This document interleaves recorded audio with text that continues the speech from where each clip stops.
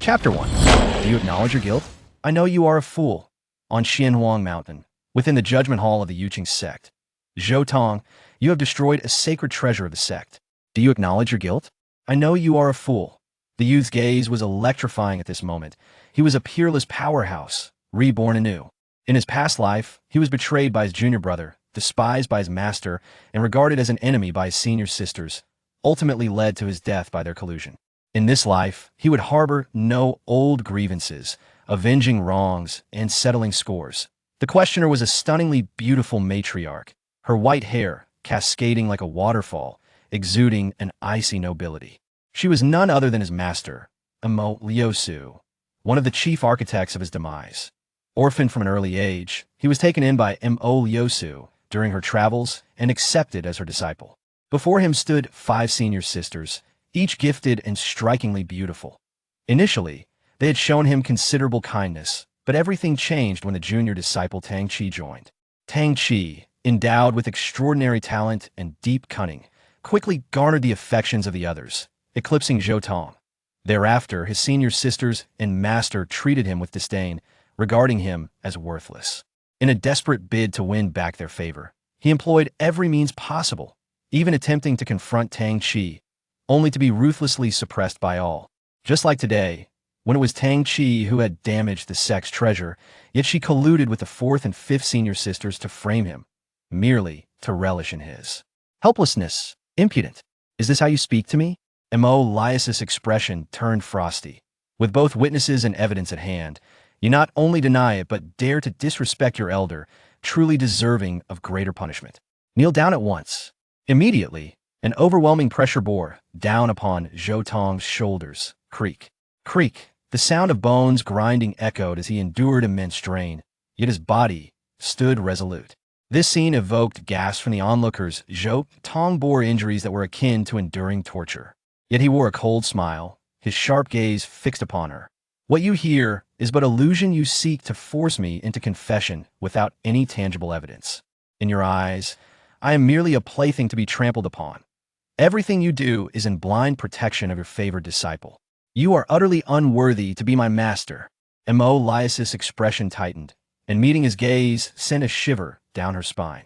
The Zhou Tong who usually cowered and sought her approval now ought to be pleading for her forgiveness with a face full of grievance. This realization only fueled her anger further. What do you mean by this? Can Tang Qi and your senior sisters possibly lie? They are not like you, base and hypocritical. Who are you putting on this act for? If you wish to express your discontent through defiance, then let me enlighten you. In front of Tang Qi, you are nothing. Mo Liusu intensified her pressure, causing Zhou Tong's bones to creak painfully, almost to the brink of collapse. Master, please spare my senior brother just this once. He may be overwhelmed with fear and envy of the affection I receive, leading him to frame me at that moment. Tang Qi stepped forward, feigning concern. Seeing him, Zhou Tong's pupils narrowed. This seemingly innocent person harbored sinister intentions, practicing dark arts with aspirations to sacrifice the world to achieve his goals. Ultimately, he succeeded, slaughtering the entire Yuqing sect, turning the 5 senior sisters into puppets, and even imprisoning Mo Liusu as his plaything. These were scenes Zhou Tong witnessed after his death in his past life, and at that moment, he felt nothing but exhilaration. Tang Qi, your kindness is your downfall, allowing treachery to ensnare you. There is no need for you to plead on his behalf today. I shall ensure he receives his due punishment. A rare smile graced Mo Lius's face, an unmasked favoritism. Master, please. My brother was merely confused. Grant him a chance for redemption. Tang Qi knelt before Mo Liusu, his voice filled with emotion. Though he appeared to plead for Zhou Tong, he firmly placed the blame upon him. Very well, for your sake, I shall spare this wretch one last time. Mo Lius's expression softened slightly, but she glared at Zhou Tong. Hurry and thank your junior brother. What an uncouth wretch you are. I should never have taken you in. At these words, Zhou Tong could hardly contain his laughter, fueled by indignation. A fine and pure master you are. Throughout these years, I have borne the brunt of the sect's dirty work without my efforts. You would lack the standing you enjoy. Yet you, who I have chosen as my master, have scarcely fulfilled your duties, only allowing your disciple to target and humiliate me. I owe you nothing. Audacious. You dare to speak so disrespectfully? Truly, I have raised a wolf in sheep's clothing. Two senior sisters chimed in, their eyes glimmering with mockery. This wretch was doomed today who dared to vie for the affection of the junior disciple. Mo, Yosu seethed. I rescued you from the desolate mountains, sparing you from a life of wandering, and you dare harbor grievances? How ungrateful! What use do I have for you? I give you one last chance. Kneel and apologize to your junior brother and accept your punishment, and we can erase today's incident. At these words, Zhou Tong felt a surge of blood rush to his head. Even having resolved to sever all ties, he could not suppress the suffocating anger swelling within him. I have already stated, it was Tang Chi who deliberately destroyed the treasure and framed me. I shall not bear this unfounded accusation. Well, even now you remain obstinate and dare to slander Tang Chi. Do not blame me for invoking the judgment of conscience. Upon hearing this, the elders present changed their expressions dramatically. That cannot be. Zhou Tong may have erred, yet he is the sect's most outstanding disciple, having made significant contributions. Perhaps a light punishment would suffice. Enough. My mind is made up. Mo Liusu waved her hand, a beam of light shooting into the heavens. In an instant, a tempest arose, and a vision of the judgment hall emerged in the sky.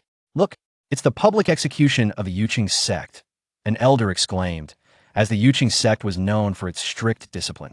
To punish those who committed grave transgressions, the executing elders would conduct public trials. Once subjected to public execution, one bore the label of a criminal for life, forever looked down upon and scorned by others. Due to the severity of this punishment, the punishing elder would also bear responsibility, as the heavenly Tao would reveal their actions to the world, proving their innocence. Who could have erred so grievously as to warrant such drastic measures from the Yuqing sect? Curiosity danced across many faces, and when Zhou Tong's visage appeared on the screen, a wave of surprise swept through the crowd. It's him!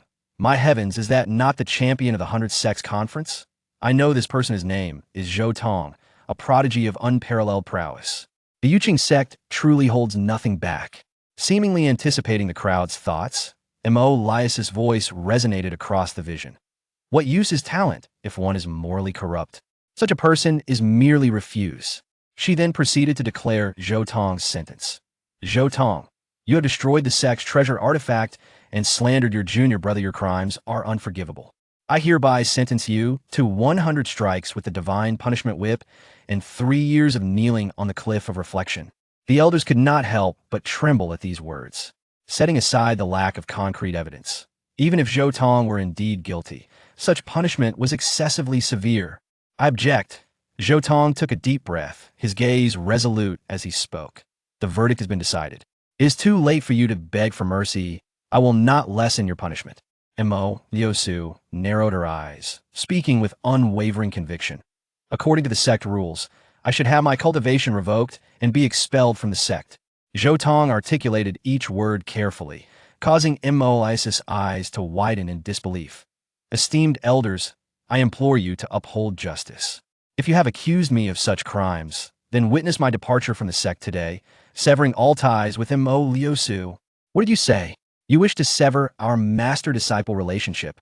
Mo Liusu looked down upon him, an aura of chilling cold radiating from her. Chapter 2. The Letter of Severance. Sign it with conviction. Indeed. Zhou Tong met Mo Lias's gaze. The turbulent emotions within him having calmed, he spoke those 2 words with tranquility, his face reflecting a determined resolve. It seemed she had anticipated this, yet it felt like a sudden shock. Lias's heart trembled violently. This rebellious disciple truly dared to sever their relationship. But why did her heart waver? Unthinkable. The surrounding elders could no longer contain themselves and stood up to intervene. This is absurd. This matter lacks clarity and crucial evidence. It should not proceed in this manner. Indeed, perhaps we should summon the celestial mirror of all things. It can reflect all past events, allowing us to discern right from wrong. The elders had not expected events to escalate to this point. Zhou Tong was Mo Lias's disciple. They had refrained from intervening. However, now they could not remain passive spectators.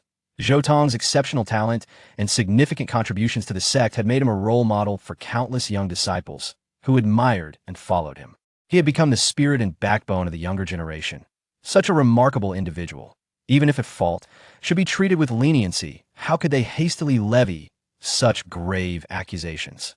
Upon hearing this, Tang Qi's expression changed drastically, while fourth senior sister Jiang Yue and fifth senior sister Hongxiu turned pale. If the celestial mirror were invoked, their clandestine dealings would be exposed. Esteemed elders, is this not an overreaction? The celestial mirror is a sacred treasure of the sect. Each use incurs immense cost. Why stir such upheaval for a mere sinner? Jiang Yue spoke anxiously, desperate to prevent the truth from surfacing, yet no one paid her any heed. An elder stepped forward and addressed Mo Liusu. Only the sect leader has the authority to use the sacred treasure. As the leader's direct disciple, you possess the right to act on their behalf and utilize the mirror. Upon hearing this, Zhou Tong became intrigued. In his previous life, he had feared provoking his master and senior sisters, enduring unfounded accusations without reaching this juncture. Now, he was eager to witness what decision Mo Liusu would make in the face of the easily attainable truth and own need for that. The answer came swiftly as Mo Liusu gazed down at Zhou Tong, speaking with firm resolution. Are you not bold enough? Do you think to threaten me by severing our bond? Do not presume I will be swayed by your antics. Since this is your desire, very well, I shall grant it. A tremendous surge of spiritual energy erupted, inscribing words in the air and forming a letter of severance. This was a binding contract. As soon as both parties dripped their blood upon it, the agreement would be sealed. Any party daring to breach the contract would face dire consequences. Without a moment's hesitation, Mo Liusu flicked her finger, and a drop of crimson blood flew onto the contract, leaving its mark. Your turn. She fixed her gaze on Zhou Tong, watching intently, not willing to miss even the slightest expression. For some reason, she seemed to anticipate a display of tension or struggle. Ha ha ha, what am I expecting? I should have seen this coming. Zhou Tong laughed heartily before the crowd, his laughter bold, liberating, and filled with scorn. This scene sent ripples through Mo Lius's heart once again. He is laughing? What is so amusing? How can he find mirth in this situation? Unbeknownst to her, Mo Liusu clenched her fists tightly. What are you waiting for? Are you not going to draw blood? Have you changed your mind? I have never regretted anything. Zhou Tong's smile faded, discerning right from wrong in today's events had become meaningless. My esteemed master, you could uncover the truth yet remain obstinate. Ultimately, you perceive me as a mere plaything, declaring me guilty at your whim, branding any resistance as treachery. The greatest regret of my life is having forsaken my dignity to become your disciple. Today, I shall rectify this mistake. As his words fell, Zhou Tong raised his arm, and a drop of blood flew forth, striking the contract. Mo Lius's pupils constricted, and instinctively, her hand lifted. Wait! At that moment, a beautiful elder intervened, swiftly catching the drop of blood. Seeing this, Mo Lius's chest heaved slightly, and her other clenched hand gradually relaxed, as if she had exhaled a breath of relief. Zhou Tong, how have you come to this? The elder regarded him with a complex expression. I understand you may feel wronged, but why not endure for the time being? Once the sect leader emerges from seclusion, we shall collectively advocate for you and provide an opportunity for you to prove your innocence. Moreover, Mo Liusu is your master. It is only right for you to show her filial piety. Your behavior today is excessively disrespectful. Upon hearing this, several elders nodded in agreement, urging Zhou Tong to reconsider. Indeed, as a disciple, you must possess the awareness of respecting your master. You have only been wrong. There is no need to escalate matters so greatly. Apologize to your master now, and this will be resolved. In contrast, Mo Liusu stood like a statue, motionless.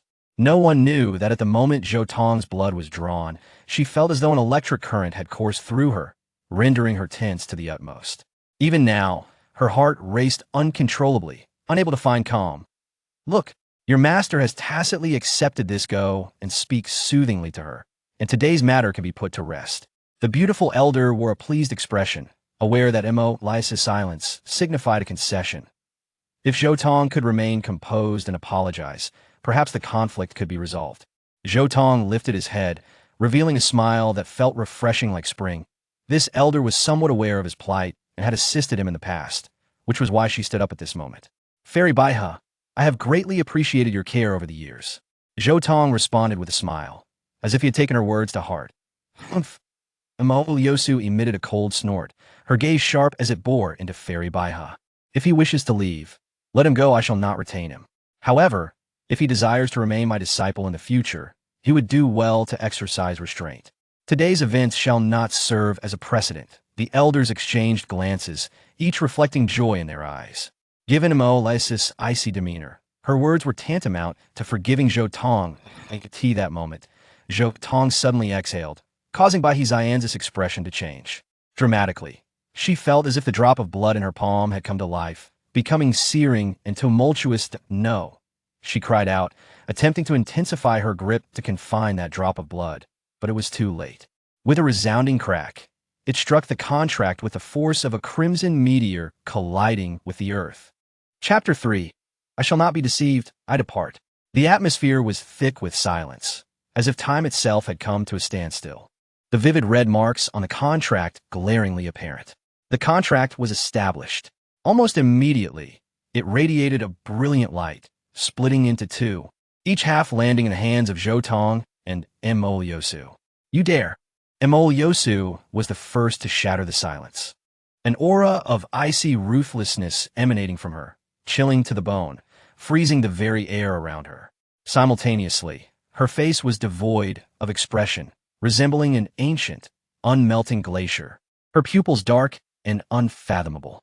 A palpable tension gripped the hearts of all present. They realized that the situation was irretrievable. Zhou Tong's obstinate demeanor had thoroughly provoked Emoliosu. Gu Hongxiu, Jiang Yuyao, and Tang Qi exchanged glances, each perceiving the glimmer of delight in the other's eyes. Once their master entered such a state, there would be no mercy left to offer. Zhou Tong, from this day forth you are expelled from the sect. You may no longer regard yourself as a disciple of the Yuqing sect, nor can you wield its supreme techniques. Should you dare to defy this, I shall show no mercy. What I seek is only this.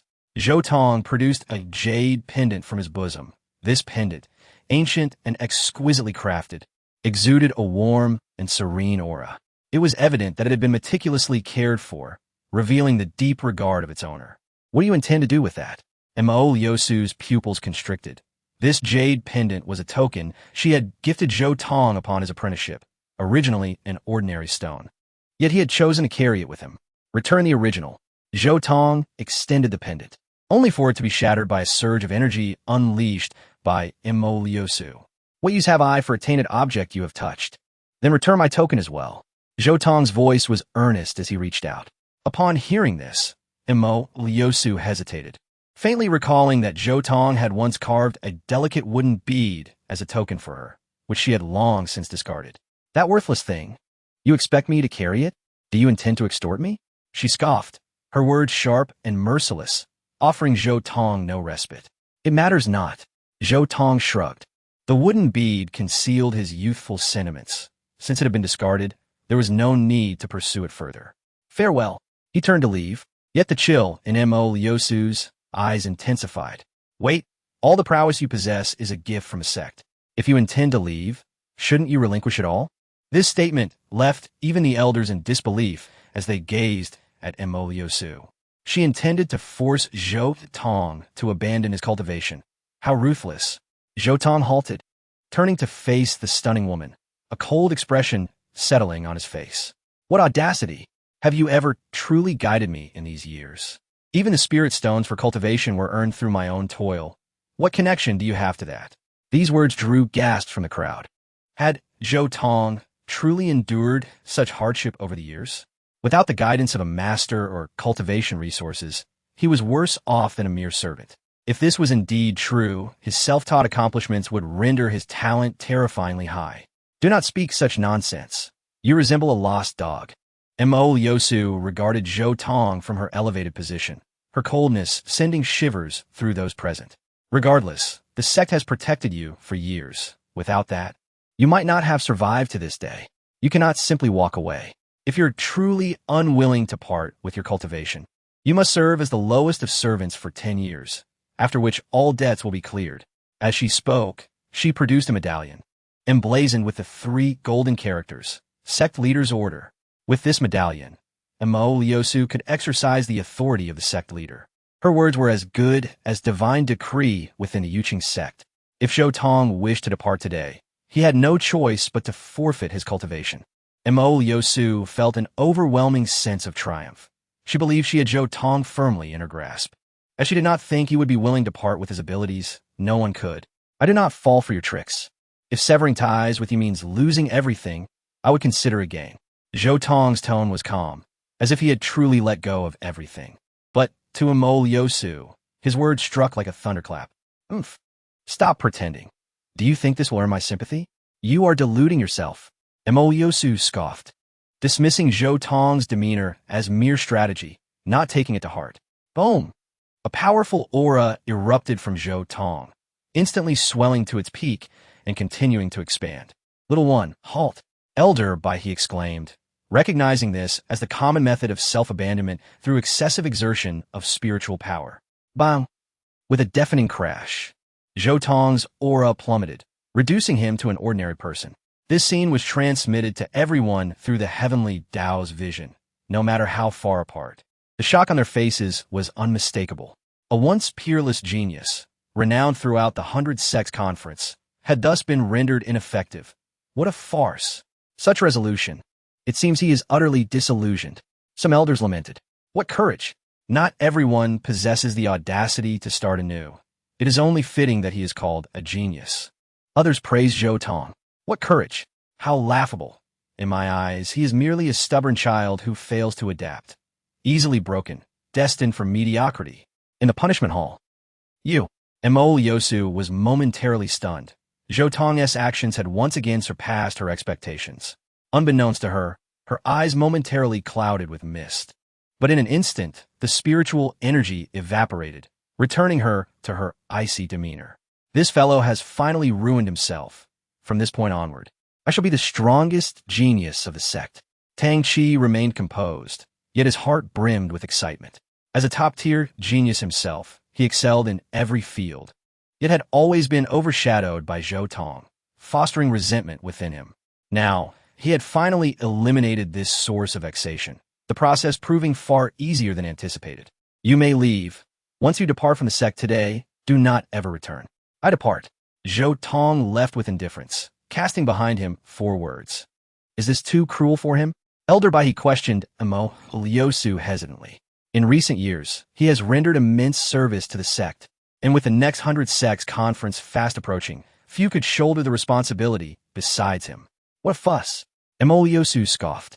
His achievements were solely the result of the sect's cultivation, and moreover, my disciple Tang Chi possesses the potential of a divine king. Comparing the two is like juxtaposing a phoenix with a mere sparrow. Her voice was loud, ensuring Zhou Tong heard her clearly. She kept her gaze fixed on his retreating figure, never allowing her attention to waver. Under normal circumstances, hearing such an evaluation would have struck fear into Zhou Tong's heart, making him feel even more insignificant, fearing abandonment. Now, her deliberate words were intended to witness a flicker of wavering or anguish upon Zhou Tong's visage, even if only a trace. Yet, the outcome was destined to leave her in disappointment. Zhou Tong's steps resonated with a steady cadence, growing ever more distant until he vanished from her sight.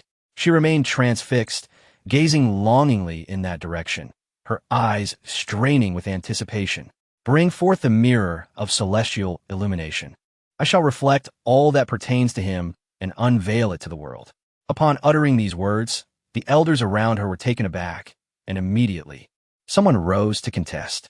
This contravenes the rules. During a public trial, only the adjudicator is subject to the scrutiny of the heavens, while the accused is exempt. Special circumstances warrant special measures. Since he has forsaken our sect, he shall no longer wield its supreme techniques. I must monitor him. Such a course is unwise. Fairy he furrowed her brow and interjected. Zhou Tong, having vanquished his peers and incited considerable resentment, was now utterly incapacitated. At this moment of weakness, should his whereabouts be exposed, he would surely face peril. And what of it? His fate is of no concern to me. The cold indifference in Mo Liusu's voice sent chills through many.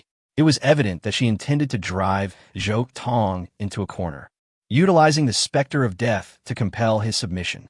She sought to utterly shatter his proud spirit. Chapter 4. The People's Choice. A parting gift Not only Fairy Bai He, but even the others were shocked by Mo Liusu's callousness. A mentor's heartlessness toward a disciple was indeed a rarity. He walks the path of self-destruction. He cannot blame me. Tang Chi could scarcely contain the exhilaration in his eyes, clenching his fists to suppress the urge to shout.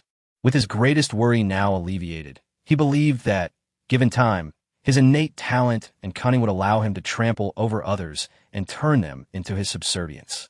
As this thought crossed his mind, his gaze toward Mo Liusu grew unmasked with greed, filled with an insatiable desire. What a beautiful woman she was, so striking and proud. The very poison to all men. Should the day come when he could shatter her facade of aloofness and nobility, pin her beneath him, eliciting tears and pleas for mercy.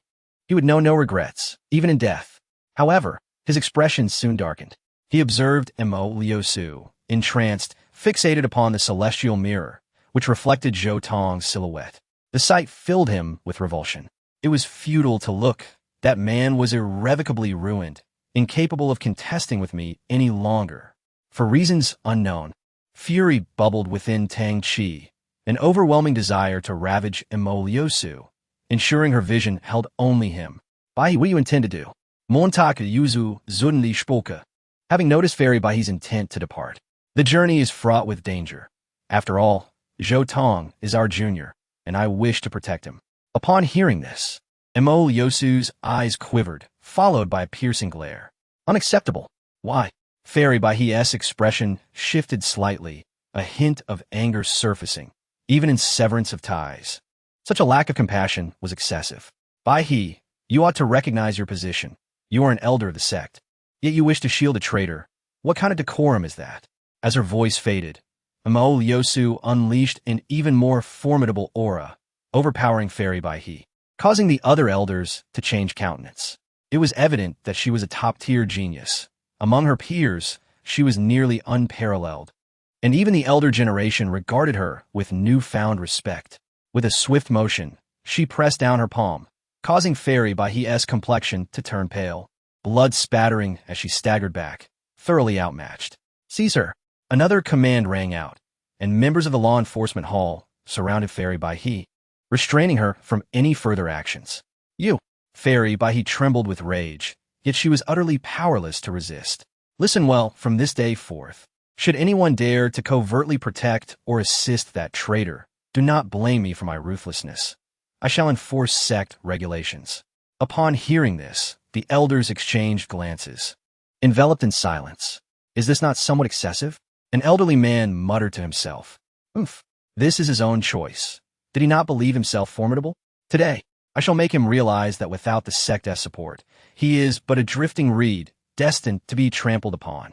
Even if he regrets his actions now and seeks my forgiveness, he must prostrate himself before me and serve as the lowest of the low for 3 years before any chance of redemption. Mo Liusu's voice was frosty, not particularly loud, yet it resonated through the medium of celestial observation, reaching the ears of the gathered assembly and Zhou Tong alike. This was the outcome she desired. She aimed to obliterate Zhou Tong's dignity with harsh reality, compelling him to crawl at her feet for survival, never daring to defy her again. Yet beneath the gaze of the celestial mirror, Zhou Tong's silhouette remained upright, unwavering, growing ever more distant. "I wonder how long you can maintain this facade. I suspect you're already quaking in fear." Mo Liusu mused inwardly, convinced that upon facing danger, Zhou Tong would yield immediately. "Without my protection, you are nothing," Mo Liusu declared with certainty. She was confident that once Zhou Tong stepped beyond the sect's threshold, he would find the path ahead laden with obstacles. Suddenly, within the celestial mirror, other disciples appeared beside Zhou Tong, and their numbers swelled, capturing the attention of many elders. Were these youngsters plotting? Could they be seeking to add insult to injury? An elderly elder remarked gravely, having witnessed too many such instances before. "See, that scoundrel cannot even leave the sect." Mo Liusu sneered at Fairy Bai, brimming with arrogance. Yet, her smile abruptly faltered. With a resounding thud, over 100 disciples uniformly knelt, their sincere gazes fixed upon Zhou Tong, overflowing with gratitude. "Elder brother, we bow to your great kindness." At this scene, the judgment hall fell into a hushed silence. Even Zhou Tong stood astonished. "What kindness have I shown you?" Elder brother, perhaps you have forgotten. On that fateful day, I was possessed by the sword's madness. And it was you who intervened to save my life. And I remember when I was but a commoner, my parents afflicted with incurable ailments. It was you who generously extended a hand, rescuing me from despair and guiding me onto the path of cultivation. You saved me 13 times during the beast tide. Have you truly forgotten? Each memory surfaced. Zhou Tong's legacy unfolded like a path once shrouded in dust, now revealed with striking clarity before all present. And me, I too have received your assistance. More individuals were drawn in, approaching Zhou Tong with deep bows, each expressing genuine respect and admiration. Only then did the elders comprehend the multitude of good Zhou Tong had done. Silence befell them once again. These are matters of the past. Why bring them up now? I have already withdrawn from the sect. The mountains are high, the roads long. We may never meet again. Zhou Tong waved his hand, speaking with casual grace. Elder brother, please wait. Allow us to escort you. The crowd rose, encircling Zhou Tong like stars around the moon, leaving him no room for refusal. At that moment, Mo Liosu's furious voice echoed through the celestial medium. Anyone who dares approach that traitor shall not escape the consequences of sect regulations. Upon hearing this, one would expect the disciples to swiftly distance themselves from Zhou Tong. However, the outcome exceeded all expectations. Elder brother saved my life. Now that he is in distress, how can I not lend my aid?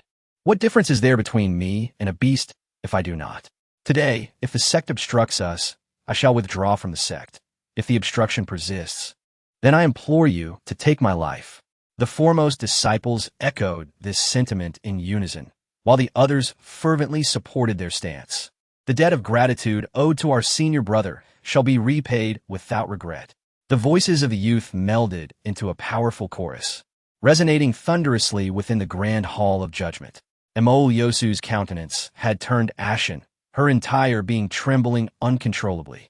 Even she could not impose punishment upon so many disciples simultaneously, for the repercussions awaiting her would be exceedingly severe.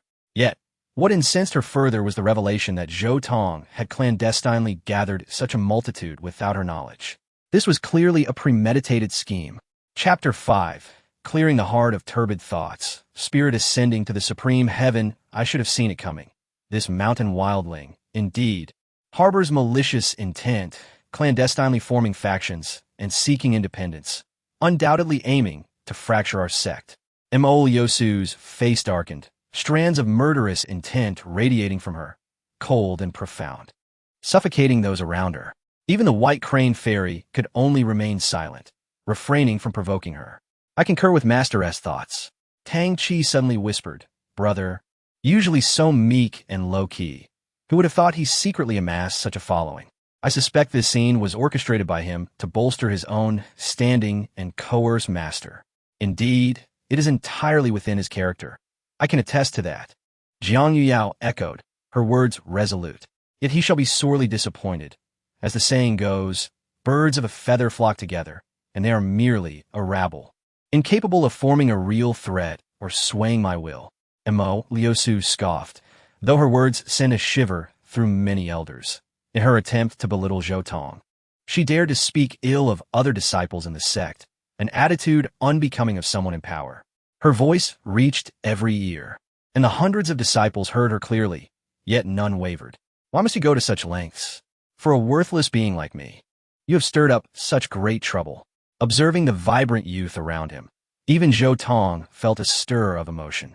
In his previous life, he wallowed in self-pity, believing himself a pariah, ostracized by the world, forgetting that Mo Yosu and others were not his entire universe. In unseen corners, admirers still revered him, viewing him as a beacon of hope and heroism. These were the people worth cherishing, and in this life, he would fight to protect them. With a moment of clarity, enlightenment dawned upon him. He felt the shackles that had long bound him loosen, becoming fragile, easily shattered with a mere step. In his past life, he had been on the brink of greatness, only a step away from the pinnacle. Yet that very distance had constrained his lifelong achievements, rendering him stagnant until death. A wise mentor once told him that his heart still harbored regrets. Without resolution, he could not attain completeness in his path. Now, The missing piece had finally been found, and he reclaimed his right to strive for the pinnacle of martial arts. In this life, he would leave no regrets. With this newfound understanding, a seismic transformation occurred within Zhou Tong. It was a profound epiphany, a metamorphosis of the soul, invigorating him from within, guiding him toward rebirth. Outsiders remained oblivious, unable to perceive any signs, but Zhou Tong knew that soon he would invoke magnificent celestial phenomena and re-enter the realm of cultivation. "Brother, why have you stopped? Is something amiss?" A disciple noticed the anomaly and inquired with great concern. Upon hearing this, the surrounding crowd halted, their gaze fixed anxiously on Zhou Tong. "Accompanying you for 1,000 miles, we must eventually part ways. I appreciate your sentiments, but it is time for me to return." Zhou Tong spoke with a radiant smile. Yet those around him displayed hesitation. "Brother, your cultivation, allow us to escort you further." "Enough. Do you no longer heed my words?" Zhou Tong's expression hardened, silencing the youths who were prepared to insist. "Do not be angry, brother. We shall obey you. But remember, whatever difficulties you face, we will share your burdens. Should anyone dare to bully you, even from afar, we will ensure they pay dearly, and even if we cannot prevail now, one day we will make them rue their actions." The youth's voice rang out powerfully, not just for Zhou Tong, but as a warning to the world. Let it be known that although Zhou Tong has lost his cultivation, rendered as an ordinary person, his junior disciples are not to be trifled with. Anyone who wishes him harm should think twice before acting. What a bunch of rebellious disciples, daring to oppose me. If I do not teach you a lesson, you might truly take me for a mere decoration. Mo Liusu clenched her fists, her chest heaving with agitation, revealing her inner turmoil. Beside her, Tang Chi's eyes blazed with jealousy. How could this be? Zhou Tong, a mere waste, should be trampled underfoot, yet so many hold him in esteem? Dan Qi, with his profound insights and godlike presence, believe he deserved the adoration of the masses. Why should he be overshadowed by that worthless individual? Even Jiang Yuyao and Gu Hongqiu gaped, incredulous at the scene before them. Never did they expect Zhou Tong, whom they had always scorned, to command such respect, leaving them in a dreamlike daze.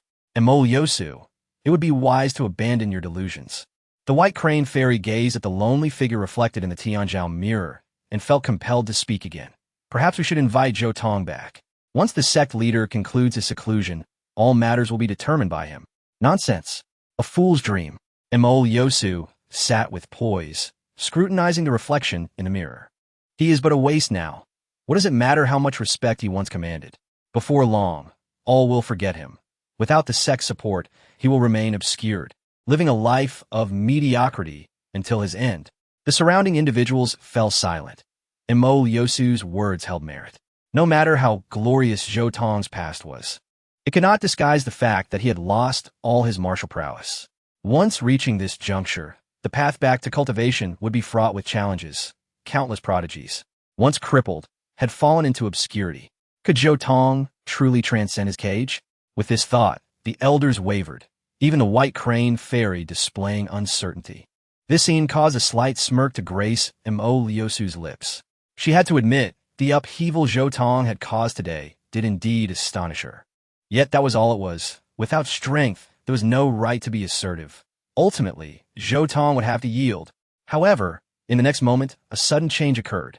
The Tianzhao mirror erupted with brilliant light, captivating everyone's attention as they gazed at the radiant figure. Is that Zhou Tong? What has happened to him? Someone murmured, sensing something extraordinary. But in the next instant, they received their answer. Boom! With a tremendous roar, a cascade of celestial brilliance descended, auspicious energy enveloping the atmosphere. Fragrant vapors rising, and the ground blossoming with lotuses, creating a scene of unparalleled splendor. Immediately thereafter, the spiritual energy of the world surged violently, converging from all directions, flooding into Zhou Tong's being. And Zhou Tong, like an insatiable abyss, welcomed it all, once again emanating the aura of a cultivator, with a light radiating from his brow. This spectacle left countless onlookers breathless. Achieving profound understanding, his soul elevated, he resolved the regrets within his heart, breaking free from the past and re-entering the path of cultivation.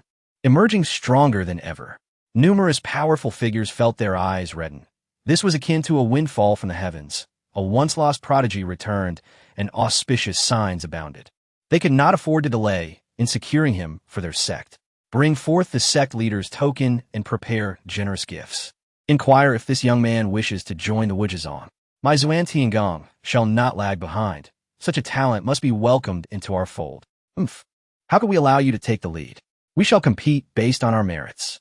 In an instant, countless sect leaders were filled with envy, eager to extend olive branches to Zhou Tong. A discarded Zhou Tong may have been worthless, but now, reborn and transformed, he was of immeasurable value. How could they not be driven to madness?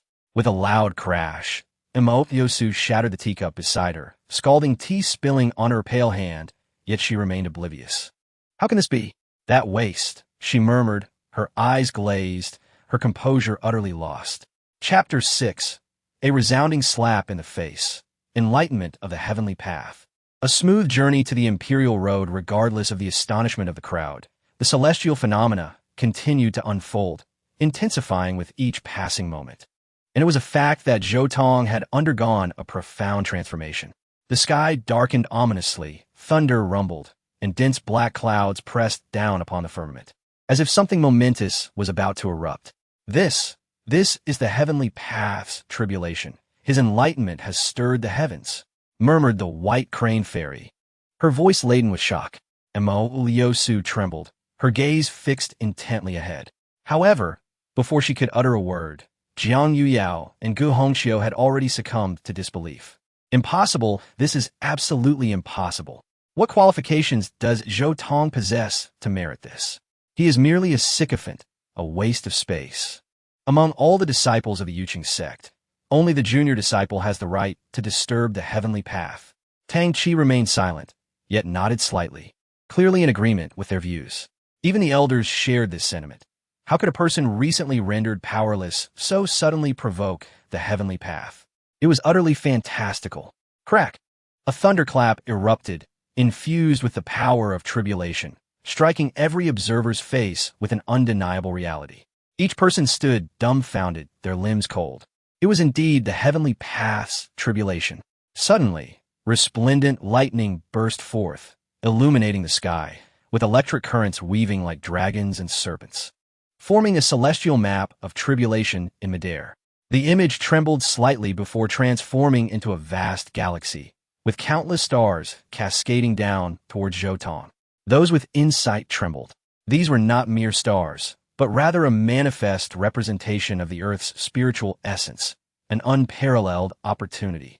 Before the watchful eyes of the crowd, Zhou Tong opened his arms, consuming the falling stars, integrating them into his being.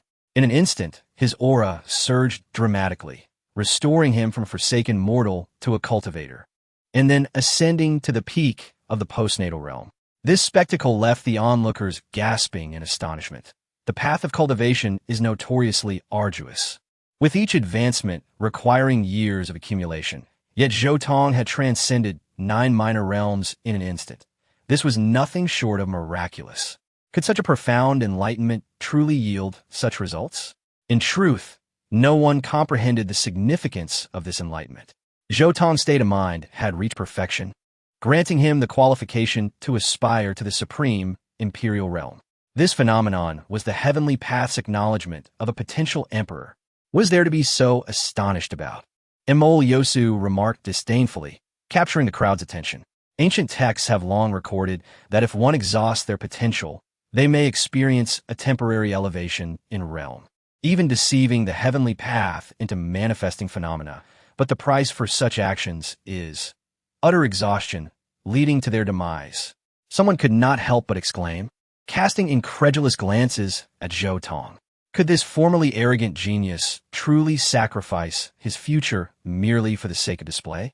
Yet apart from this possibility, it appeared there were no other explanations. Observing the belief taking root among the crowd, the mockery on Yosu's lips became even more pronounced. To slap my face. You have made such an unseemly choice.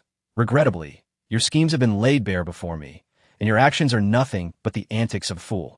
Master, this wretch's potential has likely been entirely expended. Even if he were to kneel and plead for mercy, would you still want him? Gu Hongxiu commented with evident malice. speaking in a sardonic tone. Humph. Regardless of the past, he and I share a certain bond. Should he genuinely repent in time, I might not withhold a medicinal remedy to prolong his miserable existence. In an instant, the gazes cast upon Zhou Tong brimmed with pity. Even the greatest of geniuses could find themselves at an impasse, fading into obscurity. Throughout history, tragedies like Zhou Tong's have been as numerous as the stars. Boom! Just as the crowd wallowed in their melancholic reflections, an even greater phenomenon abruptly descended. The heavens erupted in vibrant hues, the earth split open, and a spirit spring surged forth, surrounded by blooming lotus flowers, encircling Zhou Tong at its center. Birds flapped their wings, soaring around him, while tigers and leopards lay prostrate, bowing before him, presenting him as if he were a celestial sovereign. This was an unprecedented sight. The onlookers stood transfixed. Was this truly enlightenment? It appeared as though some formidable being had been reborn, taking possession of Zhou Tong's body to live anew. Simultaneously, Zhou Tong's realm surged once more, propelling him into the innate realm, ascending 9 levels to reach the pinnacle of his new stage. Such an elevation transcended mere potential exhaustion. A mortal, even turned to ash, could not leap across 2 major realms, nor evoke such outrageous phenomena. The avian, sovereign bows, the terrestrial creatures revere the enlightened one. The celestial map devours the stars and moon, and the earth bursts forth with springs. Someone muttered, causing chills to run down the spines of all who heard. This was a verse from the chart of ascending to empire, perfectly aligned with Zhou Tong's phenomenon. The implications contained therein were profoundly unsettling. Could it be that Zhou Tong possessed the potential to become an emperor? What was happening? This boy's aura was undeniably feeble, yet from such a distance. Why did I feel an overwhelming urge to prostrate myself in reverence? Someone wiped the sweat from their brow and whispered, I too feel that impulse. My knees seem ungovernable. This is not right. Did the Yuqing sect inadvertently release a true dragon? Hee. If that's the case, it would indeed be fascinating. Watching that woman in her lofty demeanor would be quite satisfying. I long to see her regret. I believe the best course of action now is to promptly apologize to Zhou Tong and invite him back. That would resolve all issues. Upon hearing these discussions, the elders in the great hall became drenched in sweat, casting furtive glances at Mo Yosu, making her squirm uncomfortably. Yet she quickly adopted an indifferent expression, coldly stating, "What are the celestial phenomena? A disgrace is a disgrace. I would never allow him to return, especially given his lowly realm. Inferior even to the most menial disciple. I wonder who would take in this refuse." At her words, Tang Chi, who had been tense, finally broke into a smile. Mo Yosu was right. What if Zhou Tong could continue cultivating? He was no longer worthy of being his rival. The realms of cultivation progress from the postnatal realm to the innate realm, and then to the soul division realm, the spirit transformation realm, and the heart unification realm. These 5 stages are known as the 5 mortal realms. Only by breaking through the heart unification realm can one truly undergo a transformation, achieving an extraordinary state. Zhou Tong had been at the pinnacle of the heart unification realm before his downfall, and Tang Chi had also reached this level, confident that it would not be long before he too would transcend the extraordinary divide. At that point, he and Zhou Tong would inhabit entirely different worlds. With a mere gesture, he could reduce the latter to dust. However, his smile abruptly froze. A number of figures radiating formidable auras descended from the heavens, approaching Zhou Tong. The crowd gasped in recognition, identifying these individuals as prominent figures from various sects, many of whom were renowned leaders. Clearly, they had come to recruit Zhou Tong. "Young friend, you are now free. Would you care to join our Qingdian sect?" An elderly man stepped forward, his face aglow with kindness. The Qingdian sect? My heavens! Many faces were filled with astonishment. Although the Qingdian sect lacked an unparalleled powerhouse, it was a sect of alchemists, closely tied to numerous formidable entities, holding a prestigious position. Should Zhou Tong join, he would undoubtedly receive ample support in elixirs, quickly restoring him to his peak. Moreover, the Qingdian sect had recognized Zhou Tong's potential and sought to cultivate their own extraordinary powerhouse. The partnership would be mutually beneficial. "Young man, do not heed the ramblings of that elder. They know nothing of cultivation. Following them would waste your talent. A refined man stepped forward, and his mere appearance struck the crowd like a thunderclap. It was he, the sect leader of the Taiqing sect, Ing Shaoxian. Upon encountering this individual, Yosu could hardly maintain her composure. Taiqing sect, Yuqing sect, and Shangqing sect are collectively known as the three upper sects, each wielding formidable power. As the leader of the Taiqing sect, Ing Shaoxian held a position equivalent to that of the leader of the Yuqing sect, warranting Yosu's respect as a junior. The fact that such a person harbored intentions of recruiting Zhou Tong was utterly beyond her expectations. "Do you wish to take me as your disciple?" Zhou Tong inquired, regarding the individual before him with a blank expression. "Not quite. It is my master who wishes to take you as a disciple. Should you consent, you will become my junior disciple." Upon uttering these words, the crowd was rendered utterly astonished. Ing Shaoxuan's master. That could only be the former leader of the Taiqing sect, now the esteemed elder. If Zhou Tong were to become his disciple, he would be placed on equal footing with Ing Shaoxian, and henceforth, Yosu would have to address him as Shirshu. Contemplating this, her expression shifted multiple times as she abruptly rose from her seat. "Is it truly your intention to lead this troublemaker into the Taiqing sect? Through the heavenly image." Yosu respectfully saluted Ing Shaoxian before asking in a stilted tone, "Do you have any objections? Or have you changed your mind about wanting to recruit him again?" Ing Shaoxian narrowed his eyes and laughed heartily. "Impossible. I would never desire such a disgrace again. Montak yuzu hastili refutet." "Then keep your silence and simply observe." Treated so rudely, Yosu's expression shifted slightly, yet she could not retaliate. Instead, she forced a smile and said, "I am merely considering the welfare of the Taiqing sect. You may not be aware, but this troublemaker carries the seed of evil within him. If you do not believe it, you may verify it on the spot. If you were to bring him back to the sect, it would be akin to bringing home a spawn of darkness. One can only imagine the dire consequences." Chapter 7. The extraordinary little demoness. Upon uttering these words, the expressions of the crowd turned gravely serious. To harbor a demonic seed is an immense taboo, intolerable to society. Such individuals must be eradicated. The countenance of Ing Shaoxian also shifted as he seized Zhou Tong's arm. A divine light swept over, revealing a trace of demonic energy seeping from Zhou Tong's palm. Such an aura could only emanate from a celestial demon, the sworn enemy of humanity, who delights in torturing and devouring mankind, a common foe to all. Witnessing this scene, the onlookers' gazes toward Zhou Tong transformed, filled with disdain and contempt, with some individuals seemingly eager to tear him apart. "So he is a wretched demon spawn. How foolish was I to feel pity for him earlier. My goodwill wasted. Can we not spare a thought for the insulted dogs? A person who has succumbed to demonic corruption is lower than beasts and deserves immediate execution." No wonder he grew so powerful. He must have become a demon long ago. Perhaps his essence is that of a worthless being. Ing Shaoxian's expression hardened, his gaze fixed on Zhou Tong like a blade. "Is what Yosu claims true?" "Not true," Zhou Tong responded without a moment's hesitation. "Even now, you dare speak so recklessly? Truly, you do not grieve until you see the coffin. With evidence and witnesses present, your evasion is futile." Yosu mercilessly pressed Zhou Tong, determined to drive him into a corner. She was right. There was nothing more to discuss regarding such a corrupted individual. Only one word sufficed: kill. End him.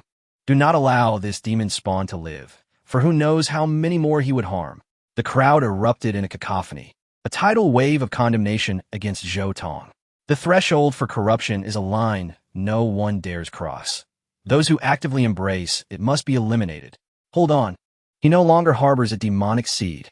After a brief moment, Ing Shaoxuan's solemn words quelled the tumultuous voices. How can this be? Many were left in disbelief. For the unmistakable sign of demonic corruption is the presence of a demonic seed. If it is absent, who can claim Zhou Tong is a demon? Regardless, his entanglement with the demon race is an undeniable fact. For safety's sake, it is best to eliminate him. A suggestion arose, garnering considerable agreement. To eradicate evil without exception, better to mistakenly kill than to let one slip through. This is the stance of humanity against the demon race. Xiaoxian furrowed his brow and addressed Zhou Tong. According to the laws of the continent, under such circumstances, unless a sect is willing to vouch for you, you shall be sealed away, unable to cultivate forever. Can you find a sect willing to stand for you now? At this, all eyes turned to Mo Liusu's image. Do not look at me. The Yuqing sect is a prestigious establishment. How could we possibly vouch for a demon spawn? You may deal with him as you wish. Mo Liusu stated coldly, her eyes glinting with mockery. No matter how much Zhou Tong may have enlightened, he could not escape his fallen fate. Only he, Tang Qi, is the true protagonist of destiny. Then there is no other choice. Xiaoxian's expression turned steely. According to regulations, I must seal your cultivation, ensuring you may never cultivate again. He stepped closer to Zhou Tong, slowly raising his hand to cast a spell. Wait, we are willing to vouch for him. At that moment, a melodious voice rang out, akin to a clear spring bubbling forth, refreshing the spirit of all who heard. The crowd parted, revealing a girl in red, whose mere presence captivated the attention of all. It's her. The crowd gasped, their pupils constricting. She was evidently a formidable figure. The girl, like a lotus emerging from clear waters, walked barefoot upon the ground, pristine and unblemished, each step a dance of elegance.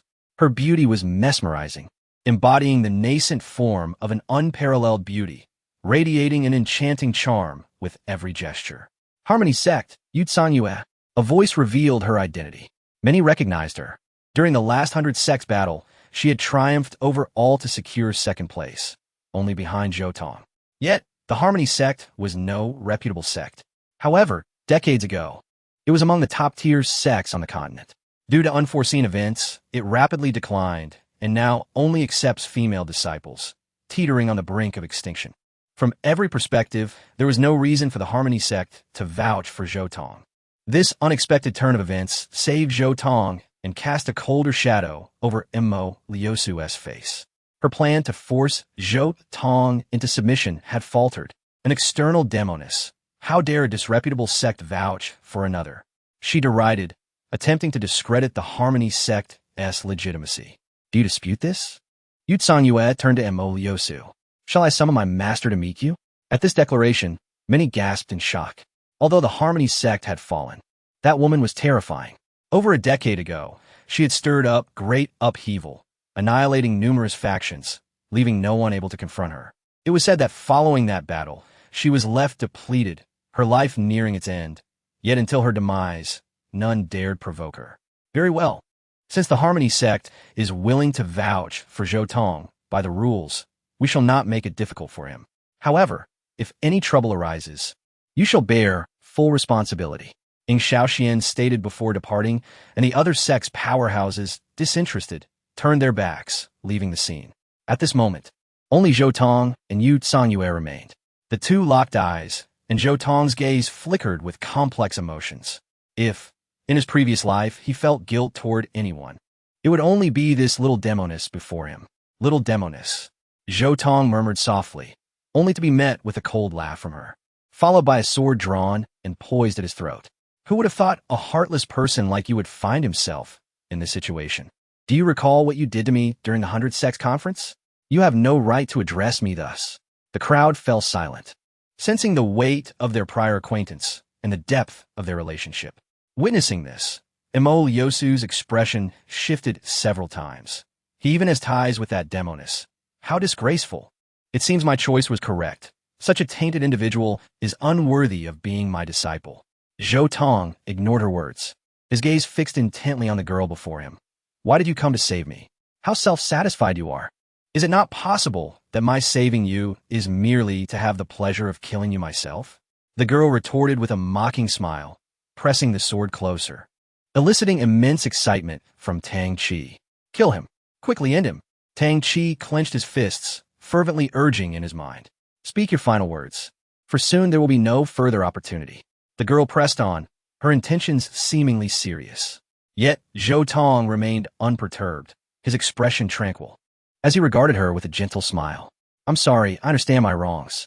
Those few words struck like thunder, concealing tremendous emotional weight. The little demoness froze, her indifference shattered, the sword slipping from her grasp. Simultaneously, In the judgment hall of the Yuqing sect, an overwhelming chill radiated from Emoliosu. She too was utterly unhinged by his words.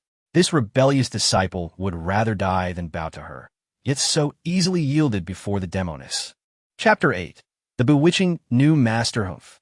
I never anticipated that after only a few days apart, you have not only grown shameless, but also developed a silver tongue.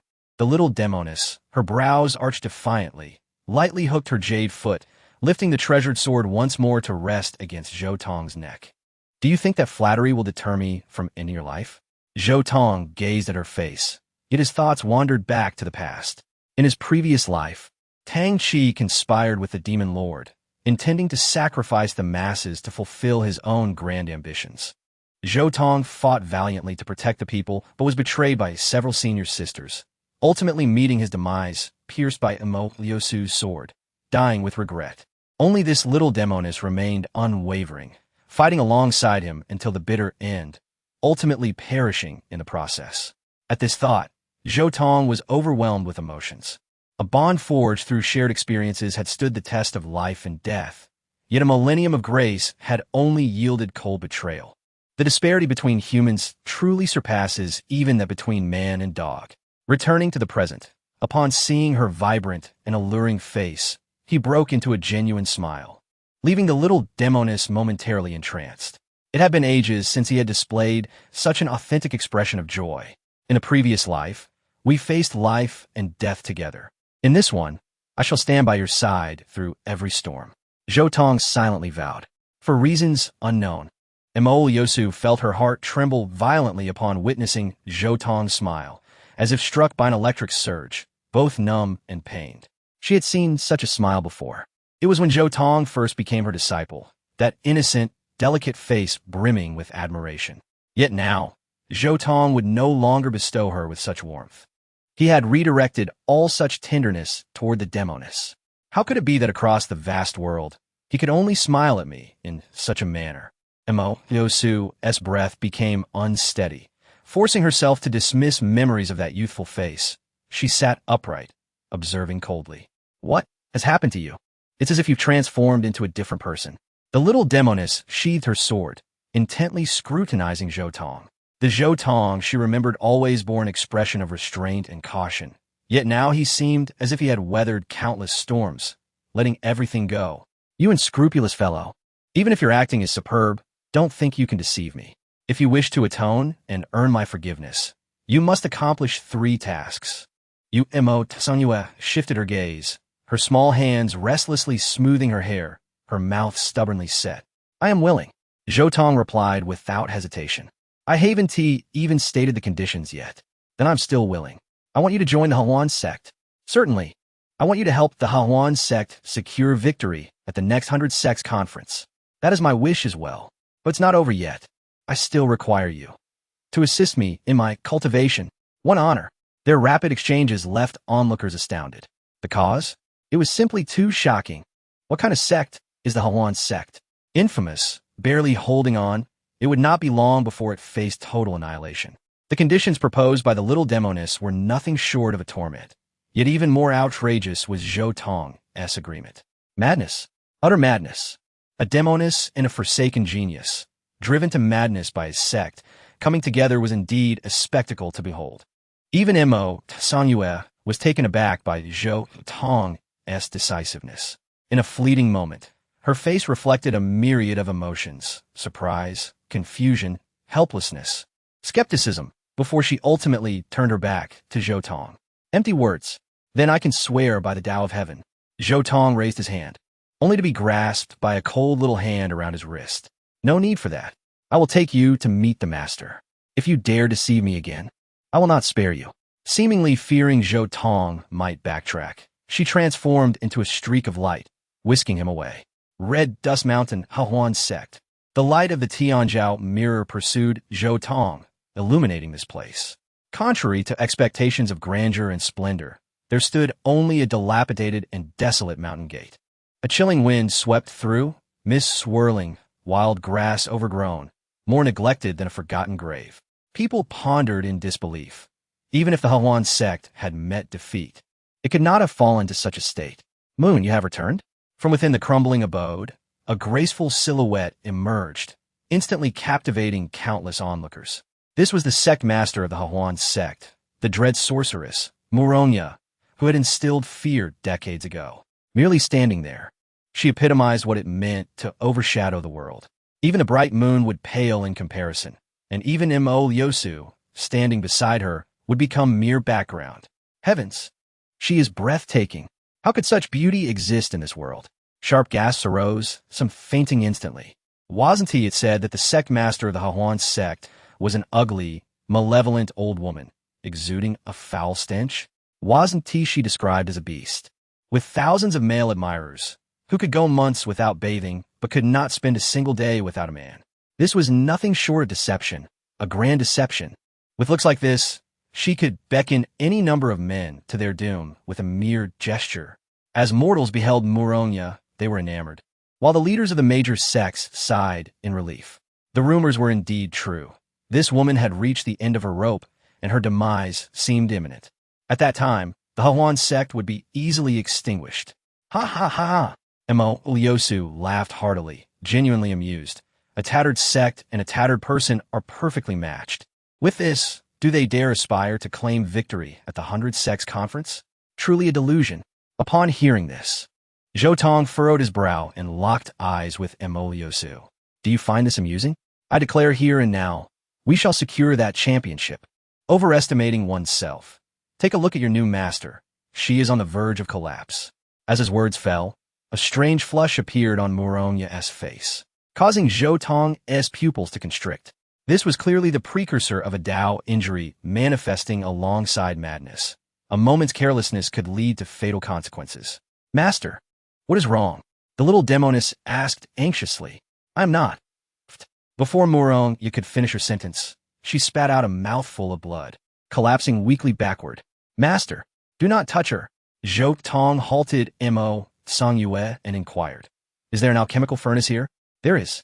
Are there Jima grass, Wenxin herb, and Qinghun flower? Zhou Tong recited a series of spiritual herbs, startling many alchemical masters. This was the formula for the 7th-tier elixir, Bodhi pill. This young man actually intended to concoct it. Yes, I will fetch them immediately. The little demoness, as if finding confidence, hurried off to gather the herbs. What a show! Even 7th-tier elixirs are beyond the capability of master-level alchemists to produce. How could you dare to defy the heavens? Then you shall wait and see.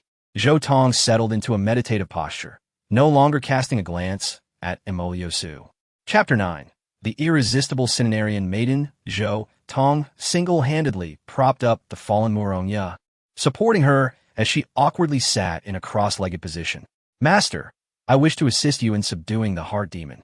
Could you perhaps conceal that mirror? Zhou Tong pointed at the Tianzhao mirror, disliking the sensation of being observed by others. That's not a problem, Muronya replied, her gaze fierce as she fixed it on the horizon, a formidable energy gathering around her. You dare. Montak Liushu exclaimed in alarm. The Tianzhao mirror was a treasured artifact of their sect, and if it were to be destroyed, she would face severe consequences. Yet if she were to withdraw it, she would lose her ability to monitor Zhou Tong, which left her feeling quite dissatisfied. After a moment of contemplation, she made her choice. Do not get too smug. Before long, the Hahuan sect will be utterly eradicated, and I will see who will protect you. You useless wretch. With her words hanging in the air, she withdrew the Tianzhao mirror. Muronya immediately spat out a mouthful of blood, her vitality waning once more. Simultaneously, dark smoke began to emanate from her body, filled with a sinister malevolence. This was the manifestation of her heart demon. Little one, quickly hide. Do not come into contact with this, or you shall lose your life, Muronya urged anxiously. No one understood the terror of the heart demon better than she did. This power specifically targeted the mind, capable of annihilating anyone with weak mental fortitude. Even with her formidable cultivation, she felt as though she were suffering a fate worse than death. Zhou Tong, merely a youth, would be obliterated if he dared to make contact. Do you think I am someone to fear mere heart demons? I shall not be intimidated. Without hesitation, Zhou Tong reached out to touch Muronya. Do not, Muronya's expression shifted dramatically. Just as she attempted to intervene, she felt two burning palms pressing against her soft waist. In that instant, Her entire being seemed to be electrified, and she could not help but shudder violently. Perhaps due to the influence of the heart demon, her body had become extraordinarily sensitive. Her captivating gaze was misty, exuding a mesmerizing allure. Just as she was about to express her anger, she felt an overwhelming surge of mental energy radiating from Zhou Tong, which promptly subdued the heart demon and eased her distress considerably. "This is your mental power?" The enchanting visage of Murong Yi displayed unprecedented astonishment. This pure mental energy was immensely powerful, a true nemesis to all heart demons. Yet, she remained unaware that this was merely the tip of the iceberg of Zhou Tong's capabilities. In his previous life, Zhou Tong was but a step away from reaching the Emperor realm, having already transcended boundaries with his mental prowess. Although he had not inherited his previous cultivation in this rebirth, his mental energy remained intact, rendering him unrivaled in the contemporary world. Little one, Murong Yi's crimson lips parted slightly, a tempest of emotions swirling within her heart. Could it be that this child was her destined savior? Perhaps the reason the Hahuan sect was fated to survive? With this thought, a gentle smile escaped her lips. In that moment, the world around them dimmed. Her unparalleled beauty seemingly materializing into shimmering waves of light, sweeping across desolate fields, withering grass, decaying wood, and boundless horizons. Zhou Tong was astonished to discover signs of life burgeoning in the surrounding space, an occurrence that defied logic. With a mere gesture, she captivated the world. Every being was entranced by her every smile and frown. The Hahuan sect's Hahuan Tiangong had reached such celestial heights. However, Zhou Tong shook his head slightly, dismissing this notion. If such power truly existed, the Hahuan sect would have long ascended to become a supreme sect. The ability to enchant all living things with a mere wave of the hand could only belong to Murong Yi alone. Stealing his resolve, Zhou Tong maintained a steady hand, moving it slowly across Murong Yi's exquisite form, channeling mental energy into her vital points. You, little one, be gentle. I cannot endure this." Murong Yi reacted intensely, her shoulders trembling, delicate hands gripping tightly, her dainty toes curling together. The involuntary expression of her emotions weighed heavily on Zhou Tong's breath. "Just bear with it a little longer. It will soon be over," he urged, quickening his movements, his mental energy weaving like threads, stimulating her internal channels. "Ah! Ha! Ha! You little rascal, do not overstep your bounds. Ah! Ah! Ha!" Murong Yi's response intensified, her delicate features glowering at Zhou Tong, her gaze imbued with myriad emotions, as if accusing him of impropriety. However, Zhou Tong was equally incensed, rebuking her. "I am aware that in the presence of a heart demon, you become sensitive, but you are still the sect master of the Hahuan sect. Can you not withstand this minor stimulus?" Upon hearing this, she was immediately filled with grievance, nearly on the verge of tears. "Why must it be so fierce? What being the sect master? I have lived for over a century and have never been touched by a man." Zhou Tong was left utterly speechless, gaping in disbelief. He had never imagined that the sect master of the Hahuan sect was a centenarian maiden. How surreal. "Then I shall be gentler. Just hold on a bit longer." He softened his touch, focusing intently, resisting the allure she exuded. Initially tense, Murong Yi gradually relaxed as she realized Zhou Tong was genuinely focused on rescuing her. This little one seemed different from those loathsome men, and he was undeniably adorable. As she mused, she found herself inexplicably reaching out to caress Zhou Tong's cheek. "Is that so? You wish to tease me? I see you are asking for trouble." Zhou Tong retorted, exasperated. This woman seemed oblivious to the extent of her own allure. Her pure yet enchanting demeanor was enough to turn anyone into a beast. Did she not fear that he might act inappropriately towards her? Murong Yi, startled like a frightened rabbit, hastily covered her crimson cheeks with her hands. "How utterly embarrassing. I am coming." Just then, the little demon girl arrived in the nick of time, holding a rusty alchemical furnace in her left hand and a bundle of spirit herbs in her right. "Is this enough?" Zhou Tong glanced over briefly, nodding slightly, allowing her to breathe a sigh of relief. "You truly intend to concoct a seventh-grade elixir? You can refine pills? Is that even a question?" Zhou Tong replied without a hint of modesty. "How was I to know?" The little demon girl blinked, her long lashes fluttering. one side of her face slightly puffed, her expression betraying her displeasure. Moronya could hardly contain her laughter, fully aware that her precious little girl was holding her breath in frustration. Begin. Zhou Tong wasted no time, unleashing both his mental and spiritual energies, igniting divine flames, and commencing the refinement process. What incredible control! You have found yourself a tremendous treasure. Moronya gazed at the little demon girl with eyes full of affection. As the flames danced, time progressed swiftly. Zhou Tong's forehead glistened with fine beads of sweat, yet he remained as steady as a mountain. For him, concocting a 7th-grade elixir posed no challenge whatsoever. After a little more than half a day, the furnace suddenly trembled, and with a loud bang, the lid was blown off. Immediately after, a brilliant light infused with a sacred aura erupted forth, leaving the little demon girl agape. Even with her lack of knowledge about elixirs, she understood that Zhou Tong had succeeded. Boom! The sky abruptly darkened with ominous clouds, and the earth began to tremble, as if heralding an impending event. Be cautious. Once a 7th-grade elixir is birthed, it will invoke heavenly thunder and earth fire. Zhou Tong's expression turned grave. Meanwhile, in the grand hall of the Yuling sect, a dark scowl adorned Mo Liushu's face. That rebellious disciple dared to conceal the Tianzhao mirror, truly heedless of his own demise. Master, please quell your anger, Tang Qi said with a hint of glee. Without your protection, that senior brother can accomplish nothing. Indeed, do you truly believe he can refine a 7th-grade elixir? Upon hearing this, Tang Qi immediately displayed a proud expression. You worry too much. My senior sister once remarked that my proficiency in alchemy has already surpassed that of my senior brother, earning me the title of the foremost among the younger generation. Nevertheless, even I can only concoct 5th-grade elixirs. Do you truly believe my senior brother could succeed? Chapter 10. The Master's Reward. Undress. Upon the utterance of these words, the surrounding crowd could not help but exclaim in amazement. Although Tang Qi was arrogant, it must be acknowledged that he possessed the credentials to be so.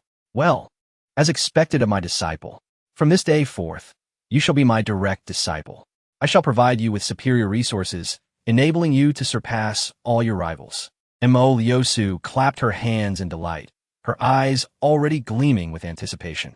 She intended to make it known to the world that Zhou Tong was utterly inconsequential in her eyes. Discarding Zhou Tong felt as trivial as discarding a grain of sesame. If she wished, she could effortlessly cultivate a second Zhou Tong, one even stronger than the first. These words sent a shiver through the crowd. They understood that Mo Liushu had resolutely decided to support Tang Qi while abandoning Zhou Tong. Splendid. This way, our junior brother will surely soar forward, leaving that worthless trash far behind. Jiang Yuyao and the others rejoiced and could not suppress their cheers. Boom! At that moment, a voice of utmost authority resonated through the heavens and the earth. Everyone was startled, turning their gazes toward the source of the thunderous sound. Was it heavenly thunder and earthly fire? Someone exclaimed, as if a stone had been cast into a placid lake, creating ripples that spread wide. Could it be? With the emergence of heavenly thunder and earthly fire, a rare treasure must be revealed. Could it truly be the birth of a 7th-grade elixir? The crowd, ever curious, speculated. However, such fleeting heavenly thunder could only signify a failed alchemical attempt. Tang Qi smiled, drawing everyone's attention. Are you suggesting that Zhou Tong was attempting alchemy and failed? Indeed, not only did he fail, but he also faced retribution from the heavenly principles. Haha, that was self-inflicted.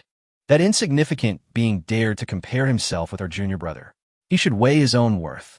This is the fate he deserves. Ge Hongqiu retorted sharply, prompting several nods of agreement from the onlookers. At Red Dust Mountain, in the Hahuan sect, Muronya's hand shimmered with radiant light as she grasped the exquisite Bodhi pill, while her other hand gently descended. Just moments ago, this woman, with her withered form, had shattered the heavenly tribulation with a single strike, forcibly extinguishing it and quelling the turmoil. Such formidable power astonished even Zhou Tong in her prime. This woman might indeed possess the strength to sweep through all sections. Master, please take it quickly. The little demoness urged from the side, her eyes brimming with anticipation. Moronya nodded slightly, her delicate lips parting as she elegantly consumed the elixir. In an instant, a wave of profound serenity emanated from within her. A harmonious energy, so gentle and benevolent, it seemed to erase all malice and specifically dissolve inner demons. After a brief moment, tranquility was restored, and Muronya slowly opened her eyes. How do you feel? The inner demons have been suppressed significantly, yet the injuries from my path remain. They require gradual cultivation. I currently possess about 20% of my peak capabilities. Upon hearing this, Zhou Tong's pupils constricted slightly. If it were a typical inner demon, consuming an elixir he personally concocted would have cured it long ago. Fear not. As long as I assist in your cultivation, within half a year, your inner demons shall vanish, and your path injuries shall be healed, Zhou Tong asserted confidently. Before his words could fully settle, a fragrant breeze wafted by, as Muronya suddenly embraced Zhou Tong. Zhou Tong was caught off guard, his face enveloped in a warm, fragrant softness. The unattractive woman from Yuling's sect was blind to such treasures, leaving them to his master. Alas, with no gifts to present, he could only offer a hug as a reward. This voice lingered in Zhou Tong's ears, filled with lingering sweetness that tugged at his soul. Were it not for his unparalleled mental fortitude, he might have been utterly entranced. Please let go. I can hardly breathe. After great effort, he finally extricated himself, only to see her radiant smile, one hand resting on her chest, still warm from his presence. Your mind is indeed resilient. You have qualified to learn the Hahuan heavenly art. Upon hearing this, Zhou Tong felt as though struck by lightning. No. He hastily declined, for he harbored numerous profound teachings and held no interest in the path of yin and yang convergence. Come here. She laughed like a cunning fox, seizing Zhou Tong.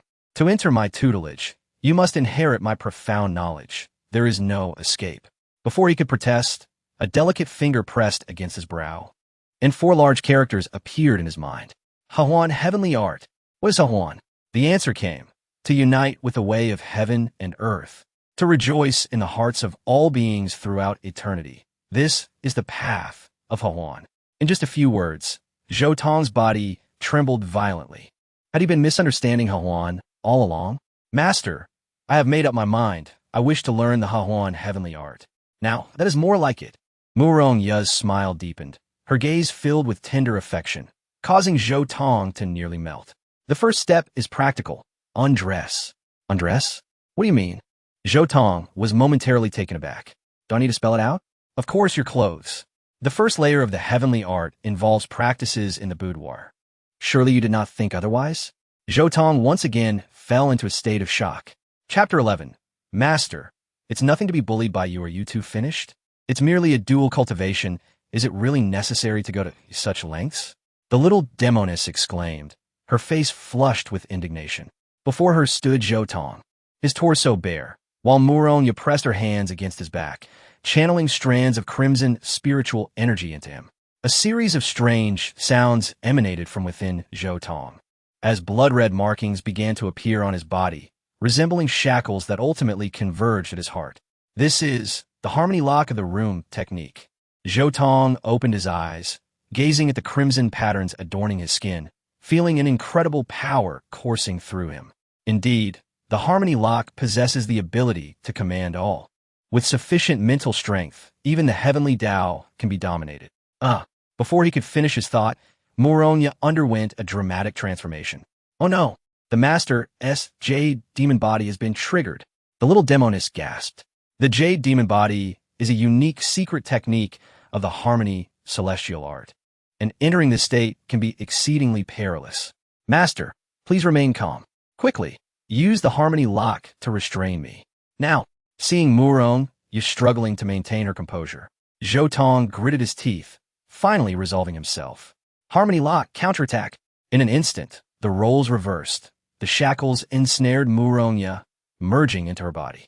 At this moment, Zhou Tong could distinctly feel the rhythm of Muronya's life force, even attuning to the cadence of her heartbeat.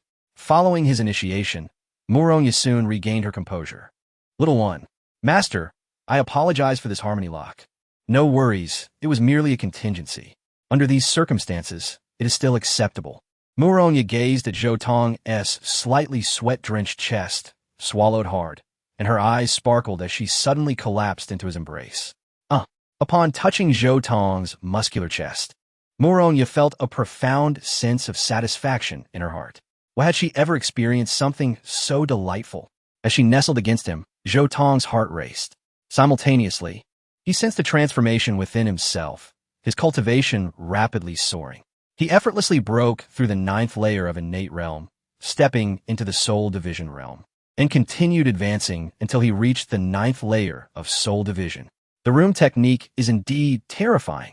Master, please exercise restraint. After Zhou Tong's reminder, Moronya realized her indiscretion. She gently propped herself up, reluctantly glancing at Zhou Tong's chest, and waved her hand dismissively. I am weary where. Take the little one to select a cave abode. Moronya, her eyes glistening with allure and perspiration, spoke, appearing genuinely fatigued. Come with me, you rascal. The demoness playfully scolded, dragging Zhou Tong away. Moronya's face quickly turned crimson, and she scolded herself silently. Wretched girl. Very well. I find this place quite satisfactory. Zhou Tong nodded, his cave abode named the Red Dust Cave. I too find it delightful. It is isolated, an ideal location for teaching a certain rascal a lesson. The little demoness said with a smile, suddenly launching an attack. Hey. Zhou Tong's expression changed dramatically, astonished by her lack of honor in launching a surprise assault. Are you taking advantage of my unprepared state? This is too much. Zhou Tong protested. Too much? How can you say that? At the 100 Sects conference, you abandoned me to rescue your useless senior sister. Thinking I had forgotten? Upon hearing this, Zhou Tong felt overwhelmed, recalling how he had been blinded by foolishness. Now faced with the little demoness resurrecting old grievances, leaving him speechless. I thought you had moved on. Upon hearing this, the little demoness burst into laughter. Do you harbor any misconceptions about me? Do you remember how others refer to me? As the demoness, the enchantress? Do you truly think I am a woman of magnanimous heart? Zhou Tong was momentarily taken aback, witnessing the demoness' bosom bounce with her laughter, a sight that was truly mesmerizing and heart-stirring. It's hard to say. At least from the outside, you do seem quite ample. Upon hearing this, the little demoness was momentarily stunned, a glimmer of excitement and mockery flashing in her eyes. How interesting. I never realized you were such a shy little pervert. Watch as I stuff my foot into your mouth. As she spoke, her assault intensified. Her delicate legs moved with force, sweeping through the air, creating a fragrant breeze that rushed towards Zhou Tong's face. Stop. I absolutely do not have such a preference. Zhou Tong desperately resisted, vowing to remain unyielding. You will. I swear. She aimed to settle the score for past grievances while preemptively addressing any future wrongs Zhou Tong might inflict upon her. You force my hand. In an instant, Zhou Tong's demeanor shifted, his flowing black hair turning white, and his aura surged. You. The little demoness' expression changed dramatically. This was unmistakably the 4th layer of the Harmony Celestial Art, the Jade Demon Body, which Zhou Tong had evidently mastered directly. Do not underestimate me, my dear.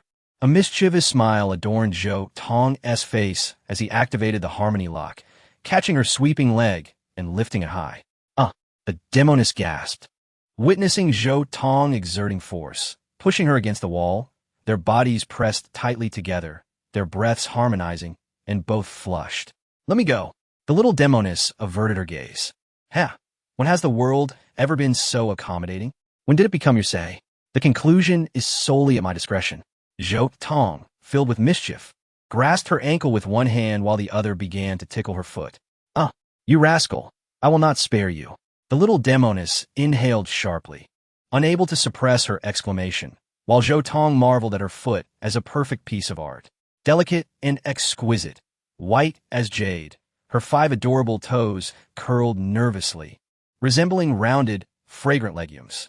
What captured attention even more was the red string wrapped around her ankle, adorned with 2 golden bells that jingled softly, sending ripples of allure through the air. Demoness, do you not fear having an odor from walking barefoot all day? Upon hearing this, the little demoness appeared struck by lightning, momentarily freezing. Then, a blush crept onto her face, a surge of indignation welling up within her. Nonsense. It is fragrant. I soaked my feet in heavenly flower petals. If you don't believe me, try it. At that moment, A luminous streak shot across the sky, carrying a message jade slip, which fortuitously interrupted their intimate position. Feathered radiance. The little demoness' gaze shifted instantly, becoming serious. This was a method of communication, a declaration from some sect to the world. Upon opening it, she revealed a playful smile. Your former master wishes to accept Tang Qi as a direct disciple, inviting the talented individuals from all sects to attend the ceremony in 3 days. How generous of her. She hasn't forgotten to send us an invitation. The little demoness glanced at Zhou Tong, unable to resist teasing him. She went through the trouble of cooking dumplings just to make you jealous. That old woman is quite amusing. Boring. Zhou Tong could not help but scoff, showing utter indifference. Are you not going? If I do not attend, would it not imply that I fear them? Zhou Tong accepted the invitation, his expression unperturbed. That is more like it. You are to become the backbone of the Harmony sect. How could you fear those little rascals? The little demoness replied with satisfaction. Just in time. I need to settle scores with that Chunlinger. Old grudges and new grievances shall be accounted for. Chunlinger was Zhou Tong's former senior sister, and her rivalry with the little demoness was as fierce as fire and water. 3 days swiftly passed. In the majestic Xianhuang mountain, at the esteemed Yuqing sect, a cacophony of voices filled the air as the youthful representatives of various sects gathered with eager anticipation. Countless young men and women craned their necks, yearning to glimpse the prodigious talent that had compelled the Yuqing sect to relinquish Zhou Tong. Upon the elevated platform, Tang Qi gazed down below, his heart surging with emotion. This was the scene he had longed for, and it had finally come to fruition. Zhou Tong's presence would no longer linger here. Master, do you think my senior brother will arrive today? He inquired sweetly, glancing at the poised Mo Liusu beside him. He will undoubtedly come. Mo Liusu remained silent. But Chunlinger, standing nearby, spoke up. That traitor is merely employing a strategy of feigned capture. Let us see how long he can endure. Chapter 12. Speak to me on your knees. Mo Liusu maintained a composed demeanor, her silence punctuated only by fleeting glances towards the entrance of the sect, as though anticipating something momentous. The people of the Hahuan sect have arrived. A voice broke the stillness, instantly capturing the attention of all present.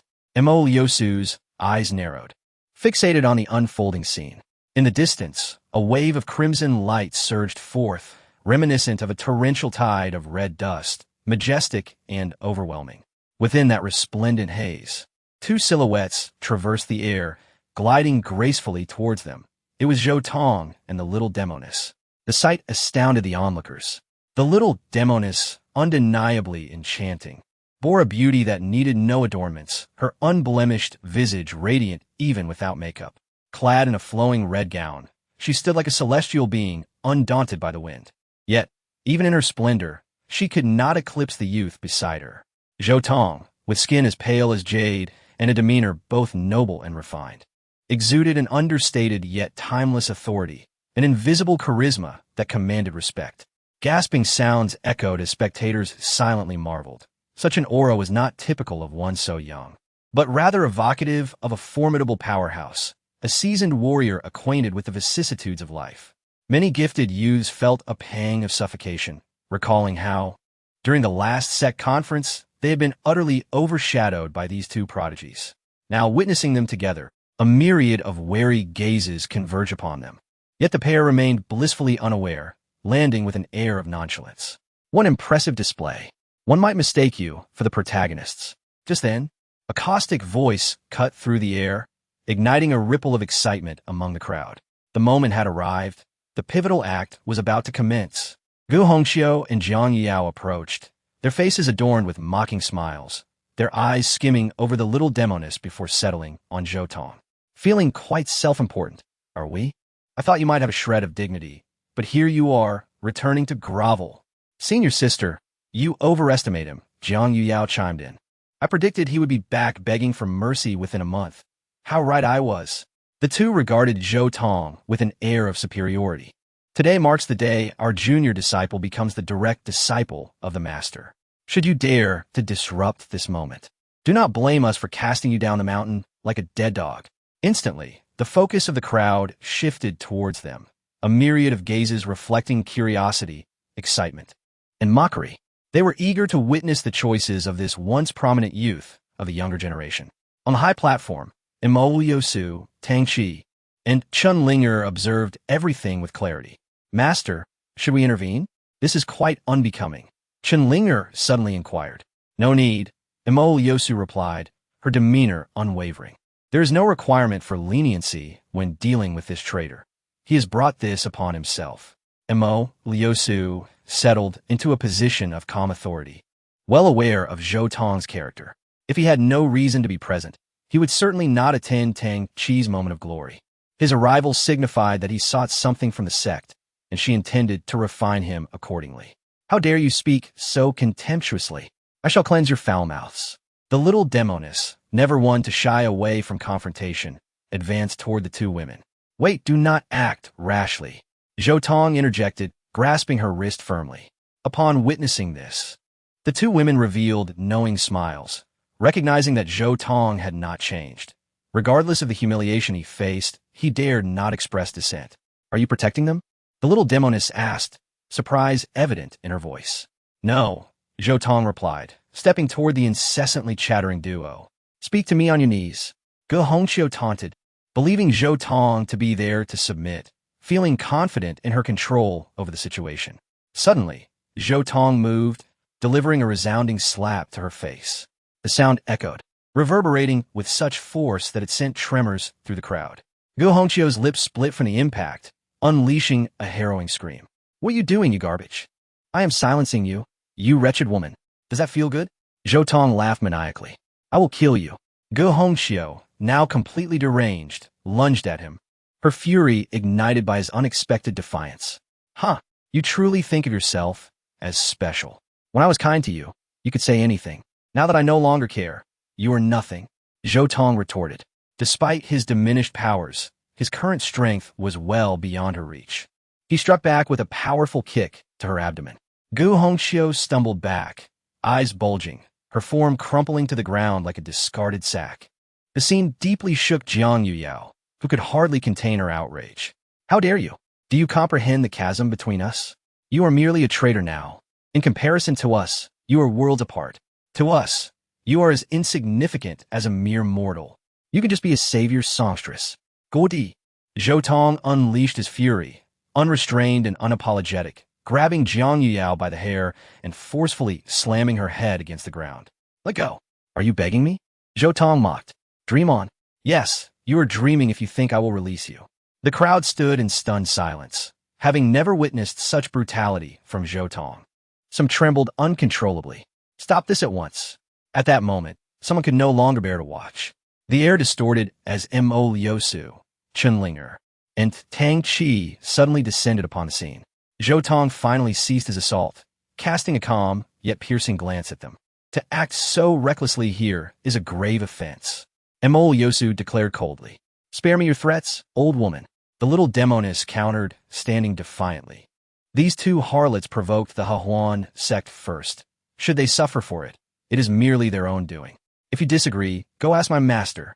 At her words, a shiver ran through the crowd, recalling the infamous Muronya, the notorious femme fatale, eliciting a collective shudder. Though many claimed she was spent, no one dared to provoke her. Zhou Tong, you are utterly reckless. I'm deeply disappointed in you. Chun Linger exclaimed haughtily. To associate with a demoness.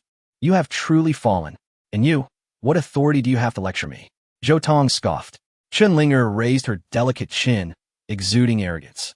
How juvenile. Your violent outbursts against the junior sisters are merely to catch my attention, aren't they? Now that I stand before you, do you dare strike me? The crowd gasped, taken aback by such a bold challenge, having never heard anything like it before. Chun Linger, however, wore a confident expression, her demeanor dripping with condescension. Her audacity stemmed from a deep-seated belief that Zhou Tong had once harbored affections for her. After all, how could he abandon the little demoness at the grand conference to rush to her side unconditionally? If not for love, how could he have willingly sacrificed his training time to assist her in mastering the sword techniques, elevating her to the pinnacle of the younger generation's swordsmanship? Yet so what? She had always been aloof, as graceful as a snow lotus, untouched by the mundane world. Moreover, She held in disdain Zhou Tong's lack of dignity and his obsequious demeanor. In her eyes, only the spirited and strikingly talented junior brother could be deemed a true genius, a figure of unparalleled stature. Even now, she believed Zhou Tong was merely playing hard to get, harboring an even deeper contempt for him. Under the watchful gaze of the crowd, Zhou Tong, with a gentle smile, rolled up his sleeves and struck her fair face with considerable force. Chapter 14. The Confession of the Little Demoness. You son of a bitch, go die. The pride on Chun Linger's face shattered in an instant, struck so hard that she spun around like a top, ultimately colliding with a pillar. For someone as unique as her, Zhou Tong had exerted a particularly forceful blow. The little demoness couldn't help but burst into laughter, thoroughly amused by Zhou Tong's performance. It wasn't just her. Those around them also found it hard to stifle their laughter. As Chun Linger regained her composure, her expression was filled with disbelief. At that moment, she felt a deep sense of humiliation. The previous Zhou Tong would never have put her in such a position. How dare you hit me? Not even my father has struck me. You should thank me, for I have compensated for your lack of paternal affection. Upon hearing this, the crowd erupted into laughter once more, with the little demoness laughing the hardest. Chun Linger shot her a fierce glare, but the little demoness merely wrapped her arm around Zhou Tong's, looking back at her with a smug expression. Let him go. I intend to teach him a good lesson today. Chun Linger suddenly lost her composure, as if something precious had been snatched away from her. Even Imo Liusu felt the tension, her chest rising and falling slightly, as if ready to spring into action. Senior brother, your actions are truly excessive, remarked Tang Chi, clad in resplendent robes that accentuated his extraordinary looks, instantly drawing the attention of numerous female disciples. Wow, is that the recently renowned Tang Chi? He truly is a striking figure. I've heard his talent is second only to Zhou Tong's. I wonder if that is true. That is old news. Zhou Tong is now a waste and unworthy of comparison. Naturally, otherwise, how could Master Mo have taken him as a direct disciple? Zhou Tong has been by Master's side for over a decade and still doesn't deserve such a title. Hearing these comments, Tang Chi instinctively raised his chin, adopting a condescending demeanor. Imo Yosu was also observing Zhou Tong's expression, searching for any sign of abnormality. However, Zhou Tong remained unfazed, his gaze piercing as he stared at Tang Chi. How dare you, a mere wretch, call me senior brother? Truly shameless. Let me known to all, I, Zhou Tong, have severed all ties with the Yuqing sect. In this lifetime, I shall never return. Even if I were to turn into dust or a fleeting shadow, I would never fall upon the grounds of Xianhuang Mountain, unless the Yuqing sect has long been reduced to ashes. These words resounded with a deafening clarity, imbued with the weight of his resolve. However, before his voice had faded, Zhou Tong felt a tightening sensation in his arm, only to see the little demoness gazing up at him with sparkling eyes, nestled against his side. Do not utter such foolishness. As long as I am alive, and as long as our master lives, there will always be someone who holds you in the highest regard. You shall never be alone, nor will you become a mere wisp of floating grass. Upon hearing this, Zhou Tong was momentarily speechless, his eyes misting over. He could not deny that this woman had touched the tenderest part of his heart. Demoness, your enchanting charm has reached such heights, daring to disrupt my composure. He spoke, yet instinctively wrapped his arm around her slender waist. This scene brought tears to many eyes, for it was the very image of celestial beings united, a sight that evoked envy in abundance. Tang Chi was nearly consumed by jealousy, his gaze fixed on the little demoness, wishing he could devour her whole. Such extraordinary beauty, a natural enchantress, surpassing even his 5 senior sisters. If he could win her over, it would be sheer ecstasy. To engage in such shameless acts under the bright sun, truly devoid of shame. Chen Linger remarked coldly, while Imo Liusu maintained an icy demeanor. Feel free to take your seats. The master-apprentice ceremony is about to commence. Remember to observe attentively. With that, she turned and ascended the high platform, each step deliberate and poised. You have disappointed me greatly, Chun Linger added, chasing after her. Linger, do you truly believe that wayward disciple has made up his mind? Imo Yosu asked softly. Master, you worry too much. I have long seen through his intentions. Oh, do share, Imo Yosu replied, intrigued. Master, consider this. If he truly joined the Huan sect, he would address Yu Tsangyue as senior sister, yet he refers to her as demoness. Mo Yosu's eyes brightened, her heart settling. To her, this was undoubtedly a form of disdain. Does this mean that wayward disciple still wishes to return, but is merely putting on a fa ade this time? Merely putting on a show. Let us see how long he can maintain it. Shen Ling scoffed, already plotting how to punish Zhou Tong. I have decided, for today's master-apprentice ceremony, I shall summon the power of the entire sect to attract the gaze of the heavenly Tao for your junior brother, aiding him in his ascent. Mo Yosu declared excitedly, intent on showcasing her affection for Tang Qi before Zhou Tong, ensuring he understood that the dreams he coveted could be effortlessly bestowed upon another. Once they witnessed this scene, she doubted Zhou Tong could continue his act. Zhou Tong and the little demoness found a secluded spot to sit, with no one daring to approach them, creating a wide-open space around them. As the sun reached its zenith, a clear voice resonated across the skies. The auspicious hour has arrived. Let the ceremony commence. All eyes turned to the high platform, which boasted 9 tiers, ascending into the clouds. Each tier held 9 disciples, wielding sharp swords, their expressions solemn and austere. Emanating a fier swordsmanship. Was this grand display intended to invoke the attention of the heavenly Tao? As this thought spread, gasps of disbelief could be heard from the talented disciples of other sections. The Yuqing sect was indeed generous, go to such lengths for a single disciple, evidently intent on elevating him to the pinnacle among the younger generation. With this thought, many turned their gazes to Zhou Tong. Zhou Tong's eyelids twitched. Summoning the attention of the heavenly Tao required immense resources and the coordination of 81 sub-arrays, along with a main array. The Yuqing sect had previously conducted a sword ceremony for Chunlinga, aiding her in becoming the foremost sword practitioner. And it was Zhou Tong himself who had inscribed the formations. The reason was simple. Although each formation was not particularly high in level, they were exceedingly complex and involved the heavenly Tao, making it too perilous for ordinary array masters to attempt, lest they face backlash. Only Zhou Tong, who was then free of distractions and possessed a resilient spirit, could undertake such a task. Moreover, the preservation conditions for the heavenly Tao summoning formations were exceptionally stringent. Once used, they must be discarded. Reusing them could lead to catastrophic consequences. Radiant hues surged into the sky, revealing a figure of unparalleled grace. Emolyosu stood there, her white hair flowing, sword in hand, exuding a sacred aura. In an instant, she moved, crafting a sword gesture and unleashing a sharp strike towards the heavens. Boom! The layers of clouds split apart, unveiling a vast expanse of clear sky. The sword array rises, invoking the law. She softly intoned, her voice melodious. And soon the Yuqing sect was illuminated by numerous formations, precisely 81, each corresponding to the disciples on the high platform. Upon witnessing this, Zhou Tong finally felt a sense of relief. Indeed, they had reused the previous formations. The 81 individuals on the platform seemed to sense something, and they began to wield their swords, executing various sword techniques with practiced skill, as if they had rehearsed 1,000 times. At that moment, Mo Yosu struck with her sword, and the lowest tier of the platform immediately unveiled a larger sword array, encompassing everything within. Was this the ritual to summon the attention of the heavenly Tao?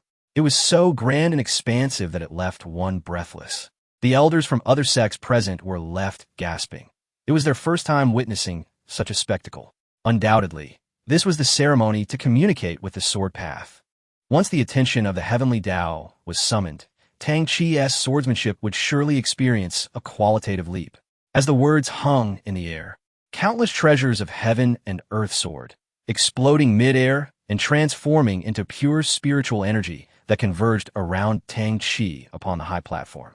This spectacle left the onlookers gasping in astonishment. Each of these treasures was worth a fortune, yet the Yuqing sect showed no hesitation in utilizing them. Just how much did they value this disciple? Do you see now? Useless fool. This is the treatment that the junior disciple deserves. You will never measure up to him.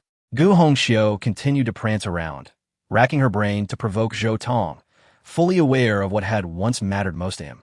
Unfortunately, that Zhou Tong had long since vanished. Get lost. A resounding slap met her, as the little enchantress turned away, sending her flying. With a spurt of blood, Gu Hongqiu's eyes burned with resentment, yet no one paid her any heed. On the high platform, Tang Qi opened his eyes and slowly rose to his feet.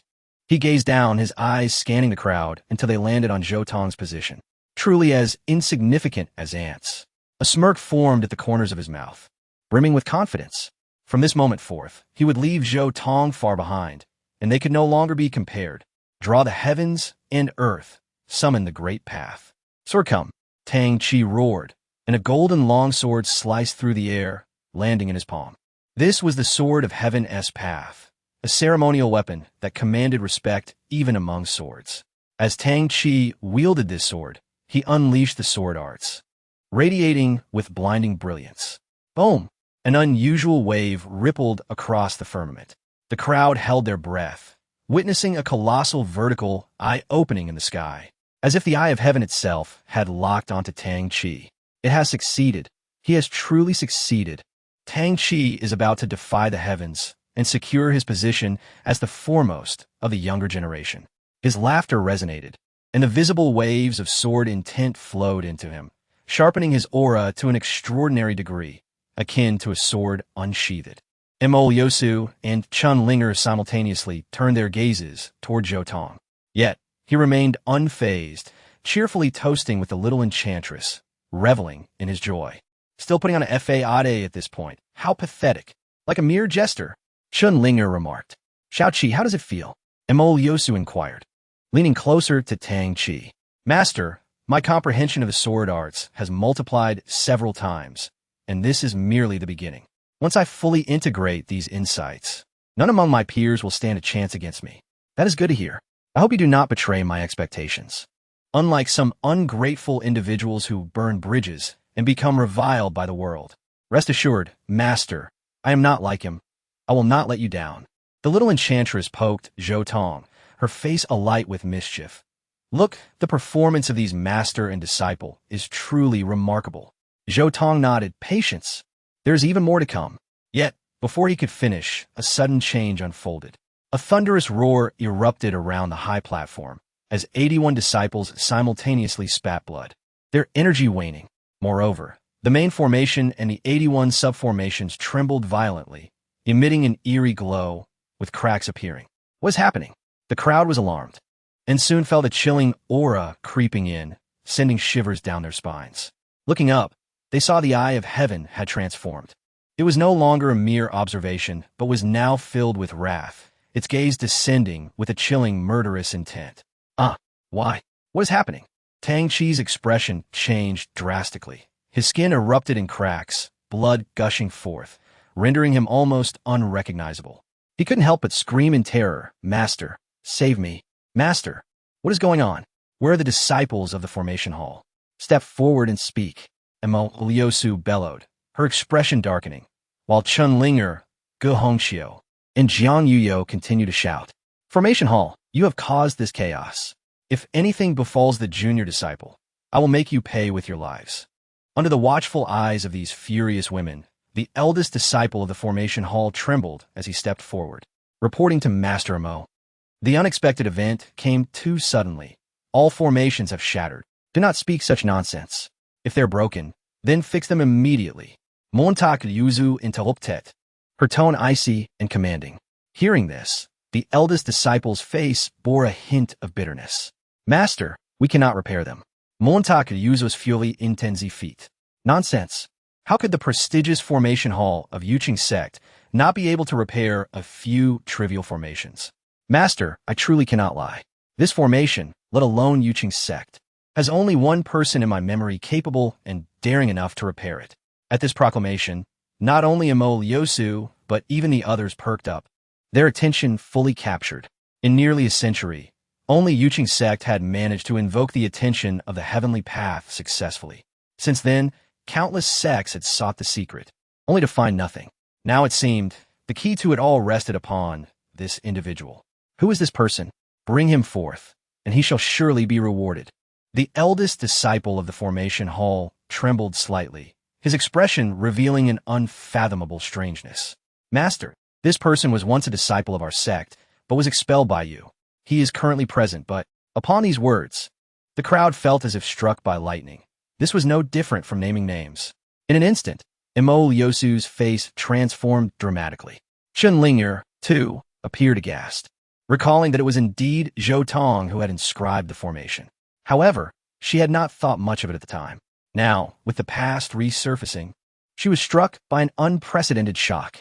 Chapter 16. One must have the right attitude when seeking help it turn out to be him. The crowd suddenly awakened, as if from a dream, realizing how absurd and ludicrous reality was. If this were true, it could only mean that the entire Yuqing sect was filled with a troop of clowns, and of the highest order. To expel the only disciple capable of arranging the heavenly Tao formation from their ranks, and even to force him to abandon his cultivation while harboring such intense enmity, was a move that even a fool could never conceive. And Xiaoxian from the Taixing sect was present, unable to contain his frustration as he pounded his chest, glaring furiously at Emoliosu. If it were not for believing this woman's deceit, Zhou Tong would have long been a member of the Taixing sect. How could they allow the Hahuan sect to gain such a significant advantage? Since you are capable, what are you waiting for? Hurry and repair the formation. Jiang Yuyao and Ge Hongxiu were the first to react, leaping up and pointing at Zhou Tong, commanding him. Yet, Zhou Tong remained indifferent, continuing to converse with the little demon girl, a move that undoubtedly fueled their fury. Did you not hear me speaking to you? If anything happens to Junior Brother, your worthless life will not suffice as compensation. Jiang Yuyao bellowed, her expression fierce, as she overturned the table before Zhou Tong, sending fine wine and delicacies scattering across the ground. Not a single person in the vicinity intervened.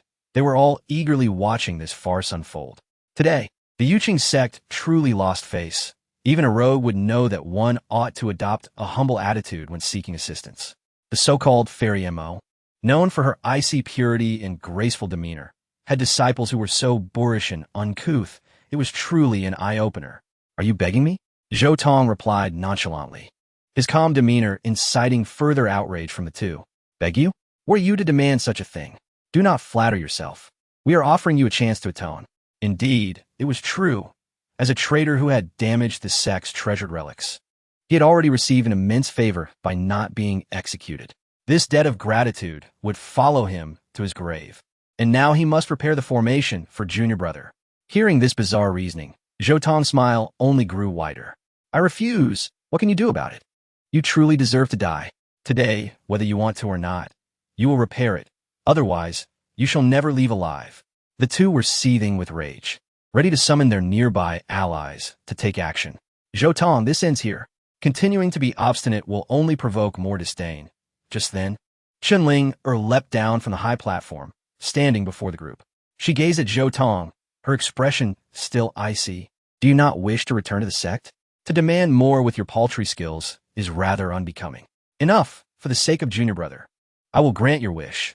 Go save him immediately, and upon your success, I shall plead with Master on your behalf. Whether it succeeds or not will depend on her will.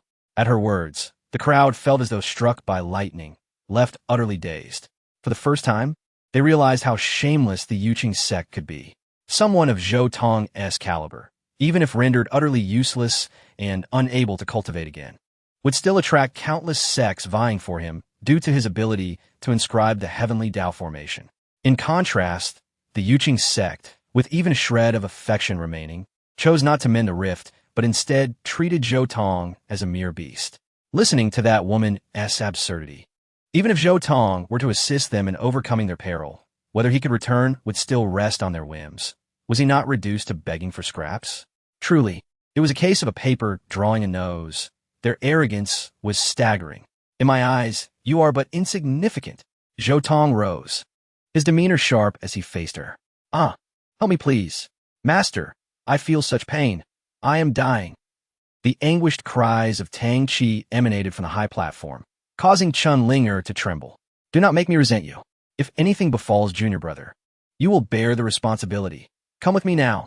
With that, she attempted to seize Zhou Tong's shoulder by force. Do you take me for corpse? The little demon girl was enraged, retaliating fiercely as she clashed with Chun Ling'er. The force of their confrontation sent Chun Ling'er flying, utterly overwhelmed. How is this possible? Her face reflected shock, unable to accept the outcome. Their strengths had previously been nearly equal, and even a slight disparity should not have led to such a dramatic shift. The little demon girl, too, was astonished, but soon her expression brightened with realization. After days of sparring with Zhou Tong, who had provided her with insights into the Hawan heavenly technique, her understanding had significantly advanced, allowing her to effortlessly overshadow Chunling or now. That is enough. Suddenly, Emol Yosu's cold voice rang out, followed by an overwhelming pressure descending upon Zhou Tong and the little demon girl. Go save him. Emol Yosu looked down at Zhou Tong, issuing orders just as before. By what right do you speak to me? Zhou Tong replied with a sneer, gazing up at her with an air of disdain. His demeanor not that of a subdued individual, but rather one scrutinizing Emol Yosu, seeking to expose her lofty pretense. I command you as a strong man. Emol Yosu's expression shifted several times, her words chilling the air around them. The crowd understood. This woman was on the verge of a complete breakdown. In the world of martial arts, strength reigns supreme. As long as one possesses sufficient power, they may dispose of the weak at will. This was the law of the heavenly Tao. Yet Zhou Tong continued to smile brightly, for she was out of options. Do you truly believe you can dictate everything? Zhou Tong mocked. You may have control, but not absolute power. Not necessarily. Zhou Tong remained undaunted, and just as he spoke, someone intervened. Emol Yosu, as a prominent figure of the Yuqing sect, do you not feel ashamed to so shamelessly coerce a youth? The speaker was none other than Ing Shaoxian, who had a fleeting acquaintance with Zhou Tong. Zhou Tong held a favorable impression of him, having anticipated his intervention. This is a matter pertaining to our Yuqing sect. Elder Ing, it would be best if you refrain from meddling. Emol Yosu's expression shifted, caught in a dilemma due to his interference. You are mistaken. Zhou Tong is no longer a disciple of the Yuqing sect. Ing Shaoxian delivered a merciless blow, determined to embarrass her.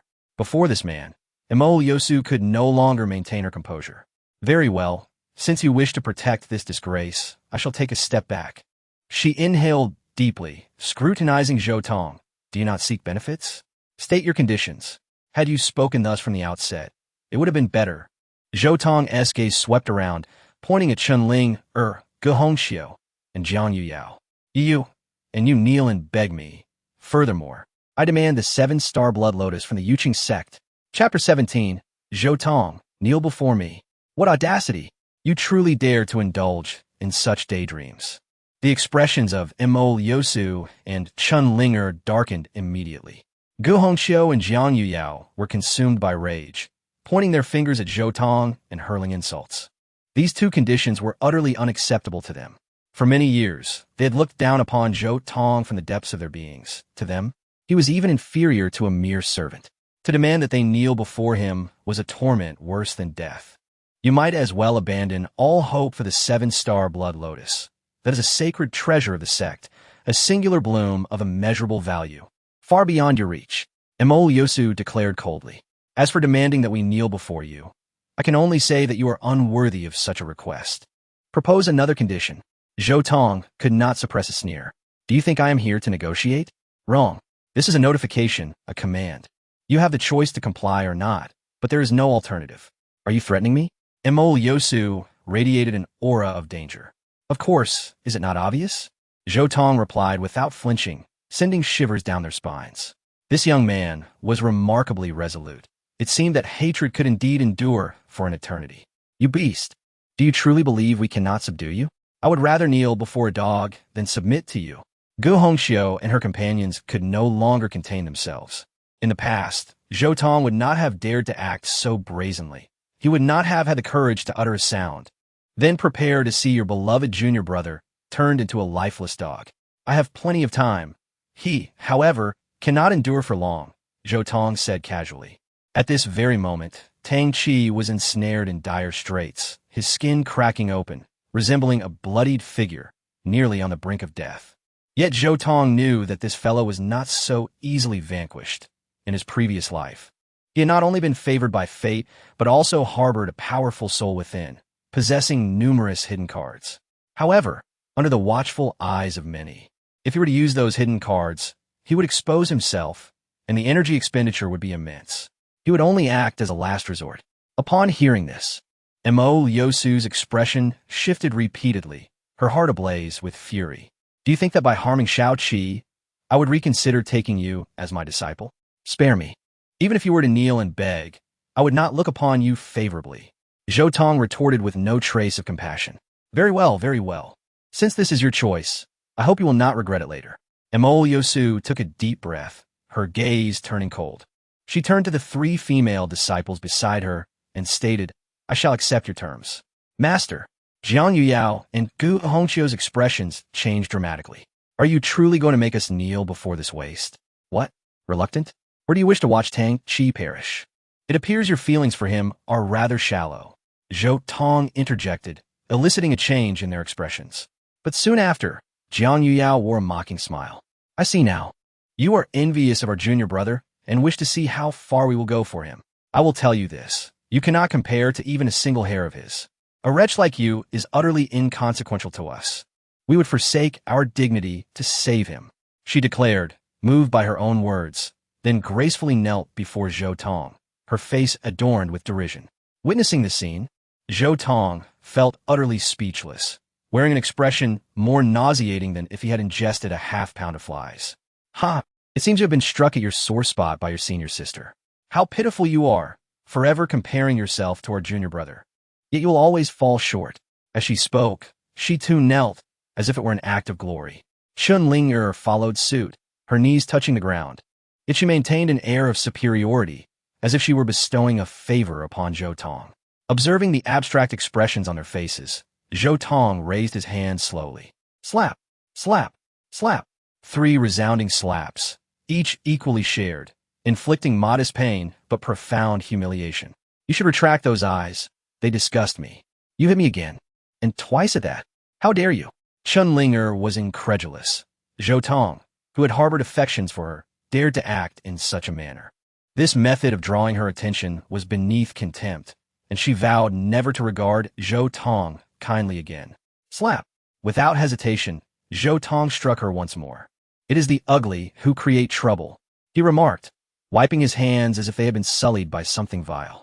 At this sight, Chun Ling felt an immense humiliation wash over her. Unable to contain herself any longer, she spat a mouthful of blood. Have you had enough? Mo Liosu's voice was icy.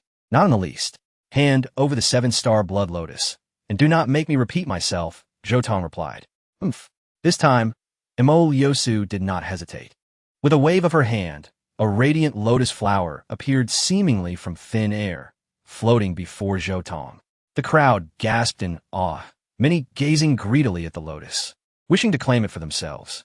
This was an exceptionally rare, sacred item, capable of enhancing cultivation and even reviving the dead. Each petal was worth its weight in gold. What a marvelous treasure! It is truly exhilarating. Take good care of it. Zhou Tong nonchalantly passed it to the little demon girl, signaling her with a glance. The little demon girl understood, stowing the lotus in her spatial ring while discreetly shattering a piece of jade pendant. Now you can repair the formation, correct? Montak yuzu wugit. Naturally, Zhou Tong replied effortlessly. What was a daunting task for others was but child's play for him. A brilliant light emanated from his brow, transforming into visible ripples that expanded towards the high platform. This is a mental wave. Yishangshuan gasped, while the surrounding individuals remained oblivious to the underlying mystery. This mental force appeared plain, yet was exceedingly profound, concealing an indescribable might, imperceptible to those lacking in cultivation. The results were evident. Under the cleansing light of this mental force, the fractured formation was restored, and the heavenly Tao eye in the sky returned to normal. Boom!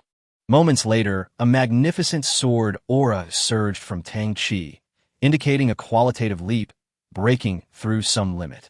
Ha! I did it! He exclaimed joyfully. As the heavenly Tao eye vanished, his injuries healed in an instant. Excellent! Truly worthy of being my disciple. Mo Liosu finally exhaled in relief, then turned her gaze towards Zhou Tong and the little demon girl, the atmosphere around them becoming icy. Hand over the 7-star blood lotus. And I might consider showing leniency. Upon hearing this, silence fell over the crowd. They realized that the Yuling sect intended to turn against them. Are you reneging on your word? The little demon girl glared at Liusu, her voice tinged with anger. Reneging? Not at all. From the beginning, you had no right to negotiate with me. All of this was merely a temporary measure, Liusu replied, her face unyielding. I will repeat myself. Hand over the 7-star blood lotus, then kneel and await your punishment. And if I refuse? Zhou Tong rubbed his brow, maintaining a composed demeanor. Then I shall have you torn to shreds. Ge Hongqiu declared, her spirits rising. Were you not quite arrogant just now? If you dared to force us to kneel, you should have anticipated this outcome. Enough of your idle chatter. It is time to teach this wretch a lesson. Jiang Yuyao seethed, desperate to see Zhou Tong face a severe punishment. Kneel. Liusu pressed down with a palm, as if a towering mountain had descended upon the shoulders of the two individuals. Their bodies trembled violently, nearly buckling under the immense weight, yet they momentarily steadied themselves, resolute in their defiance. Do you wish to bully the Hawan sect? Or do you seek to challenge our revered master? The little demoness stepped forward, channeling the Hawan heavenly art, conjuring a vast sea of crimson mist. Upon hearing this, Liusu's expression shifted to one of disdain. Your master? Is she the one who has been reduced to a mere shell of her former self? Laughter erupted around them, mocking the little demoness for her desperation. Just days prior, they had witnessed the female demon's inability to even protect herself, her once feared presence long since diminished. Your calculations are flawed. My master has consumed the Bodhi pill. Though not restored to her peak, she is more than adequate to deal with you. Such brazen words, mere bluster. Tang Qi descended from the high platform, gazing down at Zhou Tong with an unprecedented sense of superiority. Do not presume I am unaware. You are incapable of refining the Bodhi pill, and as a result, you have suffered grievous injuries. Otherwise, you would not be so desperate to obtain the 7-star blood lotus. Upon hearing this, Liusu suddenly grasped the situation. I see now. You wish not only to save yourself, but also to rescue that female demon. Unfortunately for you, that opportunity has passed. As she spoke, her hand pressed down with even greater force, intending to crush Zhou Tong and his companion completely. Just then, a light cry rang out like a phoenix's call, echoing through the heavens. Dare you harm my disciple? How many lives do you possess to repay such a debt? The light of the heavens shimmered, the wind and thunder lamenting, as invisible ripples surged forth towards Liusu, striking her first. With a thunderous boom, her aura erupted, leaving her unsteady, her feet slipping into the void as she was forced to retreat. The onlookers were momentarily blinded, only to witness a celestial figure appearing abruptly. The sect master of Hawan, the female demon. Many rose to their feet, addressing Muronya with various titles, their expressions tense to the utmost degree.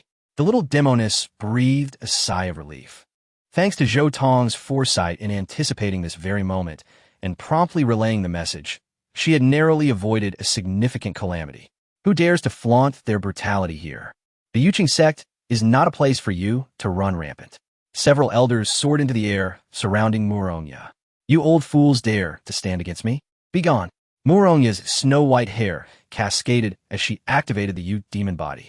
She transformed into a different person, an aura of icy ruthlessness surging forth, chilling many to the bone. It was this very demeanor that had once toppled several sects. Calm down. Let us speak civilly. The elders of Yuqing sect felt the danger looming, their pupils constricting. You dare to harm my disciple and still expect me to remain calm? You might as well perish. Muronya's demeanor turned cold, a hand seal unleashed, exploding in the void, sending terrifying ripples sweeping across the area, injuring several elders who fell, blood streaming from their orifices. This scene instilled panic among the onlookers. Such strength! Where was the evidence of her being a mere shadow of her former self? It seemed she had indeed consumed the Bodhi pill. Zhou Tong had truly succeeded in refining it. This is impossible. You were on the verge of death. That waste could not possibly have refined a 7th-grade pill. Tang Qi's countenance darkened, a tone of certainty in his voice. This statement brought to mind the previous events. Indeed, celestial thunder and earthly flames had appeared near Chuchun Mountain. Surely, that was the phenomenon induced by the Bodhi pill. Upon this realization, many wore expressions of dazed disbelief. If Tang Chi could concoct fifth-grade pills, what then could be said of Zhou Tong? A prodigy? A monster? It appeared that in the realm of alchemy, it was not that Zhou Tong fell short of Tang Chi, but rather that Tang Chi was unworthy of comparison. This cannot be true. They must have obtained the Bodhi pill through other means. Jiang Yueying declared, "No one among the younger generation can surpass my junior brother." Indeed, that is the only plausible explanation. Mo Liusu steadied her breath, confronting Murongya from across the void. The two unparalleled beauties stood in stark contrast, a sight truly captivating. Yet, even among such beauty, a discrepancy remained. Mo Liusu resembled the luminous moon in the sky, while Murongya, even if the true moon stood before her, would still appear dimmed. Comparing the two, the distinction was unmistakable. Those who dare to harm them shall pay dearly. Murongya's demeanor shifted instantly. Her resolve hardening. Merely refuse to discard the refuse you have mistaken for treasure. How truly desperate. Mo Liusu's expression shifted slightly, unable to suppress her scornful retort. Upon hearing these words, Murongya halted, her gaze suddenly playful. Are you envious? A laughable notion. What do I have that merits your envy? Oh, but you are envious of my superiority, envious of my beauty, and even more envious that the little one has abandoned you to join my side. Mo Liusu's smile gradually faded. Murong, you continued unabated. You have no idea how much the little one adores me as their new master, attending to my every need, inquiring about my injuries, concocting various elixirs for me, and even massaging me at night. Mo Liusu clenched her fists tightly, her cheeks flushed with indignation.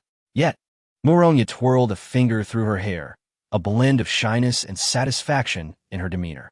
Having such an exceptional and considerate little one truly brings me distress. I have told him there is no need for such trouble, yet he still scolds me. Alas, what can I do? Of course, I must pamper him well. Anyone who dares to bully him shall face dire consequences. Suddenly, Murongya's expression sharpened, locking her gaze onto Mo Liusu. When he was under your tutelage, I doubt he treated you this way. You can only blame your own lack of beauty. Such nonsense. He treats me far better. Mo Liusu's fury ignited completely, her aura erupting uncontrollably. It was not merely Murongya's taunts that incensed her, but the undeniable jealousy that consumed her. Falsehoods do not wound. It is the truth that cuts deep. She was envious of Zhou Tong's respect and care for others, something that should have been her exclusive privilege. If she did not grant it, no one else should be allowed to claim it. How surprising. Murongya's expression turned entirely frigid. He treats you so well, yet you seek to cast him aside. You are truly a beast. A fierce wind surged forth, aimed directly at Murongya. Indeed, Mo Liusu could no longer contain herself and struck out. She was anxious, desperate. Murongya's smile widened, her snow-white hair billowing as she reached out. I know you are eager, but do hold your horses. In the blink of an eye, the two clashed. Mo Liusu advanced swiftly, but was sent flying even faster, crashing onto the high platform. The 9-tiered platform collapsed in an instant. A terrifying energy surged and spread, enveloping the 81 disciples atop it, rendering them momentarily trapped and unable to escape. Quick, save them! Elder Bai he exclaimed, witnessing the disciples on the brink of being buried in dust. Just then, Zhou Tong intervened. Combined, with a clap of his hands, the 81 sub-arrays merged into the main array, instantly severing the energy confinement. In that fleeting moment, hope surged. The disciples exerted their strength simultaneously, breaking free without a single casualty. Thank you, senior brother, for saving our lives. They knelt, bowing sincerely to Zhou Tong. No need for gratitude. I'm no longer your senior brother. Zhou Tong's words, cold and detached, cast a shadow of sorrow in the disciples' eyes. Yet gratitude swiftly took precedence. The crowd was astonished. Zhou Tong's response had been executed with such swiftness and mastery that left them bewildered. More importantly, they were utterly incapable of discerning Zhou Tong's true prowess, appearing as if he were devoid of cultivation, yet at times resembling a peak soul division expert, an enigma wrapped in uncertainty. One fact remained indisputable. Zhou Tong bore no signs of Dao injuries. His strength persisted unabated. This realization sent tremors through the ranks of other sect geniuses. Would they once again be subjugated by this individual at the 100 Sect Conference? Such ineptitude. Was it not his master who had ensnared you in this predicament, rendering your allegiance to him unnecessary? With a thunderous crash, dust erupted, and a disheveled yet graceful figure slowly emerged. Emole Yoshu's hairpins were askew, a trickle of blood graced her lips, and her breath came in short gasps. Once again, the onlookers bore witness to Murong Ya's formidable strength. Despite her burden of Dao wounds and inner demons, she was not someone of their generation who could be trifled with. Did you think victory was assured?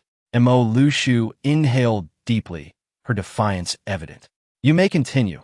I require but one hand to defeat you, Murong Ya retorted with disdain, causing Emole Yoshu's chest to heave with the desire for another bout.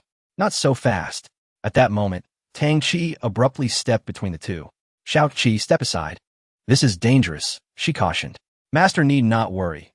I possess my own solutions, Tang Chi replied, a harmless smile adorning his face, though he turned to Murong Ya, his expression growing grave. Senior Murong, today marks my apprenticeship ceremony, yet you intrude upon my sect and harm my master.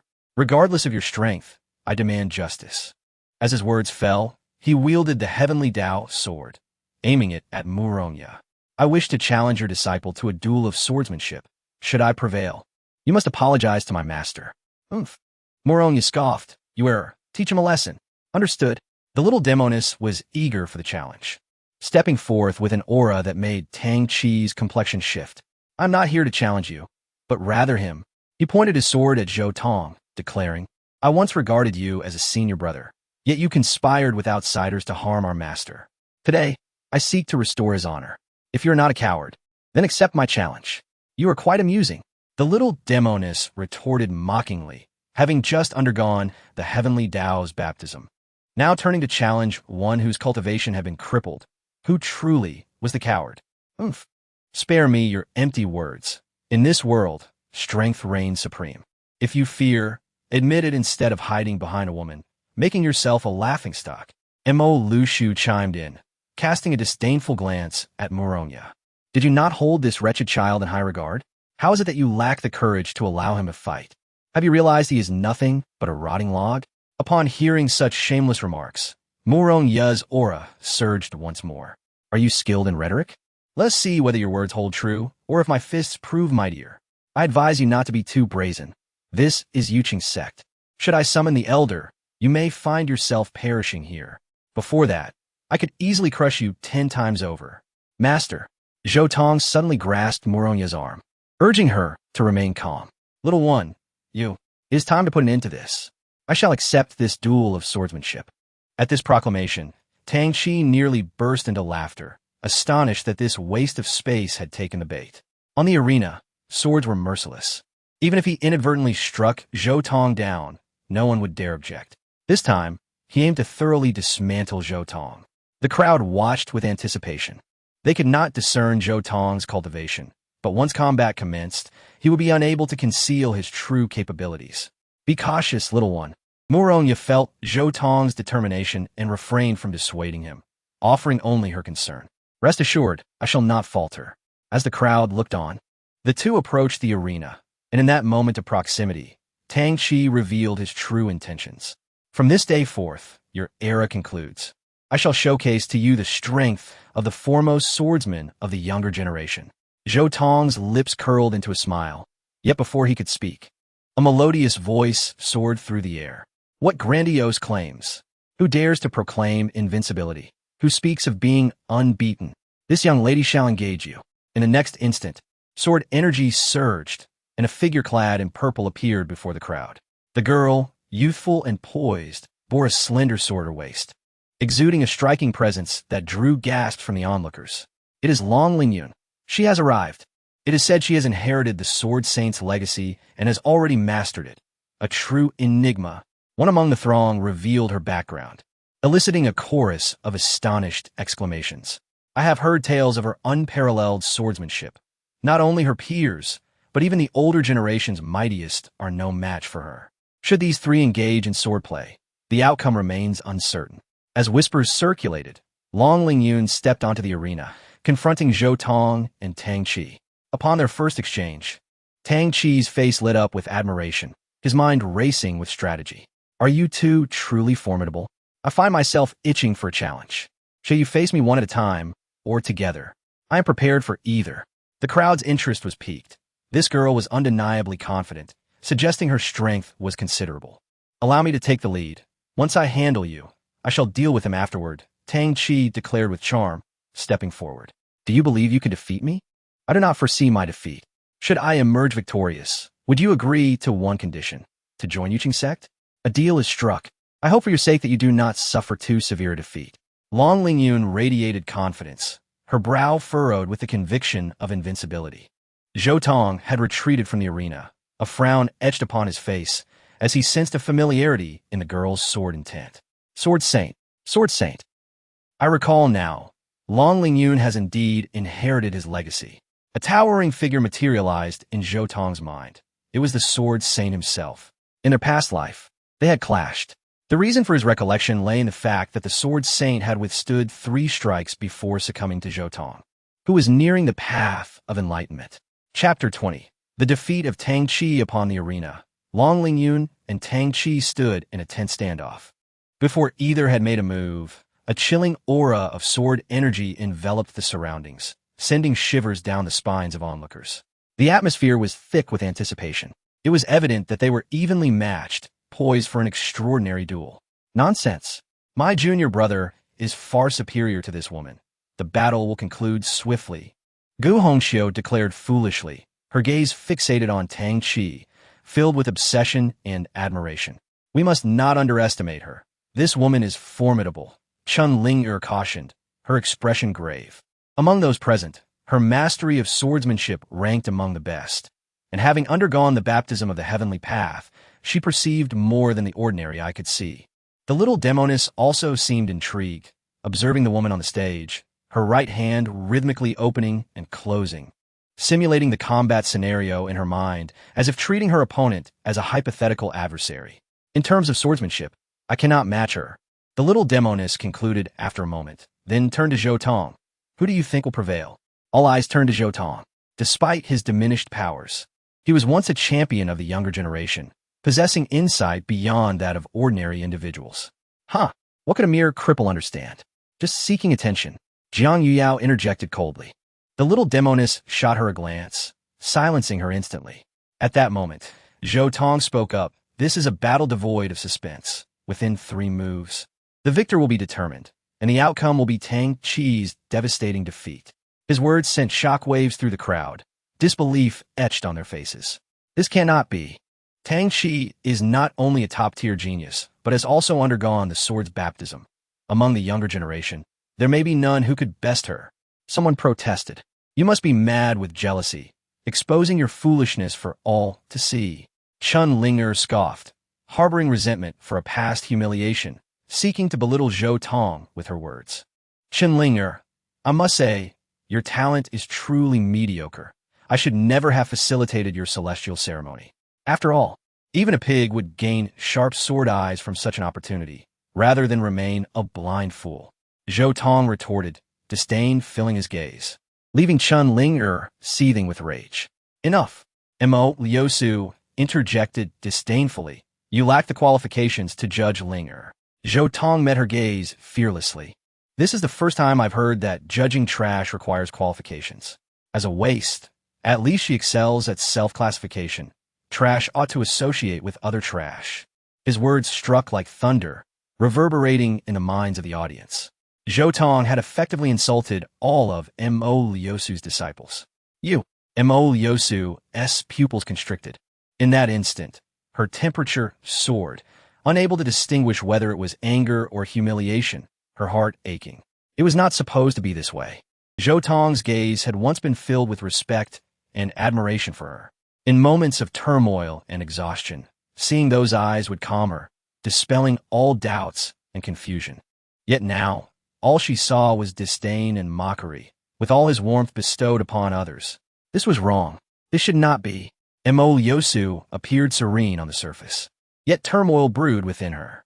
2 conflicting desires clashed inside her, one yearning for care, the other demanding pride and superiority, leaving her in disarray. Boom!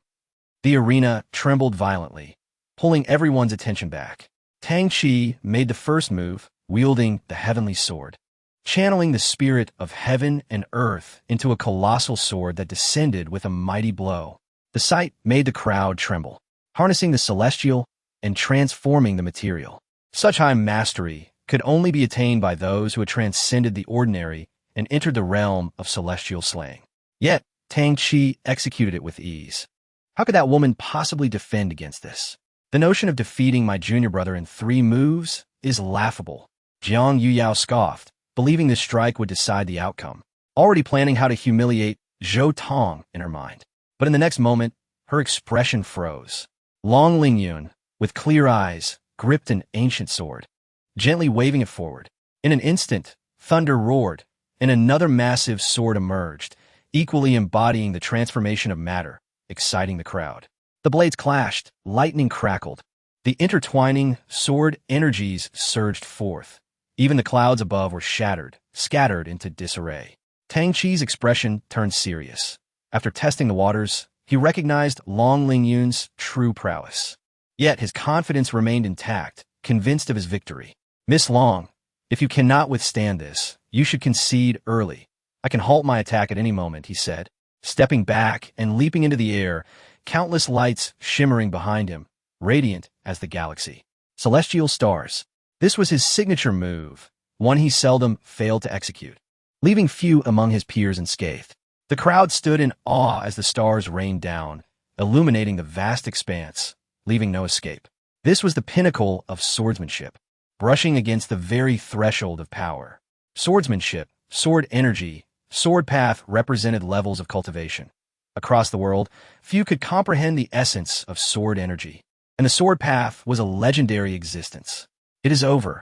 Long Lingyun is beyond saving, someone declared with certainty, asserting that the battle was devoid of suspense. In the face of such a peak attack, unless one grasped the sword energy, they would be mere prey. In that moment, everyone instinctively looked to Zhou Tong, eager to see how he would explain this. Indeed, it should come to an end, Zhou Tong stated. But before his words could settle, the situation on stage flipped dramatically. Long Lingyun brushed her fingers across the sword's body, and an overwhelming aura erupted, instilling terror in the hearts of the onlookers, as if a razor-sharp blade hovered above them, threatening their very lives. Moreover, the sword energy, now transformed into the celestial stars, trembled and shattered in a sequence, ultimately dissipating into nothingness. Sword energy? Impossible! Zhou Tong exclaimed. I cannot be mistaken. It is omnipresent, indestructible, and all-conquering. This is the essence of sword energy. With a gentle wave, Long Lingyun directed her sword forward, and though they were separated by several paces, Tang Qi was struck as if by lightning, akin to a bird with broken wings, spitting blood as he fell to the ground. The victor had emerged. You wretched woman, how dare you harm my junior brother? I shall demand your life. Ye Hong Quixoted, ready to charge forward, only to be met with Long Lingyun's gaze, nearly rendering her paralyzed with fear. I concede. Tang Qi rose. A look of unwillingness etched on his face. His defeat was inevitable, a result of encountering an overwhelming force. Though Miss Long's swordsmanship is formidable in a true battle, she may not have been my match. Upon hearing this, Long Lingyun did not spare him a glance. She had seen enough of the laments of the defeated. You. Tang Qi's expression shifted, but he found Long Lingyun already turning her attention to Zhou Tong. Next, it is your turn. Chapter 21. A single move to defeat Long Lingyun at last. It was my turn. Zhou Tong eagerly leaped onto the arena.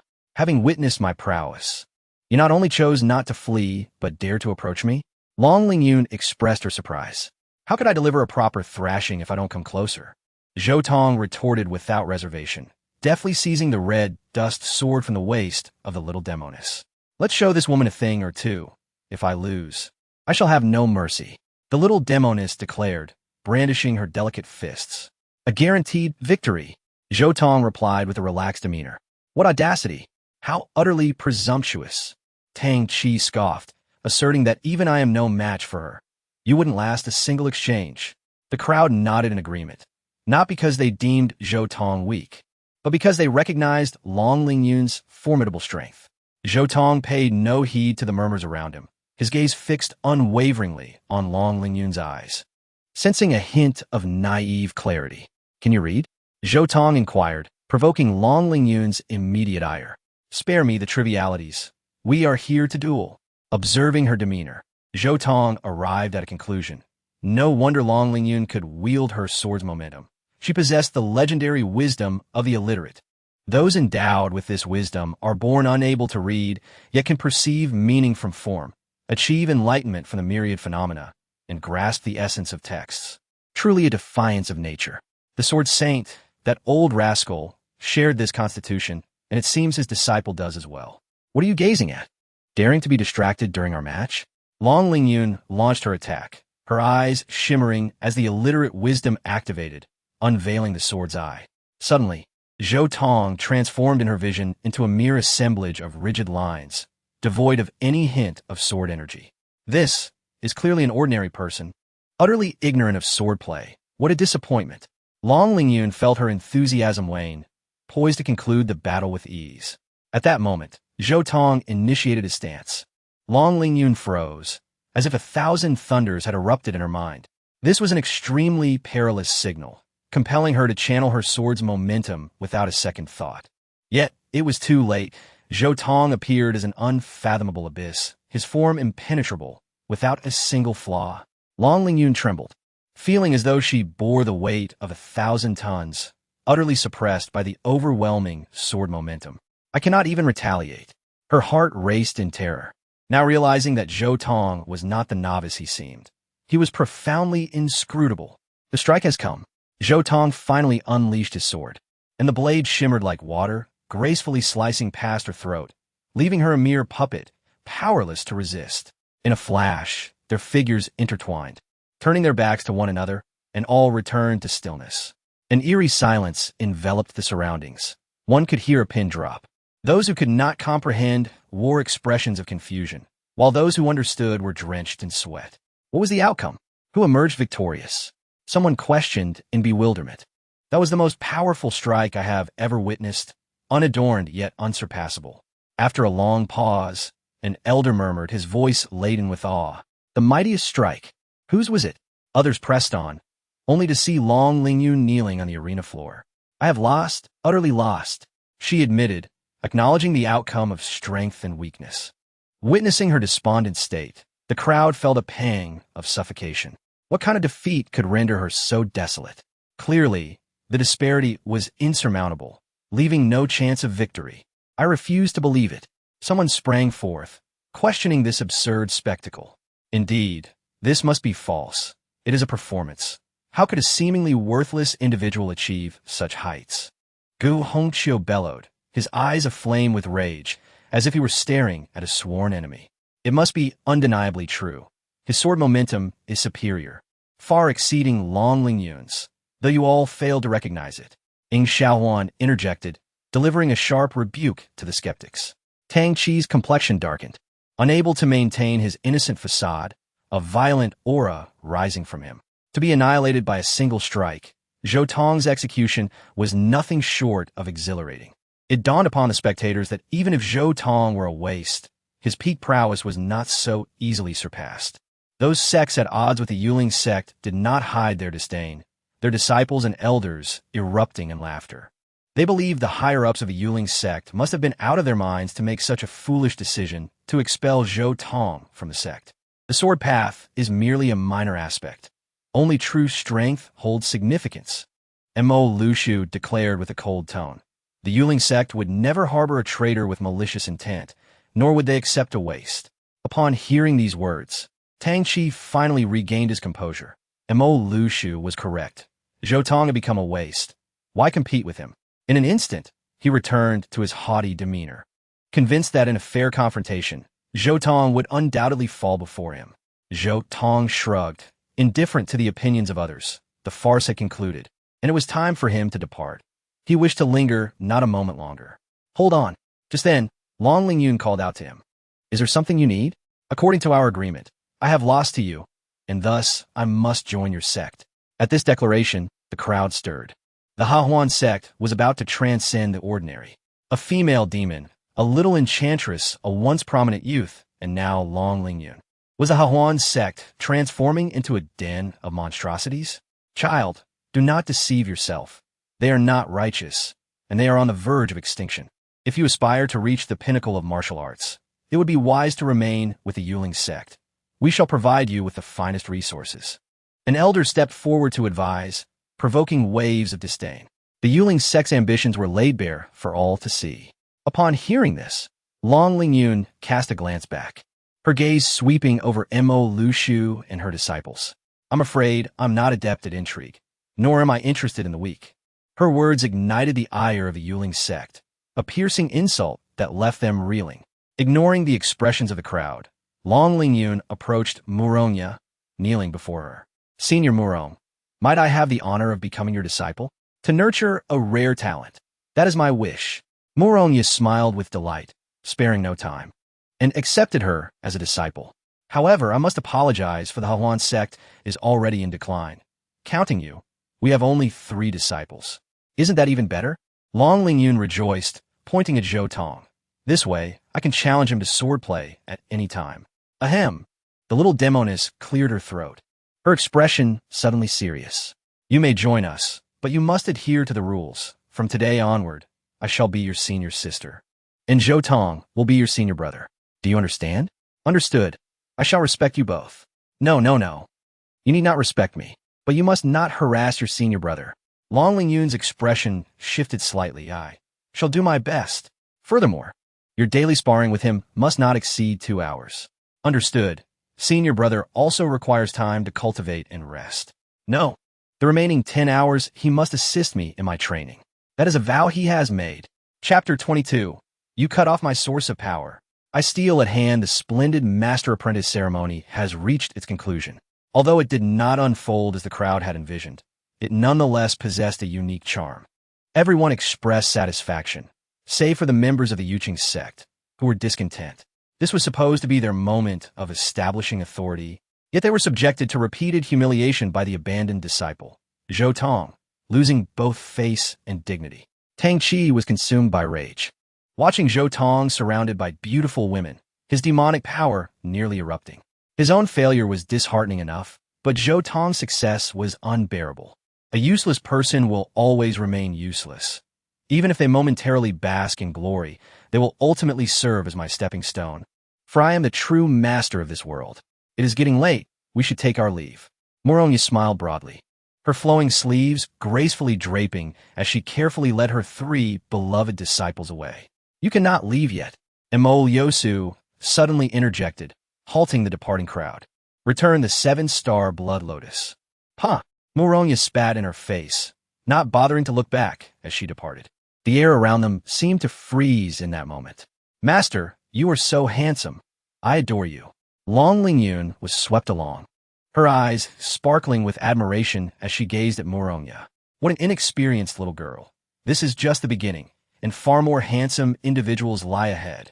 Ha! Zhou Tong could not contain his laughter, exchanging a glance with Muronya, akin to 2 cunning foxes who had successfully pilfered a hen. Oh, how harmonious you are! I did not expect someone to be so fickle, forgetting the old apprentice upon acquiring a new one. The little demoness remarked with a tinge of envy. Be good. You, do not cause a ruckus. There's a grand surprise awaiting you upon our return to the sect. The 4 of them soared through the air, swiftly returning to the red dust mountain. Who would have thought that the once mighty Hahuan sect had fallen to such disrepair? Observing the desolate mountaintop, Long Lingyun could not help but lament. Soon, they arrived at the sect's entrance, where only a tattered plaque fluttered in the wind. Long Lingyun suddenly halted, gazing at the 3 characters on the plaque, feeling an overwhelming aesthetic pleasure, and could not help but exclaim, what a marvelous reward for diligence. That is the Hahuan sect. You are truly illiterate. Even if you cannot read, you should at least recognize numbers. The little demoness exclaimed, astonished. Although Zhou Tong had previously introduced her to the concept of a characterless wisdom root, seeing it in person still left her utterly amazed. Could she be pretending? Not at all. I have encountered individuals with far worse conditions. Upon entering the sect, the little demoness and Long Lingyun became vigilant. Be cautious. There are unfamiliar auras. Someone has been here. The little demoness' expression changed drastically as she charged ahead towards the sect's storeroom. Zhou Tong and Murong, you exchanged a glance before following closely. With a loud bang, the storeroom door was flung open, revealing an empty space devoid of any remnants. These damn thieves! The little demoness' face turned pale, her earlier joy evaporating entirely. This was the Hahuan sect's last vestige of resources, and more importantly, the spiritual herbs needed to concoct the Bodhi pill had been stolen, rendering them incapable of healing their master's heart demon. Do not panic. I know who is responsible, Zhou Tong calmly stated as he waved his hand, summoning countless intricate formations from all directions, coalescing into an image. I had forgotten you are an expert in formations, the little demoness exclaimed, her anxious heart gradually settling. Since Zhou Tong had prepared in advance, there would be no issues. Before long, silhouettes appeared on the screen. Several middle-aged men moved with incredible speed, clearing the storeroom in mere 10 breaths. How scandalous. It is our old acquaintances. The Yuqing sect has truly sunk to such a low. Long Ling Yun exclaimed angrily. These men were elders of the Yuqing sect, seizing the opportunity to plunder the Hahuan sect while Muronya was away. This is intolerable. I shall seek them out for retribution. Just as the little demoness was about to act, Zhou Tong grasped her wrist. Relax, if they desire it. Let us gift it to them. When did you become so generous? She questioned. That is because there are those who are even more generous than us. Zhou Tong looked at Muronya and said, Master, let them have it. All right, with a graceful wave of her long sleeves. It was as if she scattered a sky full of stars, countless treasures bursting forth from her garments, forming small mountains. The other two stood there dumbfounded, unable to believe their eyes. Among these treasures were pills, spiritual herbs, and spiritual stones, their worth exceeding that of the lost items by dozens of times. You wicked woman, whom did you rob? The little demoness instinctively inquired. Do not speak so harshly. This is merely reciprocity. They dare to undermine us, and should be ready to face the consequences. Moronya lifted her delicate chin, while you were confronting the Yuqing sect. I had already made my move, taking advantage of their oversight. Master, you are magnificent. The three chorused in unison, bowing in reverence. They had truly struck it rich this time. At Xianwang Mountain, Yuqing sect, the members of other sects had all departed, leaving nothing but a mess behind. Emo Liosu, this is all you're doing. Baihe Xianzi directly accused. I will impeach you for abusing your authority as a sect leader. Had you not chased Zhou Tong away, we would not have suffered such a humiliating defeat today. The other elders remained silent, their expressions grave, eyes filled with resentment. Remain calm. Everything is under my control, Emo Liosu replied coolly. Before long, the Hahuan sect will be completely eradicated. As her words fell, several elders stepped forward from the crowd, presenting the spoils they had collected. Did you obtain these from the Hahuan sect while they were vulnerable? The others exchanged glances, many displaying expressions of delight. These treasures were indeed of substantial value. They felt no sense of moral conflict, under the laws of survival of the fittest. If one cannot safeguard their own treasures, they deserved to be annihilated. This will sufficiently compensate for our losses. Several elders remarked with satisfaction. Not good, not good. At that moment, a disciple stumbled in, panic evident on his face. Speak slowly. This is the Yuqing sect. Even if the sky were to fall, someone would be here to support it. Emo Liosu chastised. Emotionrin, the sky has truly fallen. Our sect's treasury has been plundered. At this revelation, the atmosphere turned electric, as if struck by lightning. You lie. I would never lie. If you do not believe me, look. The disciple trembled as he presented a slip of paper. Emo Liosu took it, glanced at it, and her face drained of color. It read, Moronya visited. You wretched woman, I will not rest until I see your downfall. She seethed, blood spurting from her mouth. I will seek out the enforcers to report the Hahuan sect's insufficient merit and demand the revocation of their sect name. Chapter 23. The Enforcer. I am Lord Moronya's dog. Within the red dust cave of the Hahuan sect, Zhou Tong sat cross-legged in meditation, a radiant light emanating from his brow. This place had been transformed into a medicinal field, where he had planted all the spirit herb seeds he had seized, with the 7 stars blood lotus positioned at the center, akin to the king of all herbs. Merely residing in this cave allowed for a natural enhancement of his cultivation. The pinnacle of the soul division realm seemed rather trivial. Zhou Tong silently contemplated that he needed to grow rapidly, to break through and break through again.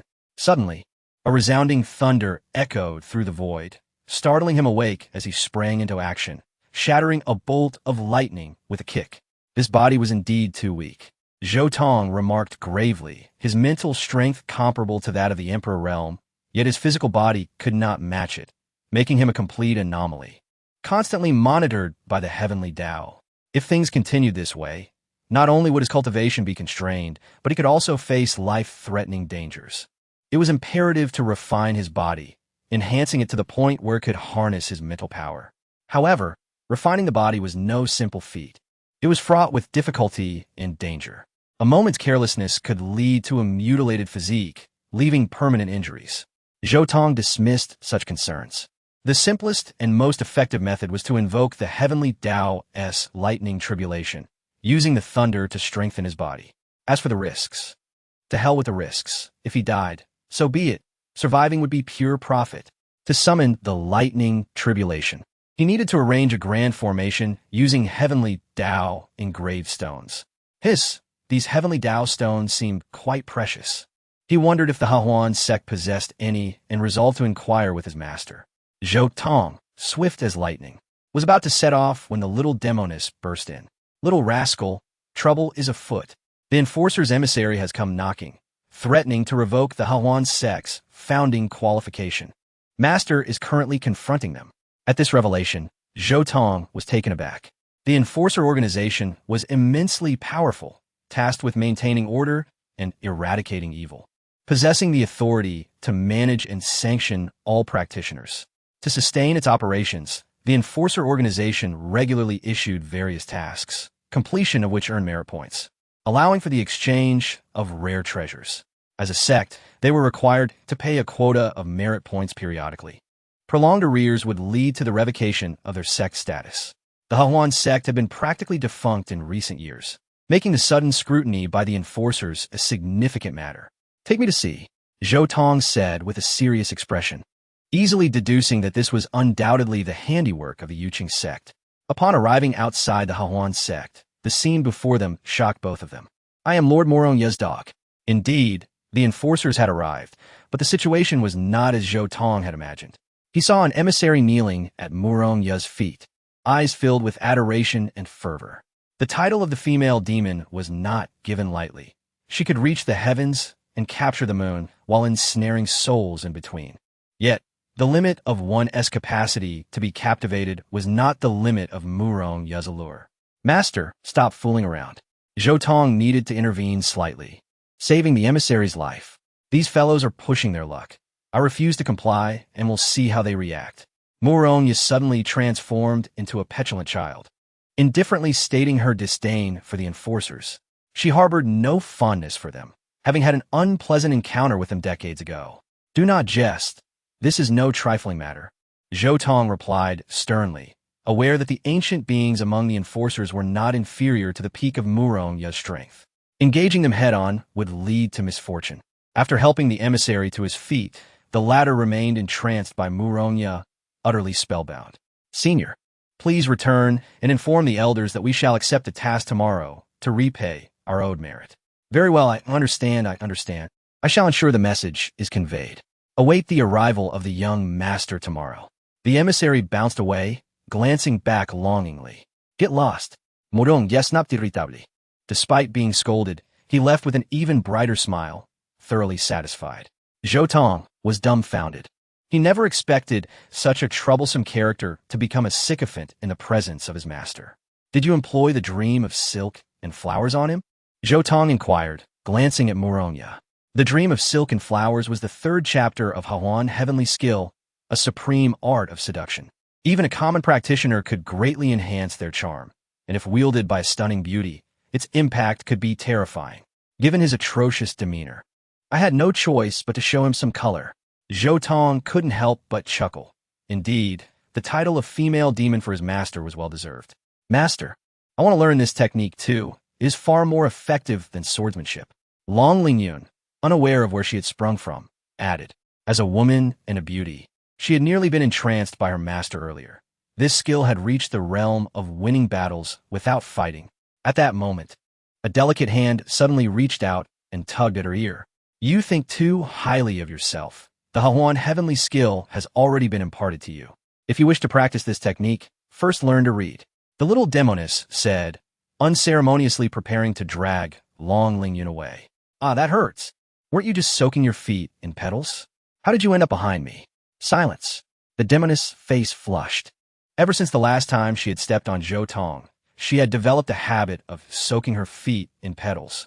Little one, are you really going to the Enforcer City tomorrow? Moronya asked, frowning as she watched the two depart. Zhou Tong restrained his smile. Master, do you know where to find heavenly Tao and gravestones? At this, Moronya was momentarily taken aback before chuckling lightly. Although I do not know your intentions. If you seek heavenly Tao and gravestones, you must indeed make a trip to the Enforcer City. They're available there. Is there really? Zhou Tong's eyes brightened. Indeed, they can be exchanged with merit points. Then we shall set off tomorrow, Zhou Tong declared, his plans solidifying with determination. Wait a moment, little one. Suddenly, Moronya placed a hand on his shoulder, pressing her lips against his in a deep kiss. Master you. Zhou Tong's eyes widened in astonishment. Before he could react, he felt a surge of powerful energy enter his body through her lips. The soul division realm shattered, and he ascended to the transformation realm. The breakthrough came naturally. This is merely a token of gratitude. Do not overthink it. I harbor no feelings for you. Moronya dashed away, and through her retreating figure. Zhou Tong noted her ears were flushed red. The following day, Zhou Tong, Long Lingyun, and the little demoness set off toward the Enforcer City. For the survival of their sect, they must work as laborers for a time. Meanwhile, Moronya remained at the Hahuan sect to prevent some individuals from resorting to unscrupulous means and pilfering their resources again. Soon, the trio arrived at the Enforcer Hall, where tasks could be accepted and merit points obtained. Upon entering, they encountered familiar faces. There, Tang Qi and Chun Linger approached side by side, a smirk of barely concealed mockery adorning Tang Qi's face. Senior brother, the taste of betraying your sect is unpleasant, isn't it? Do not fret. This is merely the beginning. I assure you, you will not earn a single merit point today. Your words hold no weight. As his voice fell, Zhou Tong's gaze passed over him, settling on the enforcer who had visited them the previous day. I am the emissary responsible for your reception. You may call me Luo Yi. Luo Yi stated bluntly. The Hahuan sect has accrued a total debt of 500,000 merit points over the years. If you cannot deliver half of this amount within 3 days, the Hahuan sect shall have no reason to exist. Upon hearing this, the surrounding individuals were struck with astonishment. The value of 500,000 merits, if converted into spirit stones, amounted to 5 million spirit stones. Such wealth nearly rivaled the total resources of a small sect. A poverty-stricken group like the Hahuan sect could scarcely muster such riches. It was a foregone conclusion that their downfall was imminent. Let's not tarry. We shall commence, Zhou Tong declared nonchalantly, preparing to accept the task. Wait a moment. The ordinary tasks have all been claimed. I have prepared something superior for you. Luo Yi said with a playful smile, casually gesturing for a stone tablet to descend, inscribed with the details of the tasks. The crowd collectively turned their gazes toward it, their expressions morphing into ones of pity. The tablet indeed listed tasks that could yield substantial merits. Yet the simplest one required the crafting of 6 great elixirs, a challenge far beyond the capabilities of a youth. I have already made it clear, today, you shall earn not a shred of merit. Tang Qi retorted coldly, her face a mask of mockery. Have you finished? We must begin alchemy without further ado.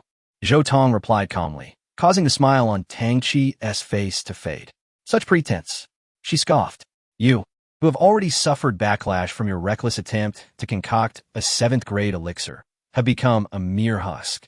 What right do you have to act defiantly before me? At this declaration, the crowd gasped in surprise, then regarded Zhou Tong with a mixture of amusement and skepticism. Him? Attempting to craft 7th grade elixirs? He ought to take a good look in the mirror.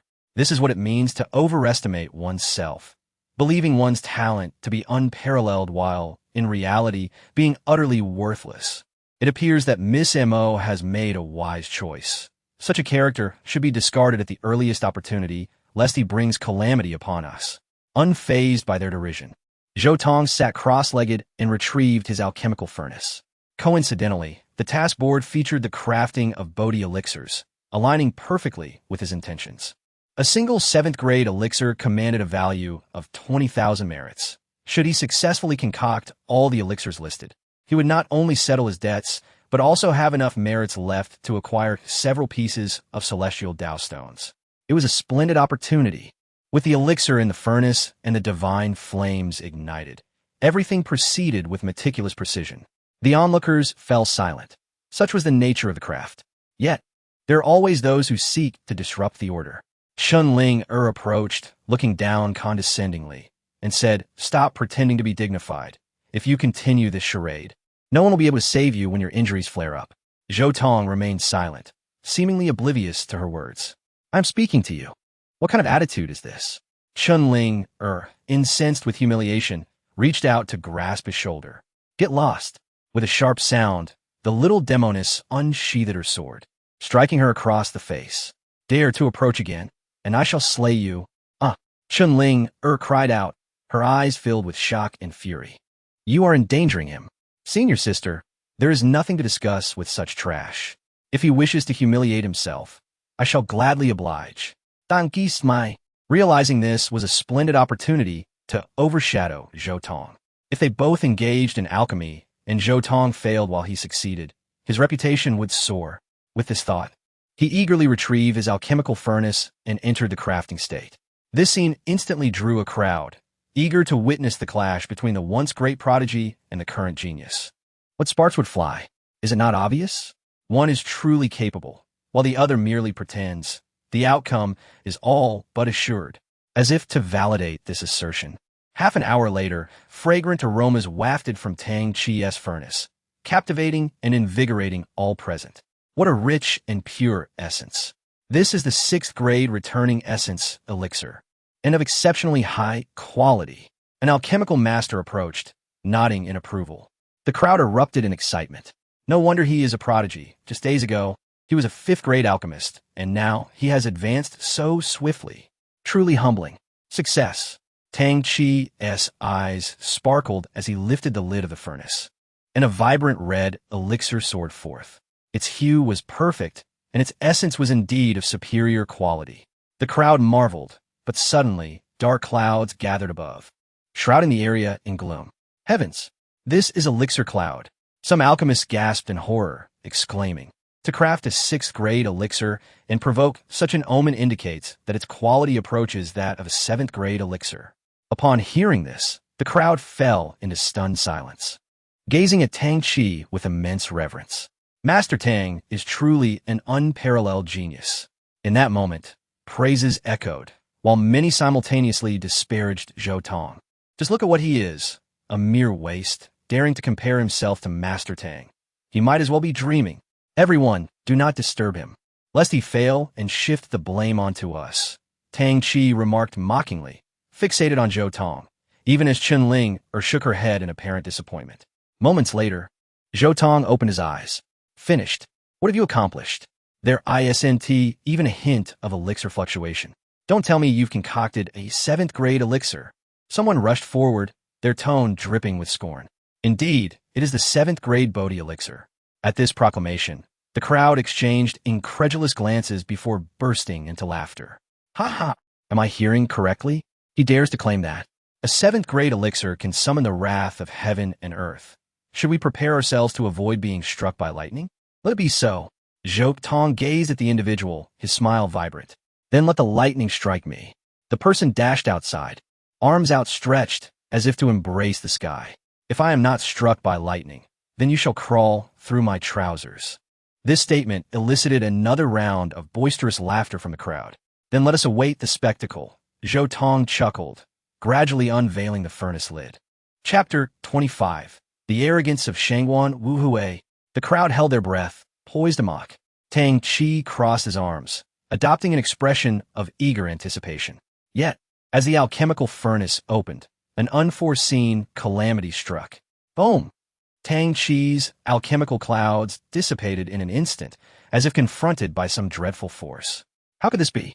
As the onlookers stood in stunned silence, dragons and serpents danced across the heavens. The earth split open, unleashing volcanic fire. No. The man who had just screamed in despair was obliterated by the heavenly tribulation, reduced to ashes. To defile the heavenly tribulation is to invite retribution. It was indeed the wrath of heaven and earth. A seventh-grade elixir. He was a seventh-grade alchemist. The voices of several alchemical masters turned hoarse. Their expressions twisted as they gazed upon Zhou Tong, as though they beheld their lost faith. Amidst the intertwining flashes of lightning, half of the youth's face was illuminated, exuding an air of solemnity and grandeur. In that moment, no one dared to mock him any longer. Zhou Tong had forcefully slapped the faces of all present. Impossible! This cannot be real. Tang Qi's complexion turned pale as he realized he had fallen from being the celebrated star to a mere pitiable bystander. The overwhelming superiority of 7th grade over 6th grade was akin to a dimensional crushing, utterly incomparable. After a brief moment, the tribulation dissipated, revealing the Bodhi elixir before the astonished crowd. Everyone was convinced. This elixir could command respect among 7th grade concoctions. Chun Ling stood to the side, stunned as if struck by lightning, her heart racing violently. She fixed her gaze upon Zhou Tong, as if seeing him for the first time. She could not deny that the youth, bathed in the radiance of thunder, had quietly stirred her heart's depths. The elixir was complete, and the task was concluded. Zhou Tong, without a hint of arrogance, presented the elixir to Luo-E. Yet the latter's countenance darkened to an extreme. A miscalculation. He had received orders from Mo Liusu to do everything possible to undermine the Hahuan sect. Was this not a recipe for failure? Next, I must concoct 7th grade elixirs. Upon hearing this, Luo-E erupted in rage, shattering the task monument with a single kick. Apologies, but these tasks have been revoked. A chill seeped into Zhou Tong's pupils. With these tasks gone, how would they earn merit? Long Lingyun urgently inquired. Heh. Then you will simply have to wait. If there are no tasks for a day, you wait a day. If there are none for a year, you wait a year. At this revelation, the crowd understood that this man was in cahoots with the Yuqing sect. Tang Qi's gloom was instantly lifted, and he burst into raucous laughter. Ha! In this world, one must have power. What can you achieve through alchemy alone? Ultimately, you will accomplish nothing. Just as he prepared to relish Zhou Tong's vexation, a formidable aura suddenly descended. Who can save my daughter? I, Shangguan Wuhui, shall reward you handsomely. The crowd trembled. Shangguan Wuhui, the esteemed leader of the Qing sect, held an elevated status and immense power. He appeared anxious, cradling a pale-faced girl in his arms, his daughter, Shangguan Wugo. His arrival captivated the alchemists present, including several true masters. However, after examination, many masters subtly shook their heads. The child had been afflicted with the most potent water poison, exhibiting a fierce resistance to any elixir. The situation was dire. Shangguan Wuhui's expression darkened. He had heard this lamentation all too often. Could it be that my Wugo truly has no salvation? I can save her, Zhou Tong suddenly declared, capturing Shangguan Wuhui's attention. His eyes glowed crimson, akin to a beast ready to devour. Boy, are you mocking me? Even the alchemical masters are helpless. What can a mere child accomplish? Not so. I can unravel the priceless water poison, but it requires an extraordinary method. Zhou Tong was about to elaborate when Tang Qi, filled with excitement, interjected. He had once encountered great fortune. Within his ring resided not only the souls of powerful beings, but also various elixirs capable of counteracting the water poison. This moment was his opportunity to shine, and he would not let it slip away. Elder, do not heed his fabrications. I possess a 9 nether windfire elixir, which can resolve this dire predicament. Tang Qi proclaimed proudly, producing the elixir. The entire law enforcement hall was immediately suffused with the fragrance of medicine, and many alchemists' eyes sparkled. This was an 8th grade elixir, exceedingly precious, an object of their unattainable desires. Excellent, excellent. Truly, heaven aids me. If you can save Wugo, I shall grant you any request. Shangguan Wuhui exclaimed, his excitement palpable as he reached for the elixir to administer to the girl in his arms. Hold on. Zhou Tong quickly intervened. I've already stated that to save your daughter requires an extraordinary method. Administering any elixir will only worsen the situation. What are you, to dare speak so boldly here? Shangguan Wuhui roared in fury, threatening, if you disrupt this further, I shall end your life on the spot. Hith. Elder, You are unaware that this man was once my senior brother, due to his corrupt intentions. He was expelled from our sect and has now willingly descended into depravity by joining the Hahuan sect. His words are best taken with skepticism. Tang Chi fanned the flames, and as anticipated, mockery quickly crept onto Shangguan Wuhui's face. Under the gaze of the crowd, Shangguan Wugo consumed the elixir. Instantly, the poison within her dissipated, her complexion returning to a healthy hue, as if she had truly healed. How do you feel? Shangguan Wuhui eagerly inquired of his daughter. Father, I feel much better. My body is warm and comfortable. The crowd exhaled in relief, but only Tang Chi's eyes glimmered with malice. He intended to seize this opportunity to utterly ruin Zhou Tong, ensuring he could never rise again. Elder, I have a humble request. He clasped his hands before Shangguan Wuhui. Ha ha, I owe you a great debt of gratitude. Feel free to state your conditions, and I shall comply.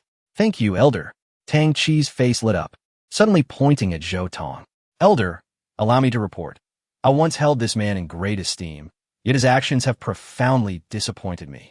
Not only did he betray our sect, but he also colluded with outsiders to insult my master.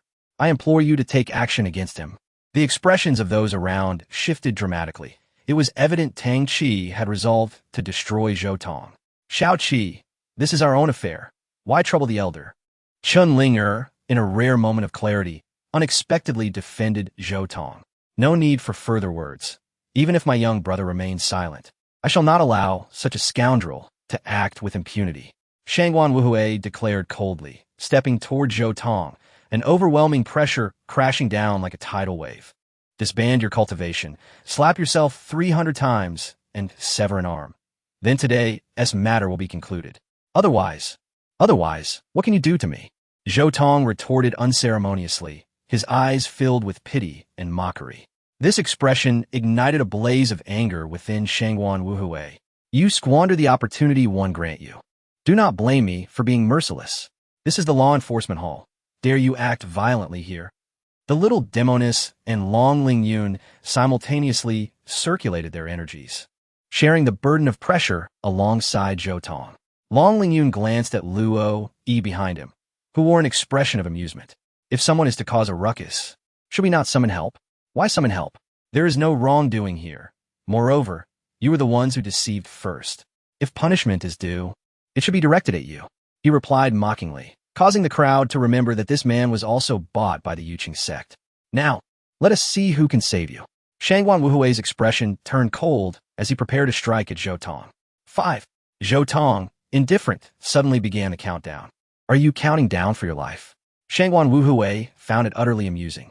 4, 3, 2, what are you counting? Shangguan Wuhui frowned. A flicker of unease unexpectedly surged within him. 1. As the countdown concluded, Zhou Tong let out a gentle sigh, immediately followed by a blood-curdling scream that echoed throughout the hall, sending shivers down Shangguan Wuhui's spine. Wugo, what has happened to you? Father, it hurts so much. I'm in so much pain. Shangguan Wugo collapsed to the ground, her petite body twisted and contorted, ultimately curling into a ball. Her body was interwoven with 3 colors, red, green, and blue, representing fire, wind, and water. Instead of achieving balance, these 3 forces had become utterly frenzied, as if they were about to tear her body apart. Wugo, my child, what has happened to you? Do not frighten your father. Shangguan Wuhui cried out in despair. His voice filled with anguish, the aura of dominance on his face shattered in an instant. In that moment, he resembled a wounded elder ape, possessing unparalleled cultivation, yet stumbling as he hurriedly scooped up the girl. Someone, quickly, someone come, who can see what has happened to my daughter? He shouted. An elderly alchemist stepped forward, examined the situation, and his face turned ashen. What has happened? A wave of dread washed over Shangguan Wuhui, his limbs feeling icy cold.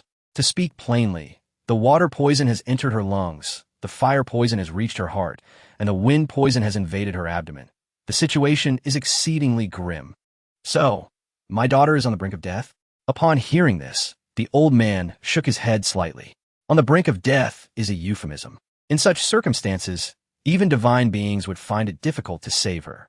It is time to prepare for the worst. Shangguan Wuhui felt as if struck by lightning. And then, With a piercing gaze, he turned to Tang Qi. Did you not say you could save my daughter?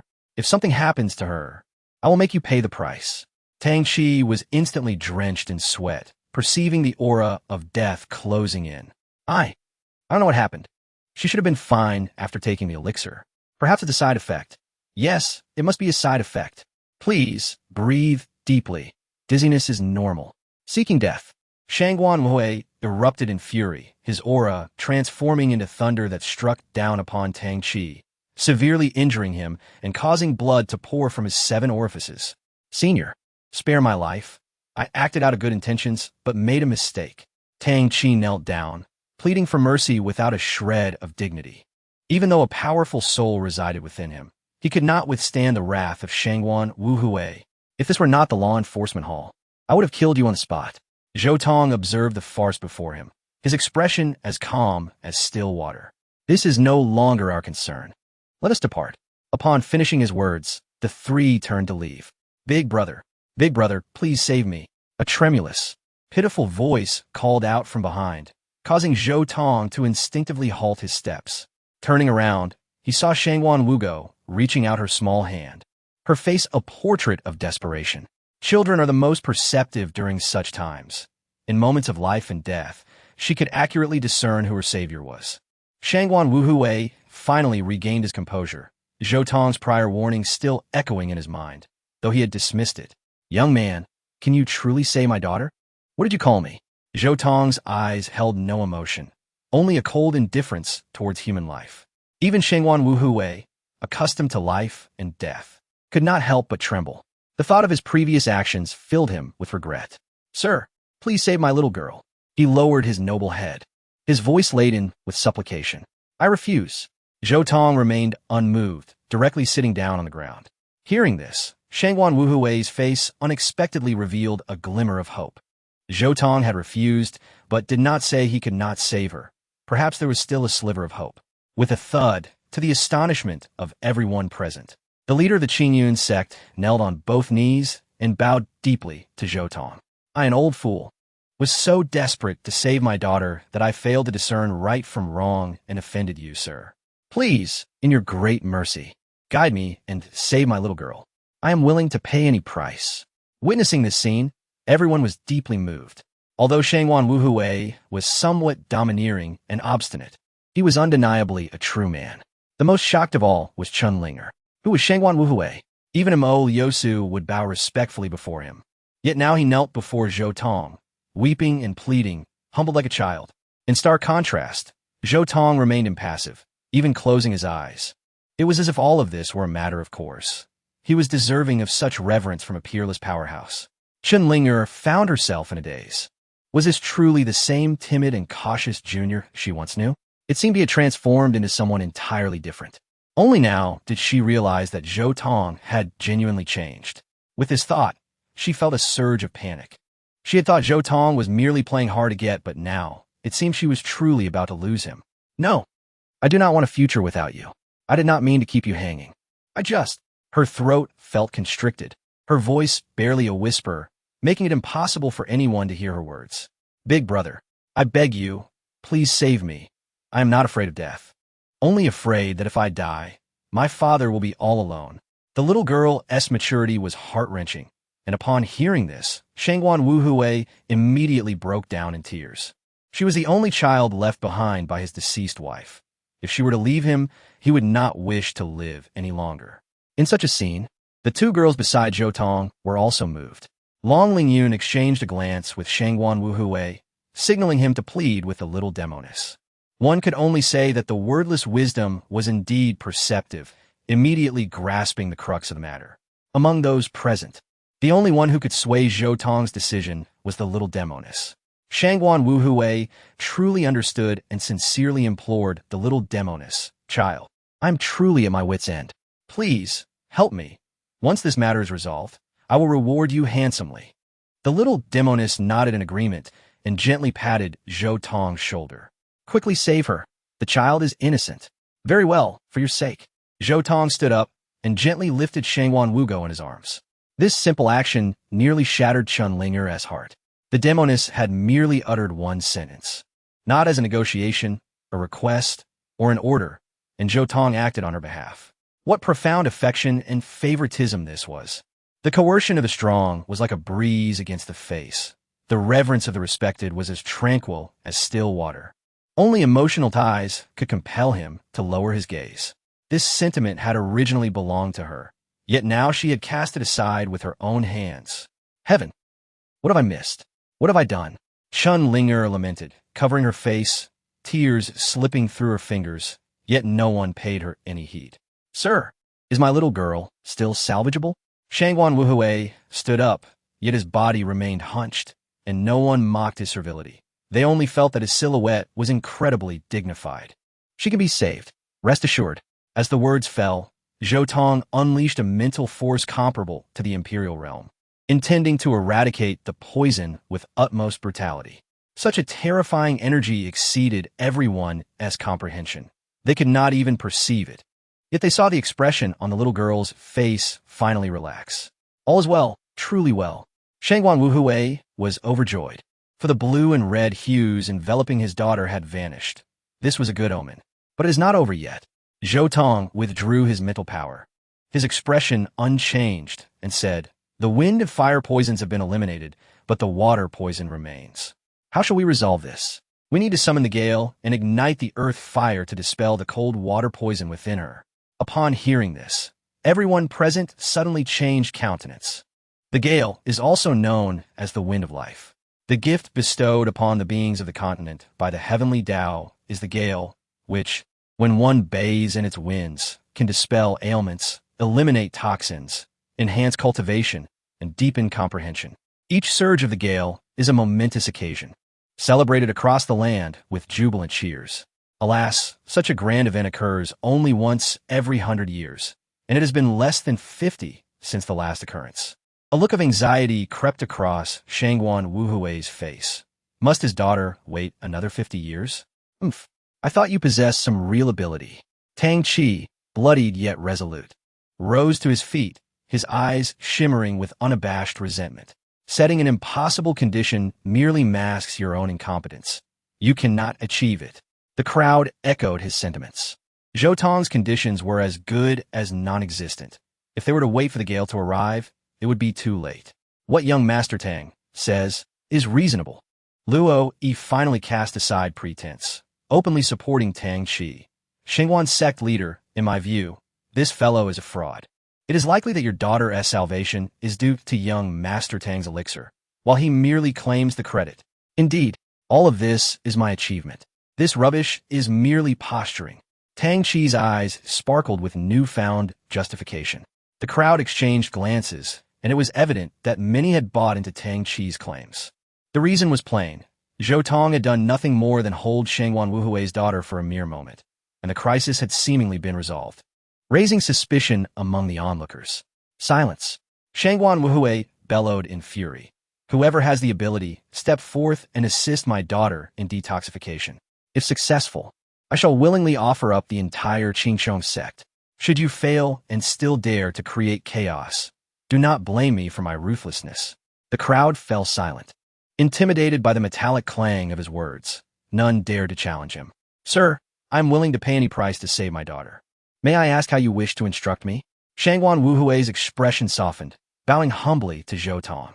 Construct an altar and offer a sacrifice to the winds. Zhou Tong stated succinctly, causing Shangguan Wuhui to tremble. Not only he, but everyone present widened their eyes, believing Zhou Tong had lost his senses. The gale comes once every 100 years, dictated by the laws of the heavenly Tao. Not even if the heavens were to shatter or the earth to collapse would this change. Zhou Tong was but a mere mortal. How could he possibly enact the will of the heavenly Tao? Yet, disregarding the crowd's skepticism, Zhou Tong continued. Outside the law enforcement city, by the mountains and rivers, establish an altar with stones inscribed by the heavenly Tao as its foundation. The altar must be 7 tiers high, each guarded by a master of the transcendence realm, ready to heed my command. When I ascend the altar to offer the winds, no one is to approach within 10 miles. The winds shall rise today, and after 3 days shall they cease? Very well, I shall summon people at once. Shangguan Wuhui declared resolutely, transforming into a swift gust as he departed. leaving the crowd in stunned silence. Such ease in obtaining what is desired. Zhou Tong mused inwardly, for he could now openly harness the thunder to refine his body, balancing the act of saving and cultivating. You are reckless to boast of such fantastical endeavors. Do you comprehend the consequences? Chunlinger chastised Zhou Tong with urgency. Why should this concern you? Zhou Tong scoffed. Do not act foolishly. Return with me to the sect. Only our master can ensure your safety. Chunlinger seized Zhou Tong's wrist, attempting to drag him away. Release me. A sword sheath struck her wrist, causing her to recoil in pain. If trouble arises, our master will protect him. Your false concern is unwarranted. The little demoness stood defiantly before Zhou Tong, having long harbored disdain for Chunling. You are endangering him. If you have any conscience, think of him and let him come with me. Chunlinger implored, her eyes glistening with tears. Chunlinger. Zhou Tong called softly, reminiscent of his former tenderness. I am here, junior brother. She lifted her head, eyes sparkling with hope, anticipating Zhou Tong's response. You truly disgust me. The words shattered Chunlinger's expression. Why? You're never like this, you once promised. Before she could finish, Zhou Tong interrupted, listen well. I will not turn back. The years spent with you are my greatest shame. I wish for nothing more than for you all to perish at once. No, please don't, she pleaded, stripped of her former pride, struggling to comprehend why her lack of reciprocation for Zhou Tong's feelings had led to this. Was it not merely her master's strictness? Were her fellow disciples not simply mischievous? How had it come to this? Zhou Tong had tolerated their actions for so long. Why could he not take a step back? Senior sister, there is no need to plead for him. Witness what fate befalls him after failure. Danqi, Enzai, seized Chunlinger, attempting to drag her away. This infuriating woman still dared to hope for a rekindling of old feelings. He seethed inwardly. Yet, Chunlinger stood her ground. Fear etched upon her face. You are right. We must protect him. Quickly send a message to our master. Let her prepare to intervene, or I shall deliver it myself. As she spoke, she dashed away, shattering the communication jade pendant. Bitch! Tang Chi glared at her retreating figure, his eyes gradually turning blood red.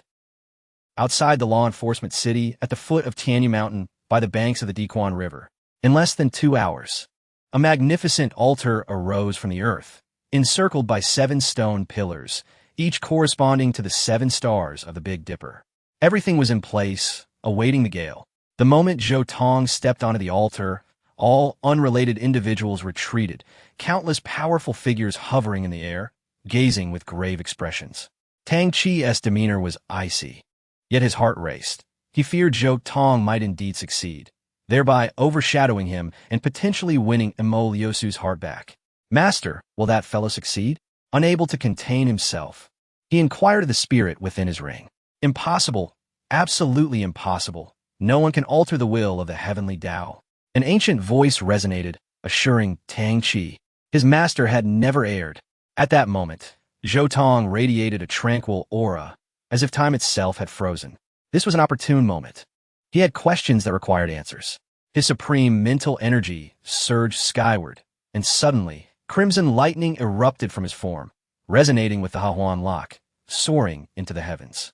Boom! A vast ripple expanded outward, felt by all, regardless of the distance, imbued with boundless authority. Is that the 5th level of the Hahuan heavenly art? Song Kong divine speech? This little scoundrel has reached such a realm. The little demoness exclaimed in astonishment. Zhou Tong gazed skyward, his will communicating through his mental energy to the upper realms. No one could hear his words. Heavenly Tao, old man, come forth. Zhou Tong unleashed his formidable presence. The Hahuan heavenly art reaching its zenith, piercing through a barrier. In an instant, the heavens darkened, thunder roared, and a heavy sense of oppression cascaded down like a mountain, leaving the onlookers on the altar aghast. Steady yourselves. You shall be unharmed. I shall bear all consequences, the youth declared with a resolute expression, instilling confidence in those around him. In his previous life, at the moment of death, he had devised a formation capable of communicating with the laws of the great Tao, which he could now employ. Boom! The tempestuous thunderstorm unleashed a formidable tribulation, intent on annihilating all beneath it. Zhou Tong, defying the heavens, braced himself for the impending punishment. Come forth. Let us see what you are capable of. I shall subdue you all." The altar radiated a brilliant luminescence, enveloping him in a protective embrace. With a fierce leap, Zhou Tong plunged into the sea of thunder amidst gasps of astonishment. Anger surged within him, for in his past life, he had been targeted and oppressed by the Tao of Heaven, ultimately meeting a tragic demise. Now, he sought to shatter his limits and uncover the truth of his fate's cruel trials. With a resolute thought, he surged forward, his flesh and blood colliding with the celestial tribulation, shattering lightning bolt after lightning bolt. He roared, blood streaming, yet exuding an indomitable spirit. His body cracked and healed repeatedly, growing increasingly resilient, until he suddenly transcended a critical threshold. Boom! In an instant, Zhou Tong shone with radiant light, his form crystalline as jade, invulnerable. His flesh transcended, breaking through its limitations. Subsequently, an overwhelming force of spiritual energy surged forth, swirling around him, now entirely under his command. At that moment, the thunder paused, and a streak of light charged toward him, striking his body. Zhou Tong felt momentarily immobilized, as a path of light materialized beneath him, stretching into the distance. He beheld scenes from his past life, witnessing the aftermath of his death, where Tang Qi, having ascended to power, conspired with extraterritorial demons to bloodily sacrifice the entire continent in pursuit of immortality. To oppose him, countless prodigies spilled their blood, innumerable heroes turned to bones, resolutely resisting until their last breath. Blood flowed like a river, and the heroic souls filled the heavens and earth. One group fell, only for another to rise, unyielding in their efforts to thwart his ambitions. This was a blood-stained tapestry, endless and filled with sorrow. At the end of the tableau, Zhou Tong saw people kneeling before his statue, their devout calls pleading for his soul's return. "I understand now. I comprehend it all." Tears streamed down Zhou Tong's face. For his rebirth was a consequence of these people's faith, transcending time and space to protect his soul. A flash of light transformed the scene, revealing an innumerable throng before him. Pain pierced his heart as he recognized these were the formidable souls who perished at Tang Qi's hands, cut down in their prime. "I am so sorry. I could have prevented this, yet I chose to fall into despair, allowing you to suffer misfortune." As the words escaped his lips, a warmth enveloped him. Those souls radiated light, gazing upon him with tender eyes, offering him boundless strength without uttering a word. "I vow to atone for my transgressions, to grant your soul's peace. I shall make Tang Qi pay with his life." Boom! No longer hesitating, Zhou Tong's fist pierced through the radiant light, reaching for the mark above him. This was the law of the heavenly heart, governing the flow of all things. Elusive to ordinary mortals, yet Zhou Tong was endowed with myriad blessings, unrestrained. Cursed fate, grant me wind. In the skies above the enforcement city, countless gazes were fixed on Zhou Tong's direction, the air thick with the sound of swallowed breaths.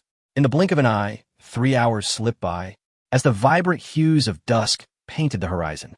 "I knew it. He was merely putting on a show. All of us were being toyed with." Tang Qi sighed in relief, a smug expression adorning his face. The crowd erupted into a cacophony, many revealing dissatisfaction. Among them were notable figures, their fury palpable at being so manipulated by Zhou Tong. "What shall we do? Please, no mishaps." Chen Ling'er's palms were soaked with cold sweat as she silently prayed. Long Ling Yun and the little demon girl were equally anxious, instinctively drawing closer to Shangwan Wugo. Should Zhou Tong fail, and Shangwan Wuhui turn against them, they would not hesitate to seize Shangwan Wugo, compelling her to calm down. In the distance, a figure clad in white drifted with the wind, resembling a celestial being, standing apart from the world. "Rebellious disciple, you played with fire and now face the backlash. Soon you shall realize that in this realm, only by my side can you find safety." Mo Yosu's lips curled into a smile, her usually tranquil eyes glimmering with genuine delight. At that moment, the heavens and earth shifted. Whoosh, whoosh, a fierce gale descended, akin to a primordial beast, emitting a heart-stopping roar. In an instant, the tempest swept across the ground, shattering stones and uprooting trees, as the air filled with a cacophony reminiscent of tearing fabric. Yet those above stood in a stupor, while those below, undeterred, sprang to their feet, racing out in frenzy. Wind! Wind! The wind! The tempest! People raised their arms in wild cheers, running with abandon, laughter mingling with cries as joyous as children. Upon witnessing the wind tinged with a hint of emerald, their expressions twisted in ecstatic roars. The wind had risen. Indeed, the wind of life. Ha ha! Shangguan Wuhui was overjoyed, the usually composed sect leader now akin to a trembling, sickly cat on the verge of fainting. My daughter is saved, he shouted, scooping up Shangguan Wugo and charging toward that direction, followed closely by the little demon girl and Long Lingyan. As they approached, Shangguan Wugo reacted, her form lifting into the air, soaring toward Zhou Tong. An endless stream of fierce wind surged in her body. Moments later, a ball of deep blue light was expelled, the very essence of poison from the waters. Boom! The earth split apart, fire gushing forth, scorching the water poison in an attempt to incinerate and evaporate it. Yet, the water poison was relentless, instantly transforming into a vast ocean, overpowering the flames and seeking to return to Shangguan Wugo's body. This is bad. Shangguan Wuhui's expression changed drastically as he prepared to intervene. Just then, a profound pressure descended from above, causing him to pale. Zhou Tong, entwined in the tempest, appeared as a deity of wind, commanding all within his grasp. With a wave of his hand, the emerald winds coalesced into a spear. I shall ignite the sea. The spear descended, merging with the flames, amplifying their strength 100-fold. Whoosh! In a spectacle of brilliance, the inferno engulfed the heavens, incinerating the toxic sea, purifying all impurities.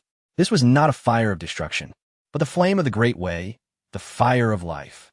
All who basked in the fiery embrace were cleansed. The little demon girl, Long Lingyun, Shangguan Wuhui, Shangguan Wugo, and the disciples of the Upper Clear sect gathered at the altar all reaped tremendous benefits, their cultivation soaring. One person attains the Tao, and all around flourish. Chapter 29, Enlightening All Beings. Each individual present experienced an astonishing surge in their cultivation. Shangguan Wuhui radiated vitality, appearing significantly rejuvenated, as if he had returned to his youth. Conversely, Shangguan Wugo shed her pallor, her cheeks flushed with a rosy hue, manifesting a blissful expression. Remarkably, from her previously untrained physique, waves of spiritual energy began to ripple. And in the blink of an eye, she completed her foundation establishment, entering the postnatal realm.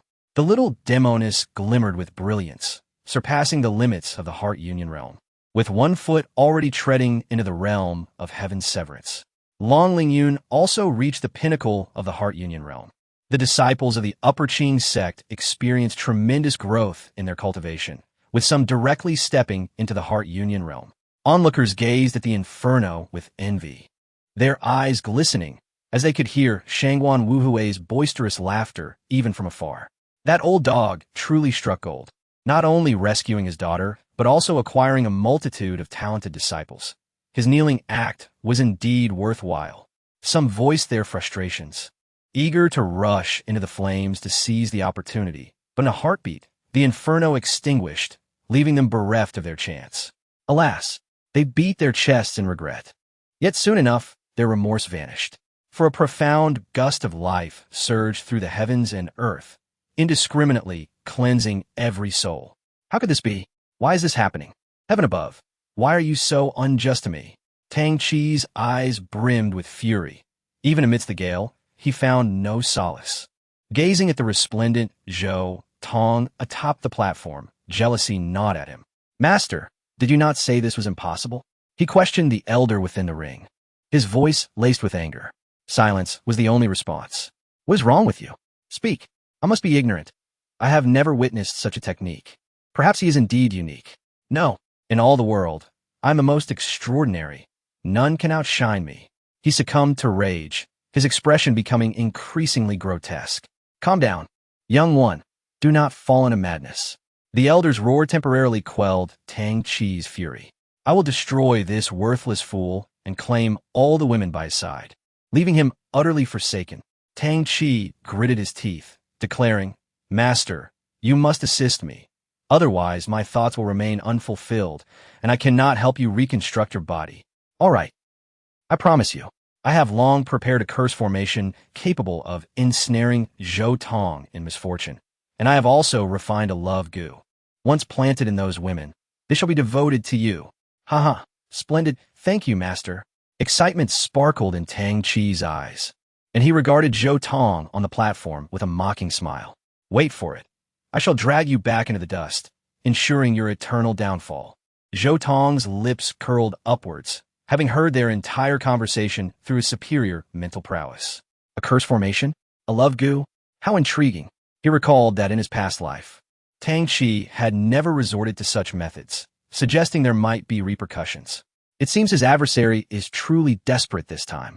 With that thought, he found himself somewhat anticipatory. If Tang Chi dared to act, he would make him understand the true meaning of cruelty. A mighty wind.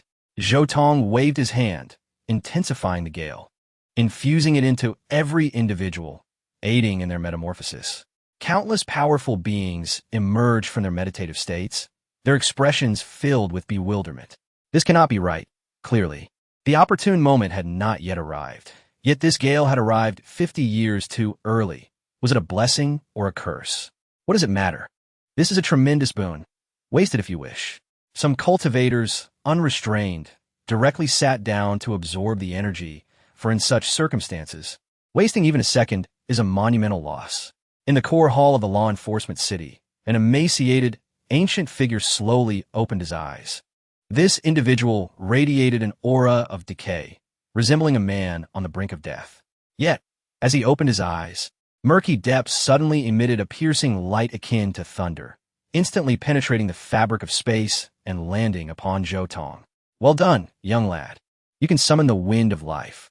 It seems my fate is not yet sealed, and I can still fight for a while longer. The elder spread his arms wide and exhaled forcefully, instantly drawing the gale within a 100-mile radius into his body. This process was fleeting and unnoticed by others, yet it could not escape Zhou Tong's keen perception. His mental energy traversed the void, landing upon the elder. Goodness, I see an ancient monster, he muttered, realizing that this elder's strength surpassed even that of the peak Murong Ya. Young one, I owe you a favor. Across several dozen miles, their gazes met, and Zhou Tong observed the elder radiating vitality, giving a slight nod before withdrawing his gaze. The winds howled unceasingly, and the revelry persisted. This was a rare era of prosperity that lasted 3 full days. As dusk approached, the gale began to subside, and pure joy illuminated the faces of the people, devoid of any impurities. This blessing was a gift from young Master Zhou Tong. Someone in the crowd shouted, immediately garnering widespread agreement. The crowd looked up, their faces filled with gratitude as they beheld Zhou Tong, who wore a solemn expression, unable to articulate his thanks. You all, Zhou Tong began, his voice resonating like the voice of heaven, shaking their very spirits. Have you forgotten the indomitable will of our ancestors who battled against heaven and earth? We have not forgotten. The crowd exclaimed in unison, their eyes brimming with reverence. In their sight, Zhou Tong seemed to lose his form, merging with an exalted will, imparting gentle admonitions to them. Have you forgotten the spirit of our ancestors who forged ahead relentlessly? We dare not forget. Have you forgotten the courage of our ancestors who fought valiantly, unafraid of death? We shall never forget. We shall strive forward, unwavering and unrepentant. The crowd spoke in unison, their fervent will echoing to the heavens. Future generations, can you hear me? Zhou Tong spoke softly, yet there was no reply. He gazed down at the crowd once more, his voice softening, his features sharpening into clarity. In that case, for the next century, we shall thrive. The crowd erupted in joy, their cheers reverberating through the cosmos. His junior brother has changed. He is truly transformed. Why did I not notice this sooner? Chun Linger's eyes brimmed with tears, her voice choked with emotion, feeling as though she had lost something profoundly significant. Wretched creature, how dare you weep? Tang Chi's fury ignited upon witnessing this scene, followed by a sinister smile. Master, I wish to use the love goo on her, to make her my slave. Do not act impulsively. The love goo has side effects, the elder cautioned earnestly. No, I shall use it regardless. At that moment, Mo Liusu hovered in the air, her expression impassive, leaving no one aware of her thoughts. After standing there for 3 days and nights, she finally moved. In a flash of white light, she appeared beside Zhou Tong. You are now permitted to return to the sect, and I can accept you as my personal disciple, granting you the same privileges as Tang Qi. As these words fell, the scene was enveloped in an eerie silence. Chapter 30. Mo Liusu's obsessive admirer, Zhou Tong, cast a peculiar glance at the woman before him. In the past, he would have likely regarded Mo Liusu with disdain, mercilessly mocking her. However, after experiencing the silence of the heavenly path, he found himself somewhat fatigued. I refuse. Mo Liusu's face immediately flushed with anger. Yet, in Zhou Tong's eyes, this only added to her intrigue. This woman was so unattainable, so difficult to approach. The public regarded her as noble as a snow lotus, aloof from the mundane world, resembling a celestial being. However, Zhou Tong was aware that this goddess had quite the temper. Was she perhaps undergoing a midlife crisis? I have offered you a way out. You would do well to take it. Mo Liusu's voice turned icy, her powerful aura leaking through. Zhou Tong merely responded with a scoff, retrieving a contract from his pocket. Do you dare to tear this before my eyes? The onlookers squinted, realizing what it was. It was a severance agreement, in duplicate, each party holding one, signifying the complete severance of ties and a promise of never reconciling. Should anyone violate the contract, they would face terrifying repercussions. Heavens, young Master Zhou was forced to sign such a document. The people of the Yuling sect were truly ruthless. Did you not know? That day caused quite the uproar. The entire world witnessed it. Was the Yuling sect now regretting their actions? Seeing Zhou Tong's worth, they were now eager to reclaim him. How laughable! After enduring the trial of the gale, the crowd held Zhou Tong in high regard, unable to resist speaking in his defense. Mo Liusu hesitated. For any cultivator, the punishment of the heavenly path was a nightmarish ordeal. All you need to do is endure a little hardship, and you could return to my side. Are you truly unwilling? She spoke, hoping to compel Zhou Tong to willingly breach the contract and suffer the consequences. This statement shattered the crowd's perceptions, eliciting disdainful murmurs. Was this woman truly so confident? While ordinary individuals might flock to her, Zhou Tong was certainly not one of them. A person with such abilities would be revered wherever they went, not necessarily seeking the favor of the Yuling sect. Let us cease this entanglement, Zhou Tong declared, putting away the contract and preparing to leave. Mo Liusu instinctively moved, placing a hand on his shoulder. There must be limits to your nonsense. Should I truly become angry, can you bear the consequences? Zhou Tong chuckled coldly, his gaze filled with amusement as he regarded her beautiful face. Mo Liusu, are you clinging to me so desperately because you regret your decision? Or perhaps you've developed feelings for me? At this, Mo Liusu's pupils constricted, and Zhou Tong could distinctly sense a surge of flustered indignation within her. Nonsense! Do you think you are worthy of my lingering thoughts? Mo Liusu aura érupté. Having resolved to forcibly take Zhou Tong back today, vowing to educate him properly, convinced he would eventually change his mind. However, she miscalculated. Here, she lacked the authority to act as she pleased. Revered Master Mo, this young man has rendered me a great favor. If you dare to coerce him, I shall be the first to object. Shangguan Wuhui stepped forward, interposing himself between them. Senior, Mo Liusu's expression shifted. She could not provoke this individual and was compelled to bow respectfully. This rebellious disciple is merely throwing a tantrum.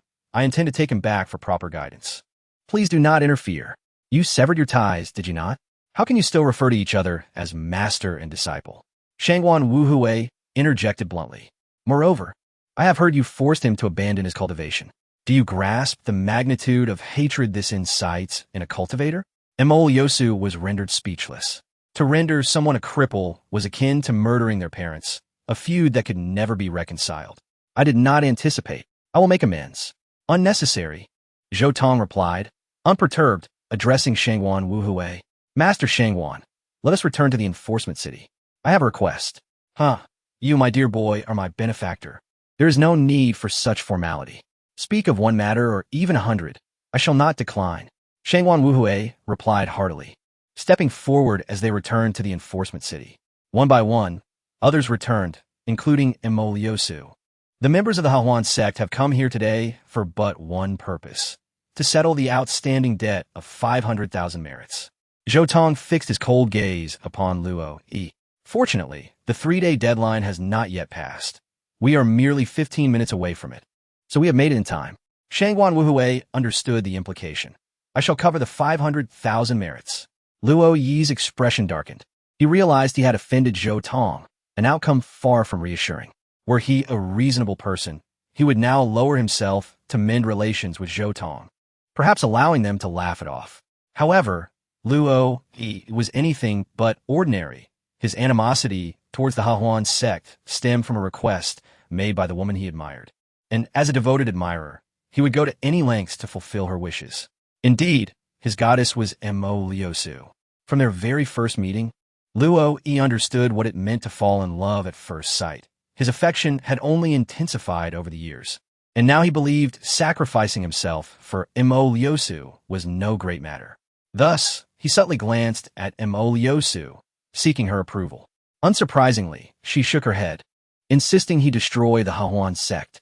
In an instant, Luo Yi became like a loyal dog receiving a command from its master, his expression resolutely determined.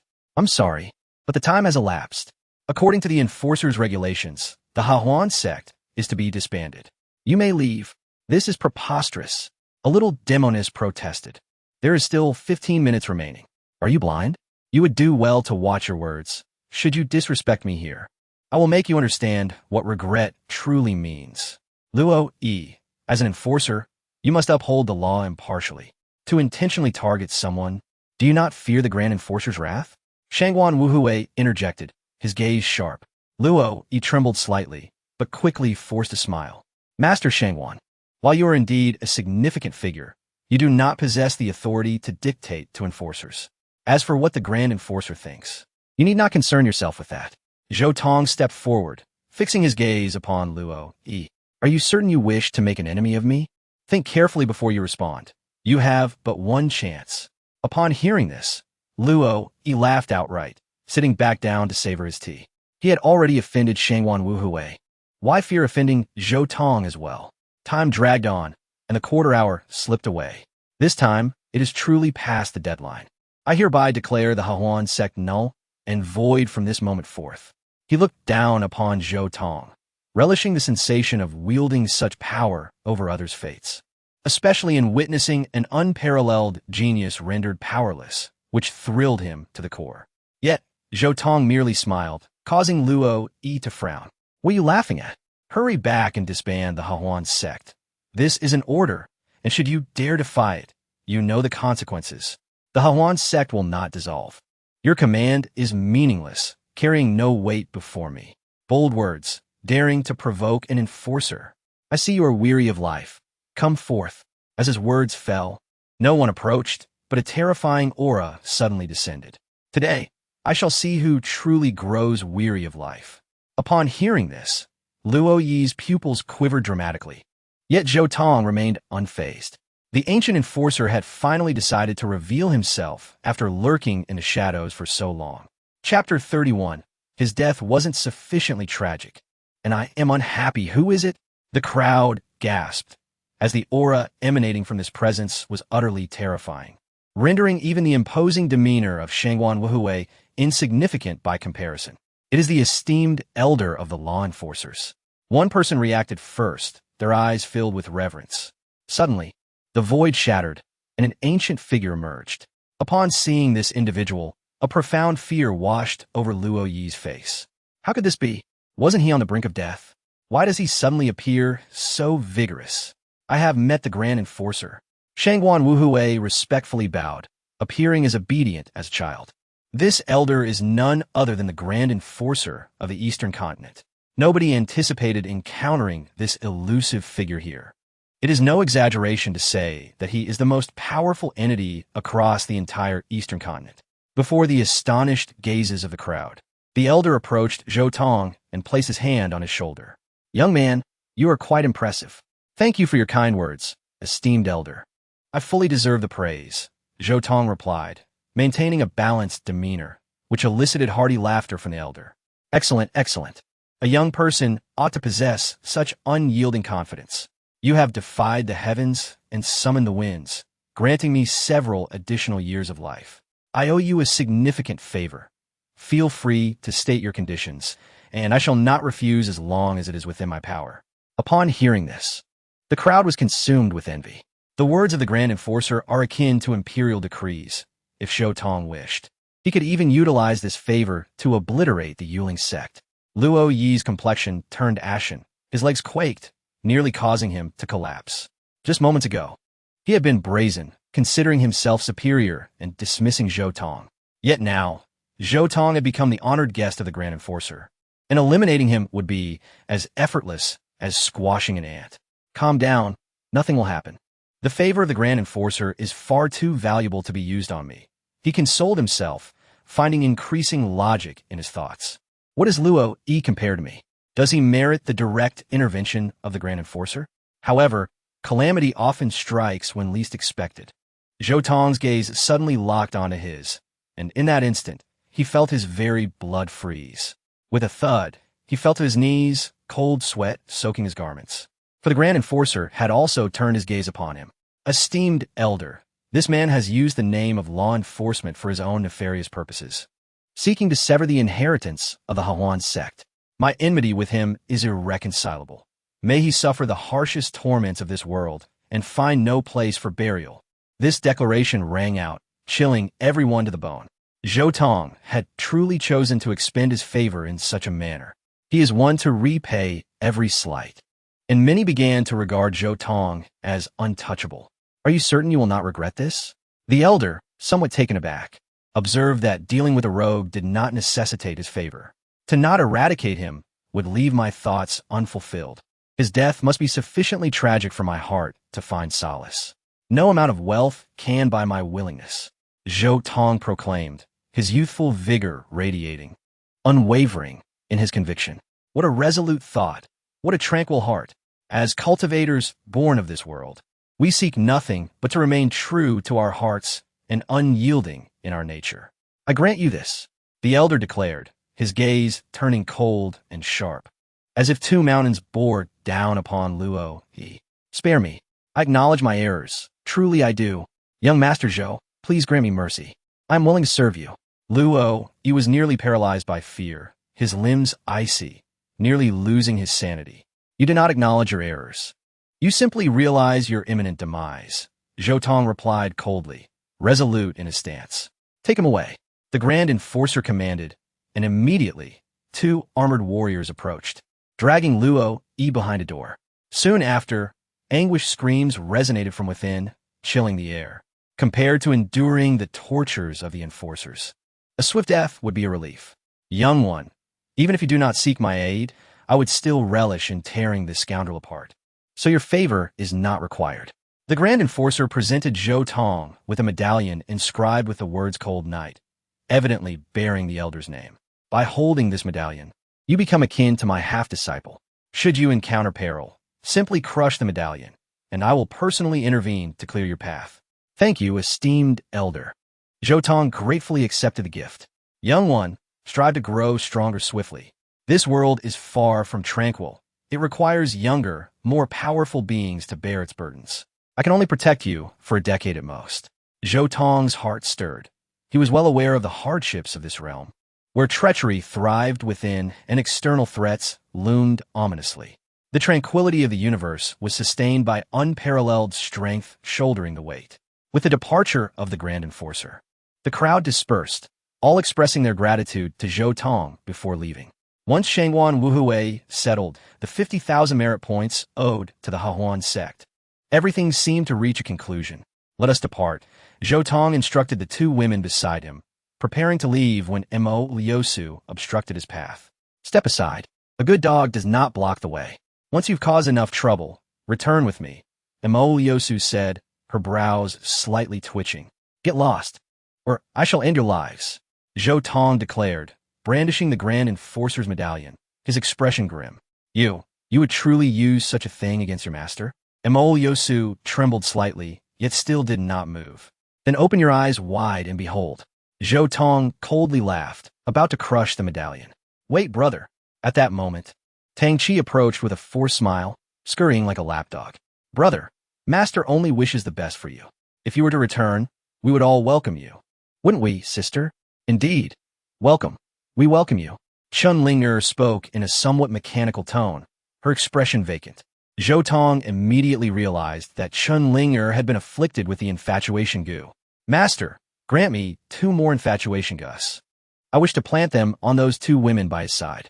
Tang Qi, while observing Zhou Tong's expression, communicated with the spirit within his ring. The infatuation goo should not be misused. The spirit warned gravely. It is a double-edged sword. The enchanter will also be bound and will develop feelings for the enchanted, albeit only a fraction. A slight misstep could lead to backlash. I do not care. Hurry up and give it to me, or I shall deny you the chance to rebuild your physical form. Tang Qi threatened with a fierce countenance. Very well, but you must maintain control over your mind. Do not falter in the process. I shall prepare it now. Zhou Tong listened intently to their conversation, a subtle smile gracing his lips as he delivered a swift slap to Tang Qi's face. Why? Why did you hit me? Tang Qi seethed, for no one had dared to strike him so brazenly. I do as I please. If you disagree, then leave. It is only right for a brother to discipline his junior, and I naturally must accept it. He forced a smile, yet internally seethed with rage, vowing not to relent until he had prepared the infatuation goo. A promising disciple, Zhou Tong nodded in satisfaction, delivering another slap. Success! The elder's voice echoed, sending Tang Qi into a frenzy of joy. Quickly, give it to me, he urged impatiently, feeding his blood to the goo before casting it toward the enchanting young woman and Long Lingyun. Chapter 32. The command of the chief enforcer. The command plate shattered. Caution was warranted. Zhou Tong emanated his mental energy, alerting the 2 girls beside him. Detected.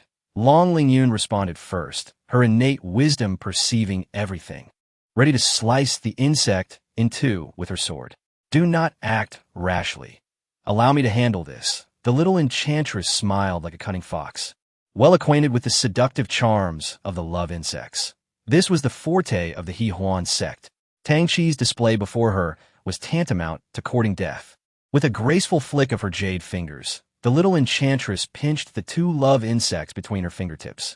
Simultaneously, Zhou Tong projected his mental energy as a cover, leading the adversary to believe their success was assured. Their cooperation was seamless. Tang Qi's face broke into an exuberant smile, brazen and unrestrained. He gazed greedily at the 2 exquisite women, envisioning them as his possessions. What are you staring at? Close your filthy eyes. Zhou Tong scoffed, his fingers darting like 2 dragons playing with pearls, aiming directly at Tang Qi's eyes. My eyes, my eyes. I will ruin you, you worthless scum. Still daring to shout?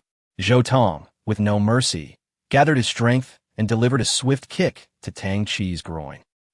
Tang Qi was sent flying, his body curling into a shrimp-like position as he crashed heavily to the ground.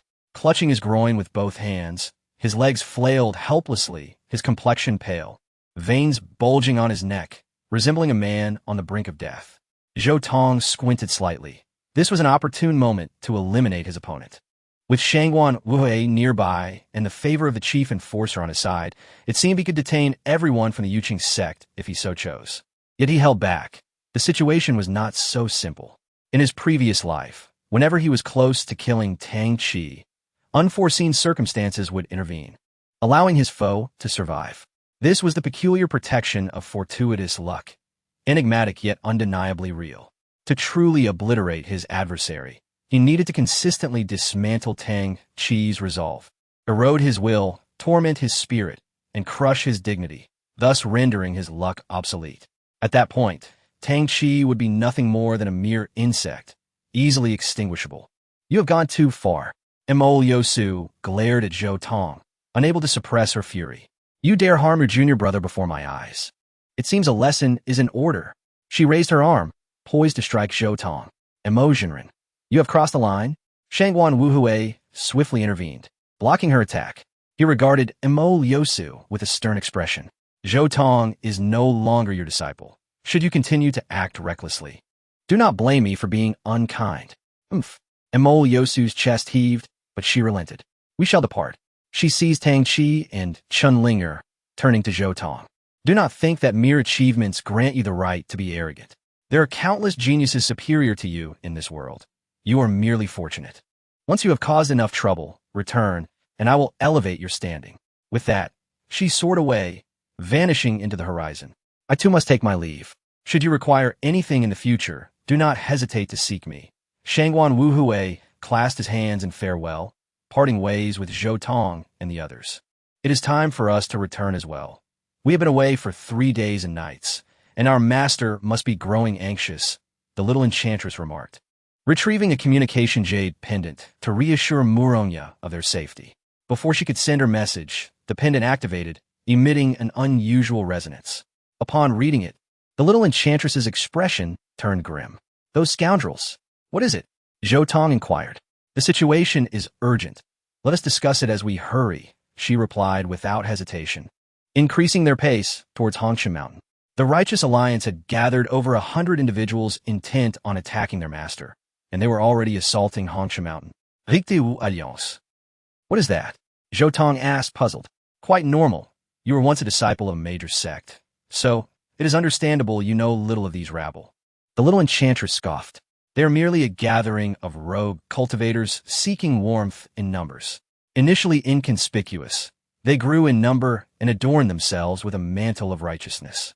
Once they donned the name of justice, they began forcefully incorporating other rogue cultivators, attacking anyone who dared to resist. They are indeed a pitiful lot. But why would they target the Hehuan sect? Do they not fear our master?" Zhou Tong questioned, perplexed, for Muronya's infamy was well known, and ordinary individuals would not dare approach her. He did not believe these petty individuals would genuinely seek to punish evil and uphold justice against a true demon. But they likely had the audacity to exploit the guise of vanquishing demons for profit. Our master has eradicated over a dozen sects. There are bound to be a few who escaped and joined the Righteous Alliance, seeking vengeance, the little enchantress elucidated. "Ah, that makes sense now." Zhou Tong grasped the situation and quickened his pace. Though he understood their motives, he was curious about the Righteous Alliance's confidence. If Muronya had the power to annihilate them once, surely she could do so again. Upon Hongsha Mountain, outside the Hehuan sect, the surroundings were drenched in crimson. Muronya stood alone in the air, a formidable presence preventing the Righteous Alliance from advancing.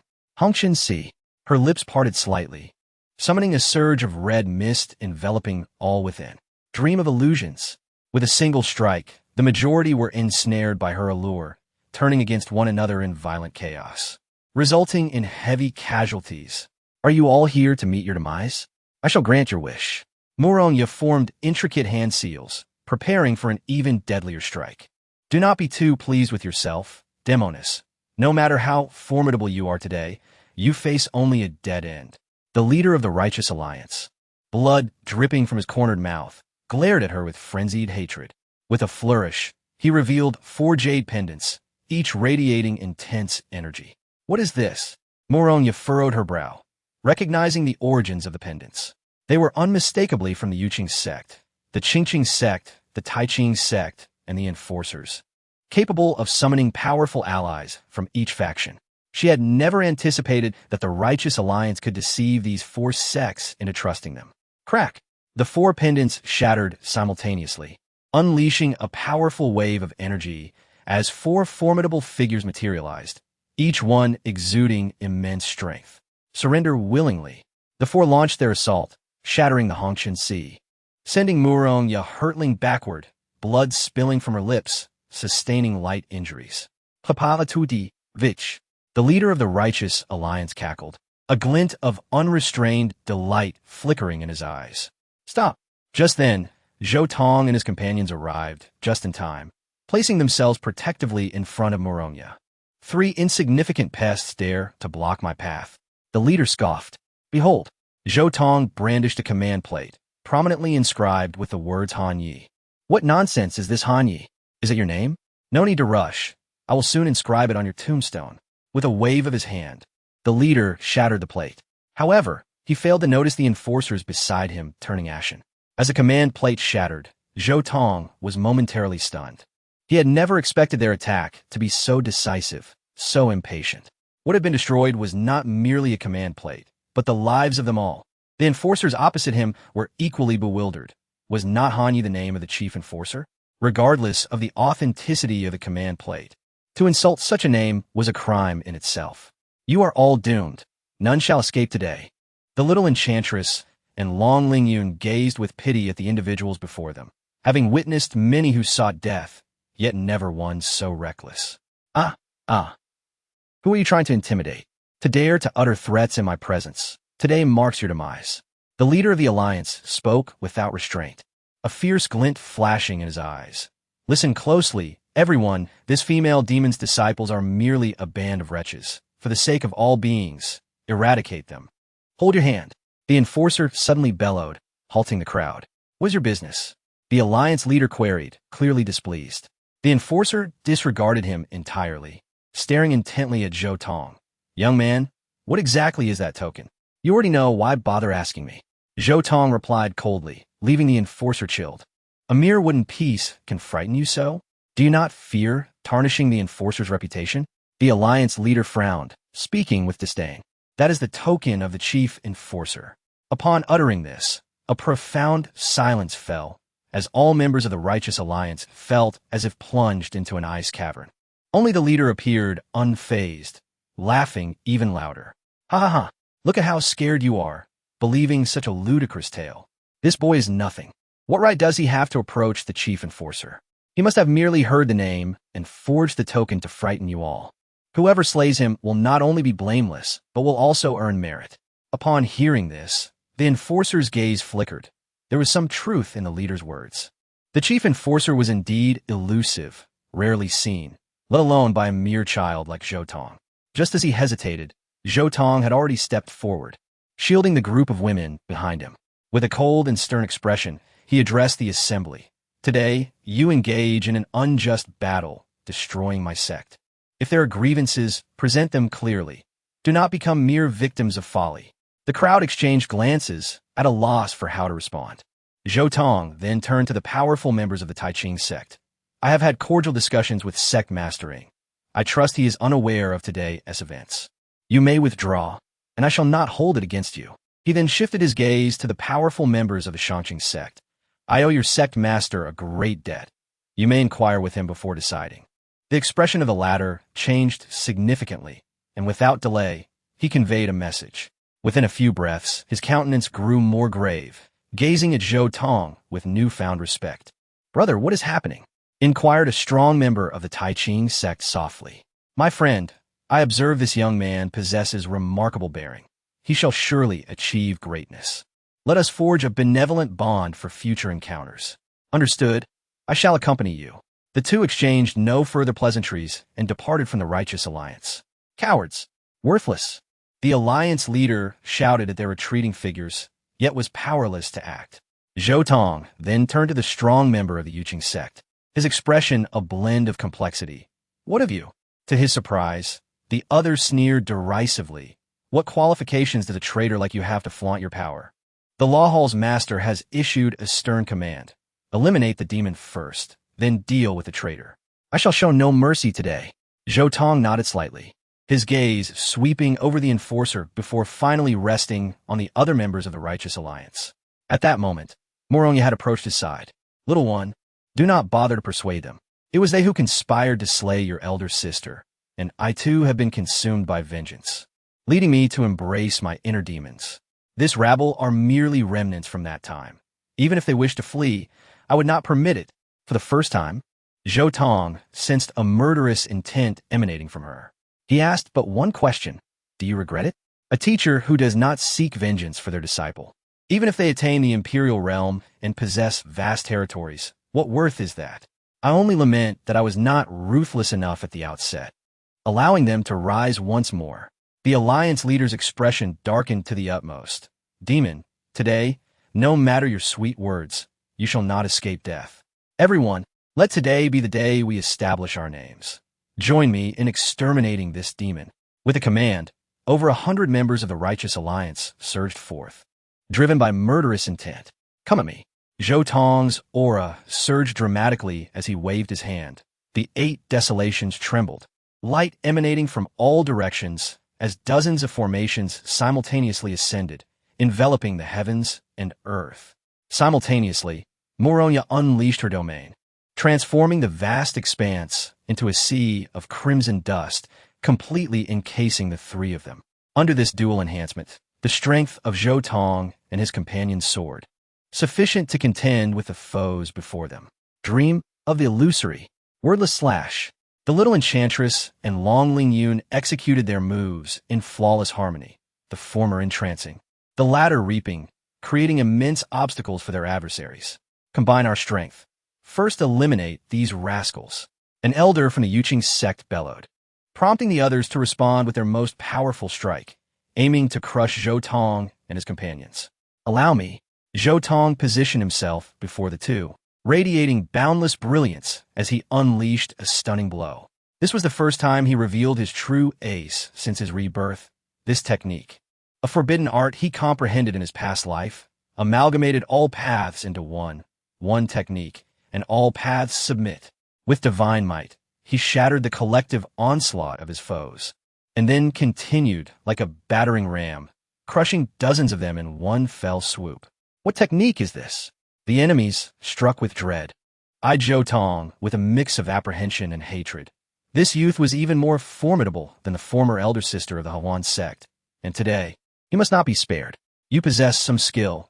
It seems to eradicate you will require my utmost effort, the alliance leader growled, producing 6 jade tokens which he shattered simultaneously. In that instant, 6 formidable auras descended, bringing over 100 individuals directly into the fray.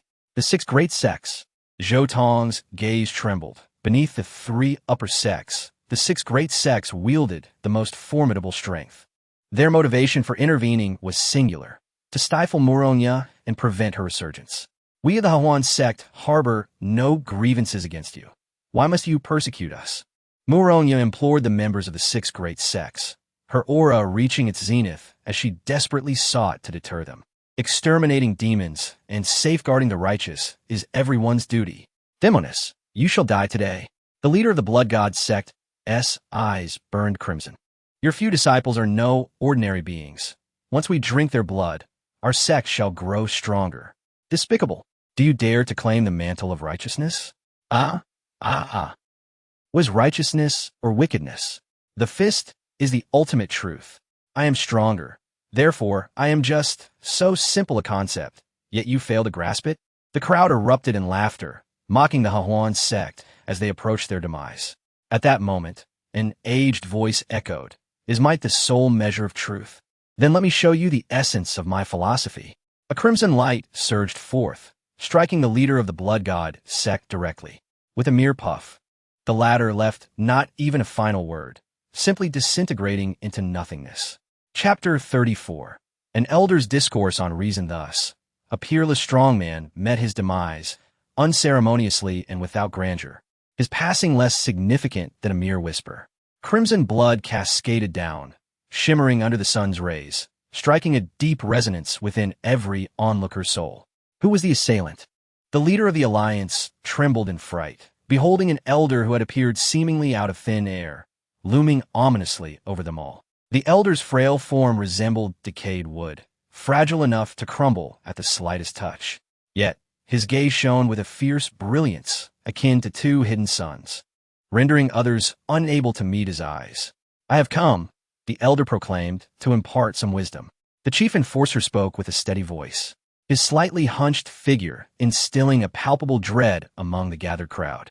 "Elder, we are purging evil and defending justice. Please do not bolster the forces of darkness. The common folk will remember your benevolence," implored the alliance leader through gritted teeth. "And if I refuse?" the elder countered. "Then you shall stand against righteousness. All the major sects, not to mention the enforcers, will not spare you. No matter how formidable your power, a grim fate awaits." Before he could finish, a resounding slap echoed as a powerful enforcer struck him. "What are you doing?" he bellowed in fury, only to witness the enforcer kneel before the elder. "My lord, it is my fault for failing to recognize your messenger. Sever your own arm and begone." "Thank you for your mercy." Without hesitation, the man sliced off his left arm and swiftly fled. Observing this scene, the righteous alliance members turned pale, a wave of dizziness crashing over them. "Flee!" someone shouted, and chaos ensued as they scattered, realizing they had encountered an insurmountable force. Little did they expect that the token they had dismissed as mere trinket was, in fact, a genuine artifact. Resentment toward their leader surged within them. This old fool had summoned an unparalleled scourge. With such circumstances, seeking vengeance or harboring grievances seemed futile. Surviving this encounter was already a blessing. Where do you think you're going? Were you not here to reason? I shall accompany you until the end. It is time for me to stretch my limbs. The chief enforcer stepped forward, warping the very fabric of reality and obstructing their escape. With a mere snap of his fingers, another leader of the 6 major sects was reduced to ashes, leaving no trace of their essence behind. A cacophony of terrified screams erupted from the remaining leaders, who had previously basked in reverence and authority, now reduced to mere insects before the overwhelming might. The elder, though aged and reeking of decay, effortlessly locked onto each of them, passing judgment one by one. The alliance leader's eyes widened, drenched in sweat, paralyzed by fear so intense that he forgot to flee. While the chief enforcer targeted only the heads of the sects, Murong struck indiscriminately, determined to bring down all who stood in her way. Fueled by past grievances and her apprentice's vendetta, she showed no mercy, focusing particularly on capturing the alliance leader alive. Please, my lord, we acknowledge our wrongs. We were misled by treacherous men, one sect leader begged, devoid of courage to retaliate. Had it not been for my intervention, your sect would have faced utter destruction today. Can mere words absolve you of your sins? The chief enforcer's demeanor was cold and unyielding as he waved his hand, extinguishing another leader's life. In just 3 strikes, he had already claimed half of the 6 sect leaders, yet his thirst for retribution remained unquenched. My lord, you have taken enough lives. We have suffered tremendous losses. Please, show mercy and let this end. How could one tire of exterminating pests? I yearn to eradicate every last one of you. The elder's aura surged, overwhelming a leader, crushing him into oblivion. But the carnage did not cease. He reached into the spatial rift, seizing another escapee, shattering both the individual and the void, leaving only fragments of shattered bones in their wake. With 5 now gone, only 1 leader and an elder from the Yuling sect remained. The chief enforcer pressed forward, utterly suppressing their powers, forcing them to kneel as if they were mere mortals. They could only bow their heads in desperate pleas. You are a transcendent being. We are but insects who have paid enough for our transgressions. Spare us. The elder from Yuling's sect trembled violently, spotting Zhou Tong nearby, seizing upon a glimmer of hope. Elder, I once guided Zhou Tong. I am his elder. For that reason, I beseech you, grant me a reprieve. Upon hearing this, Zhou Tong narrowed his eyes and approached. Young one, what do you think? Inquired the chief enforcer. I recall having given you an opportunity, Zhou Tong replied, surveying the elder before him. Please, grant me another chance. After all, I am your elder. Very well. Zhou Tong nodded. As hope flickered in the elder's eyes, he swiftly severed the elder's head with a single stroke, then proceeded to eliminate the final sect leader. You shall have the opportunity for a swift end. Young one, while the bandits here have been vanquished, their leader remains at large. Will you accompany me to confront the sect that instigated this chaos? The chief enforcer declared, inciting a moment of surprise in Zhou Tong, who quickly grasped the elder's intent. He sought to lead him to the sect responsible, delivering a blood-soaked warning. From this moment forth, none would dare to covet the Harmony sect, at least, not within the eastern continent. Zhou Tong, I shall accompany you. Meanwhile, the battle below had come to an end, revealing Murong standing amidst the blood-soaked earth, her white hair billowing as bodies lay strewn around her. With a single sword, she had decimated the entire righteous alliance, leaving only the alliance leader alive, barely clinging to life. Master, please interrogate this scoundrel thoroughly. I shall return shortly. Zhou Tong bid farewell before hastening away with the chief enforcer. At the Blood God sect's council chamber, the senior elders were elated. This will surely lead to the annihilation of the Harmony sect. Our sect leader shall gain tremendous power from their blood. It is a blessing for our sect. Indeed, such a rare opportunity has arisen. The heavens favor the Blood God sect. Suddenly, a panicked disciple rushed in. Elders, calamity strikes. The Harmony sect has come to our doorstep. What? How many are there? A youth and an elder. Oof. It seems the Harmony sect truly has been decimated, left with but 2 stragglers. I shall deal with them myself. "Come forth, old fools, and meet your demise," Zhou Tong shouted, arriving at the blood god sect's entrance alongside the chief enforcer. "Who dares to provoke us? You and your entire clan shall perish." The gatekeeper disciple brandished a blood spear, aiming it at Zhou Tong. "Clearly, I have been far too lenient." Without further ado, the harmony lock plunged into the earth, unearthing a massive boulder weighing 10,000 tons, which Zhou Tong hurled with ease, shattering the blood god sect's gates amidst a cloud of dust. "You seek death." An overwhelming aura of malice descended as the blood god sect's elder revealed himself, his gaze burning red with rage. A mere ant dares to take the initiative, even shattering their facade. It is as if they have mistaken their countenance for a toilet. "You have long reveled in tyranny, and today it is your reckoning."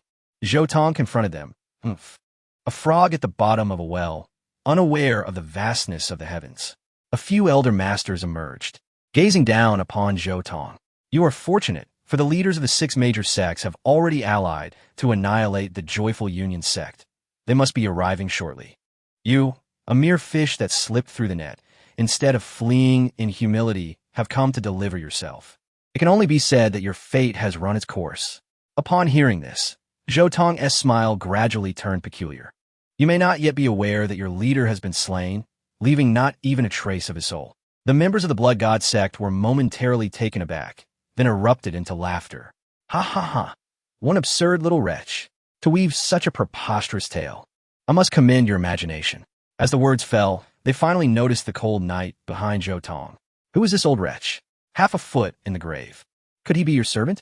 Very well, today I shall grant you both liberation." Just as he prepared to strike, a sudden rush of wind echoed from afar. A messenger sped towards them, carrying news from the distance, and cast it down. "Disaster has struck. The righteous alliance, along with the leaders of the 6 sects, have besieged Red Dust Mountain and have been completely annihilated, blood soaking the wilderness." The voice was not loud, yet traveled far, transforming into a cataclysmic thunderclap upon reaching every ear. "What? This cannot be true. What calamity has befallen us? The Joyful Union sect could not possibly possess such power." Soon after, another messenger arrived, clarifying the truth. It was the chief law enforcer who acted. He came hand in hand with a youth to settle accounts with the major sects, unleashing a massacre. The eyes of the blood god sect widened, as they turned to the cold night, fear surging within them. "May I ask, who are you?" An elder trembled to inquire. "I am the cold night, merely a dying old servant, here to reason with you." The chief law enforcer's frail body emanated a destructive aura, striking terror into the hearts of those present. "No, you cannot do this. You." He was instantly reduced to fragments, his unfinished words dissipating into nothingness. "Why can't I? Your leader has proclaimed that the fist is the true argument. I have come to reason with you. We've begged for mercy. We acknowledge our faults. We are willing to make amends." Several elder masters simultaneously knelt, devoid of any thought of resistance. The disciples of the sect stood in shock, witnessing the once haughty elders, who demanded reverence from all, now reduced to a craven group, weeping and pleading for pity. Yet they did not comprehend that this seemingly decrepit old man harbored a terrifying power capable of upending the universe. The old man slowly shook his head. "We do not seek compensation, nor do we discuss right or wrong. I merely wish to reason with you and show you the profound truths I possess. Flee." The 6 elder masters made a unanimous decision, scattering in different directions. But the outcome was already sealed. The old man's form blurred, as though he had ascended to divinity. With a mere gesture, he enveloped the heavens, leaving no escape. Boom! Boom! Boom! Boom! Boom! Boom! The 6 exploded simultaneously, their deaths utterly inevitable. What a terrifying spectacle! Save for Zhou Tong, every being that witnessed this scene knelt in submission, powerless against the terror that engulfed them. The chief law enforcer did not unleash a massacre. Zhou Tong surged into the blood god sect, confiscating every treasure within sight, unopposed. "Let us proceed to the next." The elder strode with purpose, shattering the void. The eastern continent trembled. News of the chief law enforcer's declaration to cleanse the 6 major sects spread far and wide. Among the most relieved were the leaders of the Taiqing sect and the Shangqing sect, fortunate that their dispatched experts were sufficiently astute. Otherwise, they too would have found themselves on the cleansing list. In stark contrast, the Yuqing sect was engulfed in silence, as if struck by calamity. Report. The chief law enforcer has eliminated the leaders of 3 sections, while the elder masters of the blood god sect were killed on the spot. The leaders of the other 2 sects attempted to flee, but were pursued relentlessly, ultimately crushed in a blood mist by the chief law enforcer. Further investigation and reporting. Yes. Speak. What shall we do? The deputy sect master of the Yuqing sect sat at the forefront, surveying the gathered elders. He had been in seclusion, but faced with such a crisis, he had to emerge to oversee the situation. What else can we do? We must fight. Our Yuqing sect is not on par with the 6 major sects, and we possess the Lingxi chain formation, capable of uniting all disciples and elders for a formidable strike. We need not fear that old man. An irritable elder slammed the table. Report.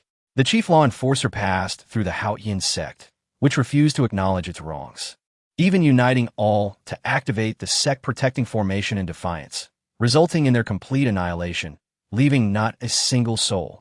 Further investigation and reporting. The deputy sect master's expression darkened. Cough, cough.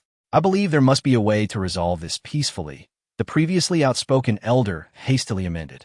Report to the deputy sect master. The other 2 sects have also received results. Another disciple stepped forward, capturing everyone's attention. Speak quickly. To the deputy sect master. The last 2 sects suffered minimal losses.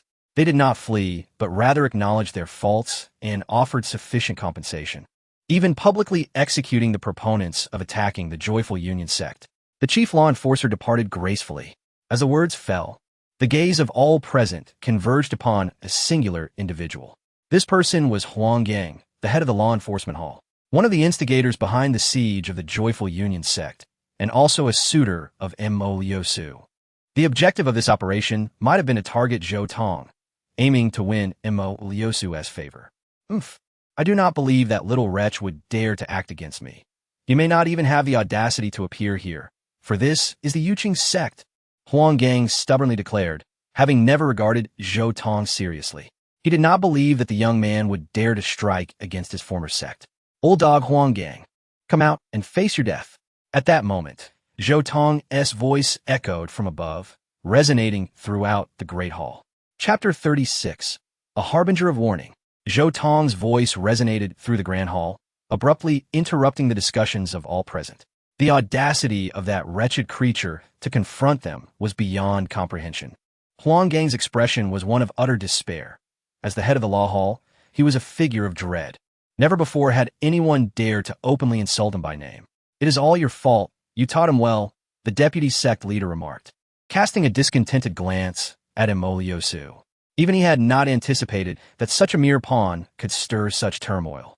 Had he foreseen this, he would have ensured the creature's burial rather than permitting its escape. Since he has come to our doorstep, let us go and confront him, the deputy sect leader declared, standing tall, his eyes reflecting a frigid demeanor. Moments later, a group of over 10 elders ascended into the air, their gazes fixed upon Zhou Tong and the chief law enforcer. Greetings, Lord Hanya. We are curious about the purpose of your visit, the deputy sect leader said respectfully, maintaining an air of dignity. Zhou Tong stepped forward, his expression as impassive as the elders. To kill. The moment those words escaped his lips, the faces of the elders transformed dramatically. They had anticipated a cordial exchange to ease tensions, yet Zhou Tong had cut straight to the heart of the matter, rendering their prepared responses useless. Impudent wretch, who do you think you are to speak here? An overwhelming aura descended upon Zhou Tong, rushing toward him with ferocity. Huang Gang emerged, his gaze condescending, radiating arrogance. At the sight of him, Zhou Tong's eyes flickered with intensity. In his earlier days at Yuqing sect, he had been looked down upon by Mo Liusu, and this old dog had repeatedly sought to torment him, subjecting him to unjust punishment. Over the years, most of Zhou Tong's wounds had been inflicted by this man. Now, both old grievances and new resentments were ripe for reckoning. You old dog, I have no enmity with your sect, yet you sent people to annihilate mine. Have you considered the consequences of your actions? Zhou Tong retorted. Huang Gong scoffed, his gaze drifting dismissively to the side. In his eyes, Zhou Tong was unworthy of his attention.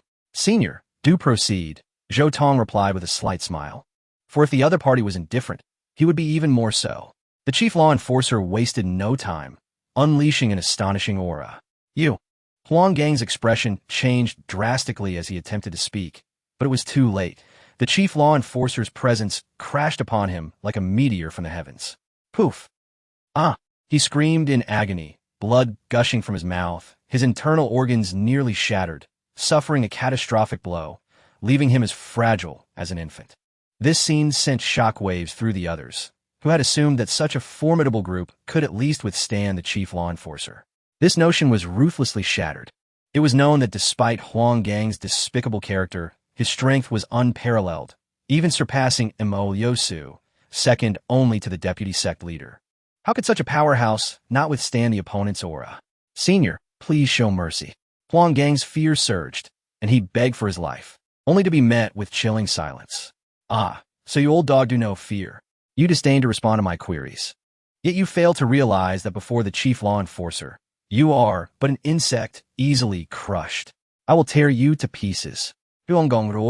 Utterly taken aback that his life was now in Zhou Tong's hands, a source of humiliation that ignited his fury. Zhou Tong, have you caused enough chaos? Urged the chief law enforcer to cease his attack. If anything happens to Hall Master Huang, can you bear the responsibility? An elder finally reacted, hesitant to intervene, but pressing Zhou Tong. I came here today specifically to kill him. As long as he lives, I shall not depart. How could you pose such a foolish question? Zhou Tong's words transformed several elders' faces into a pallor of despair. Once able to manipulate Zhou Tong at will, they now found themselves in a precarious situation. This shift evoked both anxiety and rage among them. Enough, you insolent brat. The deputy sect leader finally spoke. At your young age, you exhibit such brutality. Simply because you have garnered the favor of the chief law enforcer, you seek to plunge the world into bloodshed. Have you considered the consequences? Can the chief law enforcer protect you for eternity? I seek only justice. Is it permissible for him to annihilate my sect while I am forbidden from retaliating? What logic is that? Yet your sect remains unscathed. You should know when to stop and withdraw. Ha ha. What a grand jest. His failure to destroy us stems from his inadequacy, and I will show no mercy in killing him. Before the words faded, Huang Gang's screams echoed from afar. Despite exhausting all means, even sacrificing his life, he was powerless against the chief law enforcer, trapped in a grip akin to that of an insect. Save me, help me. His voice trembled with terror, experiencing regret for the first time. All this turmoil stemmed from his provocation of Zhou Tong. Brat, I offer you one last chance. Have the chief law enforcer spare him. An Inqing sect shall not pursue the matter further, otherwise. The deputy sect leader's voice turned icy, threatening Zhou Tong. With a clang, Zhou Tong drew his sword, pointing it at the deputy's throat. From this moment on, should I hear your voice again, I shall gift you with death. Test me if you dare. In an instant, the deputy sect leader's hair stood on end, a mix of rage and fear coursing through him. Others attempted to intervene, but Zhou Tong continued. Whoever urges me to relinquish my vengeance shall be my sworn enemy. His words silenced all. Even Emo Liusu's face turned ashen, not daring to utter another word. The chief law enforcer smiled slightly at this scene, tightening his grip. Ah! Huang Gang's final scream echoed, and he exploded into a mist of blood. The head of Inqing sect's law hall had perished without a trace. Brat, with the leader of the thieves removed, do you still see compensation? Zhou Tong remarked coldly, his gaze fixed on the grand entrance of Inqing sect. That door, however, was a remarkable treasure, a symbol of the sect's dignity. How could it be surrendered? I am not here to negotiate. I am merely informing you. The chief law enforcer, decisive as ever, raised his finger, causing the grand entrance to lift from its foundation. Today serves merely as a warning. Should you dare to provoke me again, the consequences shall not be as mild as today. Before departing, Zhou Tong left behind a final threat and strode away. As the wind swept through, the elders of Inqing sect stood frozen, unable to comprehend what had transpired. How dare this brat act so boldly? I shall make him pay dearly. The deputy sect leader's calm facade shattered, his features contorted in rage, and he spewed forth blood. Several elders rushed to support him. After a moment, the deputy sect leader regained his composure, a frenzied chill boiling in his gaze. Having lived for so long, he had never experienced such humiliation. Inching sect had witnessed their home master slain before them, yet they dared not utter a word, even losing their grand entrance. What can be tolerated cannot be borne any longer. I declare that from this day forth, Zhou Tong is the #1 enemy of Inching sect. No matter the cost, we shall obliterate him. Upon hearing this, the faces of the elders grew solemn, eventually expressing their agreement. If this grudge went unavenged, Inching sect's reputation would be forever tarnished, leaving them with no ground to stand on in the future. Mo Liosu, this incident arose from your actions, and you must bear the majority of the responsibility. The deputy sect leader stated coldly.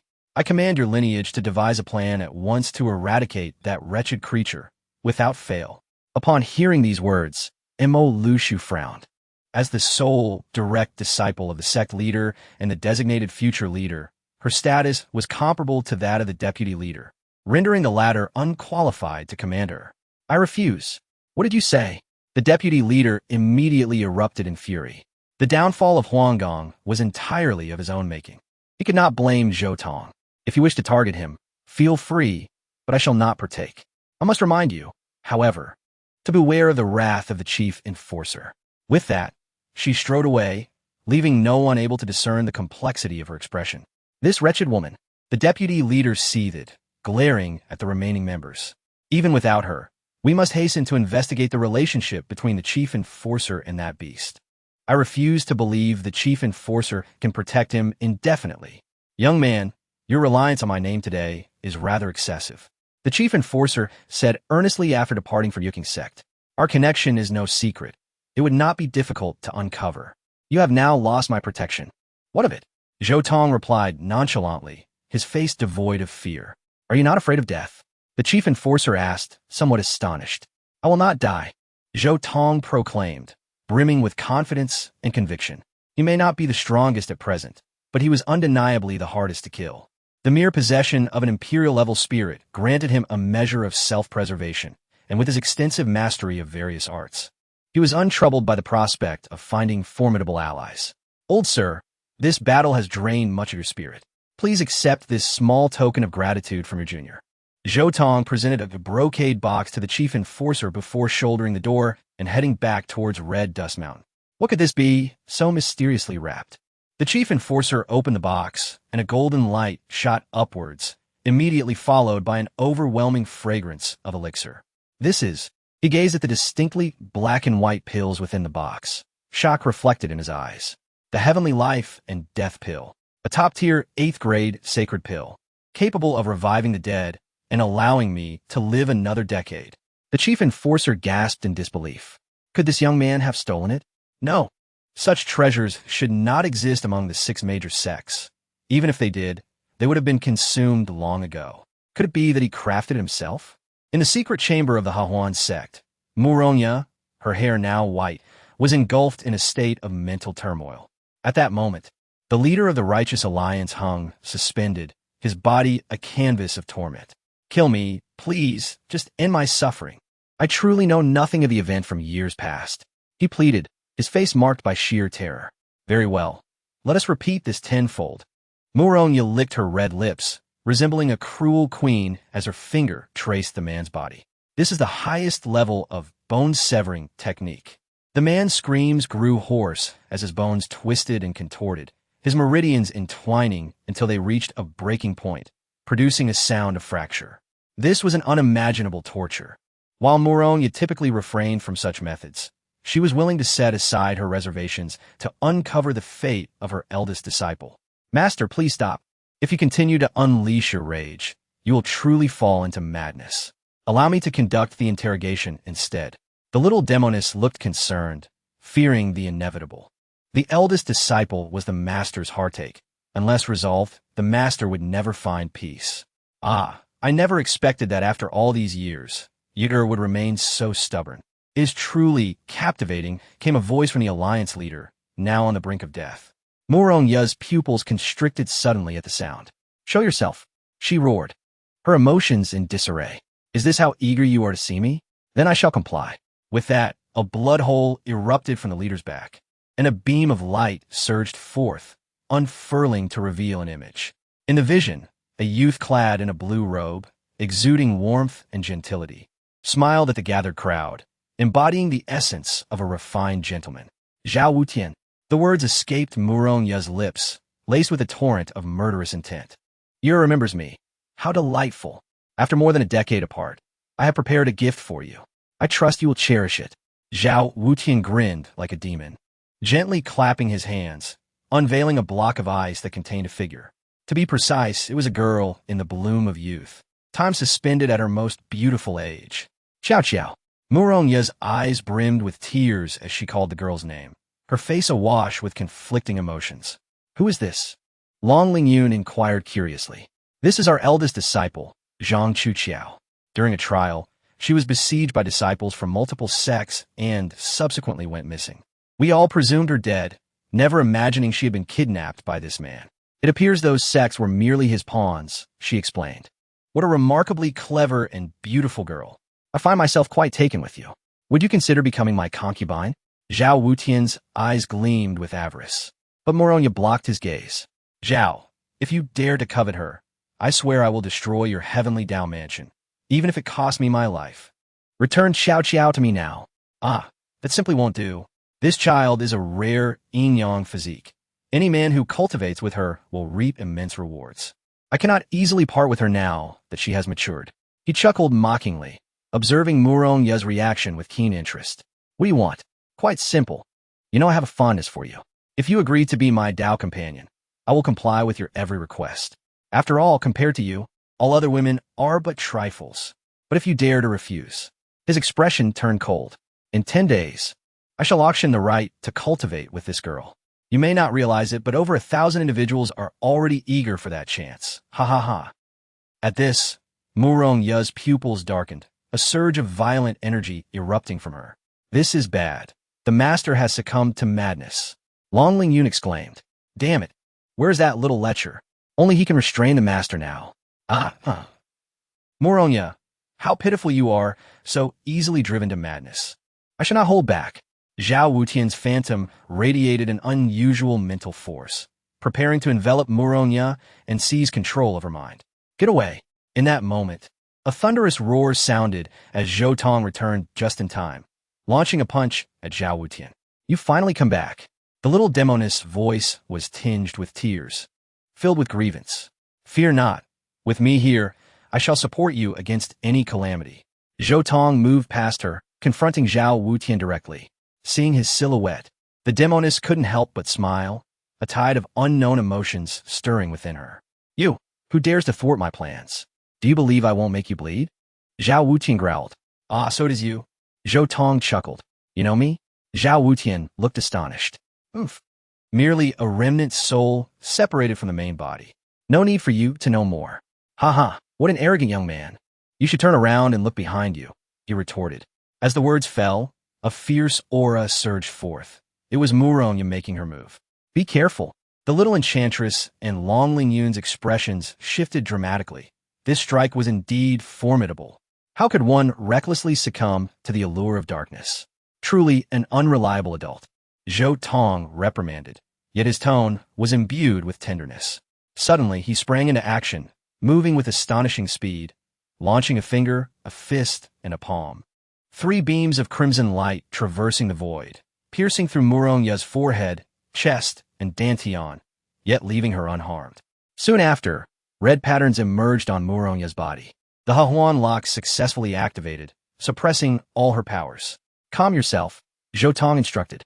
After subduing Murongya, he turned his gaze towards Zhao Wutian, seizing his soul fragment. A terrifying mental force erupted forth as he employed the soul-searching technique. Ah, how is this possible? You, a mere youth, should not possess such abilities. With a resounding explosion, the fragment shattered, providing Zhou Tong with valuable information. Indeed, it was Zhao Wutian from the Tiandao mansion. A smirk graced his lips as he fully confirmed the individual's identity. In a past life, he had encountered Zhao Wutian. It was around this time that an event shocked the continent. The Tiandao mansion had hosted a grand gathering under the guise of a yin-yang Dao body, drawing countless powerful figures. However, it was merely a scheme orchestrated by Zhao Wutian. He ultimately activated the sacrificial array, refining numerous strong beings into his essence, augmenting only his own strength. Years later, he re-emerged as a universally reviled demon, his power nearly unmatched. Unfortunately for him, he crossed paths with Zhou Tong, who was on the brink of enlightenment, leaving him gravely injured before being slain by the Sword Saint, a hasty conclusion to his story. You wretched creature, you encountered me in this life. Your fate is sealed. A murderous glint flickered in Zhou Tong's eyes, marking this man for death. Suddenly, he heard a timid sob, causing his heart to tremble. It was Murongya being reprimanded by the little enchantress. I shall no longer disregard my master. You err. I understand my mistakes. I promise not to easily succumb to darkness again. Please forgive me this once. Zhou Tong coughed heavily, turning to reveal a countenance now grave. Upon seeing his expression, Murongya instantly panicked, curling into a ball, even hiding her delicate, fair feet beneath her skirt. She recognized her errors and had reflected upon them. The two girls positioned themselves protectively in front of Zhou Tong, eagerly defending Murongya. Zhou Tong paid them no heed, his focus solely on the woman acting like an ostrich. At that moment, Murongya blinked her sparkling eyes, flawlessly embodying the essence of innocence. Even the hardest of hearts would find it difficult to chastise her. They have already been fierce towards me. Must you also be harsh? Ultimately, Zhou Tong could not suppress a long sigh, sitting beside her and gently embracing her. Murongya trembled, her heart racing uncontrollably. I understand your grievances. I shall always be by your side, come what may. Upon hearing these words, Murongya could no longer contain herself, tears cascading forth like a dam bursting. Wah! Little one, I feel so miserable. They're all bullying me. Will you help me fight them? She pouted, her tears soaking Zhou Tong's chest. Indeed, I will make them regret their very existence. Zhou Tong resolutely declared, I shall protect everyone you cherish, including the senior sister. Really? Upon hearing this, Murongya ceased her weeping, her eyes sparkling once more. Can we go rescue Qiao Qiao? She softly inquired. She feared not for herself, but for the 3 disciples before her. If saving Zhang Chuqiao required sacrificing Zhou Tong and the others, she would rather not save her. Yet, such a choice would drive her to madness, guilt gnawing at her until death, rendering her forever restless. Of course we shall rescue her. None of our loved ones shall be left behind. Zhou Tong's smile assured her, providing a firm answer that alleviated Murongya's turmoil. Upon hearing this, the light in Murongya's eyes shone even brighter, akin to a myriad of stars igniting. What about you? She asked, glancing at the 2 girls behind Zhou Tong, who already harbored their own answers. I will follow my senior brother into the sect. His thoughts are my own, Long Lingyun stated without hesitation. I feel the same. The little enchantress affirmed succinctly, her tone resolute. Then, 3 days hence, we shall set forth immediately. We shall not return without rescuing the senior sister. Zhou Tong declared decisively. All right, I shall heed your wishes. Before her words faded, Murongya's emotional control unraveled, her tear-filled eyes brimming once more, forcing her to bury her head in her knees. Cough, cough. Zhou Tong cleared his throat. Throughout both past and present lives, he had never been adept at comforting women. Take good care of her. Do not let her transform again. Zhou Tong turned to leave. Senior brother, what are you planning to do? Long Lingyun inquired curiously. The 6 major sects and that rabble from Yuking's sect will not remain idle. It will not be long before they come seeking vengeance. To properly entertain them, I intend to utilize the treasures I seize from them to set up a protective array for our sect, leaving them with an unforgettable memory. As Zhou Tong departed, Long Lingyun wore an expression of astonishment. Senior brother can arrange formations? I had no idea. There are many things you are unaware of. The little enchantress smiled brightly. Pati murong gestualde. Now that he has left, how long will you remain an ostrich? With a soft whimper, Murongya finally raised her gaze after a few breaths, revealing a stunning beauty reminiscent of a rain-soaked pear blossom. How shameless. You are an adult, yet still weeping like a child. I feel embarrassed for you. The little enchantress teased. You impudent girl, what do you know? How dare you mock your master? Indeed, indeed, I know nothing at all. I only need to diligently practice and fight, while my master has far more to consider, having already incurred so many debts to others. I fear you may be unable to repay them without offering yourself as a gift. Do not disturb my rest. Murong ya pufit herchix.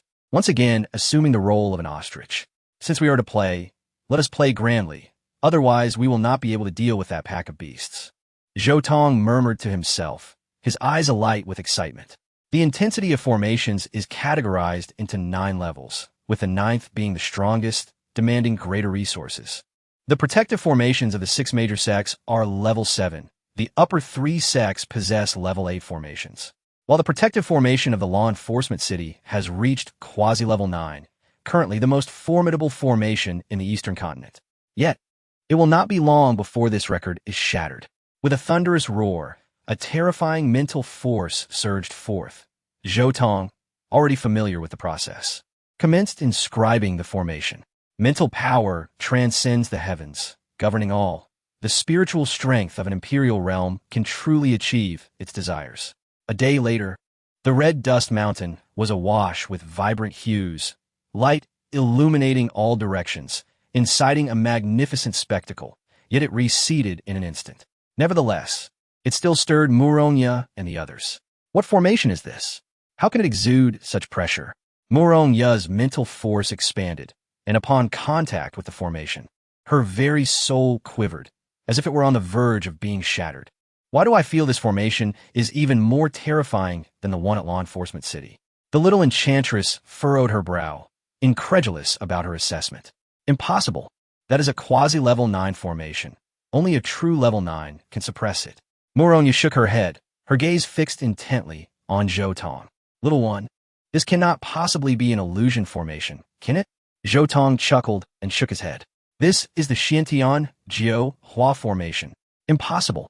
The 3 of them spoke in unison, particularly Murong, who, being a powerful figure, could better grasp the terrifying nature of this formation.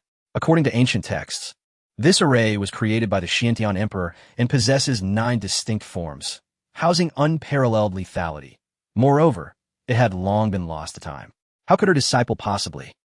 Yet, the words that followed from Zhou Tong left them even more astounded. There is nothing impossible. It is merely unfortunate that Hongshan Mountain is too barren, devoid of any ley lines. If only 9 ley lines could converge here, the formation could transcend the 9th level and ascend to the realm of sacred arrays. Upon hearing this, the 3 women could hardly believe their ears. Little rascal, you wouldn't be deceiving me, would you? Senior brother, this jest is not amusing. Both the little vixen and Long Lingyun expressed their doubts. Then you shall keep your eyes wide open. Zhou Tong raised a hand, and the spiritual energy of heaven and earth surged violently. Xiantian Jiuhua, stars rotating.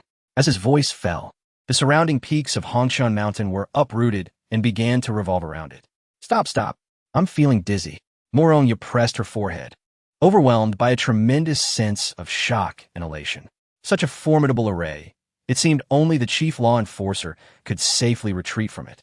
Meanwhile, in the Yuling sect's conference hall, the vice sect leader and newly appointed heads of the 5 major sects convened.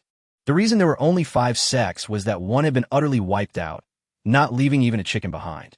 Esteemed colleagues, I have ascertained that this little beast has only one opportunity to summon the chief law enforcer, and now he has no more trump cards. The time for our vengeance has come. The others exchanged glances, each pair of eyes swirling with desire, yet filled with restraint, seemingly waiting for a daring soul to step forth. I wouldn't be so sure. The new leader of the Blood God sect suddenly interjected. I have sent someone to monitor Hongshan Mountain and learned they are constructing a protective array for their sect, rumored to possess extraordinary might. We should proceed with caution. Trivial, the vice sect leader said confidently. Our sect possesses a treasure known as the Destruction Pestle, specifically designed to counter arrays. Any formation below level 8 can be obliterated with a single strike. Hearing this, the heads of the sects instantly became intrigued. In that case, victory is assured. However, just then, a tempest gathered, plunging the entire hall into an eerie darkness. The expressions of the powerful figures changed in an instant, revealing their astonishment.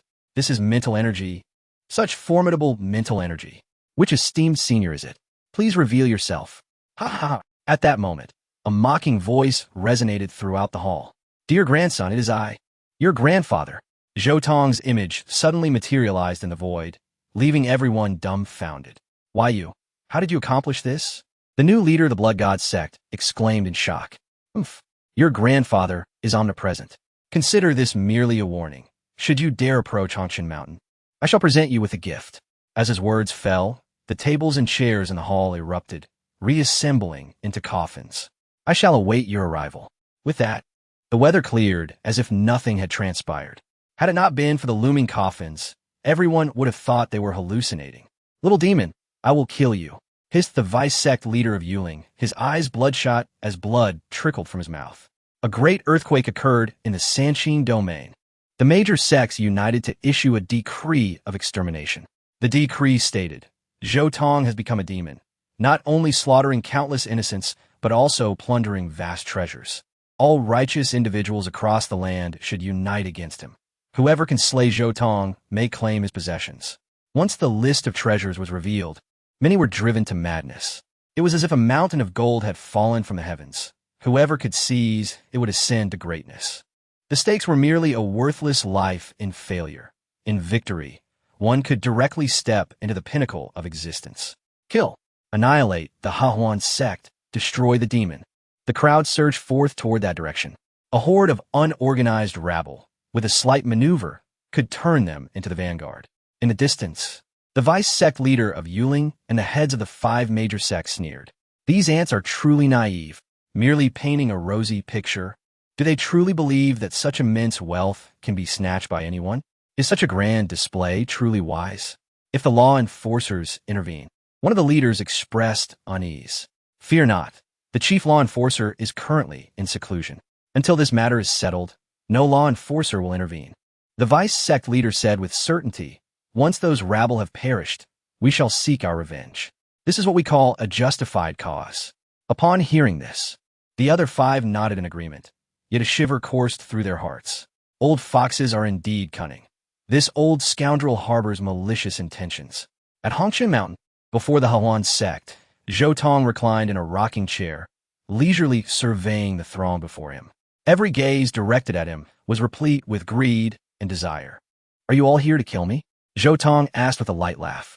Indeed, your reckless actions and indiscriminate slaughter have long displeased the world. To uphold justice. Just then, with a loud snap, Zhou Tong's fingers popped, and the man's head exploded. The 9th level array, killing invisibly. This was its sheer dominance. This scene instantly silenced those around him. What is your justice worth?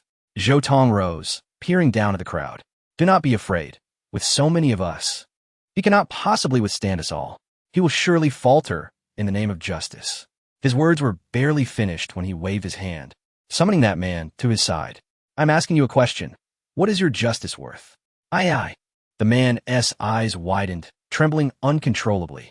He was the mouthpiece of the 5 major sects, a being meant to sway the hearts of many. Now, faced with death, he dared not utter a word. What a disappointment. A mouth that speaks of justice has become stammering. Then what use are you? With a thunderous crash, a force crushed him into dust. This moment did not transpire too swiftly, yet the others seemed frozen, their earlier fervor now solidified. Let me show you what justice truly is. Zhou Tong spread his arms and stepped forward. Bearing strength, perceiving truth, and maintaining oneself is justice. You are merely a troop of feeble puppets. When you face me, I am justice. As his words echoed, several individuals burst apart, terrifying those around. Most of the deceased were spies planted by Yuling's sect and the 5 major sections. Something is amiss. This kid is not to be trifled with. Finally, someone realized and attempted to flee. This is not right. We must retreat. Did they think they could come and go as they pleased, treating this place like a public restroom? Zhou Tong waved his hand, commanding the array to seal their escape routes. What do you desire? Seeing there was no way to flee, some boldly inquired. To kill you all. Do you have any objections? A terrifying aura rose behind Zhou Tong, ready to strike at any moment. Spare us. We were wrong. In the blink of an eye, nearly 100 people surrendered, for as the ancient saying goes, those who know the times are wise. Truly, they were a group capable of yielding and enduring. Who sent you? Zhou Tong inquired. Of course, we came on our own. A burly man blurted without a second thought. Before his words could finish, he was slain by a surge of energy, vanishing without a trace. This man was unjust. He truly met his deserved end. Aye. I have remembered. It was the Yuqing sect and the 5 great sects who forced us here. We are all innocent. A promising youth indeed. Zhou Tong nodded in satisfaction. But would you speak so boldly in the presence of enforcers? We can swear. The crowd echoed in unison. Excellent. Then go and atone through labor. Zhou Tong provided them with tools, instructing them to erect the walls of the Hahuan sect within a day.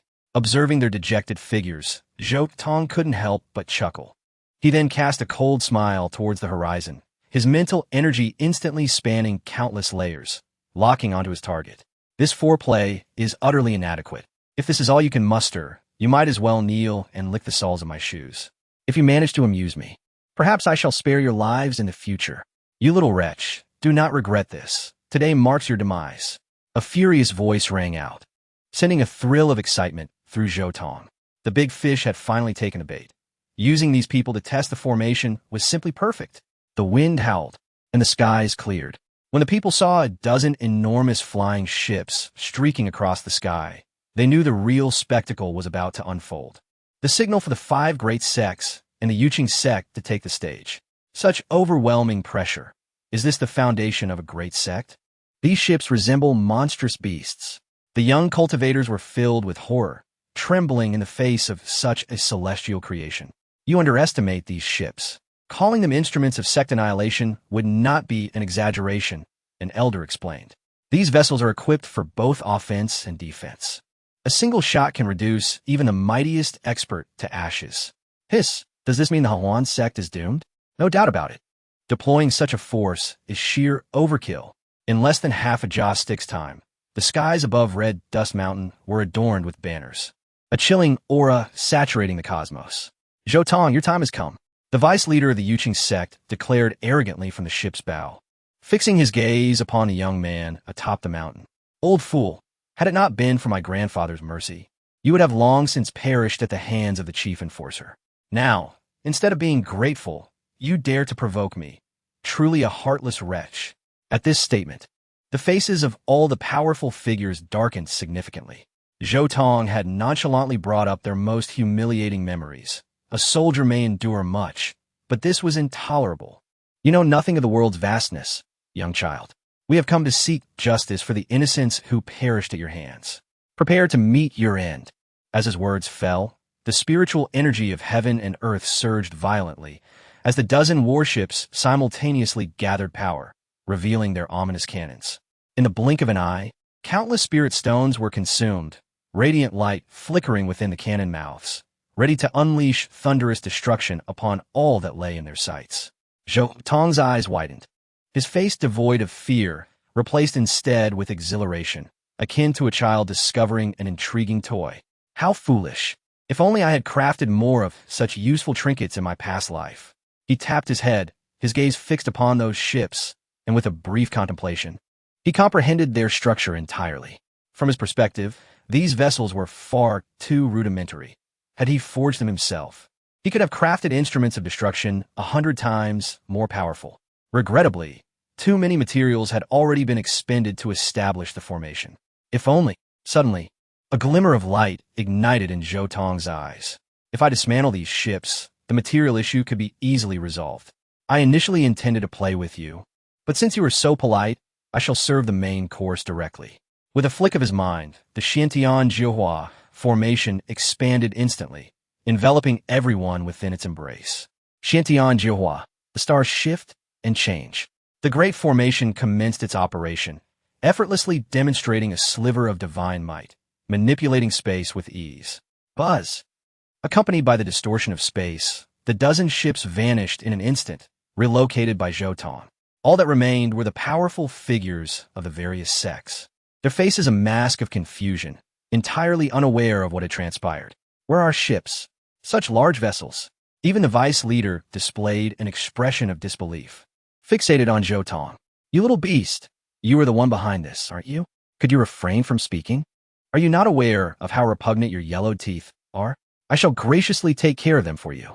Another wave of spatial distortion surged quietly, causing the vice leader's complexion to pale dramatically. Before he could react, his 2 front teeth vanished without a trace. The only remedy he could muster was a melodious scream of agony.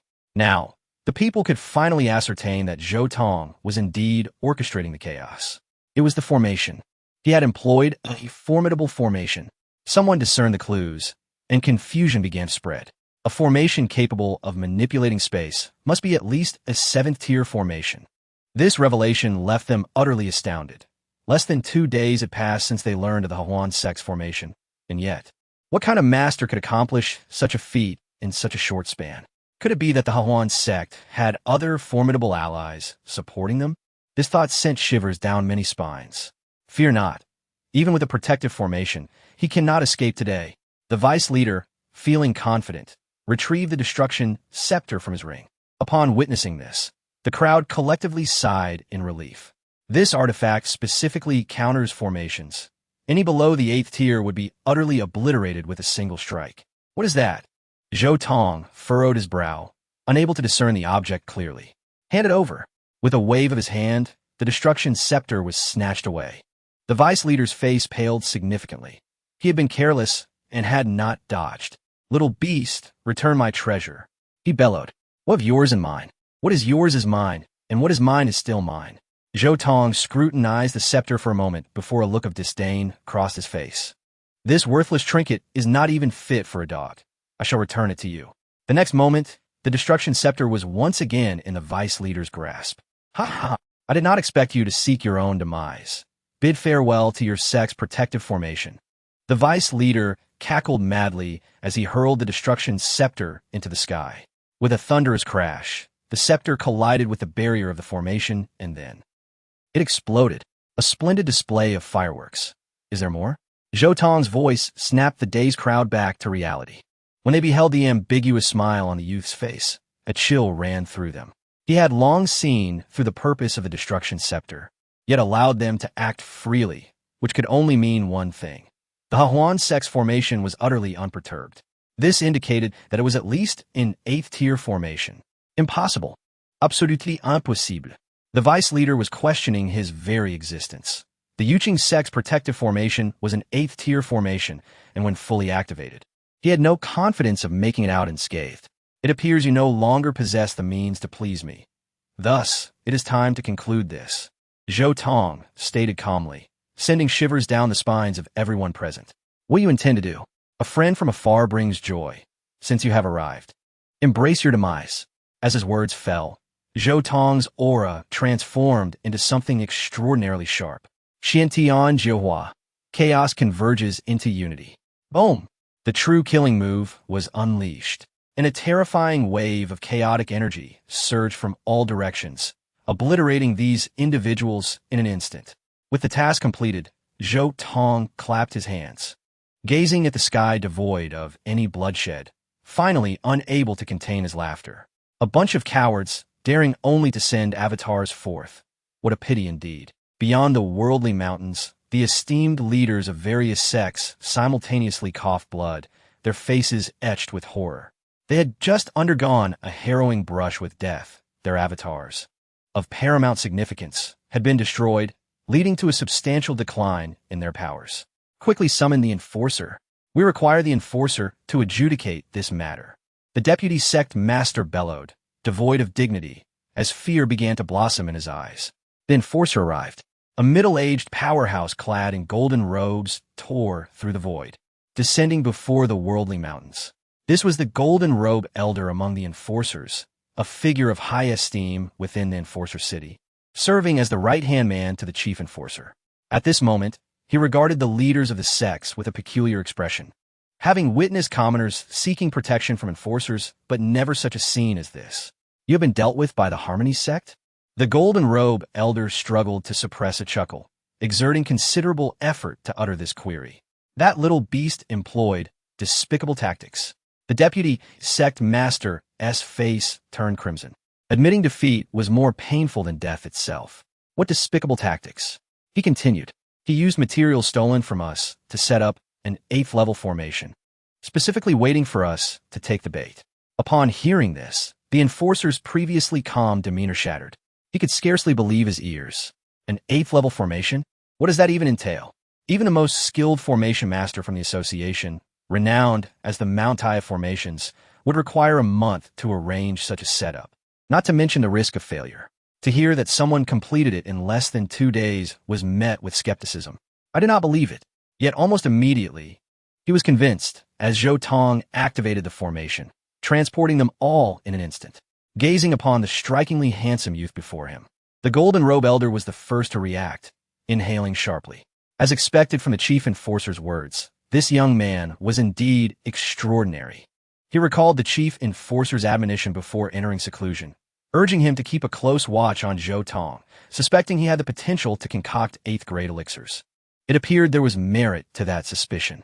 Young man, I am an enforcer. You may also refer to me as Elder Jean.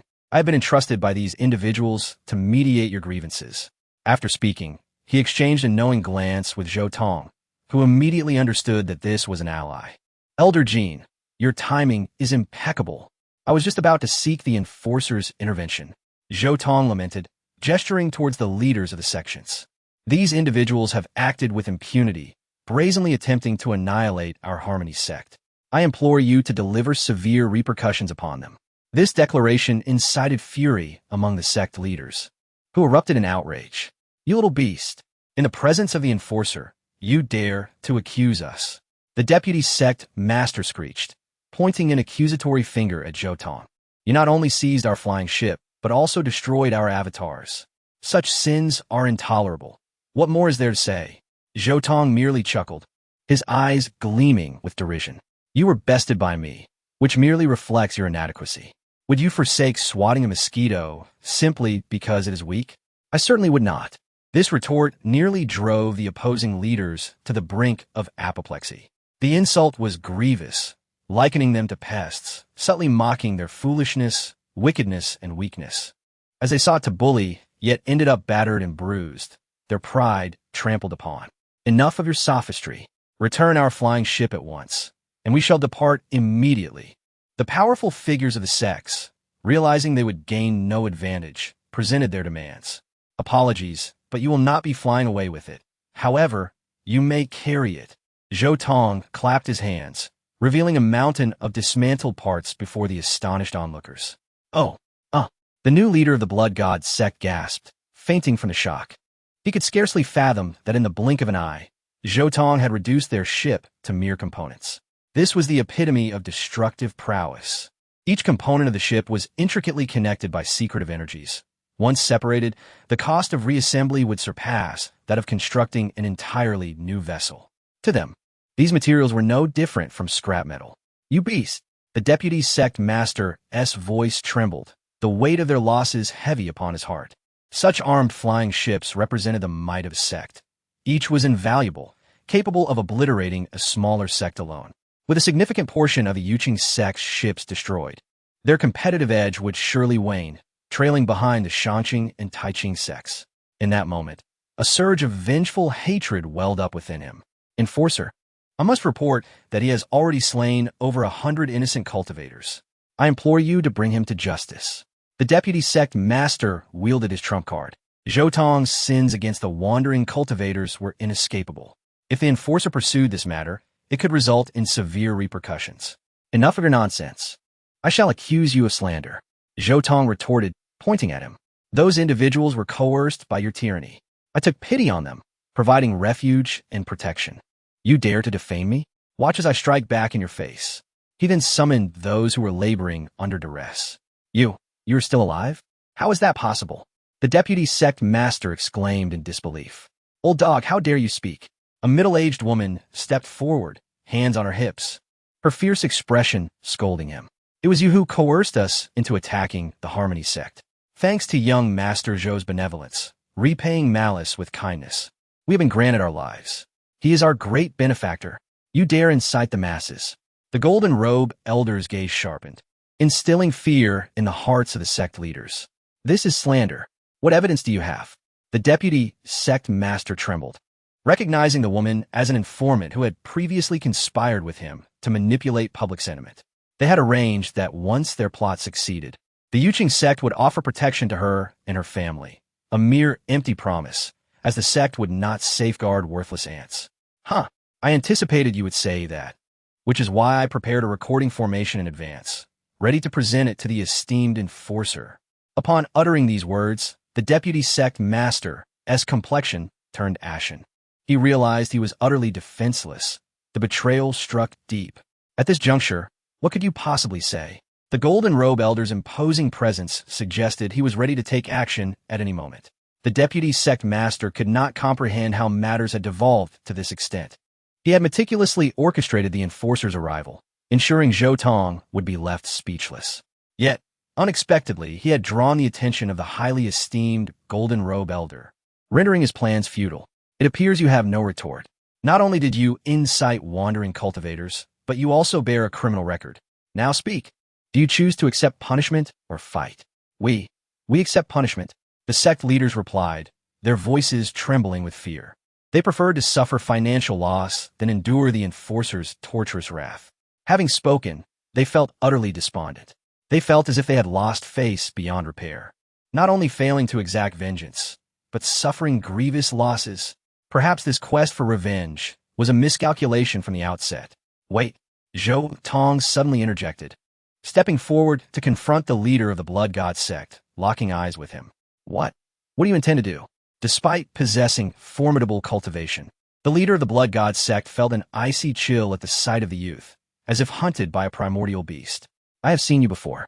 Zhou Tong's pointed remarks sent a shiver down the spine of his opponent. In the presence of the chief enforcer, you all declared your contrition. Why then, do you return to disturb my sect once more? Elder Jean glanced over, causing the man to break into a cold sweat. I, he stammered, rendered speechless, his eyes darting rapidly in search of an appropriate justification. Speak quickly. You are renowned as a great sect. Could it be that someone has coerced you? At this, a glimmer of hope sparked in the other's eyes, as though he had grasped a lifeline. Yes, we have been coerced. The mastermind behind this is that old rascal. The master of the Blood God sect immediately understood, pointing a finger at the vice master of the Yuching sect. The other leaders of the four major sects quickly caught on, joining in the accusation against Yuching sect. The death of a comrade is of no concern to the Taoist. Moreover, the other party is not entirely blameless. This plan of revenge was orchestrated entirely by him, and there was no way for him to evade responsibility. You dare. The vice master's eyes turned bloodshot, and he trembled uncontrollably. The enforcer's rules state that coercion is not to be questioned. The principal offender must be punished. Initially, the six sects shared the blame, which would not have resulted in severe consequences, but now he had become the primary culprit, making his escape far more difficult. His bloodshot eyes fixed on Zhou Tong, feeling as though his insides were about to explode. He was utterly doomed this time. You little beast, how ruthless you are. Do you truly intend to eradicate your former sect? Are you begging for mercy? Zhou Tong looked down with an air of superiority, igniting the other's fury. He felt utterly belittled. Were you? Do not look down upon me. I am the vice master of the Yuching sect, a figure above thousands. The world should revere and fear me. How dare you? Above thousands? Such grandiose claims. Elder Jean scoffed, slapping the man, causing him to spout blood. It seems you have yet to comprehend your position. Whatever you have to say it in the heavenly prison. We have ample time. A golden lock flew out from Elder Jin's long sleeves, easily binding the vice master and suppressing all his cultivation. In an instant, the once mighty figure was reduced to a prisoner, his face ashen. Young brother, I shall take my leave now. I will send someone with the compensation from these sects shortly. Elder Jean remarked to Zhou Tong, internally marveling at how someone favored by the chief enforcer could so effortlessly manipulate these individuals. Thank you, Elder. Zhou Tong replied with a smile. Just send the compensation from the 5 major sects. As for the Yuching sect reparations, I am willing to offer all of it as a reward for the enforcers who have worked for me. Upon hearing this, Elder Jin's expression remained unchanged, but he nodded slightly. I shall remember this. You little beast, how venomous you are. The vice master quaked with fear. This meant the enforcers would undoubtedly extract every ounce of value from him, leaving him utterly ruined. The other sect leaders also felt a chill, having thought the vice master of the Yuching sect was cunning enough, only to realize this young man was tenfold more devious. Thus, the decapitation plan of the major sects was rendered a complete failure. After watching the group depart, Zhou Tong's gaze fixed upon the middle-aged woman who had just testified. Before he could pose a question, she knelt before him. I greet you, young master. This humble woman is Lu Yin, pursued by enemies and wandering in distress. I sought refuge among those people. I implore you, grant me a chance to live. Zhou Tong's eyes flickered, then he broke into a smile. We are about to embark on a long journey, and we happen to need someone to guard the entrance. You shall be that person. With that, he produced a token and tossed it to her. With this token, she could enter and exit the grand formation. Thank you, young master. Lu Yin expressed her gratitude profusely, bowing deeply. Upon returning to the depths of the sect, Zhou Tong found 3 women waiting for him. He had previously instructed them to remain hidden, and now that the turmoil had settled, they finally relaxed. The person you left behind seems somewhat off, Morong stated directly. There's a faint aura of malevolence surrounding her, akin to the aura of a celestial demon. Zhou Tong immediately provided the answer, causing the trio's faces to pale. You still dare to give her the token? Are you not inviting a wolf into your home? Morong voiced had concerns. The celestial demon is the archenemy of all humanity. Once discovered, they must be eradicated immediately. All I can say is that she was once a celestial demon. The demonic energy within her has diminished significantly, and she has begun to transform into a human. This revelation struck like thunder. The group found it unbelievable. They knew humans could fall into demonic corruption, but had never heard of celestial demons transforming into humans. Moreover, in the eyes of celestial demons, humans are akin to livestock. How could they possibly lower themselves to become human? You intend to keep her close for observation? Moronya asked suddenly. Indeed, I have a premonition that this woman will bring us a great surprise. Zhou Tong replied with a grin, recalling his previous life where he had annihilated countless celestial demons. He wondered if this time he had hooked a big fish, or perhaps a treasure. As night fell, the pallid moonlight cast a desolate glow over the Yuqing sect, adding an air of melancholy. Damn those pests! How can you still be alive? Your resilience is truly remarkable. Tang Qi raged within his mansion. He had assumed that the six-sex alliance would surely lead to Zhou Tong's demise. Yet he had not anticipated the presence of a formation master backing him, allowing him to escape peril.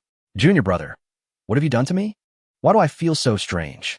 Chun Ling beside him, spoke with difficulty, twisting her delicate body as if resisting an overwhelming desire. Hearing this, Tang Qi's fury intensified. The infatuation curse he had placed upon Chun Ling had taken effect, and this was a prime opportunity for him to possess her. However, since Zhou Tong had kicked him in the groin, a certain function of his had temporarily vanished, fueling his hatred for Zhou Tong even more. It's all your fault. If you dare to make me unhappy, I shall make your woman betray you. His eyes turned red as he attempted to control the cursed insects he had planted in Longling Yun and the little demoness days prior. In the Hahuan sect, the 4 of them gazed at the writhing infatuation curse with varied expressions, but only Murong Ya's face was nearly frozen in anger. Give me the curse. I shall make this lecher pay dearly. Chapter 44. The Fated One of Mo Liusu. Murong Ya seized the infatuation insect, channeling her celestial powers to refine it instantaneously. A cascade of radiant light ensued, and the 2 insects melded into one, transforming into a jewel.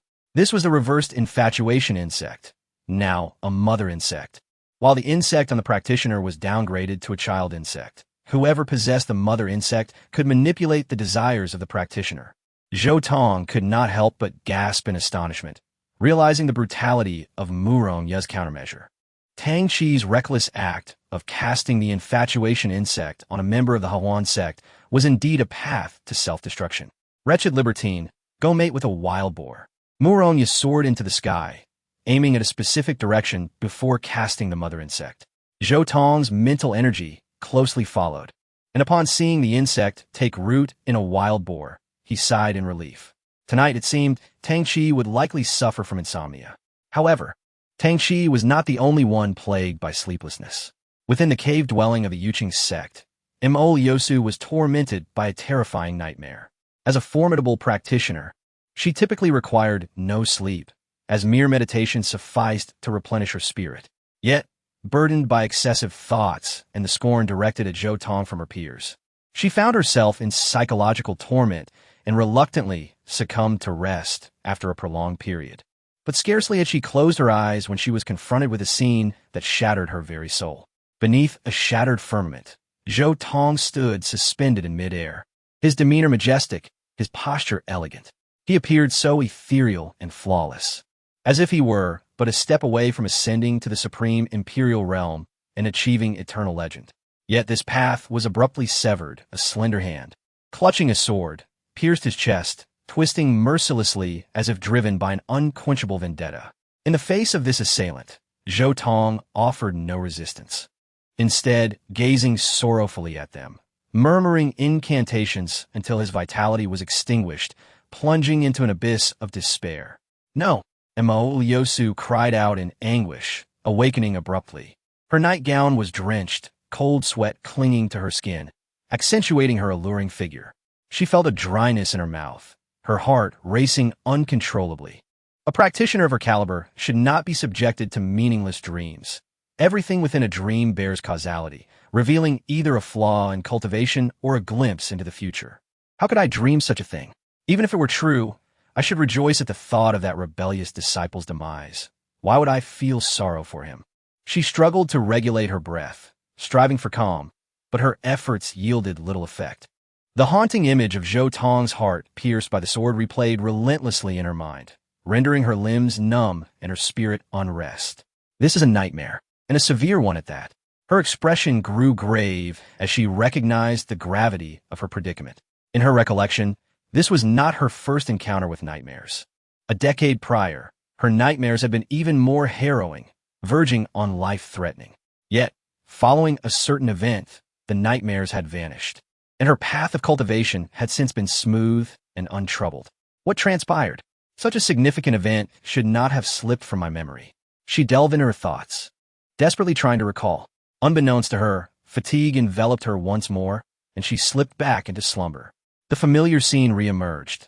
The same hand, the same sword, piercing the same individual as Zhou Tong, on the brink of death, continued his murmured incantations. The only distinction was that a fragment of Zhou Tong's words was retained. "The greatest regret of my life is..." Before he could finish, Emo Yosu was jolted awake again, gasping for breath, drenched in sweat. He regrets it? What would he possibly regret? If this is a prophetic dream, it suggests Zhou Tong genuinely harbors regrets in the future. A possibility dawned upon Emo Liosu, her eyes sparkling with newfound determination. I knew that the severance of ties with that rebellious disciple would inevitably lead to a day of regret.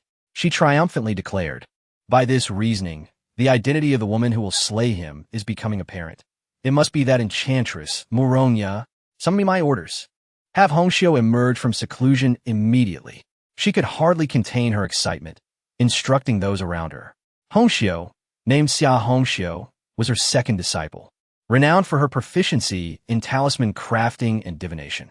Her extraordinary talent was considered a rare gift of a millennium. Emo Liosu sought her out to employ her divination arts to complete her prophetic dream and unveil its essence, thereby publicizing it. In doing so, Muronya would be cast into disrepute, and Zhou Tong would undoubtedly come to regret his choices, recognizing who truly was capable of safeguarding him. With this thought, a smile of joy broke upon her face, as if all the accumulated displeasure of recent days had been swept away. "Master, I have arrived." Xia Hongxiu floated in, clad in a bagua robe, a hint of vermilion between her brows, exuding a serene elegance. Despite her striking beauty, an aura of solitude surrounded her, deterring others from approaching. "Child, I had a profound revelation tonight and received a prophetic dream, but alas, the vision is incomplete and its deeper meaning eludes me." Emo Liosu cut to the chase. "I wish to utilize your divination arts to complete the dream. What say you?" "Of course." Xia Hongxiu closed her eyes in contemplation for a moment before readily agreeing and began to draw talismans and set formations. Half an incense stick later, she wiped the sweat from her brow, revealing a faint smile as she addressed Emo Liosu. "The disciple is ready. Please summon the sixth junior brother." Upon hearing this, Emo Liosu's brow furrowed slightly, for the sixth junior brother referred to Zhou Tong. Xia Hongxiu, having long been engrossed in her divinations, remained unaware of Zhou Tong's expulsion from a sect. "What need have we for him?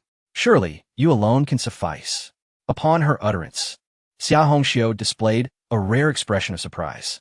"What is it? Does my master's words carry an issue?" "Master, have you forgotten? The junior brother can shield you from calamity and safeguard your fate. Only with him by your side can you ensure all is well. What? Mo Yosu's eyes widened in shock, her body feeling as if struck by lightning. She finally recalled the events of a decade prior. At that time, beset by nightmares and on the verge of madness, she sought peace, and Xia Hongxiu had cast her a divination. The omens indicated that she would face 3 calamities and 4 tribulations in her life, and to avert them, she needed to find her fated one to safeguard her destiny. Thus, she had heeded the advice and, during a solar eclipse, discovered a youth in the southern mountains, taking him as her disciple. This youth was her destined one, Zhou Tong. Master, master, Xia Hongxiu called out repeatedly, rousing Mo Yosu from a reverie. There is no time to waste. Summon the 6th junior brother. That ungrateful wretch has already betrayed the sect. Mo Yosu said coldly. What? Enough with the chatter. Help me retrieve the dream. It shan't be long before that rebellious disciple returns of his own accord. She spoke with urgency, eager to uncover the truth that would instill regret in Zhou Tong. Master, are you certain you wish to proceed thus? Xia Hongxiu's expression darkened, a glimmer of malice flickering in her eyes, though she concealed it well. Is there a problem? Mo Yosu's tone grew icy, her impatience evident. Of course not. My master is blessed with great fortune. Even in the absence of the 6th junior brother, she can still thrive. With that, she produced an incense burner from her robes and quietly lit it. What is this? Another aspect of the divination arts?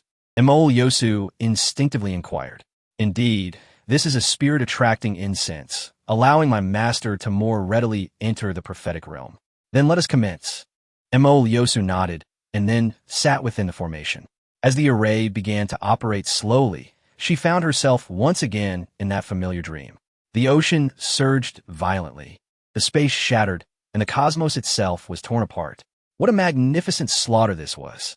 Yet, Mo Yosu could not discern the events that unfolded, destined only to walk toward the known conclusion. With a sudden sound, the sky was stained with blood, the lifeblood of a near-path seeker cascading down, reminding her that the scene was about to repeat itself. In the next moment, she saw Zhou Tong suspended in mid-air, his heart pierced by a long sword. Simultaneously, the mist surrounding the sword wielder gradually dissipated, revealing her true visage. Mo Yosu held her breath.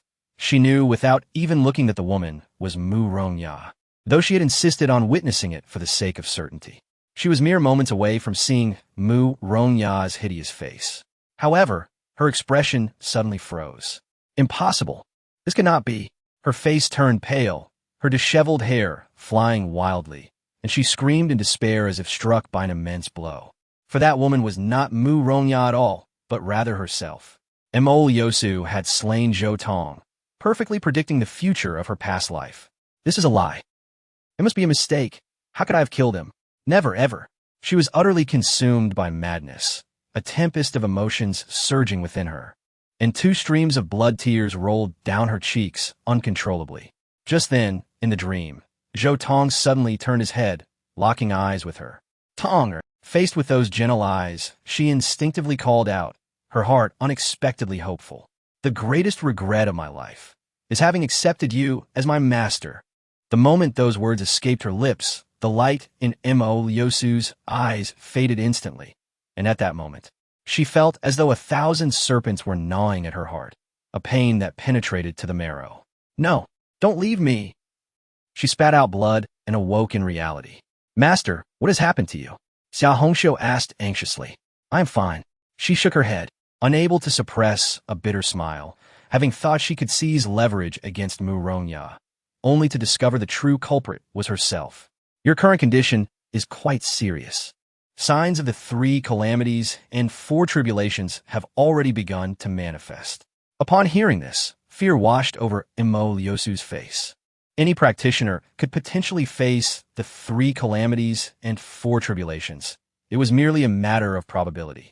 However, for those with extraordinary talent, heaven would impose punishment, significantly increasing their chances of calamity, with a rare few destined to endure 7 tribulations. Mo Yosu was one such individual.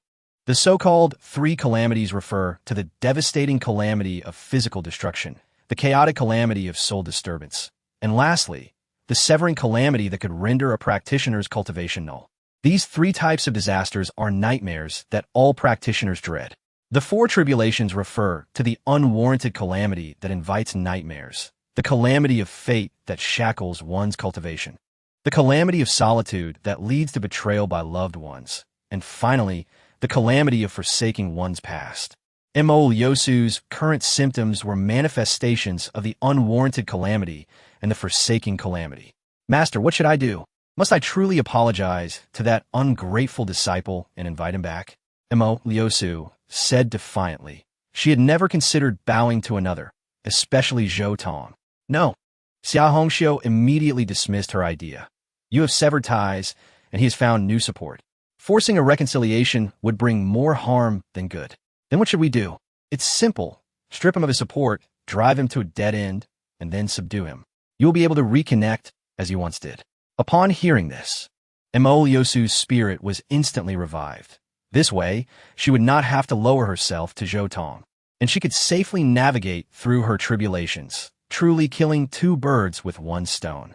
The only cost would be that Zhou Tong would suffer a bit more, but she would compensate him later. That is precisely my intention. Mo Lyosu nodded. In that case, master, please rest more. I shall take my leave. Xia Hongxiu rose to depart, only to be called back. Child, you truly are the best to me. Of course, we are of the same lineage. The better your fortune, the more benefits I receive. Xia Hongxiu smiled charmingly, but as soon as she left the cave, her expression darkened. Fool! Useless! Bastard! She raged. You were pointed to a broad path, yet you refused to walk it. Do not blame me for being ruthless. She practiced the way of heavenly secrets, which required reliance on those with great fortune to succeed, and Mo Lyosu was her chosen vessel of fortune. Just as Mo Lyosu was about to cross the three calamities and four tribulations, she found herself self-destructing at the final moment, ruining all of Xia Hongxiu's plans. For this reason, she changed her mind, deciding to no longer rely on Mo Lyosu, but instead to consume her fortune, strengthening herself to reach the great path. From now on, the more unfortunate Mo Lyosu became, the greater her benefits would be. Hence, she fabricated lies to prevent Zhou Tong and Mo Lyosu from reconciling. However, this was entirely unnecessary. Regardless, Zhou Tong would never forgive Mo Lyosu. My esteemed master must be feeling exceptionally pleased now. I wish her joy. Xia Hongxiu smirked. Having already harbored murderous intentions when she learned that Zhou Tong had been expelled from the sect, which led her to ignite that incense. Mo Lyosu could not know that it was the long-lost calamity-inducing incense, specifically designed to amplify her tribulations. Within the cave of the true immortal, as Xia Hongxiu had anticipated, Mo Lyosu was enduring cruel torment. She knelt on the ground, hands clutching her head, her whole body trembling uncontrollably. My head feels like it is about to split open. Is there no one to save me? Can anyone help me? At that moment, she was no longer the lofty true immortal, but a helpless weak woman, easily manipulated by anyone who might come along, leaving her utterly defenseless. Before she could finish her plea, a wave of even more intense pain engulfed her, nearly driving her to the brink of collapse. In an instant, she was drenched in sweat, her body twisting and convulsing uncontrollably, attacking everything around her. Boom! A gust of energy swept through, toppling a nearby cabinet, scattering its treasures across the ground, with only an inconspicuous wooden ball rolling toward her, coming to rest at her feet. Just then, Mo Lyosu returned to normal. The pain she had just endured vanished, as if by miracle. This wooden ball. She bent down to pick it up, and suddenly her pupils constricted as memories of its origin flooded back. This was none other than the token Zhou Tong had gifted her when she became his disciple. Its essence wards off disasters, and its token suppresses calamities. Truly, these words hold true. She murmured, her heart filled with profound sorrow. Chapter 46. Zhou Tong Master, play on. Called Mo Lyosu, her spirit stirred. As she swept her mental energy over the small wooden ball, a profound expression emerged on her face. Waves of spiritual fluctuations surged from the ball, imbued with an extraordinarily pure intent. A young man's earnest wish etched with genuine love. I, Zhou Tong, beseech the heavens. May my master be free from calamities and enjoy lasting joy. I pray to the sands of time. May my master's reputation endure through the ages, revered for eternity. I implore fate. May my master face fewer worries and traverse the path of righteousness. This seemingly inconspicuous wish transformed into an unyielding barrier, shielding Mo Liosu from countless disasters and dispelling innumerable nightmares. It was only now that she realized it was not she who was guarding Zhou Tong, but rather Zhou Tong who had protected her. Each word cut deeply into her heart like a chisel. The disciple she once scorned most had, in truth, been the one she owed the most. Now, that individual had been ruthlessly cast away by her, enduring humiliation and having their cultivation wasted. It was no wonder he had become utterly despondent, able to leave without hesitation. At that time, Zhou Tong must have been engulfed in despair. The one he trusted most betrayed him. The one he revered despised him. The one he cherished unjustly accused him. As Mo Liosu reminisced, her heart twisted in agony. Unbearable in its intensity, she felt suffocated as if she were Zhou Tong. This sensation of being utterly alone, devoid of support, was something she could hardly endure for even a second. Suddenly, the small wooden ball illuminated, indicating that Mo Liosu had again faced calamity. It was the tribulation of isolation and betrayal, yet the wooden ball had deflected it. Mo Liosu carefully cradled the ball. Then, using a golden thread, she adorned it around her slender neck. Upon closer inspection, 12 faintly flickering points of light adorned the wooden sphere, 12 manifestations of her protective wishes. Rest assured, Tong, Master will bring you back, no matter what. She murmured to herself, forgive me, for though my methods may be somewhat severe, and you may endure some pain, it will soon pass. When the time comes, I shall treat you twice as well. Feigning deep emotion, tears streamed down her cheeks as she clutched the wooden ball tightly. If Zhou Tong were present, he would only feel disgust, for these were merely crocodile tears. Meanwhile, far away in the mundane world, Zhou Tong felt a sudden chill and sneezed violently. Who is cursing me? He muttered to himself. The Hahuan sect had just received good news. Compensation from the 5 major sects had arrived, but even more celebratory was the execution of the vice-master of the Yuking sect, who had prematurely reported to the king of hell. Zhou Tong felt no ripple of emotion. One vice-master's fall merely paved the way for another to rise. Yuking's sect had plenty to spare, and he felt no loss. He was currently engaged in a monumental project. Under the astonished and admiring gazes of 3 women, he endeavored to craft an unprecedented and formidable flying vessel. The little demon girl held the schematics with a perplexed expression, akin to a dog staring at the stars. Murongya furrowed her brow in confusion. It was natural, as those from different fields found it hard to comprehend. Only Long Lingyun grasped a fraction of it, marveling sincerely after examining the blueprints. Brother, you are the best in the world. Of course, I have never doubted that. Zhou Tong replied with confidence. You puffed up at the slightest criticism. The little demon girl scoffed, rolling her eyes at Zhou Tong before glancing back at Long Lingyun. Weren't you illiterate in literature? How can you understand such profound concepts?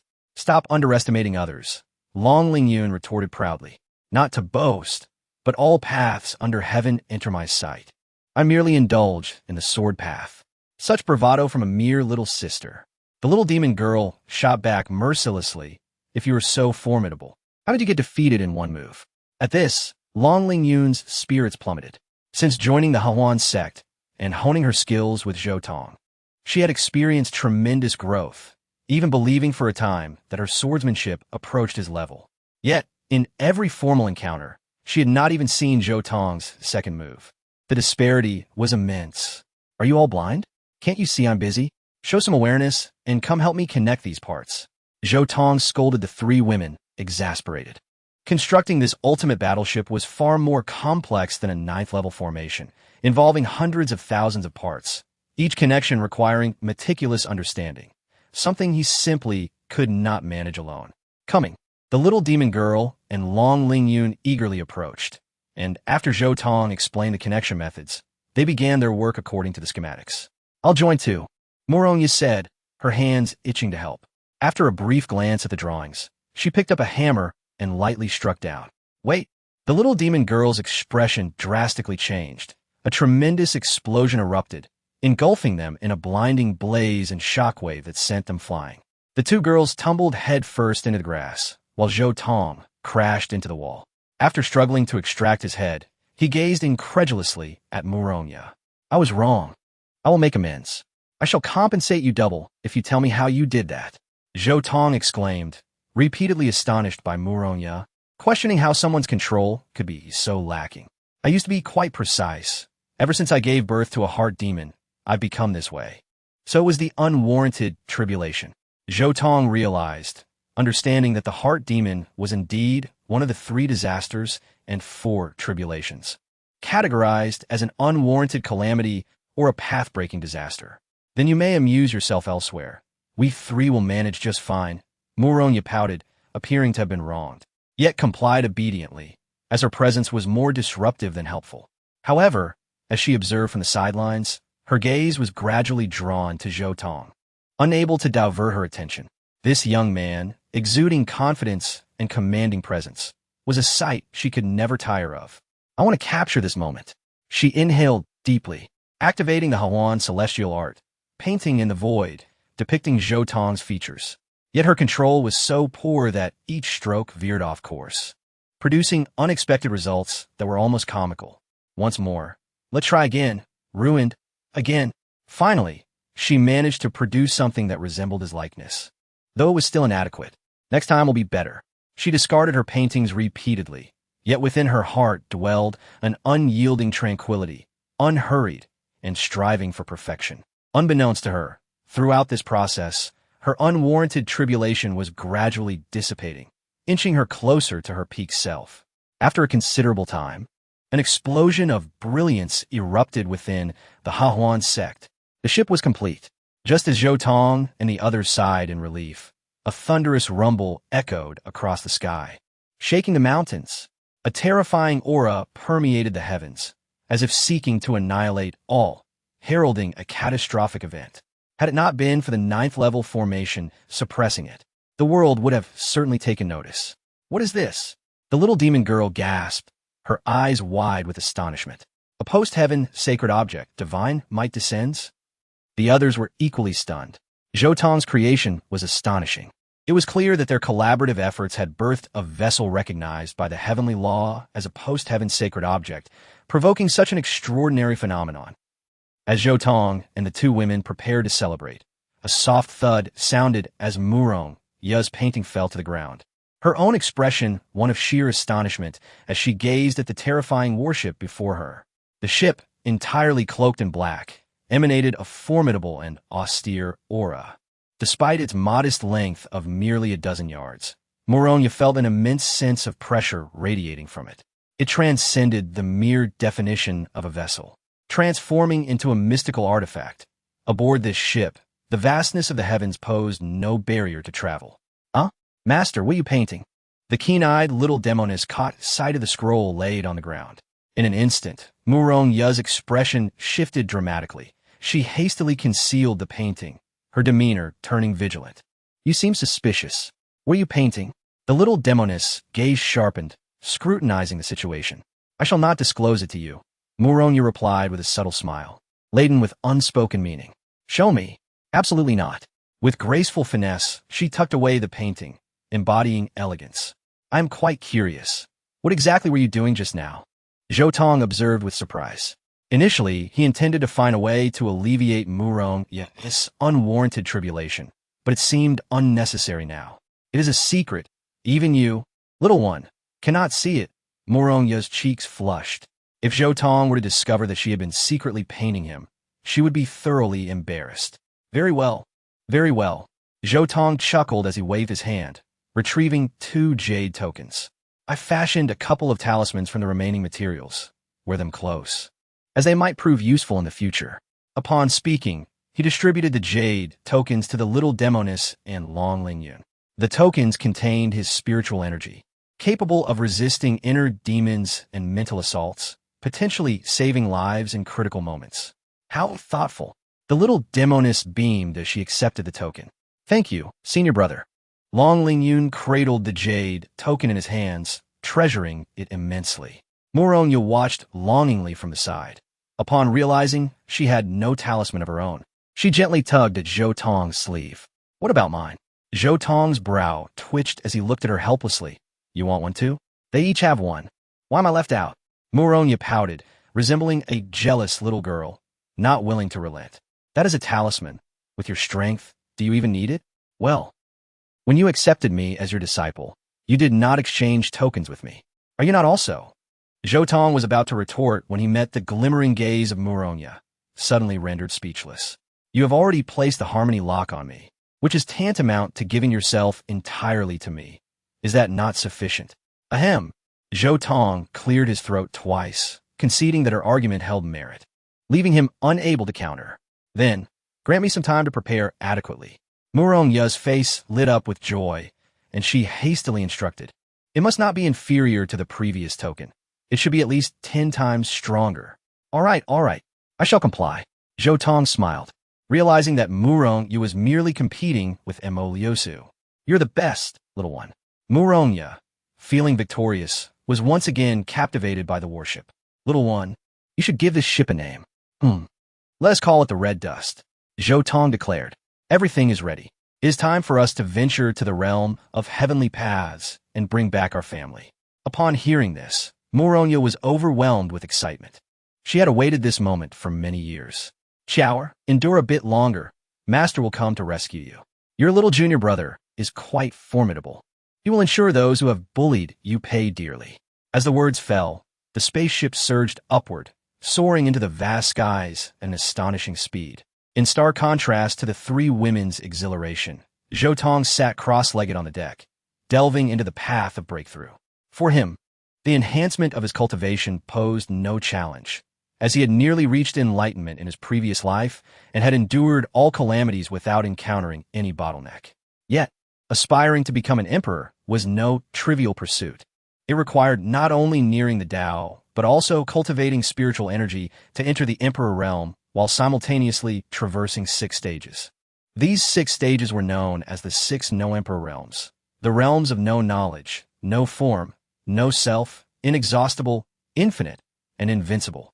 In his previous life, Zhou Tong was unable to step into any of these realms, having only partially entered the realm of no knowledge, reaching a level of understanding of myriad laws. Now reborn, he felt the no-knowledge realm beginning to shift. Perhaps, with just one battle, he could achieve a smooth breakthrough. He awaited this moment with eager anticipation. In a deep forest near Red Dust Mountain, Lu Yin knelt before a coffin, fervently praying. Great Saint Heart, Demon Lord, your loyal servant implores your return. As her words fell silent, a disturbance arose from within the coffin. With a resounding crash, the coffin lid exploded open, releasing a powerful aura. Strangely, this energy was not malevolent or tainted. Rather, it bore a hint of sanctity, entirely distinct from the aura of the celestial demons. Moments later, a delicately carved little girl emerged from the coffin, radiating cuteness. Lu Yin, I did not expect you to still wish to follow me. The girl's voice was complex. She had once been the supreme ruler among demons, but due to her refusal to slay humans, she was betrayed and slain by her own kin. Now, having been reborn, she sought to sever ties with the celestial demons. She had transformed into a pure human. Saint Heart, others have surmised that you may have successfully reincarnated, and it is highly likely they will send assassins to hunt you down at this critical juncture. Therefore, you must accompany me to a safe location. Before Lu Yin could finish her sentence, a surge of malevolence suddenly assailed them. Who would have thought that the illustrious Saint Heart Demon Lord would fall to such depths? Truly a divine blessing, a chilling voice echoed, causing both master and servant to change countenance. This is bad. The minions of other demon lords have arrived. Quickly follow me. With swift reflexes, Lu Yin embraced the reincarnation of the Saint Heart Demon Lord and dashed toward the Harmony sect. Chapter 48. The marvelous journey of the Sacred Heart Demon Lord, where do you think you can escape to? An ominous voice, dripping with mockery, echoed behind them. Were you to dare pursue the Sacred Heart Lord, do you not fear the grave taboo that may result in the punishment of 1,000 swords piercing your heart? Lu Yin retorted while fleeing. The Sacred Heart Lord has betrayed her own stance and has been expelled from the demon ranks. Several demon lords have issued a joint order for her capture. Do you truly believe I would let such an opportunity slip away? The adversary's voice grew closer, laced with an oppressive aura. You shall know your fate when you reach the underworld. Do remember to tell the king of hell that it was the gluttonous demon lord who sent you on your final journey. Servants of the gluttonous demon lord. The Sacred Heart demon lord gritted her teeth in resentment, knowing that the gluttonous demon lord had always been her adversary, sharing the blame for her current plight. We cannot escape. Put me down. You must flee. The Sacred Heart demon lord made a swift decision, unwilling to see her loyal subordinate suffer alongside her. Upon hearing this, Lu Yin was deeply moved, wishing she could sacrifice everything for her master. My lord, do not worry. I found a powerful ally who can ensure our safety. At that moment, a radiant light emanated from the token on Lu Yan's person, followed by a surge of spatial energy that whisked them away to the red dust mountain. The Sacred Heart demon lord gazed in astonishment as they arrived at the Hahuan sect. We are safe now. Lu Yin breathed a sigh of relief, collapsing to the ground in exhaustion. Is this truly safety? The Sacred Heart demon lord surveyed her surroundings with skepticism. The place appeared to be a dilapidated sect, hardly a sanctuary. Just then, ominous clouds gathered above, swirling ominously towards them. He is pursuing us again. Ha ha ha. Why stop now? Fleeing only adds to my amusement. The demon lord spoke with delight, relishing the thrill of tormenting his prey. Since you have chosen not to escape, prepare to meet your demise. As he prepared to strike, his expression suddenly shifted, sensing an overwhelming force descending upon him. What is this? Fear flickered across the demon lord's face as he realized, beneath this cosmic pressure, he was as insignificant as an ant. Xiantian Jiuhua, Han Yuan returns to one. No, the sight was horrific. His flesh disintegrated, bones shattered, and organs collapsed, leaving only a pile of ashes scattered by the wind. How is this possible? Am I dreaming? The Sacred Heart demon lord was drenched in sweat, terrified by the spectacle before her. Though she had never taken a human life, she had always been intrigued by them. In her experience, no human had ever displayed the ability to set such a formation. Could it be that humans are hiding their true strengths, concealing their top-tier experts for a decisive strike against the demon race? Lu Yin, tell me, have you truly encountered the one who set this formation? Indeed, he is a striking young man, seemingly not too powerful. Superficial, this must be a facade. He is undoubtedly an ancient powerhouse. The Sacred Heart demon lord's face grew grave. Suddenly, she caught a whiff of an alluring scent. What is this? It must be something extraordinarily nourishing. Her eyes gleamed as she followed the aroma to the spirit herb chamber. My heavens, it is the 7-star blood lotus. It can help me swiftly recover my cultivation. Without hesitation, she lunged forward. My lord, wait. That might anger the esteemed one.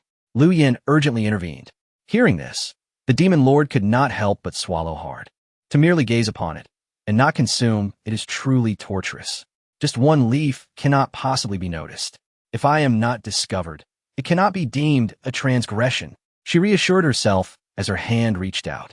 At that moment, the air rippled with tremendous force, pressing down upon the Sacred Heart demon lord. Ah! Her scream pierced the air as she was pinned to the ground, her face paling. I was wrong. Do not kill me. I am but a child. Boom! A vague figure materialized in the void.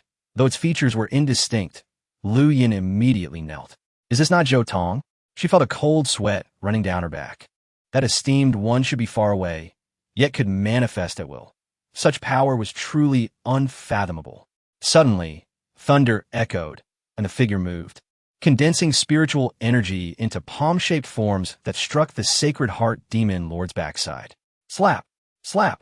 Slap! The sound reverberated, reminiscent of a parent chastising a disobedient child, sending shivers down Lu Yan's spine. Woo, stop! How can you bully a child? I'm already frightened. Why continue to hit me? Ah, it hurts! Lu Yin trembled, clasping the token and kneeling in supplication. O revered one, my lady has recognized her error. Please grant her mercy just this once. After a moment, the overwhelming pressure finally dissipated. The Sacred Heart demon lord plopped on the ground, then sprang up again, collapsing onto Lu Yin. You are crying? Nonsense. I am the dignified demon lord, a being who slaughters without a second thought. How could I possibly cry? Woo woo woo. The young girl felt utterly wrong, yet continued to sob. I must amend my research report on humans. There are indeed some terrifying beings among them. Chapter 49. What level of status dares to play with me far away? Zhou Tong could not help but chuckle. He had thought he had caught a big fish, only to discover it was an innocuous fellow. Since that was the case, he decided to keep it, as it might prove useful in the future. He muttered to himself, easily determining the fate of the Sacred Heart. What are you laughing at? The little enchantress glanced over. Nothing, just reminiscing about something amusing, he replied. The group sailed through the winds and clouds, day and night, having already traversed the boundaries of the three clear domain and were about to enter the celestial path domain. Don't be anxious. Zhou Tong grasped her hand, causing her to shiver slightly. What are you doing, little rascal? Before she could finish her question, Muronya felt a chill on her left hand, noticing a sparkling object adorning her ring finger. A ring? It is a token, Zhou Tong emphasized, only to see her smile broaden mischievously. Far surpassing that ugly woman, Muronya remarked, her eyes shimmering as if filled with stars while she admired the resplendent ring. At that moment, Long Lingyun raised an alarm. Master, 2 warships are approaching from behind. They appear to be from the indulgent sect. Upon hearing this, Muronya's brows furrowed, radiating an astonishing aura. What's wrong? Do you hold a grudge? Zhou Tong inquired. It is more than a grudge. It is an irreconcilable feud. Muronya giritit hertit. The leader of the indulgent sect was once my senior sister. Defy my master, she usurped the sect leader position from me, taking half of the joyful sect's resources to defect. When my master learned of this, he was so enraged that he vomited blood and perished, and since then, I have become extreme, sowing the seeds of inner demons. So she is a treacherous wretch. Zhou Tong scoffed. Does that mean they practice the joyful heavenly art as well? They do not possess that qualification. Only the legitimate sect leader can receive the complete inheritance and teach disciples. They must have only learned the first layer of the heavenly art and strayed into extremes. Zhou Tong inhaled sharply. The first layer of the joyful heavenly art was indeed a technique for coupling, allowing male and female practitioners to complement each other, enhancing their powers. However, if taken to extremes, it devolves into lewd practices. Such actions would inevitably lead to calamity, unable to endure, ultimately failing to attain the great Tao. Can the technique truly allow for mutual enhancement? The little enchantress suddenly asked, perplexing the others. Aren't you the enchantress? How can you not know such matters? Long Lingyun regarded her with a strange look. I am called the enchantress simply because I enjoy tormenting others. She shot back. Don't just point fingers at me.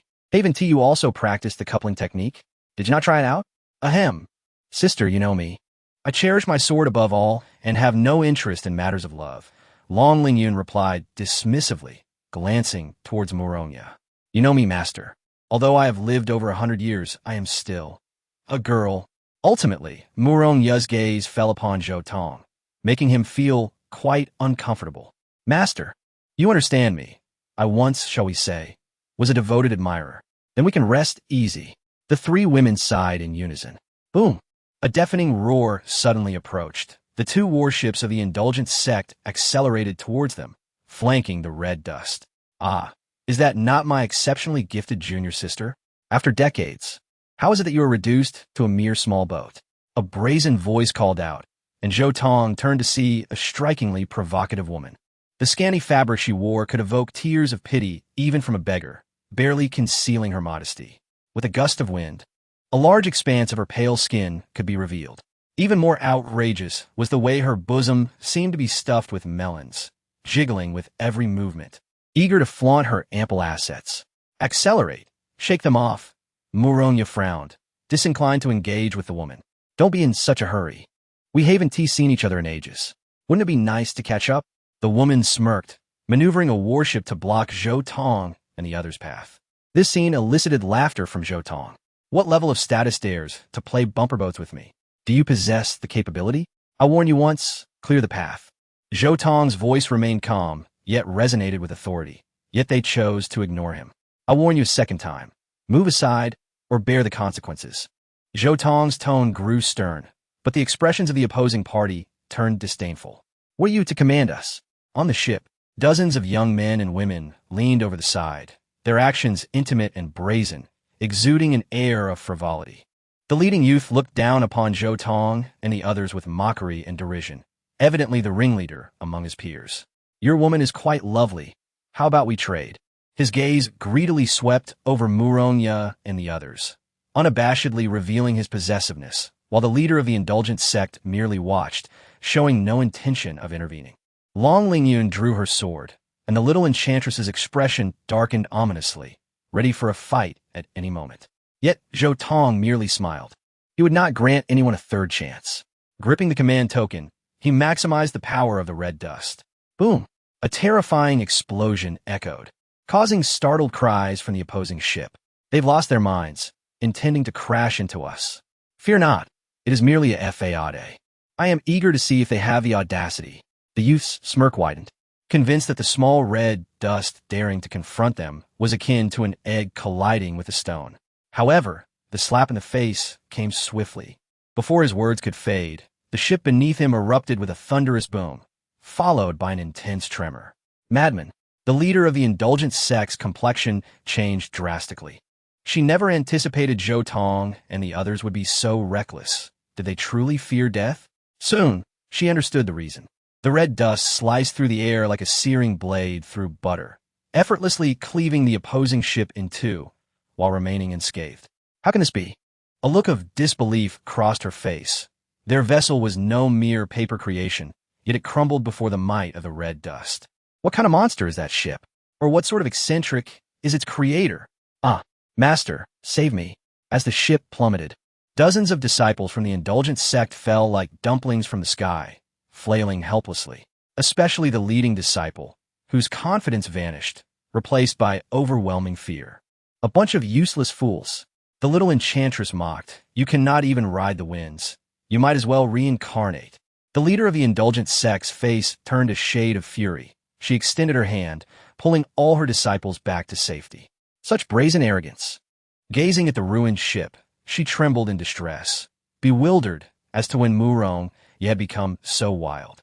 Chase them down. I will settle the score. The leader of the indulgent sect commanded through gritted teeth, watching the red dust prepare to accelerate away. Boom! The ship beneath them roared like a beast, unleashing its full power, rapidly closing in on the red dust. At that moment, Zhou Tong's voice echoed once more from the red dust. I warn you for the first time. If you dare come within 30 yards of us, we will destroy you. The disciples of the indulgent sect were taken aback, immediately slowing their pace. They did not wish for their remaining ship to meet the same fate.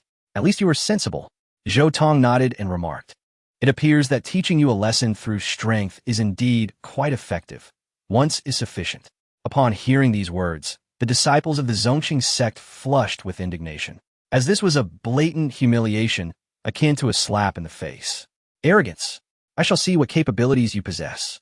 The countenance of the Zhongqing sect's leader, Lian Hanxing, shifted subtly. The next moment, she leaped onto the Hongchuan ship, directly approaching the four individuals. Murongya, I trust you are well. Lian Hanxing, what audacity grants you the courage to face me? Murongya's expression was frigid, her gaze laced with profound disdain. Zhou Tong assessed her adversary and discovered that the leader of the Zhongqing sect was named Lian Hanxing, a rather splendid name. Oof. What grounds do you have for such arrogance? I have heard that the Hahuan sect has utterly declined under your stewardship. If your master were aware, she would undoubtedly regret her initial choice. Lian Hanxing's tone was mocking, targeting vulnerabilities in an attempt to destabilize Murongya. Yet, Murongya appeared well prepared, responding. Your master should indeed feel fortunate. Had she truly entrusted the sect to you, the Hahuan sect would have long since devolved into a den of vice. She would never find peace in death. This retort immediately pierced Lian Hanxing's defenses. Murongya, do not feign the role of a chaste maiden before me. You have certainly indulged with men over the years. Let me unveil your true nature. As her words fell, Lian Hanxing's forehead cracked open, revealing a single vertical eye that fixated on Murongya. Moments later, disbelief washed over her features. How is this possible? At over 100 years of age, you remain untouched. How can you endure such restraint? She then turned her gaze to Long Lingyun and the little demoness, only to receive the same astonishing revelation. This cannot be true. You are unworthy of the Hahuan sect. Lian Hanxing exclaimed in a frenzy, as if struck by a tremendous blow. The path of cultivation demands that only those who can master themselves may progress further, while the Hahuan Tiangong embodies the principles of yin and yang. It also requires the moderation of desires. Indulgence leads to self-destruction. This had been the teaching of her former master, long since discarded by Lien Hanxing, while Murongya remained steadfast in her adherence. The mere thought ignited her fury. Who are you pretending to be, a diligent student, an obedient disciple? That old wretch is dead. Do you still wish for her to rise from the grave and commend you once more? You are envious. Murongya gazed at her with pity. Envious? Me? Ha ha ha. What a grand jest. I never anticipated that after years apart, you would develop a sense of humor. Lien Hanxing replied, her demeanor bordering on madness. Do you think I crave the praise of that old hag? I have never cared for her opinion. She has never favored me, and all of this is because of you. As she spoke, her eyes fell on Zhou Tong, and her expression softened significantly. I see now. It must be that no man has shown interest in you, leaving you to remain single. Or perhaps this lad is simply incapable of satisfying the desires of you three. Silence. Get away. Murongya interposed herself before Zhou Tong, issuing a cold rebuke to Lien Hanxing. Haha, how delightful. It seems I have struck a nerve. Allow me to awaken this young man's passions for you. With those words, she channeled her celestial power, targeting only Zhou Tong. Chilua dream. I shall ensnare your very soul. Chapter 51. Capturing Lien Hanxing. An alluring aura emanated from Lien Hanxing, enveloping Zhou Tong. She was wielding her most potent charm, transforming the tumult of the mortal realm into a tender haven, enough to ensnare even those with hearts of iron, causing them to kneel beneath her pomegranate skirt. Lien Hanxing's beauty and prowess were nearly equal to Mo Lu Shu, second only to Murongya. Few could withstand her allure. As expected, Zhou Tong's visage shifted, flushing crimson as he seemingly struggled against some insatiable desire. Youth is fleeting. One must seize pleasure while it lasts. The beauty before you should be grasped with both hands. 4 missed opportunities lead to eternal regret. With arms outstretched, she accentuated her ample bosom, dazzlingly white and blinding to the eyes. Call me into your sister's embrace. I shall cherish you well, and you will soon taste the sweetest pleasures this world has to offer. Upon hearing this, Zhou Tong's countenance grew increasingly strained, as if he were on the brink of collapse. This scene filled Lien Hanxing with pride. A mere flicker of her charm could render Murongya's disciple utterly helpless. You ugly ant. Zhou Tong's expression transformed in an instant, filled with disgust, as if he had been repulsed. Laughter like silver bells escaped Murongya, as she gently patted Zhou Tong's back, clearly amused. Fear not, my dear. Your master is here. Just hide behind me, and that hideous creature cannot harm you. However, the tender exchange between master and disciple struck Lien Hanxing like a bolt of lightning. I, aunt, you dare call me ugly? At that moment, her heart nearly shattered. For decades, while some had branded her as vicious or fickle, none had ever deemed her unattractive. With her unparalleled beauty and supreme charm, countless powerful figures had become her devoted followers, bending to her will. This was her pride and her fortress, not to be desecrated. Now, this pride lay shattered beneath Zhou Tong's disdain, leaving her utterly humiliated. You little brat, who do you call aunt? In an instant, a torrent of murderous intent surged forth. Lien Hanxing was propelled into a rage. I speak of you, ungrateful harlot, daring to flaunt your power before my master. You have one chance. Kneel and apologize to my master, and I shall spare your life. Zhou Tong met her gaze unflinchingly, his eyes brimming with mockery and contempt. This expression pierced Lien Hanxing's heart. No man had ever looked at her in such a manner, for others had only gazed upon her with unabashed desire. My master is 1,000 times more beautiful than you. Having grown accustomed to her grace, your petty attempts at seduction are nothing but self-humiliation. I will kill you. Lien Hanxing could no longer contain her fury and lashed out at Zhou Tong. Come at me.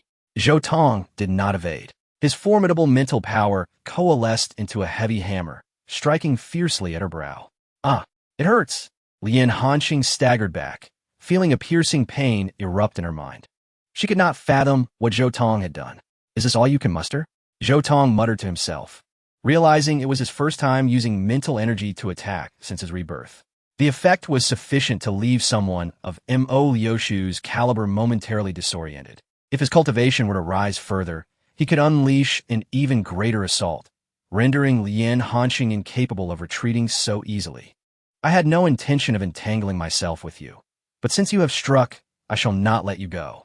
Murong Ye's expression turned frigid, and her long hair suddenly turned white. Lien Hanqing's face shifted slightly. She recognized that Murong Ye was prepared to take this seriously. Do not think I fear you. If you make a move here, your 3 disciples will suffer the consequences. She attempted to threaten Murong Ye, hoping to make her hesitate. Spare me your words, Dai. The little demoness struck first, having crossed a line by daring to threaten her master. With a single step, the sea of mortals rippled, drawing everyone into her domain. Child, you are still quite naive, Lien Hanqing scoffed, though her expression grew serious, knowing none of her disciples could contend with her. With a clang, a sword was unsheathed. Long Lingyun joined the fray, wielding the sword's might. This is never-ending. Lien Hanqing felt a surge of frustration, yet she had to tread carefully, for the sword's presence was omnipresent. One moment of carelessness could spell disaster. Coupled with Murong Ye's relentless pressure, she found herself in a dire struggle. How infuriating!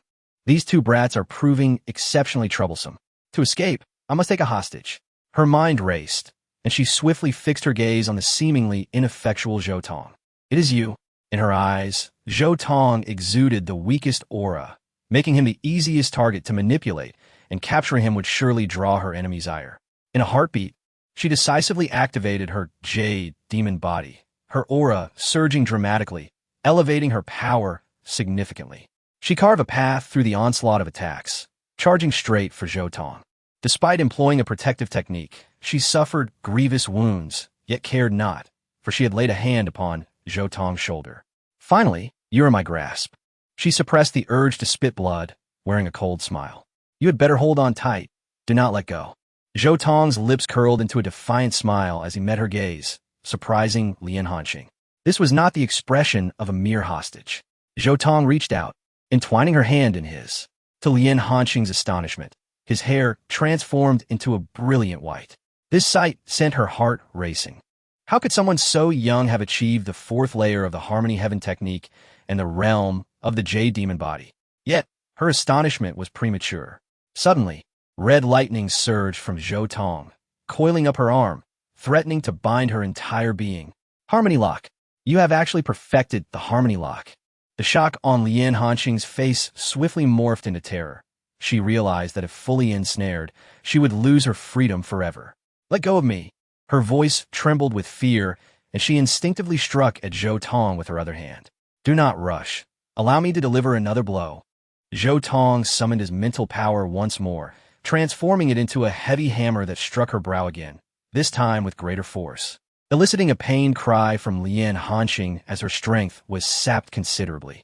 In that moment, Murong Ye arrived just in time, delivering a powerful palm strike to her back.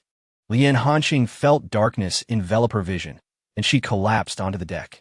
Zhou Tong exhaled a long sigh of relief. The previous encounter had been perilously close. A cornered beast could be exceedingly dangerous. Little one, do you wish to bind her with your lock? If so, your power will surge once more, Murong Ye said with a mischievous smile. Upon awakening, Lien Hanqing's expression shifted dramatically when she noticed her garments had been changed. I have been captured. She sprang up from the bed, trembling uncontrollably, her heart plummeting. The very thought of Zhou Tong using the Harmony Lock on her while she was unconscious filled her with dread. The door swung open, and Murong Ye entered gracefully.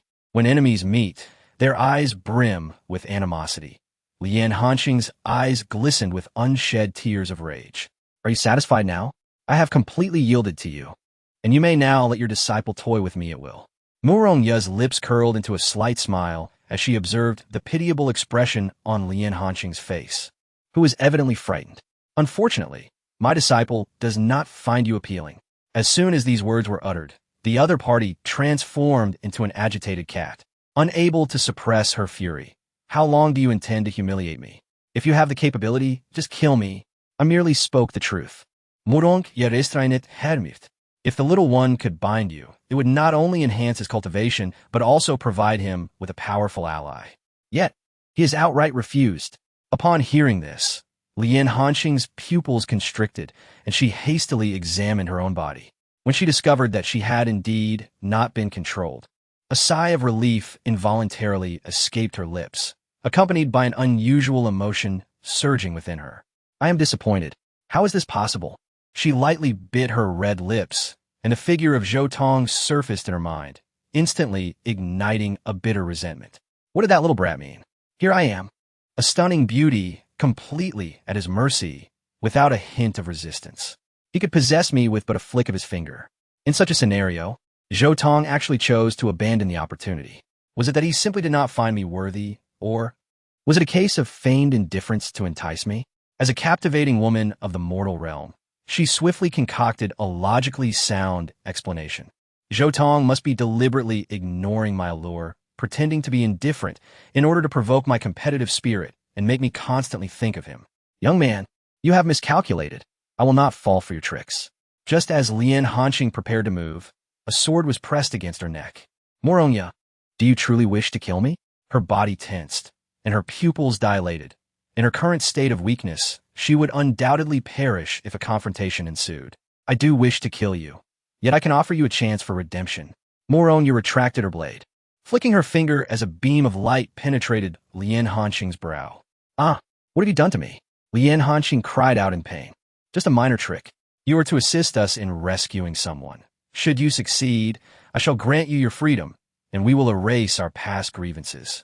However, if you dare to play tricks, I understand. You simply wish to save your disciple. Do not go back on your word. I swear to the heavens. No need for that. I trust your reputation. Lian Hanqing waved her hand, departing the room and stepping onto the deck. She glanced back, not seeing her ship, a hint of anxiety creeping onto her face. Do not worry.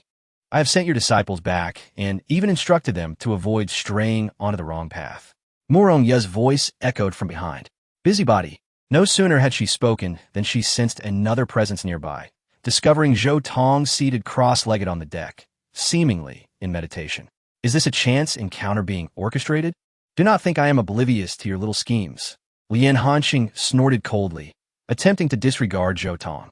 Yet, she halted, for an aura of a practitioner emanated from him. What is this? The first layer of the transformation realm. How is this possible? Lian Hanqing gaped in astonishment. Zhou Tong's concealment methods were so sophisticated that she could not discern his cultivation. Realizing Zhou Tong's true realm nearly caused her jaw to drop. This is too weak. Have I truly fallen into the hands of this boy? Feeling disheartened, she lamented, yet was unaware that Zhou Tong was currently undergoing a profound transformation. Reborn, he had mastered an abundance of exceptional skills, each of high caliber. Should they fall into the wrong hands, they would undoubtedly attract widespread attention across the continent. Yet, for one preparing to break through to the imperial realm, such skills were no longer necessary. To become a true emperor, one must first comprehend the 6 realms of the void. Among them, the realm of known knowledge represents the pinnacle of esoteric arts, allowing one to create supreme skills at will. However, achieving this realm is exceedingly arduous. Not only must one forget all other esoteric arts, retaining only a singular technique for protection, but one must also endure prolonged trials and tribulations. In his previous life, Zhou Tong had taken a step into the realm of known knowledge, integrating the strengths of various schools to create a technique capable of countering myriad paths. Now, he had severed all esoteric arts from his mind and was using the harmony technique as his protective method, beginning his ascent towards the realm of known knowledge. The harmony technique consists of 9 layers. The first is the art of the chamber. The second is the sea of mortal dust. The third is the dream of brocade. The fourth is the jade demon body. And the fifth is the celestial speech of the vast sky. The so-called celestial speech of the vast sky is the power to communicate with the heavens, to comprehend the rhythms of the universe, allowing one to internalize and control the elements of water, fire, wind, thunder, mountains, and flora. This layer closely resembles the realm of known knowledge. The latter governs all esoteric arts, while the former elucidates the principles of nature. The way is in nature, and they harmoniously coincide in a moment of enlightenment. Zhou Tong accumulated his experiences and, like breaking through a paper window, seamlessly stepped into the realm of known knowledge. Instantly, the sky dimmed, all light vanished, casting the surroundings into darkness. What is happening? What is going on? Lian Hanqing trembled, gazing at Zhou Tong as if she had seen a ghost. sensing an overwhelmingly terrifying aura rising from the young man, transcending all else. Is this still the transformation realm? I feel as if I am witnessing an emperor star slowly ascending. She murmured, her knees weakening, unable to resist kneeling. Boom! Ah! Suddenly, thunder roared, the sound reverberating through the heavens as if dragons and serpents were soaring, sending Lien Hanxing's soul into a frenzy. As she watched in horror, Zhou Tong's aura surged dramatically. This, she stammered, pointing at Zhou Tong, who was ascending rapidly through the ranks, breaking through from the first layer of the transformation realm to the 9th layer with unstoppable momentum. How can this be? Is this a dream? She questioned herself in disbelief. You'll get used to it, Moronya remarked from the side, delivering a shock akin to a lightning strike. Used to it? Is this his daily routine? Before her words could settle, Zhou Tong advanced once more, shattering the barriers of great realms as he stepped into the heart-melding realm. Boom! Thunder rumbled, summoning the heavenly tribulation. Is it the thunder tribulation? He hasn't even crossed the threshold of the extraordinary yet he can provoke the thunder tribulation? What manner of monster is this? Lien Hanxing was left dumbfounded, but soon, even more astonishing events unfolded before her eyes. Zhou Tong soared into the air, gazing at the celestial thunder with his golden eyes, unafraid. This ostentatious thunder tribulation should dissipate. With a wave of his hand, the heavens shattered, and an amber star descended from above. Celestial speech of the vast sky, the heavens move, all phenomena. Chapter 53. The Empress's dream. The celestial star cast a vast shadow, completely obscuring the vessel known as the Crimson Dust. Lien Hanxing gazed at the sky, utterly astonished, her expression slipping beyond her control. Zhou Tong had actually pulled down a meteor from the heavens. What extraordinary prowess! Boom! The celestial body charged forward, crashing into the tribulation, unleashing a tremendous wave that tore apart everything in its path. After a long while, the clouds dispersed, the tribulation faded, and the azure sky stretched out, clear and serene, with only Zhou Tong standing tall amidst the heavens, resembling a deity. In the realm of the heavenly Tao, within the Lingxiao Empire's royal palace, a woman suddenly awoke from her slumber, her robe drenched in sweat. Your Majesty! The night guard rushed in, concern etched across his face. It is nothing. I merely had a nightmare. You may all leave, she replied, rising and shedding her golden, sleeping robe, revealing her long, voluptuous figure. How many times has this been? Once again, I have dreamt the same dream. This woman was none other than Qian Miaoyu, the unparalleled empress of the Lingxiao Empire, renowned as the most talented sovereign in the empire's history. A millennium ago, when the empire was newly founded and barely secured a foothold, it had taken 26 generations of diligent rulers to finally unify the entire realm of the heavenly Tao in this era. The smooth progress was largely due to Qian Miaoyu's alliance with the Heavenly Tao Bureau, enlisting the Bureau's master, Zhao Wutian, as the national advisor, which significantly widened the gap with rival nations. Now, the Heavenly Tao Bureau stood as the foremost sect of the Lingxiao Empire, giving the realm its name. A chill wind swept through, evaporating her sweat and raising the fine hairs on her skin. So cold, Qian Miaoyu shivered, sitting on the edge of her bed, wrapping herself tightly in the quilt, as if it were a protective shell against impending danger. She was on the brink of insomnia, her mind replaying the dream incessantly.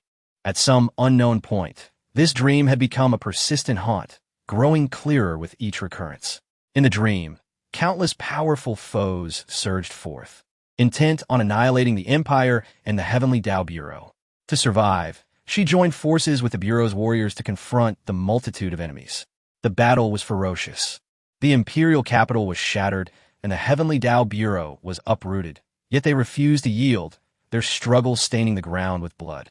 However, just as the stalemate persisted, the heavens erupted in light, and a golden youth descended upon the winds, gazing down upon the world as if all were beneath his feet. Enveloped in mist, only the vague outline and his commanding, luminous eyes remained etched in her memory. With a mere wave of his hand, he summoned a shooting star from the sky to unleash a catastrophic strike upon the warriors of the Heavenly Tao Bureau and the Empire. Each time she dreamt of this moment, she awoke in a tempest of fear, struggling to contain her terror. Death felt so palpably real that at times, she could hardly distinguish dream from reality. Qian Miaoyu, a practitioner and a rare prodigy, understood that this dream was not without foundation. It must reflect some underlying causality. Summon the national advisor at once. Inform him that I have urgent matters to discuss. Resolute, Qian Miaoyu sought a means to resolve her turmoil. Yet, scarcely had her words left her lips when a familiar voice echoed from outside. Your Majesty, the national advisor requests an audience. The Empress paused momentarily before responding. Admit him. Your humble servant pays respects to your Majesty.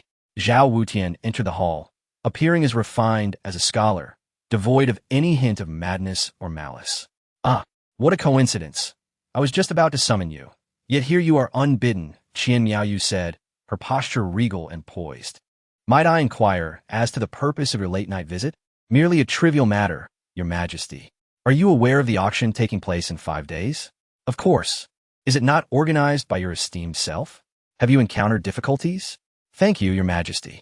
It is not so much a difficulty, but to ensure the auction proceeds smoothly, I seek a formidable assistant for protection and guidance, hence my visit to consult with you. He produced a communication jade pendant, shattering it before Qian Miaoyu's eyes. Please take a look, your Majesty. As delicate smoke curled upwards, an image materialized, revealing the face of a woman. Upon seeing her, Qian Miaoyu remained outwardly calm, though her heart raced. She had never encountered this woman in reality, yet she could name her, Yuqing sect Mo Liusu.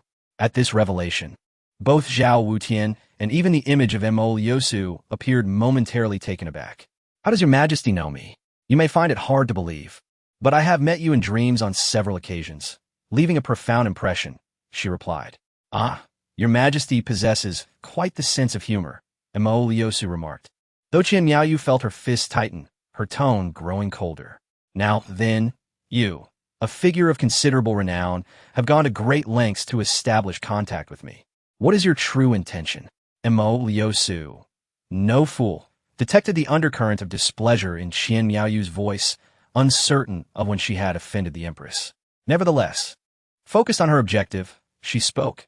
On behalf of the Yuqing sect, I hope to forge an alliance with the Lingxiao Empire, pledging mutual support in times of trouble, never to betray our bond. I plan to meet with your Majesty in a few days to present a generous offering as a token of sincerity. Qian Miaoyu's brows furrowed deeper.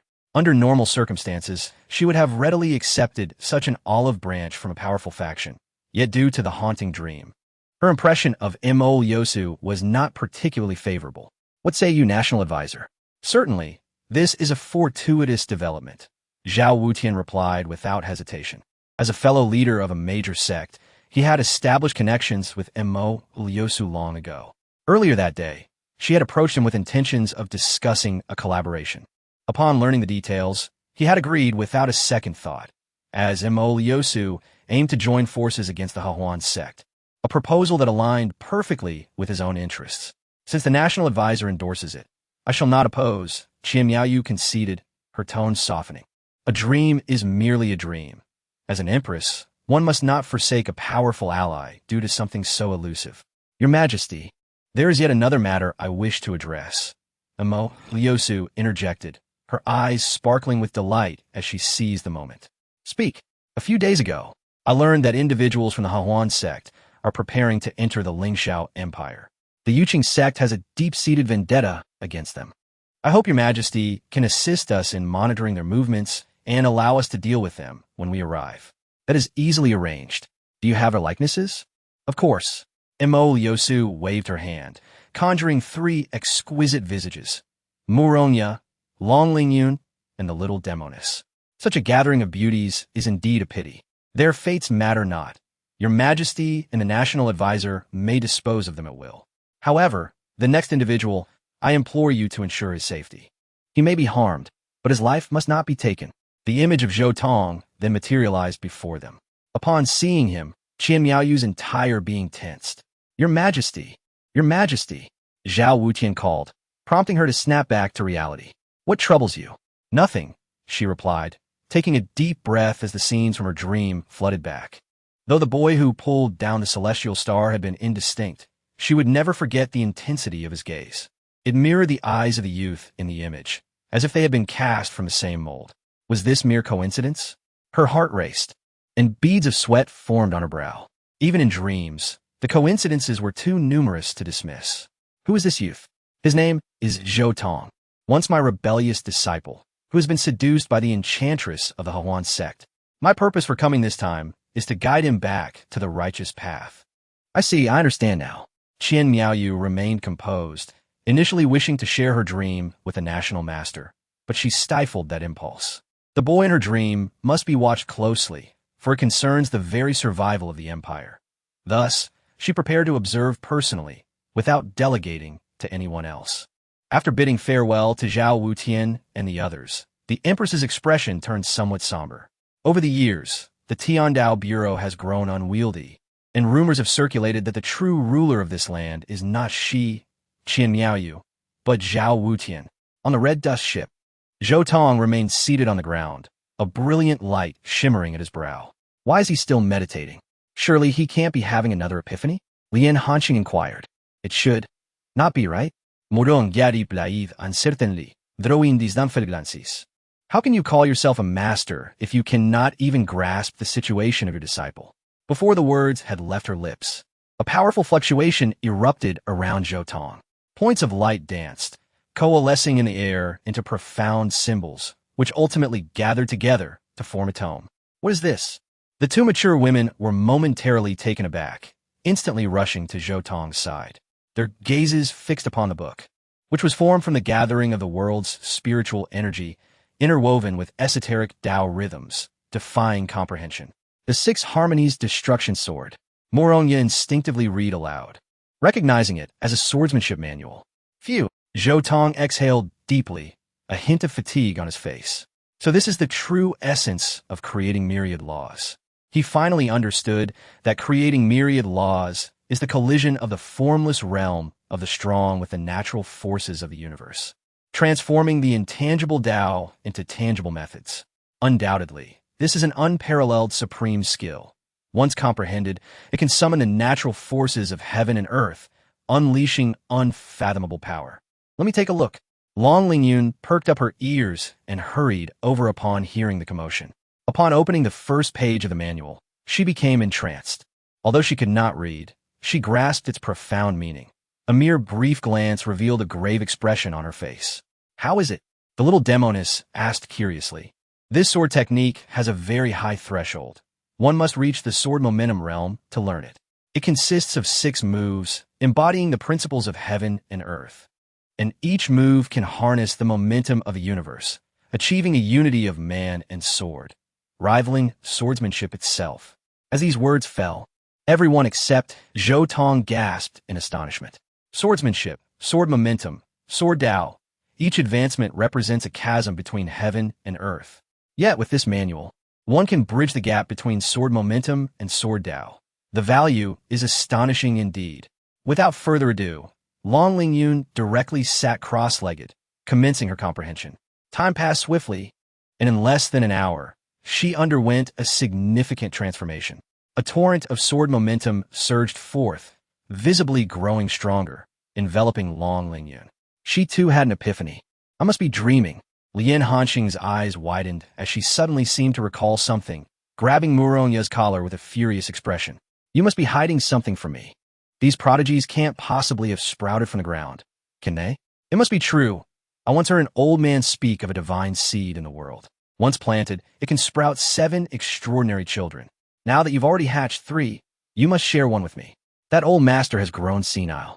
Do you truly believe her words? Moronya retorted with irritation. I don't care. That old man dotes on you the most.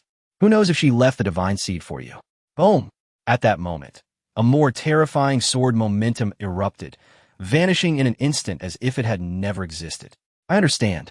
Long Lingyun stood up, her face alight with joy, her features alight with barely contained excitement. The sword momentum has reached a small success stage. Should I employ the manual to summon the power of heaven and earth, I could defeat sword cultivators at the great success stage, rendering me invincible beneath the sword Tao. Heavens! Lien Hanqing felt tears of envy welling up. Why is life so unfair? Ultimately, her gaze fell upon Zhou Tong, brimming with unabashed greed. This is the most prodigious individual. With a mere wave of his hand, he has created an unparalleled manual. Is it really just junior sister? I have never asked anything of you in my life. She clung to Muronya's leg, pointing at Zhou Tong. Sell me this fellow. Ask for anything you desire, and I shall do whatever it takes to obtain him. Muronya smiled gently, bending down to press down on her head. With a thud, Lian Hanxing's pretty face came in at intimate contact with the deck. How dare a mere captive make demands? Truly, she does not regard herself as an outsider. Zhou Tong concluded his meditation, finally alleviating the accumulated fatigue. The energy expenditure in creating the manual was immense. He estimated it would take at least 3 days to create another of the same level. Enough of this frivolity. We have entered the Tiandao domain, and soon we shall reach the imperial capital of the Lingxiao Empire. At this moment, dozens of warships traverse the sky from various directions and factions, presumably all coming for the eldest senior sister. It is because the Yingyang Dao body is not only an exceptional cauldron, but also a peerless genius, making it incredibly alluring, whether for dual cultivation, as a disciple, or both. Halt! At the gates of the imperial capital, guards wielding long spears blocked their path, demanding registration for entry. Zhou Tong stowed the red dust ship into his ring. Upon announcing his name, he noticed the guards' expressions shift, exchanging glances before revealing sincere smiles. Esteemed guest, please enter. We offer complimentary guiding services. Should you have any inquiries, feel free to ask her. As the words fell, a remarkably attractive woman stepped forward, greeting Zhou Tong and the others with a warm smile. Please follow me. Upon seeing her, the others remained unmoved, but Zhou Tong's expression subtly changed. This woman bore treasures that suppressed cultivation, appearing to be an ordinary person, yet her strength was formidable. She was certainly not merely a guide. We are also esteemed guests and require a guide. Zhou Tong began, but was abruptly interrupted by a slap. Get lost. The guards glared contemptuously. How dare you presume upon my kindness? Chapter 55. A failed temptation leads to kidnapping. The captivating tour guide led her group through the imperial city. Yet as time wore on, Zhou Tong's demeanor grew increasingly frosty. Stop right there. At the sound of this command, the beautiful guide couldn't help but shudder. What was happening? Had she been exposed so swiftly? She shook her head vehemently, dismissing the notion. After all, she was Qian Miaoyu, the supreme empress of the Lingxiao Empire, a master of disguise and transformation. Coupled with her ancestral treasures, even industry experts would struggle to unveil her true identity. Only someone with an exceptionally formidable mental prowess could pierce through the layers of illusion to reveal her genuine form. But such individuals were nearly mythical. Dear guest, what is the matter? She stammered, her gaze darting cautiously toward Zhou Tong. He bore an uncanny resemblance to the youth of her dreams, with both physique and features strikingly similar, over 80% alike. Are you a tour guide or a thief for bringing us to this secluded spot? Zhou Tong's piercing gaze fell upon Qian Miaoyu, freezing her blood in her veins. I didn't tea. Qian Miaoyu's voice trembled, as Zhou Tong's presence perfectly mirrored the figure from her dreams. Lian Hanxing and Muronyan narrowed their eyes, their stares sharp and discerning. I have no idea what you're talking about. I'm just an ordinary, enough. Zhou Tong interrupted. Do you want me to peel away your fade and reveal your true self here? The words struck the Empress like a thunderbolt. Her pride in her disguise had been so easily shattered. Was he truly the one from her dreams? She had approached Zhou Tong in disguise to gauge his strength, but a dense fog seemed to envelop him, obscuring any information she could glean. You say she is in disguise? Moronya asked, astonished. As the leader of the Hawan sect, she was an expert in the art of disguise herself. Yet if Zhou Tong had seen through it, his insight was terrifyingly profound. This was bad. I must resort to my final measure. The Empress's face paled as she resolved to see his true strength. In her palm rested a jade pendant. Emanating en unusual aura. This had been a premeditated strategy. Shattering the pendant would summon formidable assassins to eliminate Zhou Tong. No one could conceal their cultivation in the face of death. This was the ultimate test of strength. Even if the assassins were captured, they would choose suicide before revealing any secrets. If Zhou Tong perished, it would be a small price to pay for the survival of the Lingxiao Empire, even at the cost of offending the Yuling sect. What is this? Zhou Tong snatched the pendant, leaving the Empress aghast. Return that to me. You want to shatter it, do you? Allow me. With a swift motion, he crushed the pendant into dust. Boom! The ambient spiritual energy erupted chaotically, a powerful killing intent bursting forth, scattering the onlookers like startled birds. Little ghost, prepare to meet your end. A dozen formidable figures clad in black appeared, brandishing daggers as they lunged at Zhou Tong. Each possessed the strength of the celestial slaying realm, their speed and ferocity astonishing. Overestimating yourselves, Zhou Tong scoffed, unleashing a palm strike imbued with the sword intent of the universe, forcing the black-clad assassins to retreat in unison. What level do you think you're at to surround me? It is you who are ensnared. With those words, Muronya and Lian Hanxing transformed into a blur of white, each seizing a shoulder of Qian Miaoyu, rendering her immobile. What are you doing? Qian Miaoyu gasped, feigning innocence. Stop pretending. You've already given yourself away. Let us go. The two mature women exerted their strength, whisking Zhou Tong and Qian Miaoyu away in an instant. Their speed was so remarkable, it seemed as if they had evaporated, leaving behind a disarrayed assembly of assassins. Moments later, time appeared to resume its flow. Oh no! The Empress has been kidnapped. In a concealed space, an intensely provocative interrogation was underway. Qian Miaoyu could never have imagined herself presented in such a humiliating manner. Bound tightly by a red thread, her curvaceous form was accentuated, suspended in mid-air. How are you so proficient? Zhou Tong gazed at Lian Hanxing with an odd expression. It's all in the practice, dear brother. I've honed my binding skills to perfection. This thread suppresses her cultivation. A mere celestial slayer like her stands no chance of escape. Speak. Who are you? Why did you approach us? Comply, and I may grant you a swift end. Muronya demanded coldly, locking eyes with her. I don't know what you mean. Let me go. I'm just an ordinary girl. Still defiant? Muronya lunged forward, extracting a pendant from Qian Miaoyu's colletage, revealing her concealed aura. What a lovely treasure, she remarked, then tore off Qian Miaoyu's mask, exposing a stunning visage. Once a beauty, now a thief? Qian Miaoyu fell silent, rendered speechless. Allow me to handle her. With a soul-searching technique, I can conclude this swiftly. As Zhou Tong leaned closer, Qian Miaoyu's face morphed with terror. I'll tell you everything. She surrendered instantly. Emily S. sent me to monitor you. Upon hearing that name again, Zhou Tong felt no stirrings in his heart, perhaps even a hint of amusement. Did that woman truly believe that by dismantling the Hahuan sect, she could win back his heart? Such a notion was indeed fanciful. Emily S. Such a vexatious name. Lian Hanxing scoffed, clearly familiar with its notoriety. However, upon learning of Zhou Tong's prior connection to Emily S., her demeanor shifted to one of disillusionment. So, this lad isn't of your making, but rather someone's plundered treasure. I've told you countless times, he is born of his parents. No divine seed exists in this world. Your mind has been clouded by that old fool. Muronya, infuriated, nearly struck out. Have you ever met his parents? Muronya paused, realizing not only she, but even Zhou Tong himself had never encountered his parents.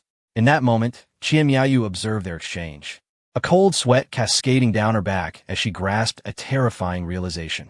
Born supreme, Zhou Tong was likely a being of innate supremacy. The royal archives spoke of a phenomenon. Throughout the vast expanse of time, peculiar substances could absorb the essence of heaven and earth, evolving over eons into sentient forms. At that instant, a spirit of such caliber could rival the supreme. Legends claim that those born supreme were ageless and indestructible, forever embodying youth. They concealed their strength, mastering myriad paths. Though appearing ordinary, they could effortlessly obliterate the world with a mere flick of their hand. Everything aligned. It all made sense. Qian Miaoyu felt enlightenment wash over her. Piecing together Muronya's dialogue, she deduced that Zhou Tong was indeed a spirit born of divine seed, transformed into human form, and subsequently claimed by Emily S. His expulsion from the Yuling sect and transition to the Hahuan sect was merely a mortal trial, a means to refine his path. Once he traversed the mundane world and perfected his cultivation, a new emperor would emerge. The emperor's name would be Zhou Tong. I comprehend now. It is no wonder that Emole Yosu is so eager to reclaim Zhou Tong, for she seeks to intertwine her fate with that of the born supreme. What a cunning calculation. The mere thought of it causes her chest to tighten with indignation. Mo Yosu's avarice for wealth and her desire to align herself with the supreme are one thing. But why must she drag the Lingxiao Empire into this conflict? Confronting the future emperor directly? Does the empire possess such strength? Does Mo Yosu realize the terrifying potential of Zhou Tong in the future? Indeed, she does not. Yet Qian Miaoyu is well aware. With a mere flick of her wrist, she could shatter everything, exuding an aura of dominance and terror. Countless beings would be reduced to mere dust, supreme powers rendered insignificant, all obliterated in an instant. What a scene of despair that would be. Regardless, Qian Miaoyu cannot allow such a spectacle to unfold. However, she remains oblivious to the absurdity of her imaginings. If Zhou Tong were to probe her soul, he would likely find it laughable. His might stems entirely from the accumulation of his past life, with no connection to the born supreme. Please release me. I am merely an unremarkable empress. How could I dare to scheme against you? I am left with no choice. She pleaded pitifully, causing those who observed to gasp in astonishment. This individual is indeed the empress of the Lingxiao Empire. The little demoness stared in disbelief, unable to fathom how the esteemed empress could be in such a precarious position. Sister, you smell delightful, said Lian Hanxing, leaning closer, inhaling deeply. Qian Miaoyu felt a chill run down her spine. Before she could protest, Lian Hanxing's tone turned icy. You are not hiding something from us, are you? And no. Qian Miaoyu gasped as Lian Hanxing playfully licked her cheek. This is the scent of deceit. Lian Hanxing's gaze sharpened as she addressed Zhou Tong. Young man, probe her soul. Please, do not treat me so. I am the ruler of the empire, bearing the lives of countless subjects. If I perish, my people will be slaughtered by foreign foes. Why should I care? I know you are all conscientious cultivators. You would never be so cruel. Moral coercion? Do you believe I possess morals? My conscience is thoroughly tarnished. If you doubt me, come and feel. Lian Hanxing grinned mischievously, pressing her chest against Qian Miaoyu. Their faces mere inches apart, causing the proud empress to blush deeply. Enough of this folly, Murong interjected, unwilling to continue harassing Qian Miaoyu now that she understood her identity. After all, this person is the nominal ruler of this land. Securing her assistance would greatly facilitate the process of rescuing her eldest disciple. What is your relationship with Zhao Wutian? He is my national teacher. How? Before she could finish, Qian Miaoyu sensed a chilling aura of hostility. Truth be told, I am not particularly acquainted with that fellow. He always puts on airs, and I have long regarded him with disdain. Had it not been for my caution towards the Heavenly Dao Bureau, I would have dealt with him several times over. We can assist you in eliminating him, but only if you cooperate with us. Murong Ye's gaze bore into Qian Miaoyu's eyes as she laid forth her demand with a slow, grave tone. Of course I agree. Qian Miaoyu responded without hesitation, her gaze shifting back to Zhou Tong. If possible, I implore you to become my guest official. This way, we may engage in better collaboration. To alter the grim future she envisioned, she resolved to take the initiative, beginning with establishing a rapport with Zhou Tong. Upon hearing this, Zhou Tong and his companions exchanged glances, taken aback by her unexpected request. The term guest official implies a relationship akin to partnership rather than subordination. Come and go as one pleases, a most liberating arrangement. Upon reflection, they found no reason to refuse. Consider yourself fortunate, Lian Hanxing declared, waving her hand to release Qian Miaoyu. From this moment forth, we are friends, correct? Qian Miaoyu inquired eagerly, as if this question held immense significance for her. Naturally, you will not turn against a friend, will you? As long as you do not become our enemy, we shall remain friends eternally. Zhou Tong's promise allowed her to breathe a sigh of relief. Then, Zhou Tong clapped his hands, causing the surrounding white space to dissipate, and the group returned to reality. What is this? Do not be so astonished, Zhou Tong explained to Qian Miaoyu. The previous space was constructed by my formation. You may liken it to a spatial ring. Qian Miaoyu was left astounded. All is connected. This truly is the method of the Born Supreme. Suddenly, Zhou Tong raised an eyebrow, a smile gracing his lips. You all should leave. Zhao Wutian is approaching. It is best, if only the Empress and I remain here. Chapter 57. Zhao Wutian's defenses breached on sight. Take care. As the words fell, the four women swiftly retreated, leaving only Zhou Tong behind. Qian Miaoyu looked around, feeling nothing amiss, and her admiration for Zhou Tong grew. Truly, he was a natural supreme being, capable of perceiving the world around him. She felt she could never measure up. "Your Majesty," a familiar voice rang out. It was Zhao Wutian's call. "This is bad. Zhao Wutian has seen your portrait. He will recognize you." Qian Miaoyu suddenly recalled the events of the previous night, her face paling. If she angered Zhou Tong, all her efforts would be in vain. "Fear not. Simply introduce me to him as you normally would. He won't recognize me." Really? Doubt flickered in Qian Miaoyu's mind. But soon Zhao Wutian descended from above, standing before them. "Late to protect you. I am guilty," Zhao Wutian exclaimed urgently upon landing, though his expression bore little reverence. "Thanks to the National Master's concern, I remain unharmed. No need for formalities." After the pleasantries, Zhao Wutian's gaze immediately fell upon Zhou Tong. "Who are you?" he inquired, frowning as he felt a sense of familiarity with the youth before him. Zhou Tong remained silent, but Qian Miaoyu stepped forward. "It is thanks to this gentleman's timely rescue that I have escaped danger. From this day forth, I shall appoint him as a guest scholar. The National Master must not treat him with disrespect." At her words, Zhao Wutian's pupils constricted. There was no doubt that Qian Miaoyu was a domineering empress, one who would not allow anyone to stand on equal footing with her within the empire. Why, then, was she breaking precedent today? I've seen guest scholars before. Zhao Wutian scrutinized Zhou Tong, unable to discern his cultivation level, which left him feeling somewhat vexed. "Since you were able to rescue your Majesty, you must be a formidable figure. Forgive my boldness, but may I inquire about your current cultivation level?" Zhou Tong smiled coldly and immediately released his aura. First level of Harmony Realm. Zhao Wutian's expression shifted, his eyes now filled with disdain. "You haven't even crossed the threshold of the extraordinary, merely an insignificant ant. Your Majesty, this individual's strength is rather," he hesitated, implying that Zhou Tong was unworthy of the title of guest scholar. However, to everyone's surprise, Qian Miaoyu did not scorn Zhou Tong. Rather, she displayed immense admiration. Truly, a natural supreme being, the ability to conceal one's cultivation so seamlessly is a testament to his formidable control.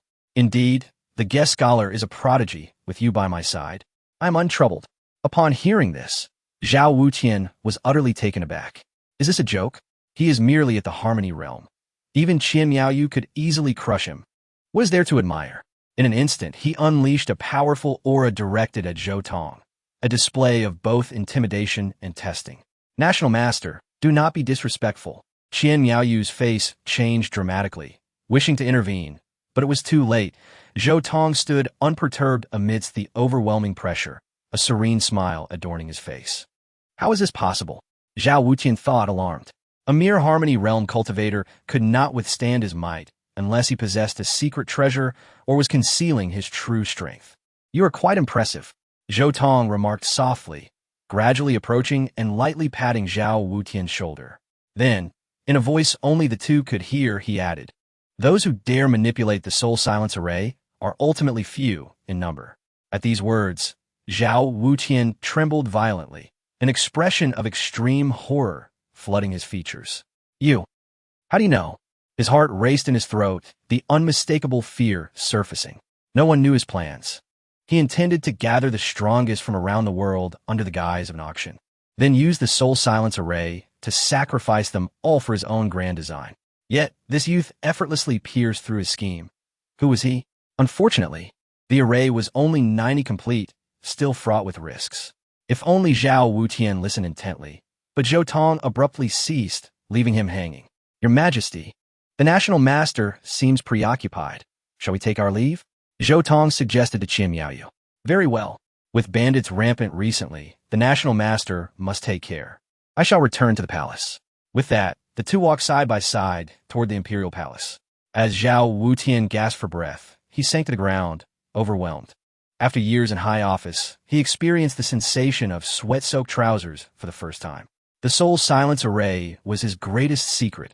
If it were to leak, he would be a target for all, and even 9 lives would not suffice. Who is this person?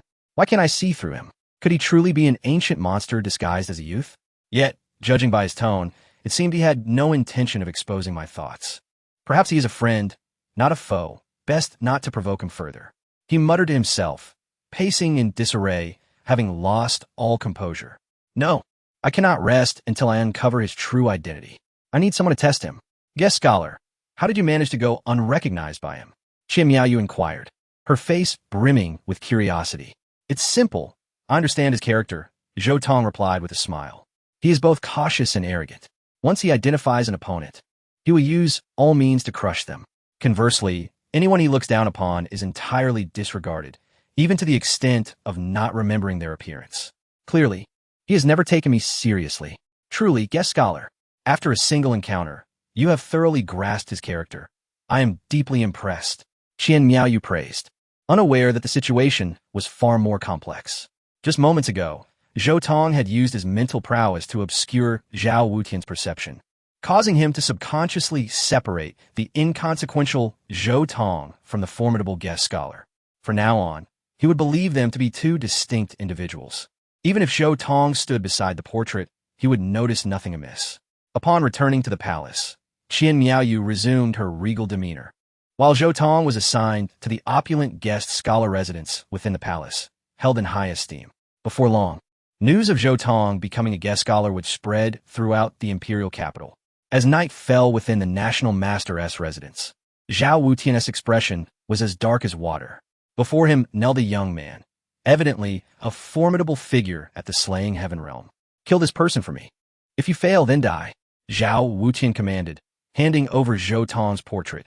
The young man, named Moya, displayed disdain upon seeing the portrait. Just a boy. Is the sect master overreacting? He radiated immense confidence, categorizing Zhou Tong among the insignificant. Zhao Wutian did not explain that Zhou Tong might be concealing his strength. Moya was merely a pawn, perfect for testing Zhou Tong. The gap between the extraordinary was difficult to bridge. If Zhou Tong truly was at the Harmony realm, he could not possibly be Moya's match. Yet, should Zhou Tong manage to defeat Moya, it would suggest he was merely pretending to be weak. Undoubtedly a terrifying powerhouse, only to be treated as a friend, never as an enemy. I want you to kill him in front of everyone, Zhao Wutian coldly remarked. To publicly assassinate a guest official is to slap the empress in the face. Over the years, Qian Miaoyu has increasingly disregarded me. Even if it fails, it matters not, for no one recognizes Moya, and thus the blame will not fall upon me. Guest official, I cannot sleep. You shall keep vigil for me. The night had deepened, yet Zhou Tong was summoned to the empress's chamber. Upon hearing this, his eyes widened in astonishment. Is that it? I have not enjoyed a good night's sleep for several months. Whenever I close my eyes, nightmares relentlessly haunt me. Qian Miaoyu lay on the bed, her expression one of profound fatigue. She refrained from disclosing to Zhou Tong that her nightmares originated from him. As her words faded, lavish seating was brought forth, resembling a bed more than mere chairs. Its elegance rivaled that of the dragon bed. Zhou Tong's brow twitched. Was he to keep vigil or to serve as her bedmate? Then I shall personally concoct a 7th grade calming elixir for your majesty. It will surely cure your ailments. As he spoke, Zhou Tong had preparations made for the alchemical furnace and herbs, immediately entering a focused state. Indeed, a natural sovereign, well-versed in myriad paths. I finally witnessed this. Observing Zhou Tong's adept techniques, Qian Miaoyu's suspicions were further solidified. Strangely, a long-lost drowsiness surged within her at that moment, causing her eyelids to flutter incessantly. Guest official, could you repeat that promise you made to me? How difficult can that be? Zhou Tong slightly raised his gaze, locking eyes with her. We are allies now. If you do not become our enemy, we shall never harm you. Qian Miaoyu smiled, feeling an overwhelming sense of drowsiness. Surely, she would enjoy a pleasant dream that night. Moments later, the elixir was complete, the 7th grade potion emerging amidst a thunderous tribulation. Disperse. Zhou Tong lifted his gaze, harnessing the realm of ignorance to dissipate the thunder with ease. Your Majesty, it is time for your medicine. Your Majesty, ha, it seems my efforts are in vain. You appear to be sleeping quite peacefully. Zhou Tong held the elixir, his expression tinged with helplessness. At that moment, Qian Miaoyu had surrendered herself to slumber in a carefree manner. Her two long, Smooth legs were tightly wrapped around the brocade quilt, the pillow cradled in her embrace, occasionally rubbing her cheek against it, seemingly indulging in a dream of affection. Even more outrageous, her loose nightgown had loosened, revealing a tantalizing expanse of fair skin, dazzling to behold and almost inviting transgression. It appeared all was well. Zhou Tong breathed a sigh of relief, retrieving the manual for the 6 Harmonies Destruction Sword, beginning to ponder it earnestly. For one who had reached the realm of ignorance, this was somewhat superfluous, especially since this manual was his own creation, already ingrained in his mind. Yet Zhou Tong maintained the habits of his past life, fully aware that the pinnacle of martial arts could only be attained through relentless diligence. Practice the sword 1,000 times, and its meaning will naturally manifest. The path of the strong is eternally unending. The 6 Harmonies Destruction Sword comprised 6 techniques, corresponding to the 4 corners of the world and the forces of nature. The southern sword represented fire and was defensive. The northern sword symbolized thunder and was for weakening. The eastern sword represented wood and embodied vitality. The western sword signified metal and was for aggression. In addition, there were 2 swords of heaven and earth. The earth sword was the sword of the underworld, capable of binding the essence of the slain to serve as battle slaves. The heaven sword was the sword of accumulation, the mightiest of all, capable of storing sword momentum and unleashing it in a single explosive release, yielding several times, even dozens of times, the usual power. This was a strike capable of slaying foes beyond 1's rank. To forge the heaven sword, one must first create the sword itself. For Zhou Tong, this was a trivial task. He was the strongest sword in existence. Without moving, a powerful sword aura erupted from within him, not dissipating, but instead gathering toward his left palm. Zhou Tong inhaled sharply, feeling an excruciating pain, as if his hand were being hollowed out, blood and bone shattering. Yet he remained silent, even his expression unchanging. Boom! After an indeterminate time, a thunderous sound resonated within him, signifying the sword had been forged. At that moment, it felt as though a space had opened within his palm, the sword aura surging in like a mud bull entering the sea, unable to fill the void. Good heavens! Zhou Tong exclaimed, realizing that even with his sword's intensity, it would take an hour to fill. If it were Long Lingyun, would it not take 3 days and nights? Such a move could only be described as terrifying. Unknowingly, the night was drawing to a close, the eastern sky beginning to lighten. Zhou Tong rose, preparing to depart, when Xian Miaoyu suddenly stirred from her slumber. Guest official, guest official.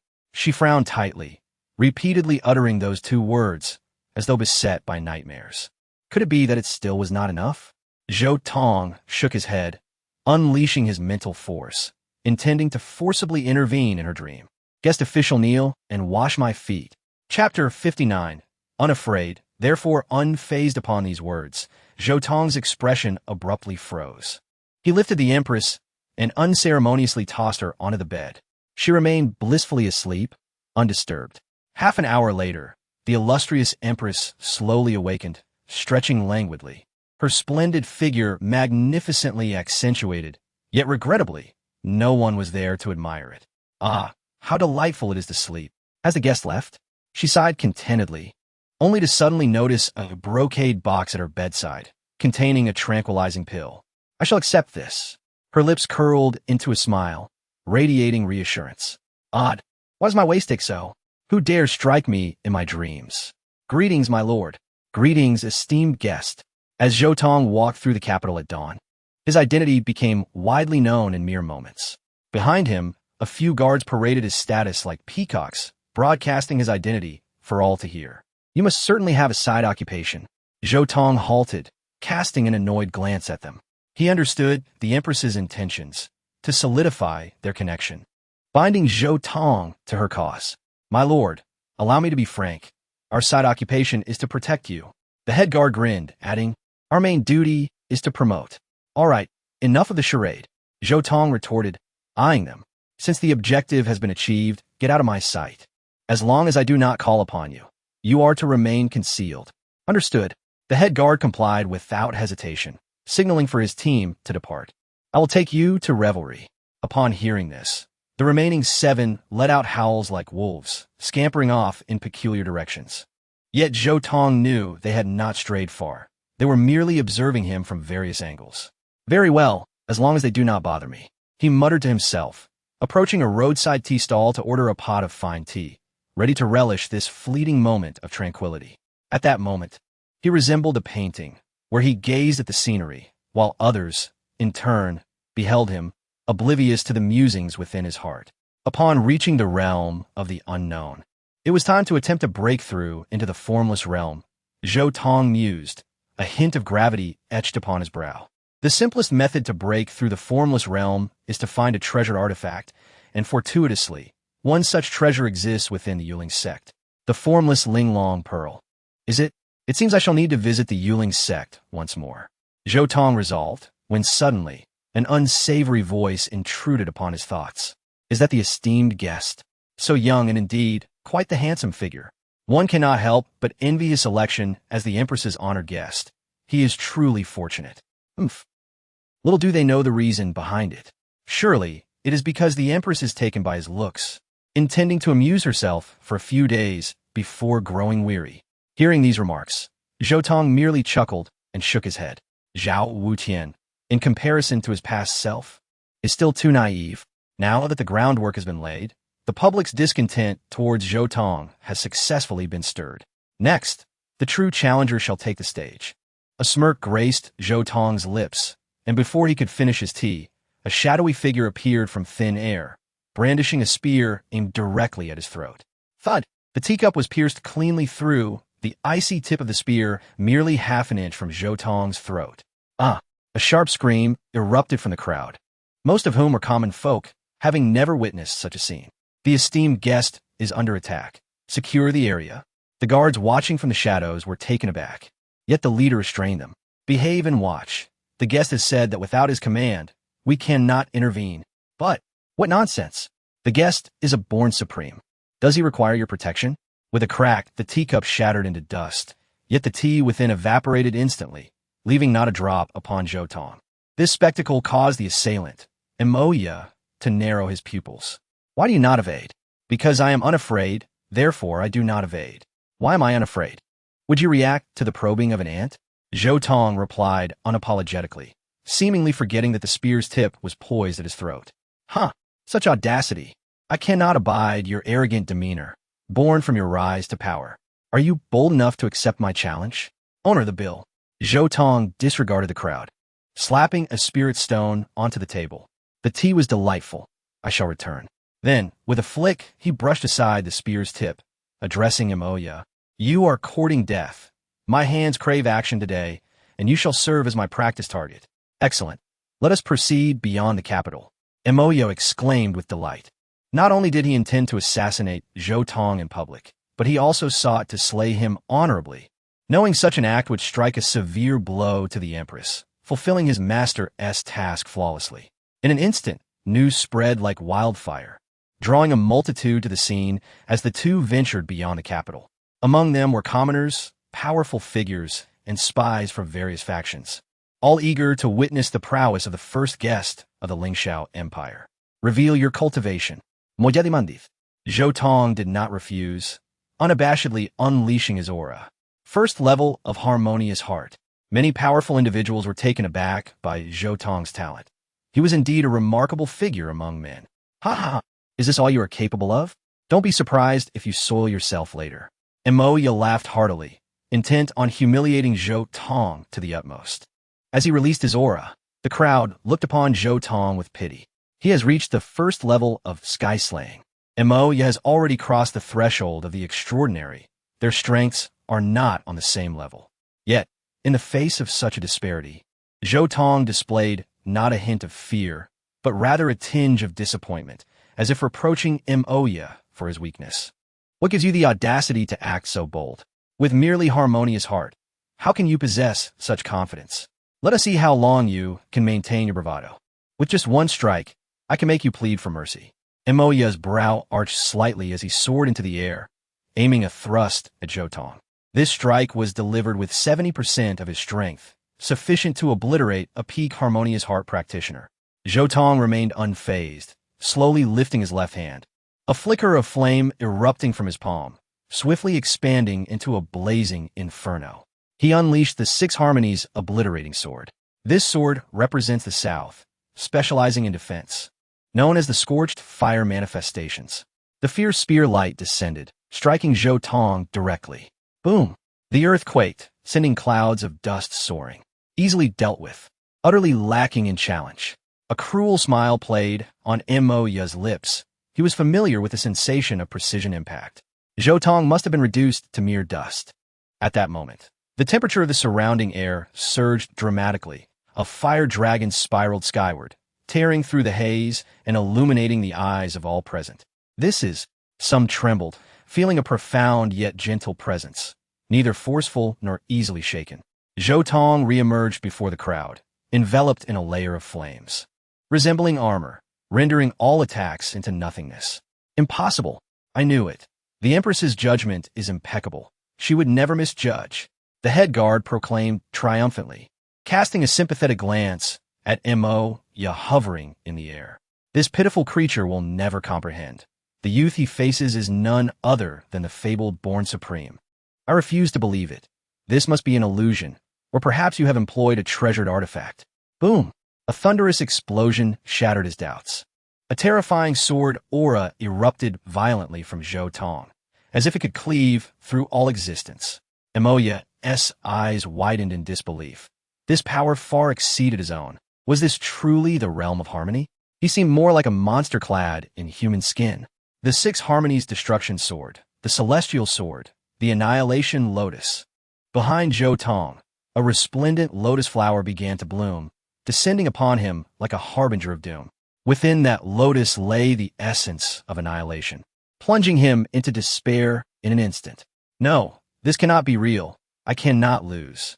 He raved, a colossal azure image manifesting behind him. This was the terrifying aspect of the sky-slashing realm, where one could transform mental force into a manifestation, capable of moving mountains and filling seas with a mere flick of the wrist. He raised his spear, the azure phantom synchronizing with him, and in an instant, it unleashed a torrent of deadly intent. Azure danced wildly, obliterating the illusory world. A brilliant light illuminated the heavens, rendering the onlookers breathless. This was the might of the sky-slashing realm. Boom! The azure giant collided with the lotus, only to disintegrate into nothingness in an instant. Under the celestial sword, all was annihilated. Moya immediately suffered backlash, spewing forth a mouthful of blood. This scene was agonizingly vivid, burning into the hearts of the crowd. The sky-slashing realm had actually suffered a wound from the realm of harmony.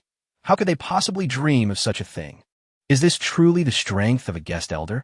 Indeed, formidable. It is no wonder His Majesty holds him in high regard. He must have concealed his true power. Among the crowd, a few furtive individuals exchanged glances, quietly retreating. They were spies for Zhao Wutian, and this abnormal situation required immediate reporting to their master. This cannot be true. What have you done?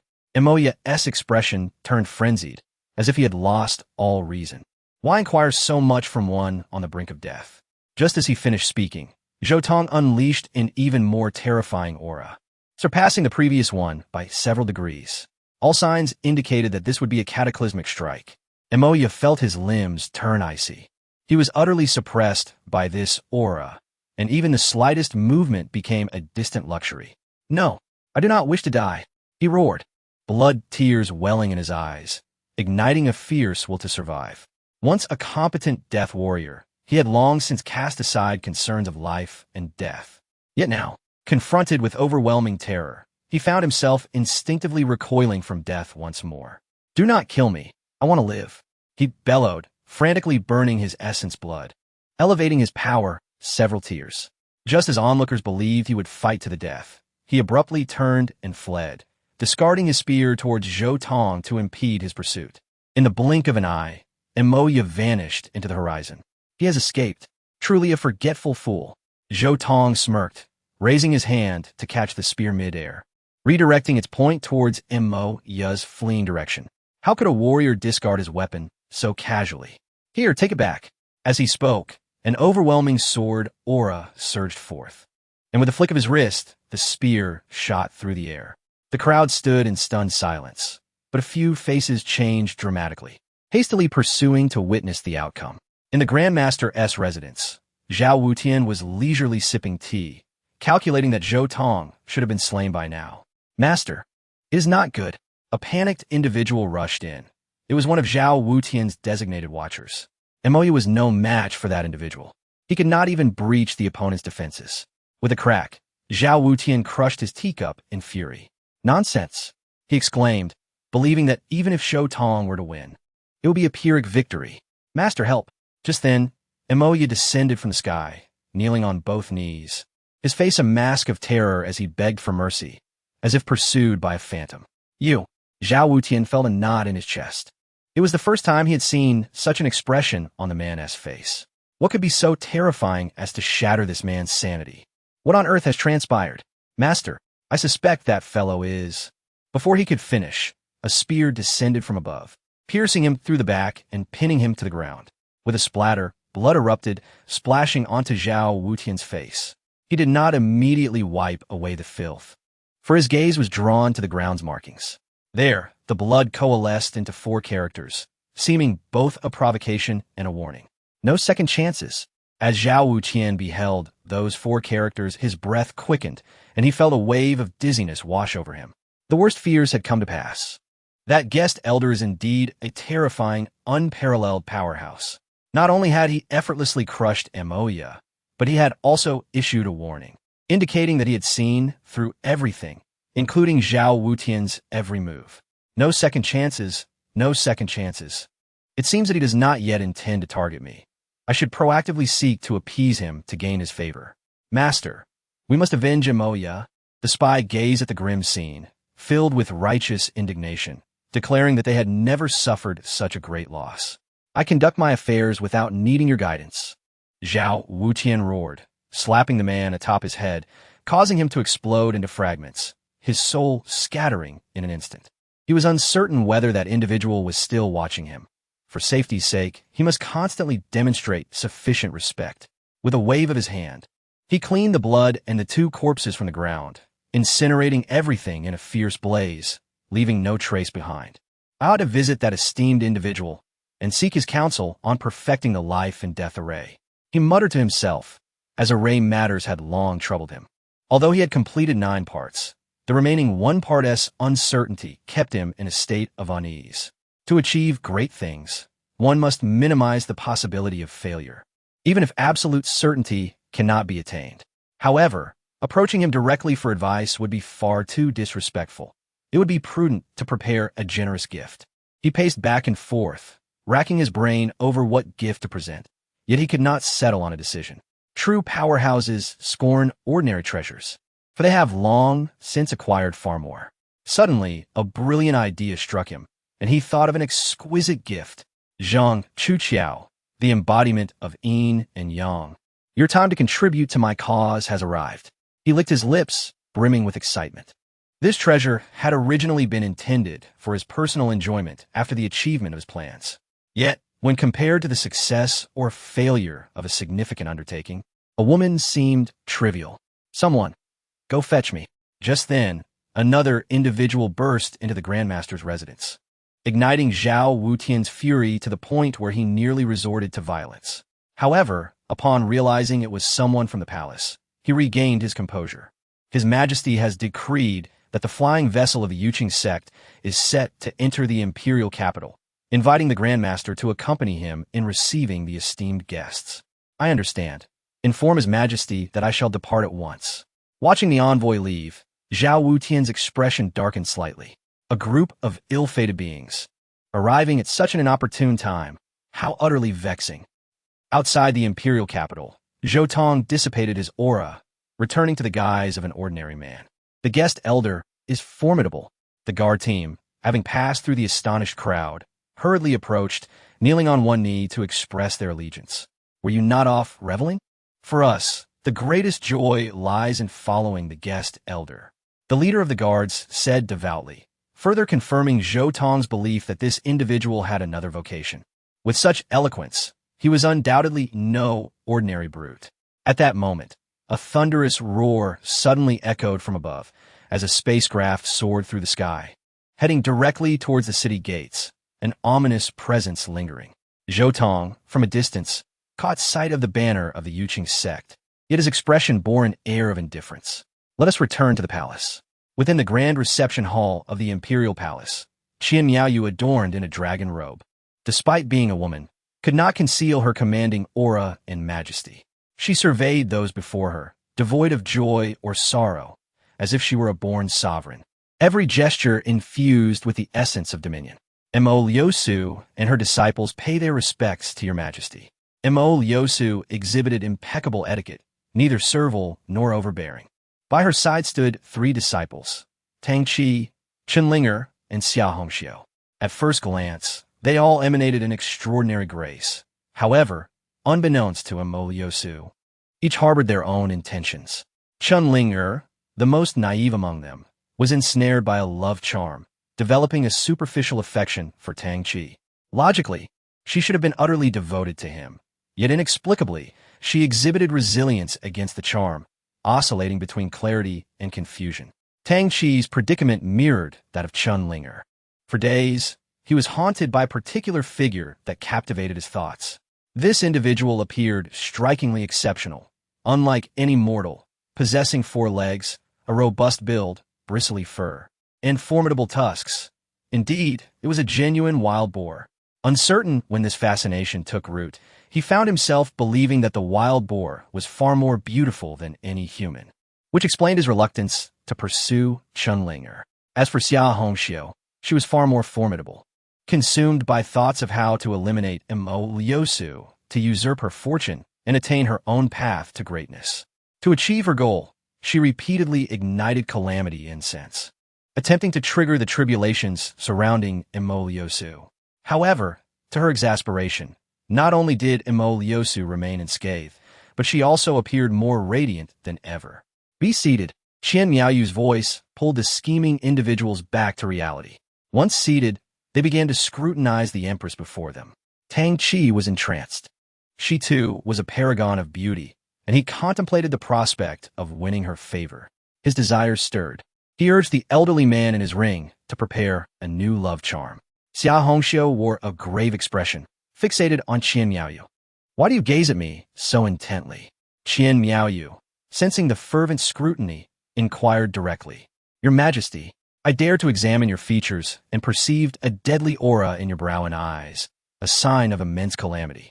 Yet, recently, this ominous sign seems to have transformed, trending towards a reversal of fortune, indeed a harbinger of great luck. Surely, you must have encountered a benefactor? Indeed, I have encountered a rare benefactor. Qian Miaoyu's lips curled into a playful smile. Oh, such extraordinary individuals exist in the world. Might we be fortunate enough to meet them? Mo Liusu seized the opportunity to continue the conversation. Of course, look, are they not arriving now? Qian Miaoyu pointed behind them. Chapter 62. The True and False Zhou Tong. Mo Liusu, bewildered upon hearing the commotion, several individuals turned to see a youth approaching with measured steps. As they discerned his features, their expressions transformed into that of shock, as if struck by lightning. Esteemed guest, you have arrived. Please take your seat. Qian Miaoyu rose from the throne to welcome him, arranging Zhou Tong's place beside her, a clear indication of her favor. Shitty, what brings you here? Chenlinger immediately suppressed her emotions, her eyes glistening with unshed tears. That wretched woman, Dan Qi Si Inwa Li. It was no wonder the passion bug could not completely dominate her, for she harbored feelings for Zhou Tong, resisting the parasite's encroachment. Your Majesty, I demand an explanation. Why has my disciple become your guest? Mo Liusu was the first to regain her composure, anger flaring on her face. She felt deceived. She had intended for Qian Miaoyu to monitor Zhou Tong, yet she had claimed him for herself. Was this a jest? Zhou Tong's support had not only remained intact, but had now increased, leaving Mo Liusu feeling utterly disheartened. If this continued, Zhou Tong would be unable to return to her side, jeopardizing her own survival through the trials ahead. How could she endure this? Surely you must be mistaken. Qian Miaoyu's lips curled into a smirk, though she quickly suppressed it. This individual is my guest, not your disciple. They merely bear a striking resemblance. Her words left the four present exchanging incredulous glances, each reflecting the shock in the other's eyes. The rationale was so outrageous that it rendered them momentarily speechless. Do you think I would believe your fabrications? Mo Yosu's fury intensified as she turned to Zhou Tong. Now that you stand before me, why do you not acknowledge your identity? Or are you afraid to face me? Such cowardice is unworthy of being my disciple. She trembled internally, wishing to soften her tone, but recalled Xia Hongxiu's counsel. To reclaim Zhou Tong, she must utterly dismantle his dignity and shatter his pride. This was a lesson she kept close to her heart. With a resounding crash, the Empress's fist struck the dragon desk. Do not overstep. I respect you as esteemed guests, but that does not grant you the liberty to act recklessly. Should you continue to disrespect my guest, I will not hesitate to retaliate. As her words fell, a stack of documents tumbled to Mo Yosu's feet.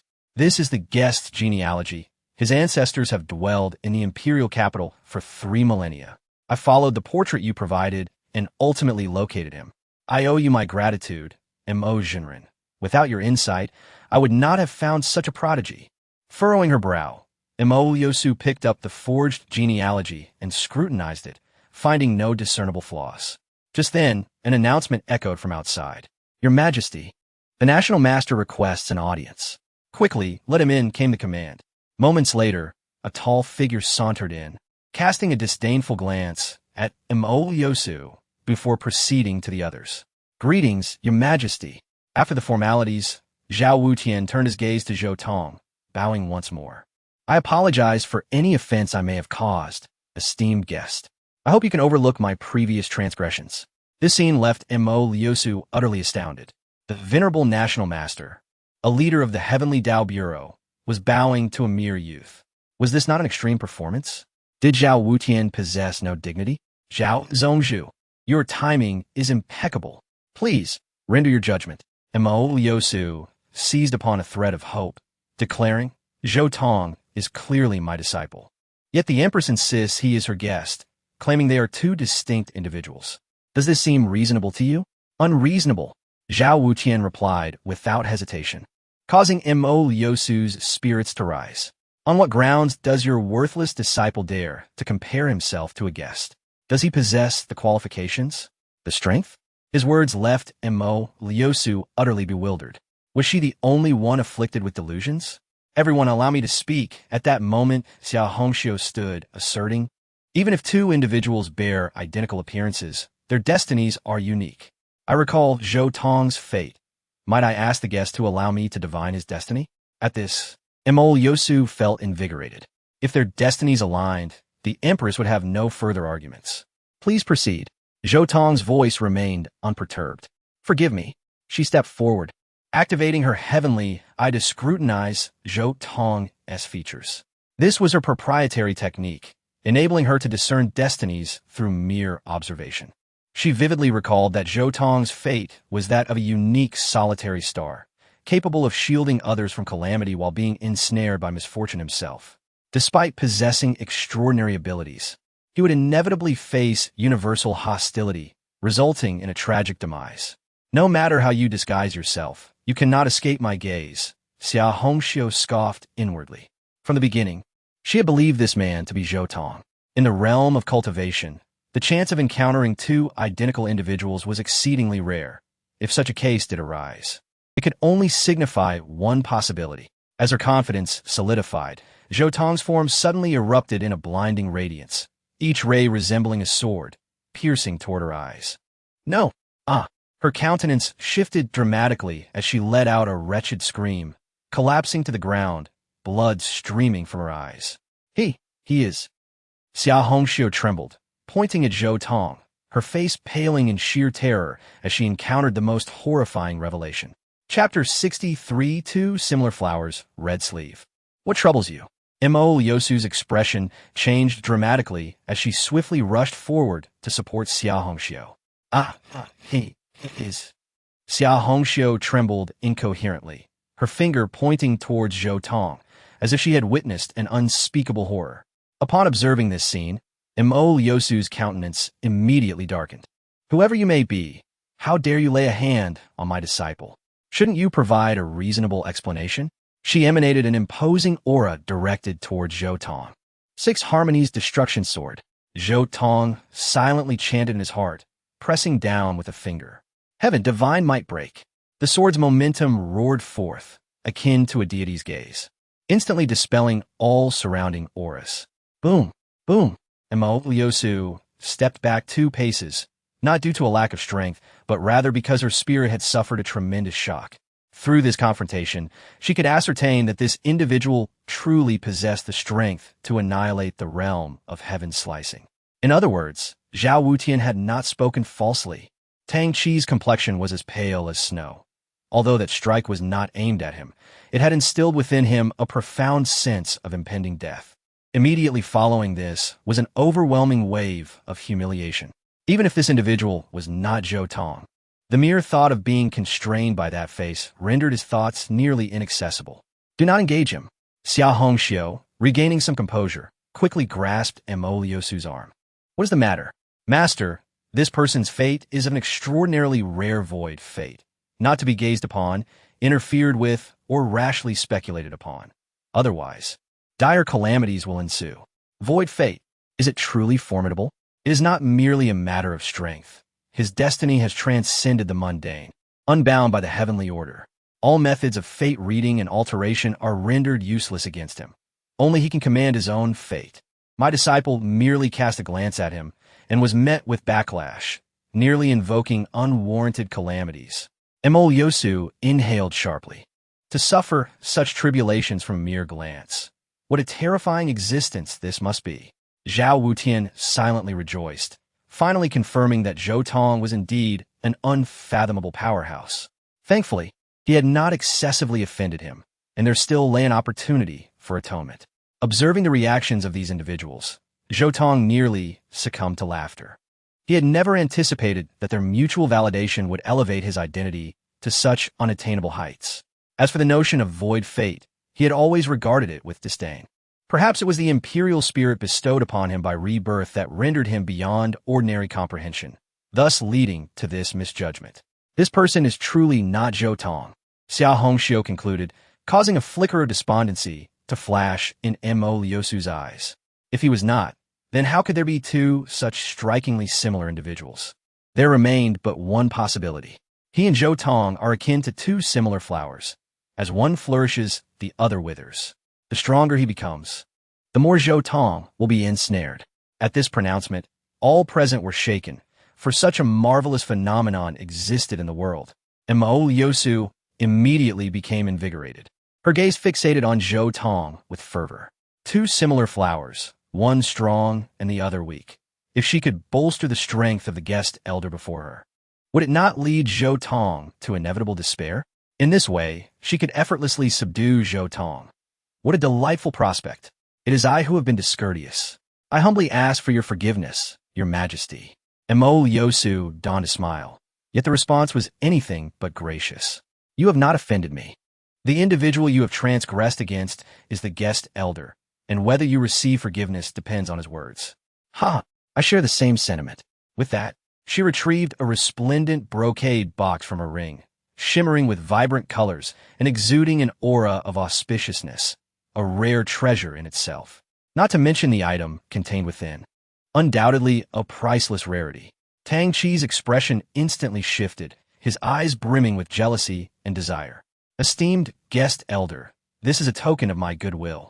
Please accept it as a humble gesture. What lies within the box? A Wuxiang Linglong pearl. At the mention of this name, Zhou Tong could not help but shudder. This artifact surpassed even the 7-star blood lotus in value. It was said that only 7 of these pearls existed in the entire world. After one was used, it would take 100,000 years for another to be born. Its effects were terrifying.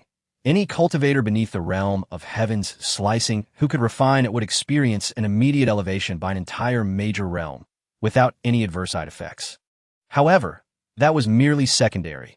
Upon reaching the heaven's slicing realm, one could coalesce a Dharma body, and the Wuxiang Linglong pearl could forcibly elevate that body, resulting in a qualitative transformation and an increase in power by several tiers. Such a treasure, if it were to circulate outside, would undoubtedly incite a bloody frenzy. Even the ancient monsters would be unable to restrain themselves and would emerge to engage in slaughter. Yet, if these were the only merits of the pearl, Zhou Tong would still regard it with indifference. Neither breaking through realms nor fortifying the Dharma body could sway him. What truly captivated him was the most obscure yet outrageous capability of the Wuxiang Linglong Pearl. It could aid those on the verge of enlightenment to break through to the sixth realm of Empyrean path. This was the temptation Zhou Tong could not afford to overlook. Are you not concerned about gifting such a treasure? Not in the least. Treasures rightfully belong to the virtuous. If the esteemed guest elder can refine it, that would be splendid. Emol Yosu spoke generously, yet Zhou Tong felt a cold smile forming within. Though the Linglong Pearl was indeed a supreme treasure, it bore a significant flaw. The threshold for refinement was exceedingly high. Only those with fate or unparalleled strength could refine it without incurring grievous consequences. Moreover, failure would result in the pearl slipping from control and returning to its original owner. Emol Yosu was evidently counting on this. In her eyes, if the guest elder could successfully refine it, Zhou Tong would be weakened, and if he could not, it would only be his own inadequacy. Yet through her gaze, Zhou Tong discerned her true intentions. She did not wish for him to succeed in refining it. After all, such a precious item, even if she could not use it, she would not want to see it fall into another's hands. But Zhou Tong was determined to disappoint her. A fortuitous opportunity presented itself. He would not let it slip away. Since you are so earnest, I shall graciously accept your offering. With a wave of his hand, the brocade box opened, revealing a radiant multicolored pearl resting in his palm. In the next moment, a torrent of blazing Tao fire surged from his being, rendering him exceedingly warm, akin to the birth of the sun. Is he mad? He intends to refine it on the spot. Emol Yosu exclaimed in disbelief. In the face of such a grand opportunity, which cultivator would dare proceed without meticulous preparation to ensure absolute success? Yet this individual appeared so impatient. Did he not fear the repercussions of failure? Let him face the consequences, this arrogant fool. Emol Yosu's expression turned frigid as she silently cursed. Zhou Tong sat steadfast as a mountain, his body transforming into a boundless furnace, capable of encompassing all. The Wuxiang Linglong Pearl erupted in resplendent brilliance, dazzling and vibrant, intertwined with the essence of the Tao, captivating all who beheld it. Yet, before the light could flee, it seemed ensnared by an invisible force, gradually reversing back into Zhou Tong's being. This process was not swift, capturing the attention of all present, rendering them unable to shift their gaze. Ultimately, that supreme treasure morphed into a swirling halo of molten light, flickering and flowing within Zhou Tong's palm, reminiscent of a celestial river. Success, Zhou Tong remarked with a slight smile, then inhaled deeply, drawing the radiance directly into his body like a dragon drinking water. This process was remarkably rapid. Emol Yosu could not react in time, standing there in a daze, utterly flabbergasted. How could it be? It truly has been refined, even for those fated. Such rapidity seems implausible. She trembled slightly, struggling to accept this outcome. At this point, there was no room left for regret. Congratulations, esteemed guest, she said. You have taken another step closer to the path of greatness. Emol Yosu could only muster a forced smile, yet was astonished to discover that Zhou Tong's demeanor remained unchanged. This should not be the case. Even those formidable beings beyond the heavenly slaying realm would be compelled to elevate their manifestations after refining such a treasure. Yet Zhou Tong showed no sign of enhancement. There must be some underlying issue. Unbeknownst to her, an array of crimson lightning was entwined around that orb of light within Zhou Tong, temporarily sealing it away. It simply was not the optimal moment for absorption. To ensure absolute success, thorough preparation was essential. Ancient texts describe the Wuxiang realm as the mastery of myriad manifestations. Within this realm, one can transform their will into the very essence of heaven and earth, capable of embodying mountains and rivers, as well as transmuting the sun, moon, and stars. Everything lies within one's grasp. The Wuxiang realm itself is an invincible manifestation. To enter it, one must meet exceedingly rigorous conditions.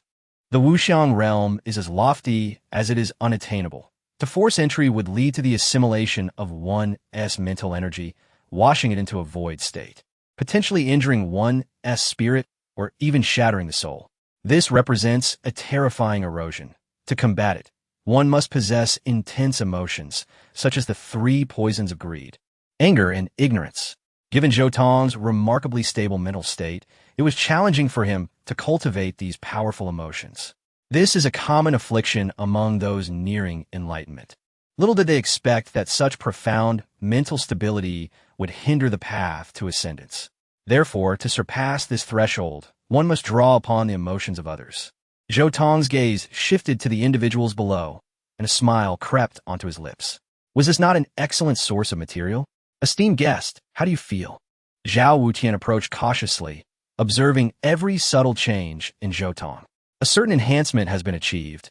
It is quite satisfactory. This remark elicited a sigh of admiration from Zhao Wutian. Truly, this esteemed personage remained unfazed even after refining such a significant treasure. His foundation must be immensely robust. Esteemed guest, since the friends of Yuqing's sect have shown their sincerity, may we not turn the page and delve into the main topic? Qian Miaoyu suddenly interjected, illuminating the expressions of Mo Liusu and others. I share this sentiment. Please proceed. Zhou Tong replied nonchalantly, his gaze growing fervent, for in his eyes, the members of Yuqing's sect had transformed into mere prey. Then I shall speak plainly. According to our agreement, the Empire will unite with us to eradicate the Hahuan sect and compel my rebellious disciple to return to my side. Do any of you have questions? Mo Yosu's expression turned grave, her tone imbued with formidable resolve and obsession. I have a question. Zhou Tong spoke, holding a communication jade in his palm. Having established contact with Muronya, thoroughly disclosing the contents of the War Council, I have heard that your disciple bears a striking resemblance to me. He must also possess a stubborn temperament. It is easy to destroy the Hahuan sect, yet changing a person's heart is arduous. If he remains obstinate, how shall you navigate such a situation? Upon hearing this, Mo Yosu fell into a prolonged silence. That will depend on the methods of the esteemed guest. After a moment, Mo Yosu gritted her teeth and replied, I permit you to deal with him as you wish, as long as you strip away his dignity and shatter his pride. When he reaches the depths of despair, I will intervene and take him away. Thus, I fear he will not resist, even if it damages his very essence. Of course, even if you were to cripple his cultivation, that is of no concern. Excellent, excellent. Zhou Tong rose from his seat, a cold indifference in his eyes. Apart from that lad Zhou Tong, all others from the Hahuan sect shall belong to me. Who is in favor and who is against? Zhao Wutian's expression shifted. He had long coveted Muronya and wished to claim her for himself.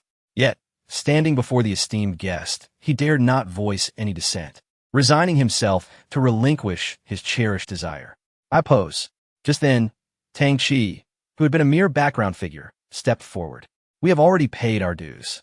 All spoils of war, including those women, should rightfully belong to us. Why must they be left to your disposal? His heart was clouded with infatuation, and before the effects of the love poison took hold, visions of Muronya, the enchanting little demoness, and Long Lingyun's exquisite beauty flooded his mind. Especially Muronya. Her unparalleled beauty would render his life complete if he could but taste her lips. Zhou Tong's expression darkened, and he swiftly delivered a resounding slap. Crack! The sound reverberated like thunder, and Tang Qi screamed as he was sent flying, spinning 8.5 times before crashing heavily to the ground. Who else is in favor, and who is against? In an instant, the grand hall fell into profound silence. Mo Yosu glared furiously at Tang Qi, disappointed that her usually sensible disciple had acted so recklessly. Tang Qi, now aware of his folly, lowered his head in trembling shame, resentment almost bursting forth from his eyes. Zhou Tong raised an eyebrow, his mental energy radiating outward, capturing the waves of anger. Such fortune comes easily. He quickly formed hand seals, employing secret methods to collect Tang Qi's emotions. This amounted to less than 1%. Truly a useless individual. Now, only greed and ignorance remained to be collected. The road ahead was still long. We have no objections. Apart from Zhou Tong, you may dispose of the others as you see fit, Mo Liusu promised. Excellent. Since that is the case, let's not delay. I shall personally intervene now to fulfill your wishes. Upon hearing this, All but Qian Miaoyu revealed expressions of shock. They understood well the prowess of Muronya. Capturing her alive would be no simple feat, yet Zhou Tong spoke so casually, as if preparing to catch a mere rabbit. What gave him the confidence to do so? First, I must ascertain their location. Zhou Tong pressed his finger to his forehead, this time revealing no concealment. A torrent of violent mental energy surged forth, sweeping over everyone present. Chapter 65. The performance of the Harmony sect is this. Spiritual power? Zhao Wutian and the others gasped, overwhelmed by the sheer magnitude of the force, which was so formidable that it instilled doubt within them. Indeed, it was spiritual energy, and Mo Lushu promptly harnessed her inner strength to resist, though her three disciples were not as fortunate, teetering on the brink of collapse. Fortunately, this force was as fleeting as it was sudden, swiftly enveloping the entire imperial capital. To perform a play, one must execute the entire act. Zhou Tong's approach was one of authenticity. He had found it. A smirk curled at the corners of his lips, revealing an air of arrogance. Merely insignificant beings. They were no match for me. In the next instant, he vanished, soaring high above the clouds, racing towards a specific direction. The others wasted no time, following closely behind. How swift! Mo Lushu observed Zhou Tong's retreating figure, leading her three apprentices, while lamenting. The esteemed guest merely adjusted his pace to match ours. Otherwise, he would have already left us far behind. Zhao Wutian scoffed disdainfully. In less than 15 minutes, they traversed nearly half of the imperial city, arriving at a relatively open area. Why have we stopped? The target is right here. Impossible? Isin sanuting. Then use your eyes to see. Zhou Tong raised his left hand, the momentum of his sword swirling within his palm. With a mere press of his hand, he reduced the buildings below to rubble. In an instant, chaos erupted. People fled in terror, yet none were harmed. Amidst the billowing dust, four figures ascended into view. None other than Muronya, the little demoness, Long Lingyun, and another Zhou Tong. The two Zhou Tongs faced each other across the void, creating a mesmerizing spectacle for onlookers. The real one gazed at the impostor, even catching a glimmer of amusement and pride reflected on the latter's face. This disguise technique had reached unparalleled heights. Without the authentic Zhou Tong's formidable spiritual energy, it would be utterly undetectable. Who are you? And why do you impersonate my disciple? Muronya exclaimed, her expression artfully controlled. The vile entities of the Harmony sect, your end is nigh. Mo Lushu, emboldened by newfound confidence, regarded Muronya with disdain. So it is you, the persistent specter. I have already declared that Zhou Tong is my disciple, and he shall never return to your side. Master is correct. I shall no longer forgive you. Zhou Tong leapt into Muronya's embrace, an action that ignited jealousy in Tang Qi and Mo Lushu, leaving Muronya shivering with revulsion, struggling to suppress her urge for violence. You shall not have your way. Mo Lushu, exuding an imposing aura, prepare to strike. None of you are permitted to intervene. These are my prey. Allow me to handle this. Zhou Tong stepped forward, radiating an air of supremacy. Then I shall leave it to you. Mo Yoshu's eyes flickered before she opted to retreat. She understood the thoughts of top-tier powerhouses all too well. These individuals were exceedingly arrogant. Should anyone dare to meddle in their battles, they would not only receive no gratitude, but rather invite retribution. What a terrifying presence. Who on earth are they? The commotion drew the attention of countless spectators, including formidable beings above the celestial severing realm, all of whom regarded the scene with grave expressions.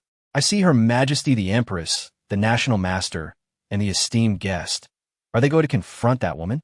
Wherever she goes, Muronya is the undeniable focal point, capable of leaving others entranced merely by her presence.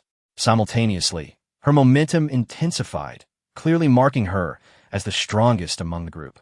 It is the esteemed guest. He intends to confront that woman alone. How is that possible? The disparity between them is immense. Do not underestimate. The esteemed guest is undoubtedly a concealed powerhouse. Did you not witness that move that obliterated the celestial severing realm? Absurdly laughable. The celestial severing realm is nothing before true strength. I wager within 3 rounds, he will be left utterly humiliated. Ignoring the spectators' chatter, Muronya struck first. How dare you impersonate my disciple? You shall not leave here unscathed. As her words fell, a torrent of crimson dust erupted around her, summoning a sea of red that spanned 300 miles, crushing the 9 heavens. What terrifying power! Qian Miaoyu clasped her arms tightly, trembling uncontrollably. She was aware of Muronya's strength, but never anticipated it to be of such magnitude. Within this domain, even without being targeted, she felt she could scarcely endure. Should a true confrontation arise, even the most numerous celestial, severing realm warriors would be obliterated. Prepare to receive my strike. The little demoness and Long Lingyun moved simultaneously, their powers drastically augmented by the sea of red, dual swords drawn. Even Mo Lushu had to momentarily yield. Mere childish tricks. Zhou Tong, however, regarded them with disdain, and before the gathered eyes, he pressed forth a handprint. Breaking the myriad laws, an explosive sound resonated as the vast sea of crimson shattered into fragments, along with the trio's assault, vanishing into nothingness. Silence enveloped the surroundings. Not a sound could be heard. That moment etched itself indelibly in the minds of all present. Zhou Tong merely waved his hand, effortlessly dismantling the terrifying energy. What composure! What strength! The forces of both sides were utterly incomparable. How can this be? Who are you? Muronya appeared to suffer a significant blow, continuing her theatrical performance. Since you have made your move, it is now my turn. As her words fell, a surge of thunderous power manifested around her, dark clouds gathering in the sky. The 6 Harmonies Destruction Sword. She grasped the lightning, aiming it forward. North, divine thunder as prison. The thunderous spear was hurled, exploding in midair, transforming into a sea of lightning, striking Muronya and her companions, rendering them rigid and defenseless, their formidable aura instantly dissipating. Mo Lushu stood by dumbfounded. This was truly a technique of control and weakening. If she could master it, perhaps she could contend with Muronya. It is time to conclude this, Zhou Tong declared indifferently, sending shivers through the spectators, who sensed that something monumental was imminent. Immediately after, Qian Miaoyu slumped in midair, the nightmare scenario materializing into reality. The heavens shift, and all things respond. With a wave of his hand, Zhou Tong caused the heavenly clouds to explode, revealing a crystal-clear sky. As the crowd looked up, they were all momentarily frozen in place. A singular bright point appeared in their pupils, growing larger and closer. It was a falling star, yanked down by Zhou Tong. I must be dreaming, someone murmured, while many others were rendered speechless. Boom! The falling star struck the target, unleashing a terrifying shockwave. Following the impact, 3 figures plummeted from the sky, seemingly devoid of the will to resist. Master! The impostor emitted an exaggerated scream, and in the next moment, the true Zhou Tong stood before her, striking her with a single palm. Chapter 66. The Imprisonment of Mo Jiao. The countenance of the counterfeit Zhou Tong changed dramatically, and his shrieks grew increasingly harrowing, instilling fear in all who heard. Hey, this is rather exaggerated. Don't you think? It seriously tarnishes my image, Zhou Tong muttered under his breath, utterly vexed. It's all because my little brother was too gentle. Leaving Big Sister unable to find her rhythm, a sultry voice chimed in, causing Zhou Tong to take a deep breath. Now perform well for me. Rest assured, the impostor replied, casting a fleeting glance at the members of the Yuqing sect, ultimately fixing his gaze on Tang Qi. He is the one who has been distorting the truth and slandering my little brother. Soon, he shall witness who the true master in this regard is. Then I shall leave it to you. Zhou Tong smirked, placing a hand on the opponent's dantian. To the onlookers, the guest elder displayed extraordinary prowess, subduing Zhou Tong with a single move and obliterating his dantian. Zhou Tong sera primited sharply, évidently rendered power. Ha ha! Splendid. Truly splendid. Tanki et que lim. Joy flickering in his eyes, exulting in the heavy blow dealt to this formidable adversary. He believed this time, Zhou Tong would be entirely incapacitated, doubting he could ever rise again. You dare treat me this way. The impostor feigned weakness, despair etched in his gaze, as if his spirit had been shattered, leaving him a mere shell of a man. Witnessing this scene, Emoliosu could no longer contain her joy, smiling broadly. Now, it's truly secure. In stark contrast, Xia Hongxiu appeared disconcerted, her heart sinking. To her shock, despite her myriad precautions, Mo Liusu had once again managed to subdue Zhou Tong. If that were the case, Mo Liusu would seamlessly navigate through the tribulations, and her plans to seize fortune would surely end in failure. This could not be allowed. Absolutely not. She had already altered her plans once. Reverting would incite the wrath of fate, leading to unpredictable consequences. Thus, she had to persevere, not only to sow discord between Mo Liusu and Zhou Tong, but also to further ensure Mo Liusu's calamity. Junior brother. Only Chen-Ling's expression was one of profound sorrow, nearly fainting from the pain. She had long regretted her actions, wishing to make amends with Zhou Tong, only to find herself utterly powerless. The impostor, his eyes drooping as he neared unconsciousness, cast one last glance at Mo Liusu. That very gaze sent tremors through her being. Mourning, hatred, blame, and a trace of lingering affection erupted within her, leaving her heart in turmoil. Suddenly, a radiant light appeared around Mo Liusu's neck, restoring her composure. The genuine Zhou Tong observed this moment, understanding instantly. It was evidently a sign of calamity, suppressed by something. Upon closer inspection, the suppressive item was the token he had given to Mo Liusu. No wonder she was so eager for my change of heart. She desired my assistance in suppressing the calamity. Zhou Tong's lips curled into a smirk, his eyes filled with mockery. All this transpired in the blink of an eye. With merely 2 moves, Zhou Tong had completely subdued his formidable foe. Even more terrifying was how effortlessly he executed it, appearing to exert no real effort at all. The crowd was left in a stupor, trembling with excitement, some even kneeling in reverence. With such a powerful guardian over the Lingxiao Empire, how could the empire not flourish? How frightful! I have indeed underestimated him.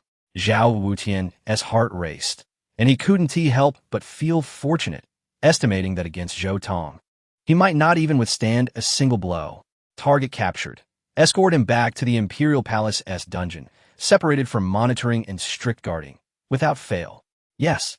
The guards below, gazing with admiration, replied earnestly as they loaded the unconscious Muronya and others into the prison carriage, marking the conclusion of this farce.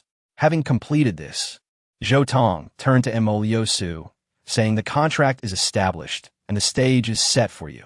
Tonight, at the hour of the rat, I have other matters to attend to and will not be guarding the dungeon. Thank you for your guidance, esteemed guest. I shall remember it. Mo Liusu's eyes sparkled. The guest elder had provided her with a clear directive to seize the dungeon at the appointed time, thereby subduing Zhou Tong and humiliating Muronya in the process. As night fell within the dungeon, the 4 members of the Hahuan sect were housed in 2 entirely different cells. One was lavishly appointed, containing Muronya, the little demoness, and Long Lingyun. The other was starkly austere, holding Zhou Tong. More explosively, the 2 cells were situated right next to each other. Damn that little lecher. His methods are too ruthless. The little demoness complained, rubbing her shoulder, still reeling from the impact of a falling meteor that had nearly broken her bones. Be grateful, little girl. He had already restrained his strength. Otherwise, you wouldn't have had the chance to complain here. The impersonator, Lian Hanxing, chimed in. I have always wondered, is the little brother truly at the harmonious heart realm? I heard he even defeated someone at the celestial severing realm. Such a feat is unparalleled. Indeed, he is. The little demoness replied, that fellow defies all logic. It's a pity that in the future, I can no longer use force to bully him. I will only have to endure his bullying. You could always resort to using your body to tease him. Lian Hanxing jested. Pah! The little demoness spat in disdain. Silence. The prey is hooked. Muronya whispered, for she possessed the strongest spiritual sense among them, capable of detecting even the faintest sounds, including Mo Liusu's approach. Suddenly, 2 muffled thuds echoed as the guards on duty collapsed. Tong-e, I have come to rescue you. A graceful figure clad in black appeared before the 4. Mo Liusu, you despicable wretch. To achieve your goals, you conspired with others against us and even harmed the little one. He will never forgive you. Muronya denounced fiercely. Is that so? I never expected you to utter such childish words. Isn't the law of nature's survival of the fittest? Your inability to protect him merely highlights your ineffectiveness. You are unworthy of being his mentor. And what about you? He has followed you for so many years, yet has never acknowledged you. Only by my side does he find peace and joy. Ha ha. Hearing that makes me laugh, Emo Lyosu retorted. You don't understand.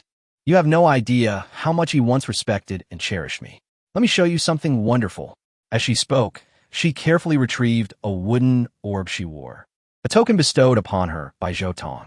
Channeling her spiritual energy, the wishes Zhou Tong had left upon the orb shimmered, revealing his most sincere feelings from his youth. Muronya's expression flickered, a hint of jealousy surfacing, soon replaced by disdain. Nothing more than this. At those words, Emo Lyosu's earlier smugness faltered momentarily before surging back even stronger. You are envious. After uttering this, she felt an immense sense of relief and satisfaction. Muronya's past taunts echoed in her mind, a memory she could never shake off. You are truly pitiable, clinging to that old trinket and reveling in it. Allow me to show you something even more intriguing.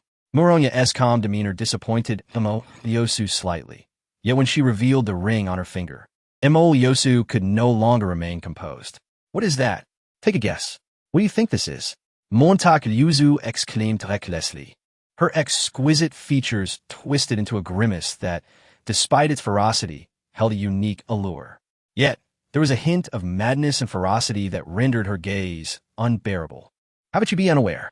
The ring contained an immensely familiar spiritual energy, shimmering like dawn and radiating vibrant hues, far superior to her wooden sphere. It was evidently a supreme talisman, and what was even more contemptible was that this talisman belonged solely to Muronya. Even if someone were to snatch it away, it would not function for them, and could even harm them with its spiritual force. This was a blatant display of favoritism and indulgence. You're jealous again? Muronya chuckled joyfully, mercilessly stabbing a metaphorical knife into Emo Lyosu's heart. Gasping for breath, Emo Lyosu glared at Muronya with intense hatred, wishing she could tear her to shreds. Don't look at me like that. This little one insisted on giving it to me. I told him not to bother, but he wouldn't listen. What could I do? Upon hearing this, Long Lingyun and the little demoness shuddered, astonished at their master's blatant shamelessness. I don't believe it. You must have coerced him. Emo Lyosu, as if drained of strength, desperately sought excuses for herself. You dare not believe? Today, I shall teach you a lesson. Muronya's demeanor hardened, resembling a poised mother leopard ready to leap, determined to defend her most cherished possession. She opened her spatial ring, and a multitude of scrolls tumbled out. These were her creations, crafted to dispel the unwarranted tribulations she had endured. The little demoness and others knew Muronya had been painting, yet they were unaware of the subjects of her work. Today, they would finally witness it. As one scroll unfurled, a profile of Zhou Tong appeared, captured in the act of commanding shipbuilding, his youthful vigor and confidence vividly portrayed. Emo Lyosu's eyes widened in astonishment. She had not seen Zhou Tong wear such an expression in a long time. What had transpired over the years to transform a vibrant, spirited youth into such a despondent figure? She could not forget his cold and lonely silhouette when he departed from the sect. Did I err? Was I truly wrong? Perhaps, but that was all in the past. From now on, I shall treat him better. Emo Lyosu clenched her fists, yet her words were defiant. It is merely a painting. What does it signify? Very well, you refuse to see reality until you're faced with the grave consequences, Muronya retorted, unveiling another scroll. This one depicted Zhou Tong and Muronya together. Zhou Tong gazing tenderly at the breathtaking woman, his eyes softening in a moment that seemed to stretch into eternity. Oomph.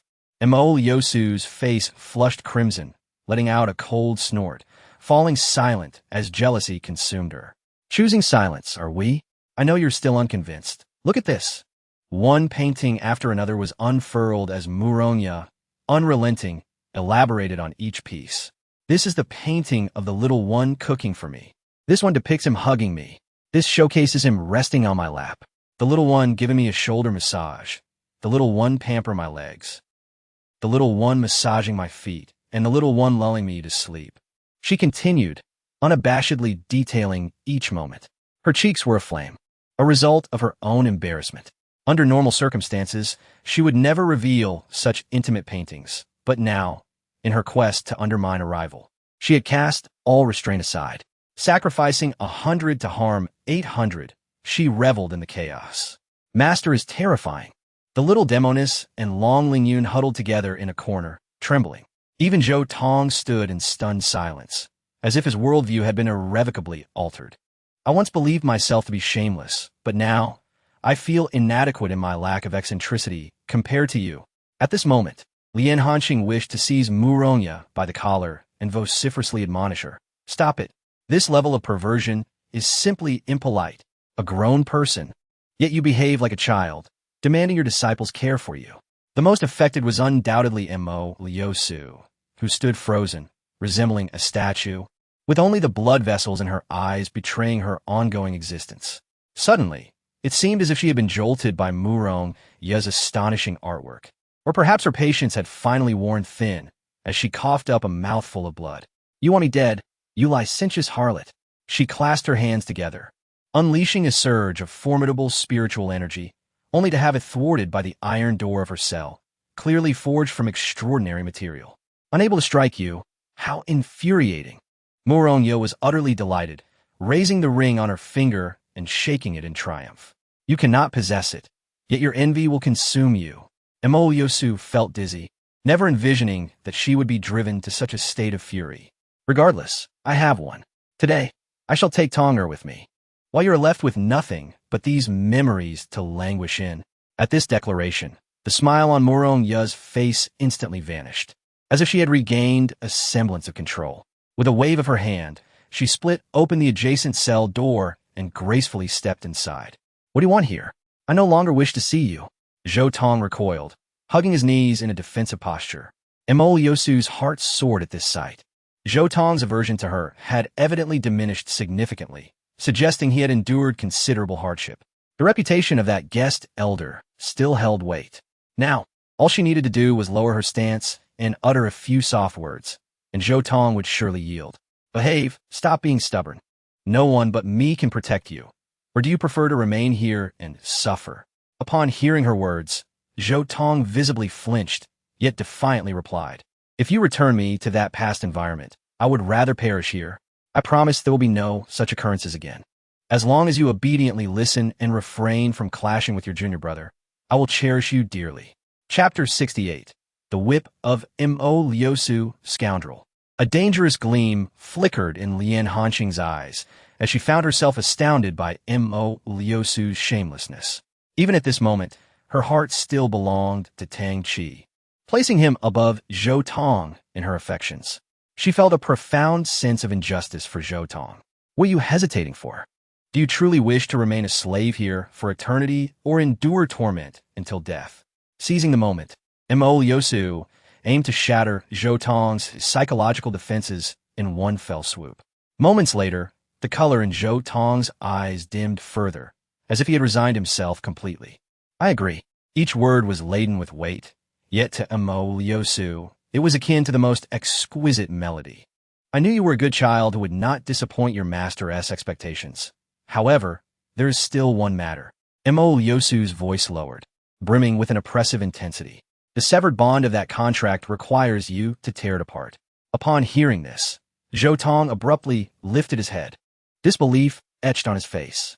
You must understand, if I suffer a backlash from the contract, no one will be able to protect you. Moreover, you are still young. Your cultivation has been ruined. Enduring a little hardship is not an issue. When you return, I shall compensate you manifold. Beast, are you even speaking like a human? Muronya could no longer contain herself. Despite knowing it was all an act, her fury erupted uncontrollably. A stray dog, what right do you have to comment? Mo Liusu finally felt a sense of release, looking down upon her adversary from her lofty position. Very well. I hope you do not go back on your word. Zhou Tong produced the forged contract, tearing it to shreds before Mo Liusu's eyes. Immediately, his complexion turned ghostly pale, and he spat out a mouthful of blood, his previously weak aura diminishing even further. Good. Truly my excellent disciple. I shall ask you again. Do you regret your actions when you defied me and left my tutelage? As she posed this question, excitement glimmered in her eyes, accompanied by a strong desire for control. She aimed to compel Zhou Tong to renounce all his past convictions. If he nodded in agreement, it would signify his complete submission. Casting aside his dignity and freedom, willingly becoming her pawn. A chilling aura radiated from Muronya, She knew Mo Lyosu was exceedingly despicable, yet she was still taken aback by the depths of her depravity. "I am not in the wrong," Zhou Tong declared emphatically, causing Mo Lyosu's expression to darken instantly. "You are being rather disobedient. It seems necessary for you to reflect here for a few more days." With that, she turned to leave, a mocking smile gracing her lips, as if she were certain Zhou Tong would beg for mercy. However, she miscalculated. Having walked several paces, she heard no pleas for her to stay, which infuriated her. "I shall ask you one last time. Do you regret?" "No," Lien Hanqing replied resolutely, gently caressing the red string around her left wrist. It was an artifact left to her by the true Zhou Tong. Once activated, it could restrain the token around Mo Lyosu's neck, triggering her calamity. Little did she expect to use it so soon.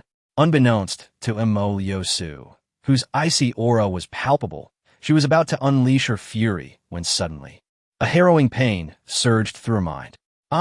Unable to endure even a blink, she let out a heart-wrenching scream, collapsing to the ground, clutching her head as she convulsed violently. Deservedly so, Moronia clapped her hands in delight, reveling in the misfortune. "Oh no, my unwarranted calamity has occurred. Why has the token failed? Could it be because of him?" She glanced at Zhou Tong, who had just moments before been beneath her, now reduced to looking up at her. "Let's put this matter aside. I shall not pursue it further. Come with me." Her expression was strained as she sought to halt the calamity swiftly. "You may not pursue, but I will. I ask you, do you recognize your wrongdoing for allowing others to slander me?" "You." Mo Lyosu's face contorted in rage. She never anticipated Zhou Tong would dare to threaten her in her moment of vulnerability.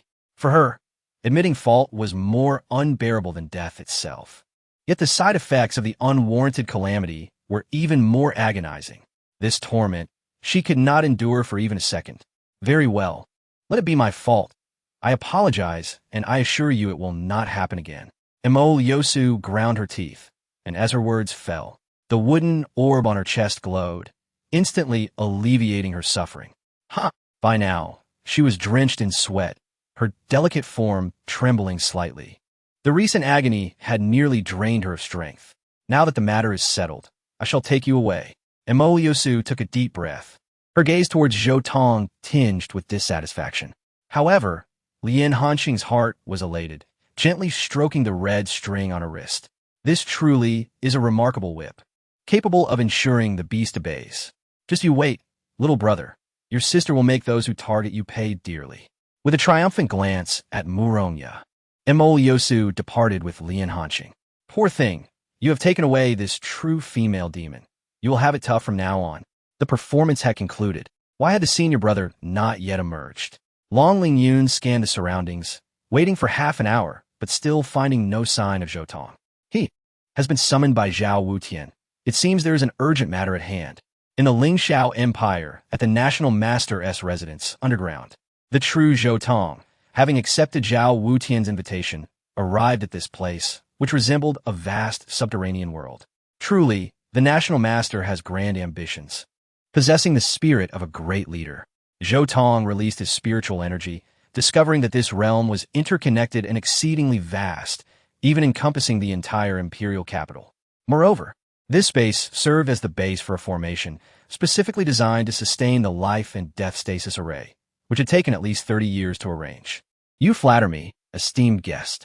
To achieve great things, one must endure solitude and forsake their conscience," Zhao Wutian shamelessly stated, though his demeanor was remarkably respectful.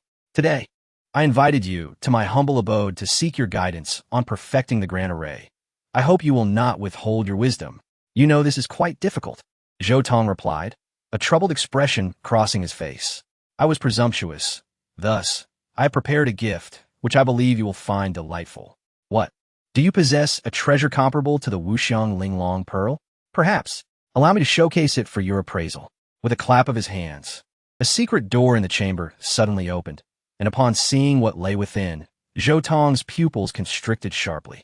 There, encased in a massive crystal of profound ice, lay a pitiful young girl. Senior Sister, Zhang Chuqiao. Chapter 69.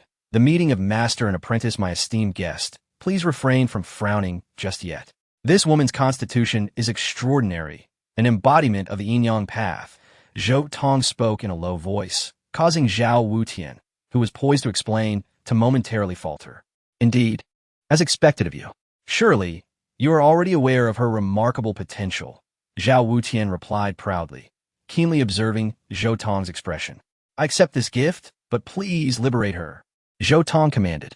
Of course, however, there is something I must inform you beforehand. Esteemed guest, Zhao Wutian began, if you wish to harvest her essence, it is best done within a day of her thawing. Otherwise, she will immediately wither and perish. You have employed the method of promoting growth? Zhou Tong's voice was grave, a flicker of murderous intent gleaming in his eyes. Indeed, nothing escapes your notice. This technique allows one to condense all her vitality to be released within a day, greatly enhancing the effects of dual cultivation.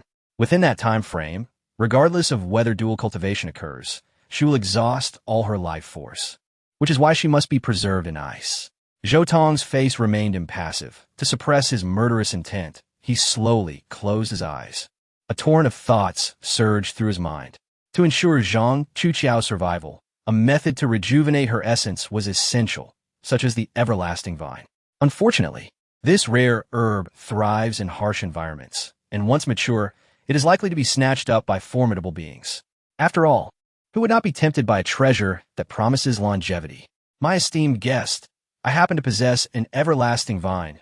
Zhao Wutian's voice unexpectedly interrupted his thoughts. And what of it?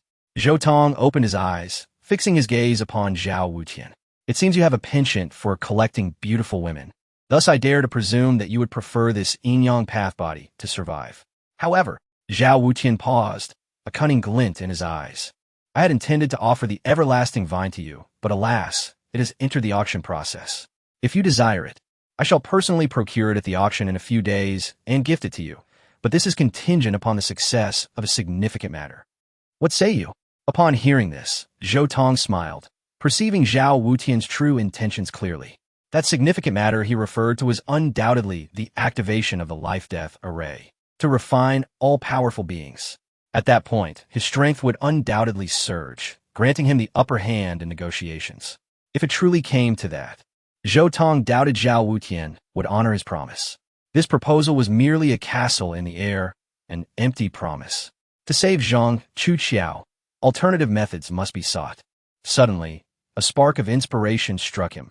He recalled a remedy from his past life when he battled the celestial demons, who wielded a secret technique known as the heavenly restoration art. This method could forcibly transfer one's vitality to another, allowing even the gravely injured to be revived. It was precisely this ability that made the celestial demons so difficult to eradicate. Must I capture a celestial demon, then? But where would I find such a creature? In the midst of his despair, a realization dawned upon him, and he couldn't help but chuckle. How fortuitous! Esteemed guest, Zhao Wutian called out repeatedly, bringing him back to the present. What do you think of my proposal? Excellent, I accept, Zhou Tong replied succinctly, catching Zhao Wutian off guard. This is for you. Zhou Tong casually tossed a scroll into Zhao Wutian's hands. Eagerly, Zhao Wutian unrolled it, and a look of ecstatic joy illuminated his face. The scroll contained the perfected method for the life-death array, a veritable windfall. Thank you, esteemed guest, Zhao Wutian exclaimed. Now, you must strive diligently. I shall take my leave. With a wave of his hand, the crystalline ice soared into the air, trailing behind him. He then stepped forward, vanishing into the underground realm. Walk carefully, esteemed guest. Once this matter is accomplished, I shall repay you handsomely. Zhao Wutian licked his lips, a sinister glint in his eyes. For your reward, you shall become my sustenance. In the imperial palace, at the guest's residence, I will slay you wretches. Zhang Chuqiao, newly liberated by Zhou Tong, immediately unleashed her formidable aggression, attacking him with fervor. Such a fierce, fighting spirit. Truly a manifestation of the yin-yang path, Zhou Tong remarked, dodging her strikes. Zhang Chuqiao's state was not a result of madness, but rather a continuation of her battle fervor, captured and sealed during combat. Her indomitable spirit had remained unscathed over the decades.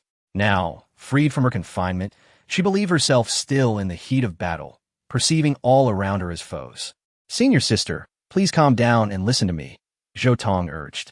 Who is your senior sister? I shall not spare you today. Zhang Chuqiao, radiating strength, gathered the essence of yin and yang around her, transforming it into a spiritual sword. Boom! The sword's momentum surged forth, rivaling that of Long Lingyun. While her cultivation had long surpassed the realm of heaven slaying, she had not diminished in strength over the years. It seemed that reason would not prevail. Thus, Zhou Tong shifted his demeanor, exuding a sharp and formidable aura. I will subdue you. With a step, the sea of worldly chaos surged, enveloping the heavens and earth. This is, as Zhang Chuqiao launched her attack, she trembled violently upon witnessing Zhou Tong's hair turn completely white. The jade demon body. This is a realm even I have yet to attain. At that moment, Zhou Tong had closed the distance, wielding a spiritual sword that shimmered with icy brilliance, striking without mercy. With a single move, the sword shattered, determining the victor. Zhang Chuqiao was sent flying, only to be intercepted mid-flight by Zhou Tong, who subdued her entire cultivation. You truly are my junior brother? You would not believe me if I told you, so let others confirm it, Zhou Tong replied, bringing her directly to the prison, opening the door, and casting her inside. Senior sister, master, Xiao Xiao. The women, aside from Long Lingyun, exchanged looks, believing they were dreaming, soon enveloping each other in tears of joy. Master, how did you end up here? What has transpired? You unfilial child. You have made me wait in anguish. Morong Ye's voice trembled. Your return is thanks to your junior brother. Master, he just left without a word, as if there were some pressing matter, Long Lingyun remarked, somewhat astonished. What could possibly be so urgent? Morong Ye wondered, gripping Zhang Chuqiao's wrist. Let me examine your condition. Moments later, her expression grew gravely serious. Chapter 70. The adorable demon lord in the enchanting realm of Red Dust Mountain, within the Hahuan sect. I am but a modest demon lord, dreaming of adorning my sect with unparalleled beauty. Lu Yin and the saintly heart demon lord are indulging in a hot pot feast while serenading the day away, reveling in their idyllic existence. Particularly, the saintly heart demon lord has embraced a leisurely retirement since her arrival, relishing the fact that, according to the principles of reincarnation, she has only just completed her first year of existence. Demon lord, to avenge your past and restore your former glory, it is time for you to cultivate. Lu Yin persistently urged. The Xintian Jihua array seemed to resonate with their diligent efforts, bestowing upon them various spiritual herbs and medicines daily. Thus, the two found themselves in a state of blissful nourishment, free from the threats of enemies and the burdens of responsibility towards their entire race. Such a sensation is simply exquisite. What? You want me to cultivate? Is that for real? I am but a child. Perhaps tomorrow. No. Maybe the day after. The saintly heart demon lord blinked her gem-like black eyes, diminutive in stature, yet brimming with cunning. What nonsense! Whoever wishes to be a demon lord can do so. At that moment, a shimmering wave of energy stirred in the air, instantly capturing their attention. As per custom, this was the grand array utilizing spatial power to deliver warmth to them. What delectable delights might it bring this time? As they eagerly anticipated, a youthful figure suddenly materialized in the void. Lu Yan's pupils dilated, frozen in place. What is this? Could it be a spiritual herb endowed with transformative powers? This truly feels like a treasure. The saintly heart demon lord, brimming with excitement, pointed towards the hot pot and exclaimed, Come, join us in the pot. You should be the one to join, retorted Zhou Tong, his forehead adorned with black lines of exasperation. The dialogue was astonishing. This was indeed remarkable, and the saintly heart demon lord had made up her mind to indulge in this extraordinary encounter. You are the remarkable one. Your entire family is remarkable, Zhou Tong replied, his expression deadpan. Lu Yin, observing the scene, felt a sense of dread. The rumors were true. Reincarnation indeed seemed to diminish one's intellect. Although the demon lord retained her knowledge and personality, her thought processes had regressed to a more juvenile state. Simply put, she had become somewhat dim-witted. Demon lord, this is young Master Zhou, the master of this domain. The saintly heart's expression shifted dramatically, her nerves frayed. Based on her deductions, this individual was likely a powerful human disguised as a youth, and he probably knew her true identity from her past life. Do not be alarmed. I mean you no harm, Zhou Tong assured with a benevolent smile, appraising the saintly heart, growing increasingly pleased. according to the rules of reincarnation. Only those who have never harmed humans in their previous lives may become human again. You are not our enemy. You are truly a good person, the saintly heart exclaimed, tears of gratitude welling in her eyes. Naturally. However, I wish to inquire if, having transformed into a human, you can still wield the heavenly arts of the demon clan, such as the art of heaven mending? Of course. Are you interested in learning about the demon clan's hidden strengths? The saintly heart responded without hesitation. I understand the wisdom in your people's old adage. Know thyself and know thy enemy, and you shall never be defeated. I will do my utmost to cooperate. You understand nothing. Lu Yin smirked, having sensed the peculiarities yet too apprehensive to voice her concerns. Very well. Seeing your eagerness, I am inclined to reward you. Zhou Tong's words instantly lit up the saintly heart's eyes. Can I eat a petal from the seven-star blood lotus? She asked shyly, her hopes not particularly high. Of course. Why limited to one? I permit you two. Zhou Tong's generosity was almost uncharacteristic of a human.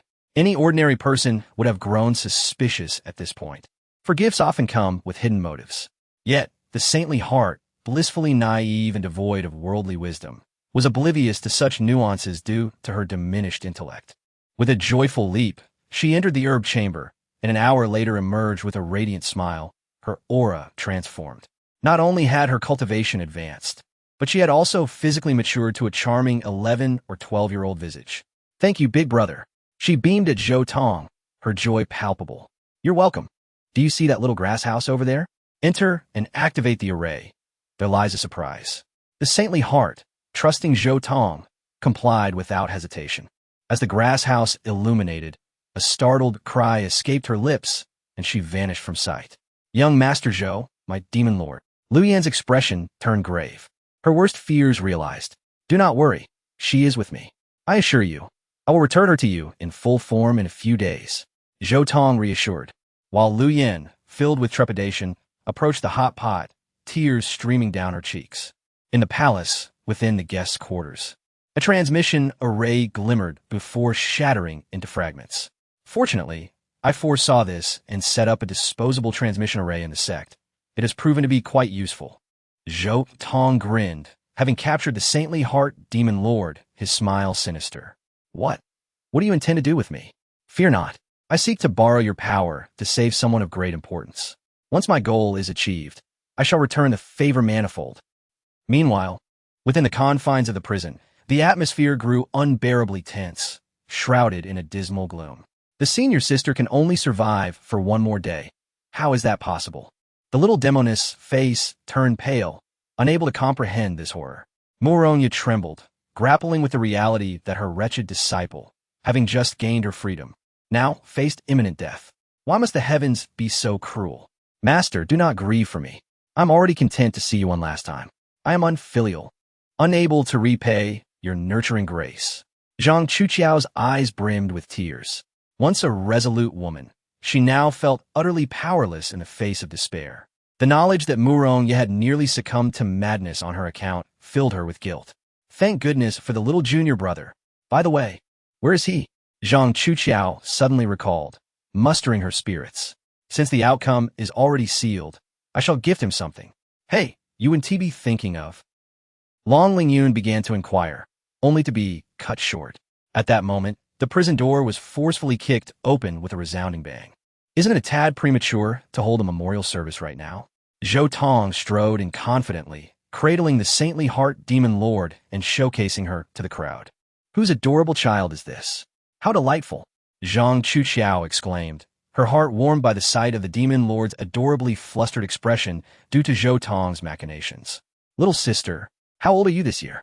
Returning to sister. I have just turned 1 year old. This is 1 year old. The women stood aghast, unable to comprehend the revelation. Little junior brother, you arrived just in time. Zhang Chuqiao exclaimed, seizing Zhou Tong's wrist. Come with me to a quiet place. I have something important to give you. I hope you will care for our master and sisters in the future. Her cheeks flushed with a blend of embarrassment and determination. She prepared to confront her destiny. Wait. Zhou Tong forcefully broke free from her grasp, shoving the saintly heart into her embrace. Caught off guard, Zhang Chuqiao instinctively wrapped her slender arms around the demon lord. You're squeezing the breath out of me. Shengxin rolled her eyes, and in a rebellious gesture, her small hands reached forward with determination. Upon making contact with two large, captivatingly soft forms, she suddenly exerted force, squeezing tightly. Zhang Chuqiao was instantly struck like a bolt from the blue, collapsing helplessly to the ground, her delicate face turning an even deeper shade of red. "What are you doing?" She pouted, casting a reproachful glance at her assailant, astonished by the girl's strength. This is nothing short of a masterpiece." Shengxin became entranced, squeezing and exploring with fervor, filled with envy. In her past life, she was hardly remarkable. In this life, barring unforeseen events, she was destined for mediocrity. "Oh, you shouldn't touch that recklessly. Don't move, your life is fleeting, but I can save you." Upon hearing this, everyone present, except for Zhou Tong, widened their eyes in astonishment. This little girl, unaware of Zhang Chuqiao's condition, had spoken the truth. Perhaps there was indeed hope. "Little sister, is what you say true?" "Easily accomplished. Allow me to demonstrate my abilities," Shengxin, the demon lord, declared with pride, seemingly unwilling to let go. She promptly began to channel her life force into Zhang Chuqiao. "Oh, this sensation is truly..." Zhang Chuqiao trembled slightly, her expression growing serious as she sensed the rejuvenation of her life force within. Her savior was indeed aiding her. "Is this wise? You're still so young. If you lose too much life force..." "Enough. Your big brother has already paid the price. I am here solely to save you." This declaration drew the attention of all to Zhou Tong's face. Zhang Chuqiao gazed at him with longing, her eyes shimmering with tenderness that could almost consume him. "It is heaven that has bestowed you upon me, rescuing me from peril. It truly treats me well." Upon hearing this, the little demoness felt a stir within her heart. Though pleased, a sense of crisis arose. Murong had mentioned the personality of her senior sister, decisive and passionate, never one to shy away from her true feelings. Given this scenario, even if she hadn't immediately fallen for the little rogue, she likely harbored considerable affection. Unbeknownst to her, she clenched her delicate fists. "O little demoness, you have been far too complacent of late. Have you grown accustomed to relying on the little rogue for everything? This cannot continue." She motivated herself. "From this day forth, the enemy lies not solely beyond, but also within. You must summon your spirit. In both cultivation and emotions, you must not falter." Zhou Tong raised an eyebrow, sensing an overwhelming greed emanating from her. "You may halt now." Just then, Zhang Chuqiao suddenly interjected, attempting to stop Shengxin. "Isn't it too soon? I am fine for now," Shengxin replied, slightly taken aback. "This is sufficient. With this life force, I can break through my realm and continue battling against fate. This is the true path of cultivation." As her words fell, an intense aura enveloped her, propelling Shengxin back. She then closed her eyes, entering a state of ethereal tranquility. With a resounding boom, the spiritual energy of the heavens converged, forming a lotus platform beneath her. The lotus, with its 8 petals, slowly unfurled. Each petal evolved, undergoing a qualitative transformation. Heaven, earth, water, fire, wind, thunder, mountains, and marshes manifested in succession upon the lotus, representing the 8 trigrams. The trigrams intertwined, elucidating the duality of yin and yang. As yin and yang merged, the ultimate unity emerged. This so-called realm of the ultimate unity is the true manifestation of the duality of existence, emerging from chaos.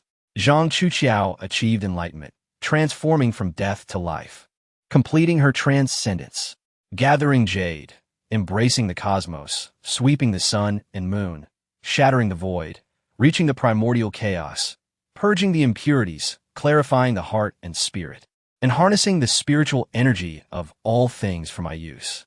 She chanted the profound truths, her eyes sparkling like stars. The gloom dissipated, and the prodigy was reborn. A dot of vermilion at her brow slowly expanded, dividing into black and white, ultimately evolving into a minuscule Taiji diagram. In the next moment, her aura surged dramatically, breaking through the 1st, 2nd, 3rd realms, all the way to the 9th, with no sign of stopping. "Break through it," Zhou Tong stated solemnly, feeling an involuntary tension. Would Zhang Chuqiao defy fate and succeed? Trivial. She lightly licked her red lips, her eyes gleaming with an assertive light. Merely a barrier of realms. How could it possibly deter the fervent spirit of the duality of existence? With a thunderous crash, the shackles shattered, and an overwhelming aura descended. Above the heavens, the realm of life and death, Zhang Chuqiao floated in midair, her hairpin bursting, cascading her hair like a waterfall, entwined with twinkling starlight. Then, boundless vitality rained down from the heavens, infusing her being and completely reversing her decline. Visibly, her figure elongated, becoming even more exquisite, her skin radiant and translucent, akin to jade, exuding an astonishing allure. So beautiful. Shangxin gasped, her eyes wide. Even as a woman, she was captivated by the beauty, so close at hand. Previously, while composing reports on human observations, she had never encountered such a level of beauty. Yet today, she discovered a multitude. These enchantresses were quite adept at concealment. Junior brother, Zhang Chuqiao's crimson lips parted, her voice laced with an alluring charm. Zhou Tong instinctively took a step back, realizing she had triggered the second layer of the harmony of heaven technique. In the next moment, he felt a soft, delicate body collide into his embrace. Who else but Zhang Chuqiao? Senior sister, what are you doing? You saved my life. From this day forth, I am yours. The gift I prepared for you is yours to claim at any time. Her lips brushed against Zhou Tong's ear, her breath fragrant and intimate, making it difficult for anyone to remain unmoved. Senior sister, even Zhou Tong, with his composure, found it hard to contain himself. We are fellow disciples. Saving you is only right. There is no need for such gestures. Fool! The woman bestowed upon him a sultry glance. Do you not understand? I am infatuated with you at first sight. Chapter 72, My Enchanting Ancestor. Zhou Tong's body trembled slightly, and in the blink of an eye, he was engulfed by an overwhelming desire. This powerful emotion emanated from Zhang Chuqiao, who was nestled in his arms, evidently earnest in her intentions. Truly, as a being of the yin-yang Tao body, her emotions were far more intense than those of ordinary individuals. Zhou Tong finally grasped the formidable nature of the yin-yang Tao body, whether it be imperial realms or the ones she cherished. None could escape her grasp if she so desired. Separate yourselves. The little demoness could no longer stand by, forcefully inserting herself between the two. Sister has just been rescued, and her body is still quite fragile. You must exercise restraint. Upon hearing this, Zhou Tong found himself momentarily dumbfounded. Through her puffed cheeks, he glanced back at Zhang Chuqiao, who wore an enigmatic smile, her aura harmonious and robust, a genuine manifestation of the life and death realm, where not a trace of weakness was apparent. In such a state, she was what people often referred to as a top-tier powerhouse. A step further would catapult her into the reincarnation realm, often regarded as a great sage, alongside figures like Zhao Wutian, Mo Liusu, and Lian Hanqing. Beyond the great sages lay the semi-saint realm. In her prime, Murongya stood out even among the semi-saints. As for the chief law enforcer, Han Yi, he was the strongest Zhou Tong had encountered since his rebirth, a veritable saint in the entirety of the eastern continent. Perhaps only 2 or 3 could stand alongside him. At this moment, Zhang Chuqiao had already attained the qualifications to establish her own sect, sufficient to lead a third-rate sect. The little demoness suddenly exclaimed, realizing Zhang Chuqiao had stealthily attacked from behind, wrapping her slender waist. Xiaoyer, how dare you disrupt my sister's good fortune? When my sister gets angry, it can be quite terrifying. I'm not afraid of you. I was here first. The two exchanged hushed retorts.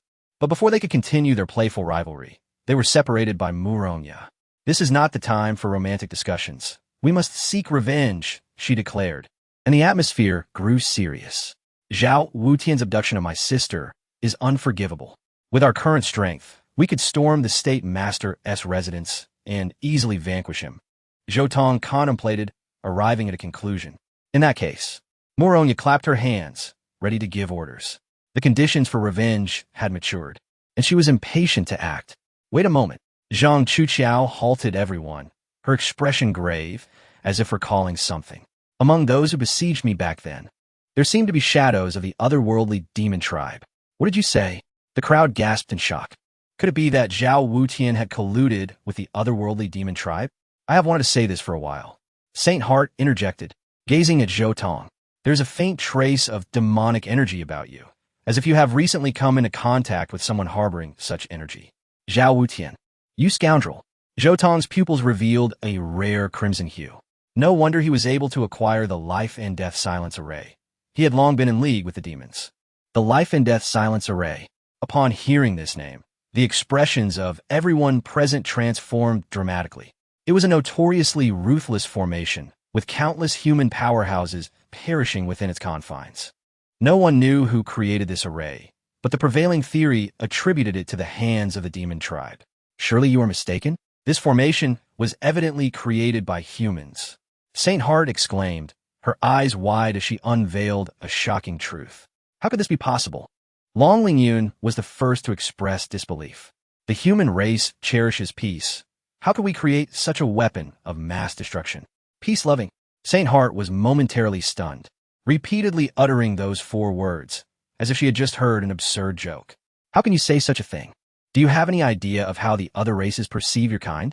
She raised her fingers, recounting with precision.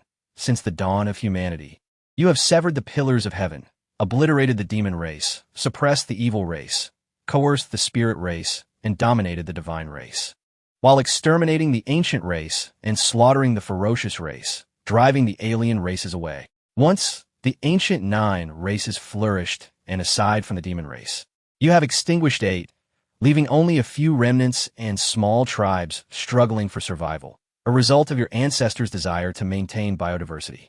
The number of small tribes you have eradicated is countless, some not even recorded in history. In their eyes, the heavenly path is not to be feared, nor is calamity. Only your kind is the true disaster. Do you dare to call this peace-loving? Saint Heart, the demon sovereign, felt a chill run down her spine.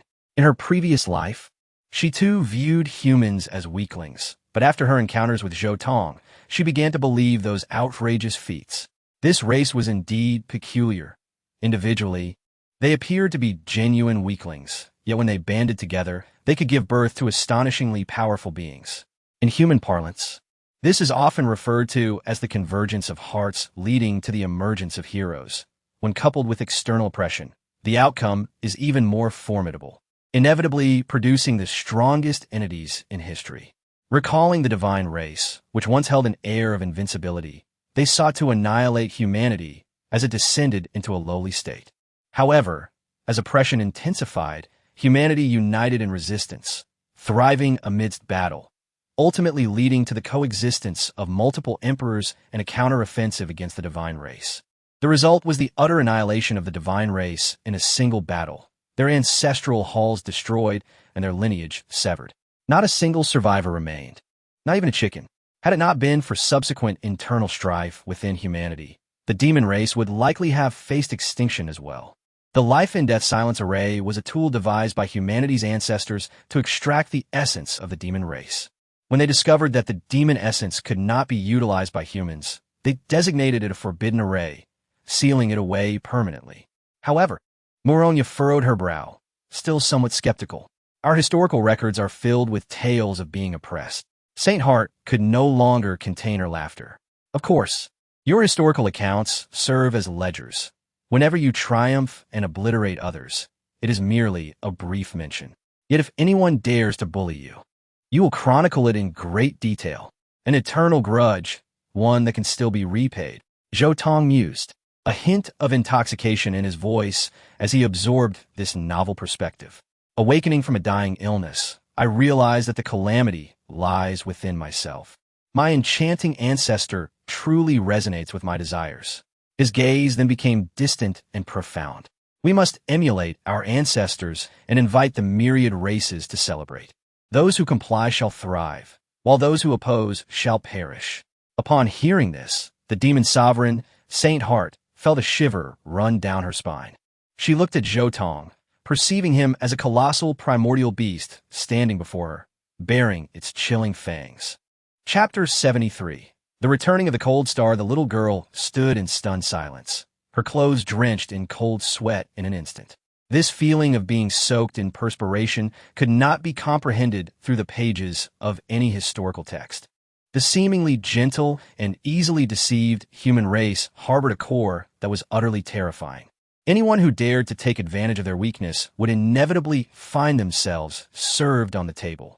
Now that we know Zhao Wutian has conspired with the celestial demons, how shall we confront him next? Muronya clapped her hands, directing her gaze towards Zhou Tong. We shall observe the unfolding events, waiting for the calamities to reveal themselves. Then we shall ensnare them all at once. Is that all there is to it? Isn't the risk too great? Long Lingyun remarked. The enemy has perfected the silence array. Should it be activated suddenly, how shall we counter it? Fear not. I have already made the necessary arrangements. And now we have an additional safeguard. Zhou Tong responded with a smile, asserting that since he learned the silence array was created by a powerful human, Zhao Wutian would not stir up much trouble. Upon hearing this, the others cast inquiring glances at him. Do you understand the concept of authority? The crowd shook their heads, except for Sheng Exin, whose eyes brightened, seemingly having heard of it before. I have heard that this is a principle of the heavenly Tao. The divine clan is governed by the gods, the demon clan by the demons, and the human clan by the humans. Just like this array, as long as it is created by the human race, once the authority is triggered, the control of the array will entirely fall into the hands of the humans. Unless the human race is annihilated, even if only one human remains, the authority will not expire. However, the conditions to trigger the authority are exceedingly stringent. It is said that only the emperors of various races can wield it freely. Or, at the very least, a powerful individual whose spiritual power has reached the imperial realm must intervene. Sheng Xian glanced at Zhou Tong. Although she acknowledged him as a super powerhouse, she did not believe he could reach that level. Zhou Tong offered no explanation, merely smiling in silence. Suddenly, a glow flickered at the center of his brow. This was a sign that his spiritual power had replenished. Sufficient time had passed since he last utilized the realm of unconsciousness to create the 6 Harmonies Destruction Sword Manual. He could begin crafting a new technique once more. He sat cross-legged on the ground, completely oblivious to his surroundings, entering a profound state, with golden runes dancing around him. What is happening? Zhang Chuqiao was somewhat puzzled and wished to take a closer look. Do not disturb him. The little demoness tugged at her, her gaze fixed intently on Zhou Tong. I wonder if this time he will conjure a supreme technique suitable for my cultivation. In the Lingxiao Empire, at the residence of the Yuqing sect, the Fengxiang Inn is the most luxurious inn in the imperial capital, yet has been entirely reserved by the Yuqing sect. When Mo Liusu returned with the Cold Star, who was disguised as Zhou Tong, her 3 disciples displayed expressions of astonishment. From today onward, Zhou Tong will once again take refuge under my wing. You are to coexist peacefully as before, without causing me any worry. Yes, the 3 replied in unison, though their expressions differed greatly. Junior brother, you have finally decided to return to your senses. Chun Linger was the most delighted, about to approach him for closeness when she suddenly halted. After a brief struggle, she became incredibly calm, her expression utterly indifferent. This is the scent of a love curse. The Cold Star immediately sensed it, casting a knowing glance at Tang Chi. Daring to flaunt this before me is truly courting death. It is good that you have returned. I hope you will understand your limits in the future. We can let bygones be bygones regarding past matters. But should you dare to overstep, do not blame us for being ungracious. Xia Hongxiu's expression turned icy as she confronted Zhou Tong, wishing he would perish immediately so her plans could proceed smoothly. Who do you think you are? To speak of letting bygones be bygones, who are you to claim such a right? The Cold Star mocked, stating, the one who should be held accountable is me. Do not think I am unaware of your deeds. While you may deceive others, can you truly deceive me? Upon hearing this, Xia Hongxiu's confidence wavered. Since joining the sect, she had stolen an unfathomable amount of fortune from others, leaving behind numerous traces, yet no one had pursued her. Otherwise, she would not escape unscathed. However, what she could not accept the most was that Zhou Tong dared to retort against her, who had given him such courage. Enough. At that moment, Mo Liusu interjected coldly. I rescued you with great effort, not for you to create discord here. Her bias was evident. Recalling Zhou Tong's defiance in the prison made her blood boil. All she needed was an obedient Zhou Tong to help her fend off calamities, not a thorny individual full of defiance. Do I need your help to save me? If you are unwilling, you may return me once I came. The cold star grasped her life force tightly, retaliating without reserve, leaving no room for the other to save face. You, Montak yuzu vas infoliatit. What audacity, to think oneself a treasure. Master, please heed his wishes. Xia Hongxiu eagerly fanned the flames, hoping to drive Zhou Tong away once more. Yet she was disappointed. Mo Yosu merely changed her expression and then instructed Tang Qi, "Your senior brother is likely tired. Find him a room to rest properly." After saying this, she swiftly returned to her chamber, disappearing from their sight. "Senior brother, come with me." Tang Qi's demeanor turned casual. The pretense of respect vanished, replaced with sheer provocation. Under his lead, the cold star was taken to a dilapidated storage room. "This is your room. You may reside here freely for the next few days," Tang Qi said mockingly, eagerly anticipating Zhou Tong's reaction. It would be even better if he became furious, as he excelled at tormenting such individuals. "This is a place fit for dogs? It suits you well, but not me." The cold star was unperturbed, turning to leave. "Where do you think you are going?" "Of course, I am returning whence I came. If you do not keep me here, I shall find my own place."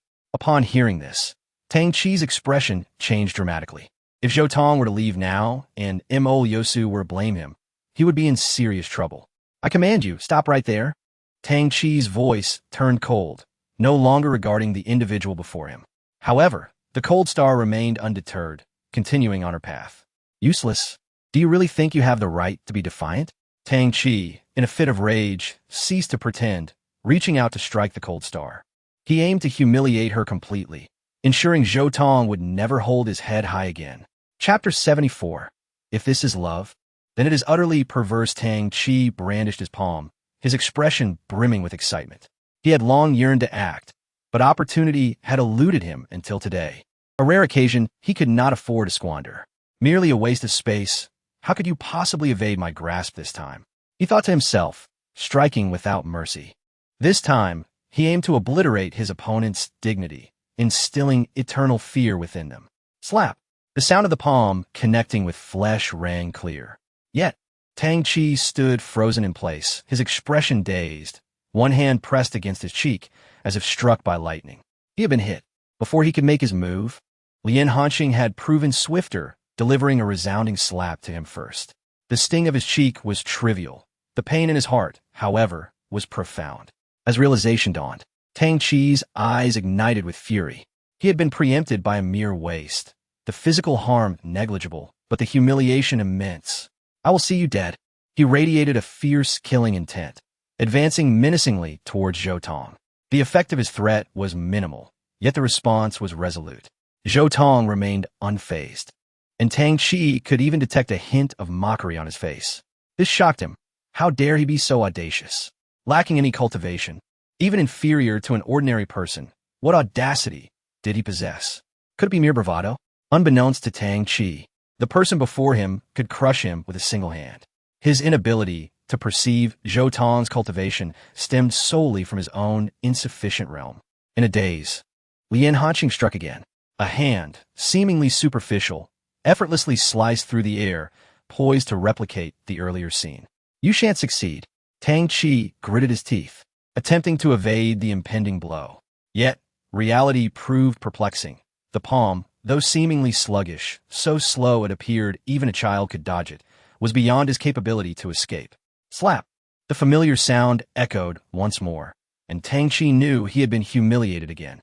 This time, however, he had no time for anger, for the blow was not only laced with humiliation, but also excruciating pain. It felt as though his face had been crushed beneath a wheel studded with steel spikes.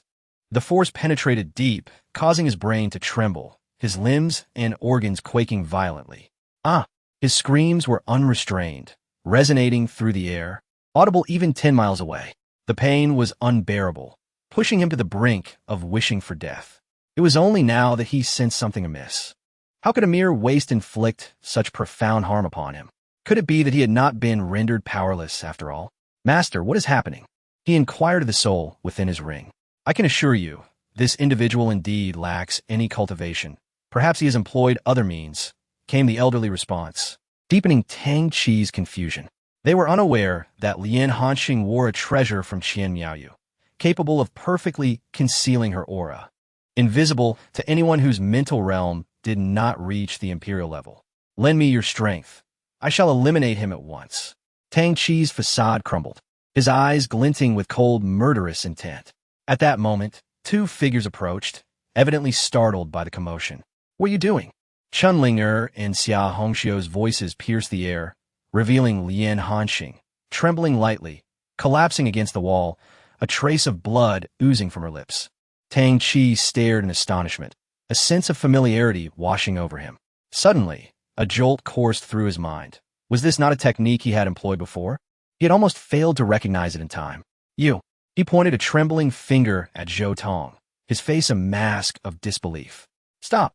What are you doing? Chunlinger shouted uncontrollably. From her perspective, Tang Chi was in an overwhelmingly dominant position, seemingly bullying Zhou Tong. Seventh junior brother, how audacious of you to strike Zhou Tong in our absence. Have you forgotten all your upbringing? Chunlinger scolded him without reservation, leaving Tang Chi pale with shock.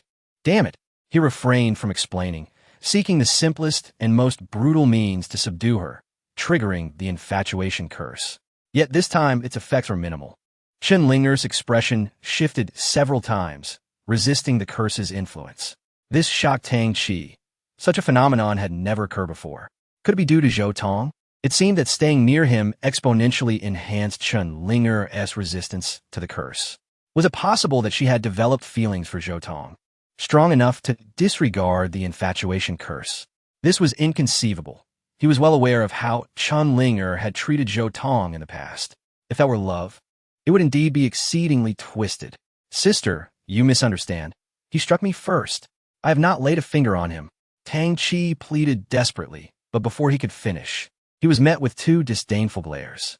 Even Xia Hongxiu found his claims implausible. How could a practitioner on the brink of entering the celestial slaying realm be slapped by a mere waste? Did he think to challenge their intelligence?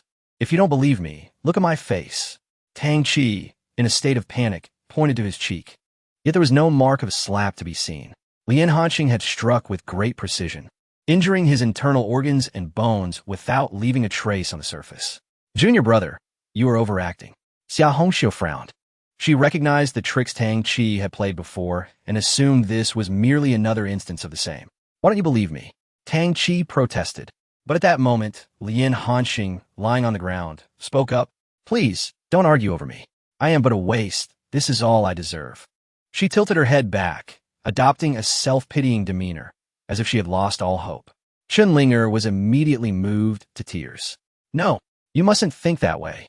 She seemed distressed, reaching out to embrace Zhou Tong, eager to comfort him. Yet, she hesitated to touch him, fearing he might shatter. If you have been wronged, speak boldly. I will fight tooth and nail to support you. No, just consider me weak and accidentally injuring myself. Please do not blame Seventh Junior Brother. He had nothing to do with it. As she spoke, Lian Hanxing gently caressed her cheek, which was now a fiery red, as though it had been struck. Tang Chi, you have gone too far. Chunlinger's eyes reddened as she stepped toward him. Apologize. Tang Chi was incredulous upon hearing this.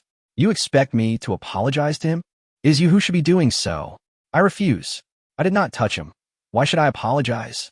He is the one who should be sorry. Slap. Chunlinger could no longer contain herself, swinging her arm fiercely, delivering a heavy blow to his face. Chunlinger's strike was filled with force, causing Tang Chi to stagger. Xia Hongxiu watched in shock. In her recollection, the senior sister had never laid a hand on Tang Chi before. This was a first. Tang Chi was left bewildered, covering his face, utterly unable to accept this reality. You dare strike me? Not even my father has laid a hand on me. Naturally, for you are an orphan. Chunlinger's voice was cold and merciless, as though she had transformed into a different person. Such a sudden shift caught Tang Chi off guard. Had he not been her cherished one? For his sake, Chunlinger had disregarded her principles to confront Zhou Tong. Yet, why had her demeanor toward him deteriorated since he had planted the infatuation curse? Are women truly so capricious? I shall not spare you. Tang Chi, filled with determination, fervently urged the love bug, intent on making Chunling or pay a price. Chunling's expression shifted dramatically as a powerful wave of impact surged through her body, overwhelming her senses. Her long legs bent slightly, trembling and pressed together, her body becoming acutely sensitive. No, I must stop this. What is happening to me? She bit her red lips, struggling against this seductive impulse. Meanwhile, she continuously reminded herself that the one she truly cared for and needed to make amends with was Zhou Tong, and she must not waver. Yet, no matter how hard she tried, the image of Tang Qi grew clearer in her mind, an indelible presence that could not be dispelled. She was on the verge of being tamed. Beside her, Lien Hanxing displayed disdain, effortlessly severing the connection of a love bug, rendering it temporarily ineffective. In an instant, Chunling regained her normal state and was filled with immense fury. How could this be? Tang Qi gasped, completely taken aback. He had exerted all his strength, even utilizing the soul power of the old man, and was on the brink of total conquest, only to have it fail at the last moment. You dare? Chunling was genuinely enraged this time. Free from the influence of the bug, she was finally able to think independently and grasp the situation. So, I have been manipulated. Tang Qi used despicable methods to obscure my consciousness, leading me to unconditionally favor him. Perhaps my previous treatment of Zhou Tong was also entirely Tang Qi's fault. If Tang Qi were aware of her thoughts, he would surely cry out in protest. Do not lay all the blame upon him.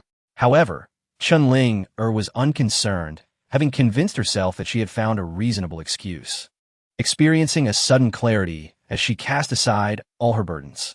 Indeed, I have always held feelings for Zhou Tong. It was merely the manipulation of a villain that led me to this state. With this realization, her feelings for Tang Qi transformed entirely into a pure and unadulterated loathing. This is all your fault.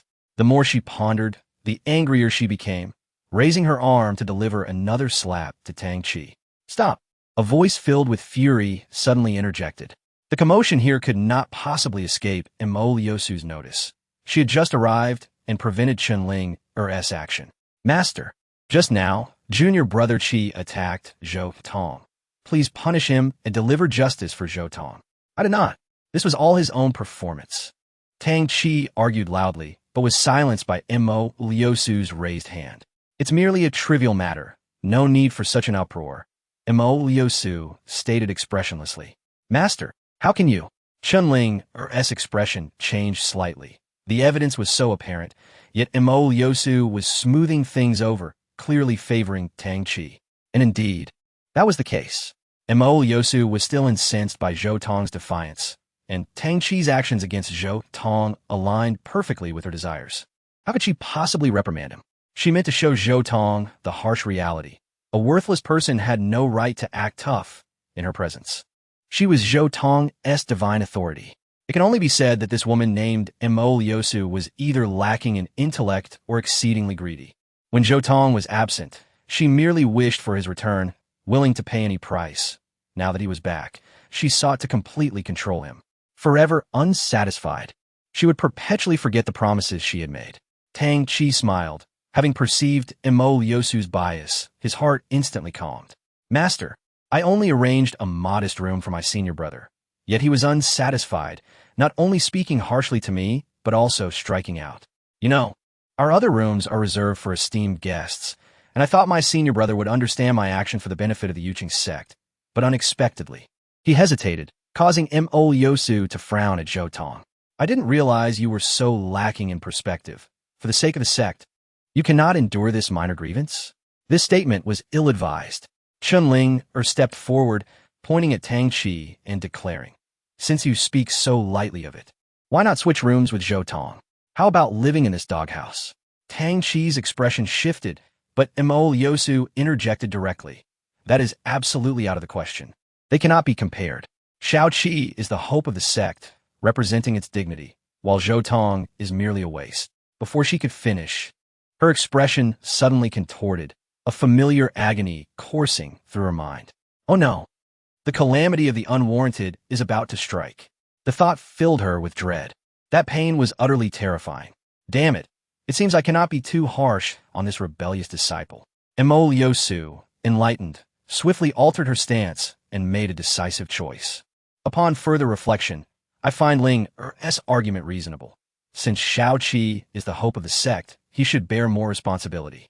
Therefore, I agree to the room exchange. Upon hearing this, Tang Chi felt as though struck by lightning, standing there in disbelief. Master, my decision is final and unchangeable.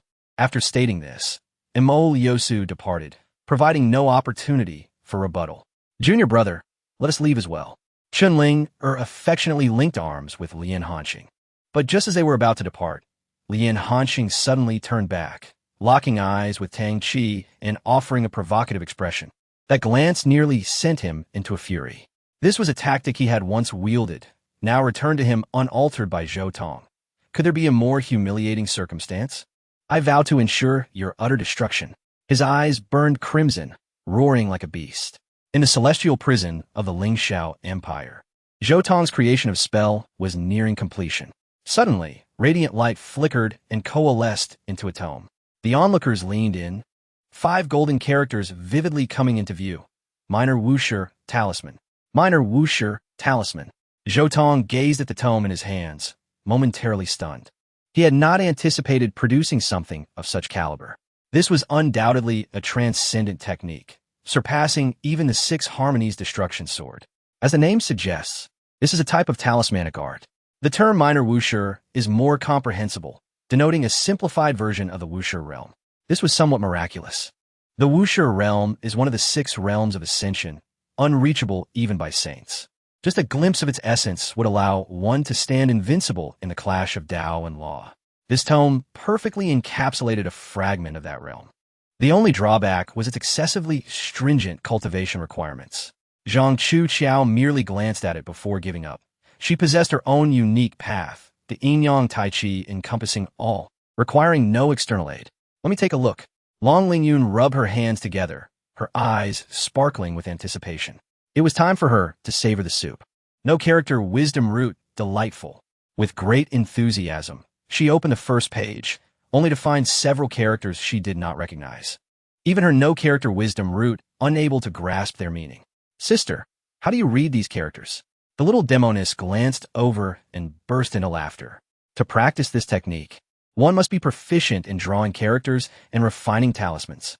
Suddenly, I feel utterly uninterested. Long Lingyun's face fell, tossing the tome to the little demoness. Illiterate, how frustrating. The little demoness continued to peruse, her smile gradually fading, replaced by a profound solemnity. I never expected that such extraordinary talismanic arts existed in this world. It truly has opened my eyes. If this were to spread, it would surely cause an uproar. Can you truly comprehend this? Zhou Tong asked, astonished. Who do you think I am? The little demoness cast him a charming sidelong glance. Talismanic arts are categorized into 9 levels, and only those of sage-level prowess can inscribe the fabled 9th-level talismans. However, the talismans in this ancient manual are different. They are devoid of any rank limitations and encompass techniques from the 1st to the 100th talisman, capable of fierce assaults, steadfast defenses, control, and weakening, truly all-encompassing. Most importantly, even low-level talisman masters can inscribe high-level talismans, allowing their combat strength to undergo a monumental leap. Upon hearing this, everyone was astounded. Did this not defy the heavens? According to the little demoness, even a 1st-level talisman master could unleash the might of a 9th-level master. How could others possibly survive? Yet it was not so simple. Zhou Tong interjected, dousing their excitement with cold water. Although the barriers of cultivation and rank have vanished, inscribing high-level talismans requires an exceptionally high intensity of spiritual power. A moment of silence enveloped the group. In all the world, spiritual power is the most arduous to cultivate. Even those with exceptional talent in this regard seldom pursue talismanic arts due to the overwhelming difficulty of mastery. Moronya possessed sufficient spiritual power at her peak, but now, entangled in the calamity of fate, she was destined to have no connection with this manual. As for Xingxin, Zhou Tong merely glanced at her before choosing to abandon any hope of treatment. The members of the Heavenly Demon Clan were all rough-hewn individuals, akin to wild boars unfit for fine grains. To study this art would be nothing short of a waste. Xingxin felt offended, for though Zhou Tong had said nothing, it seemed he had said everything. Open. At that moment, the little demoness suddenly exhaled and spoke. Accompanied by her command, the spiritual energy in the air swiftly coalesced, forming a blank spiritual talisman. She then extended 2 fingers, pinching one end of the talisman and infusing her spiritual power into it through her fingertips. Zhou Tong's eyes widened as he witnessed the lines of the talisman being delineated, the strokes flowing like a dragon and snake. Completing the inscription in the blink of an eye, the entire process smooth and seamless. Inscribing talismans in the void. When did you acquire this skill? Surprised. Are you? I am, in fact, a 5th-level talisman master, the little demoness declared proudly, her alabaster chin held high. He could see her brow glowing, and with a soft pop, it was evident she had broken through some kind of constraint. This was clearly a benefit of comprehending the manual. Oh dear, my apologies. I am now a 6th-level talisman master. You never mentioned this to me. I had no inkling. Zhou Tong was genuinely taken aback. The little demoness had reached the 6th level of mastery with her current cultivation. This was undoubtedly a rare miracle. There are many things you are unaware of, and you never inquired. The little demoness, brimming with pride, spoke with a glint of cunning in her eyes, words that Zhou Tong found oddly familiar. However, after her moment of triumph, Zhou Tong sensed a trace of sorrow in her gaze, causing his heart to tremble. In his previous life, he had never seen the little demoness exhibit her talismanic arts, and there was only one explanation for this. Prior to that, her abilities must have been rendered void by someone. Furthermore, in this life, the little demoness concealed herself so meticulously that Zhou Tong had reason to believe she bore untold burdens. After all, Morongyu was not proficient in talismanic arts. There certainly existed other forces behind the little demoness. Whether friend or foe remained uncertain. Zhou Tong refrained from pressing her. He was confident that one day, the little demoness would confide everything to him. Sister, why not test the power of this talisman? Long Lingyun, gazing curiously at the spiritual talisman, proposed. Certainly attack me. The little demoness instantly perked up, revealing a radiant smile. Be careful. No sooner had Long Lingyun spoken than he drew his sword, unleashing a wave of sword energy. Talisman 1, Repulse. The little demoness promptly cast the spiritual talisman, and in an instant, a flash of brilliance erupted, the runes exploding as the sword energy rebounded toward its origin. Long Lingyun sidestepped, the energy striking the wall and leaving a distinct gash. Once more, the little demoness, still eager, inscribed another talisman. However, at that moment, hurried footsteps approached swiftly. Guest official, you are indeed here. The leader of the guard burst in, appearing as if he had found salvation, and knelt with a thud. Please, save His Majesty. He has just been abducted by a shadow. We were powerless to stop it, leaving only this. The leader produced a jade pendant, a personal belonging of Qian Miaoyu. Upon seeing this, Zhou Tong's expression shifted to one of sharp intensity. There is demonic energy upon it. Zhao Wutian has finally made his move. This is fortuitous. I have long wished to confront him again. A sinister smile curved Zhou Tong's lips as he rose to act immediately. I will accompany you. Sheng Xin, the demon lord, stepped forward, determined to sever ties with her past and live as a human henceforth. This mission could serve as her declaration of allegiance. To avoid alerting the enemy, Morongyu would have to remain in the heavenly prison, and so too would Zhang Chuqiao. The little demoness abruptly stood, fixing a gaze upon Long Lingyun, who also wished to rise, and entwined her arm with Zhou Tong's, feigning intimacy. I too wish to join. It is a perfect opportunity to test my newly acquired skills. Her fingertips clutched a spiritual talisman, a continuous flow of spiritual power, infusing it as she inscribed exceedingly intricate patterns. The sequence number of this talisman was undoubtedly high. Once completed, it would unleash terrifying might.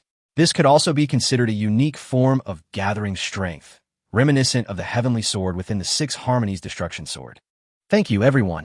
The guard leader expressed his heartfelt gratitude, and under his guidance, the three swiftly arrived at a secluded estate. His Majesty was taken from here. The guard's expression darkened. We searched everywhere, but found no trace. Silence. Let me handle this. Sheng Xin's brow radiated light as her small palm swept through the air, conjuring a black pathway that extended into the distance. That direction. It leads to the Grandmaster's opulent estate. The guard's expression shifted to one of horror, trembling uncontrollably. The Grandmaster has kidnapped His Majesty. This matter is no longer your concern. Return, and leave the rest to me, Zhou Tong commanded. As you command. I wish you success, esteemed guest official. Watching the guard depart, Zhou Tong's left hand suddenly glowed, and a black sword materialized. This black sword was exceedingly eerie, emanating a cold and tyrannical aura, releasing dark energy. Compared to this dark energy, even demonic energy appeared innocuous, as gentle as a lamb. What is this? Sheng Xin's eyes widened, sensing an overwhelming threat. This is the Emperor's sword, designed specifically to slay evil spirits. Upon hearing this, Sheng Xin's expression contorted. Was this not the Emperor's sword of the ghosts? It was clearly the sword of the underworld. Anyone slain by this sword, be they human or demon, would have their soul and essence bound within, becoming an undead army wholly loyal to Zhou Tong. In just a brief moment, the three arrived at the luxurious estate. This was the branch of the celestial Dao House stationed in the imperial capital, and as Zhou Tong extended his spiritual perception, he discovered no less than 200 individuals present. Soon, he was left in disbelief. Each individual there bore traces of demonic energy, and, in addition, there were more than a dozen pure-blooded heavenly demons. This was undoubtedly a den of demons. At long last, he beheld the true demon clan. Today was indeed a day worthy of commemoration. As his words fell, an overwhelmingly terrifying aura enveloped the estate. Who dares to act so insolently here? Have they grown weary of life?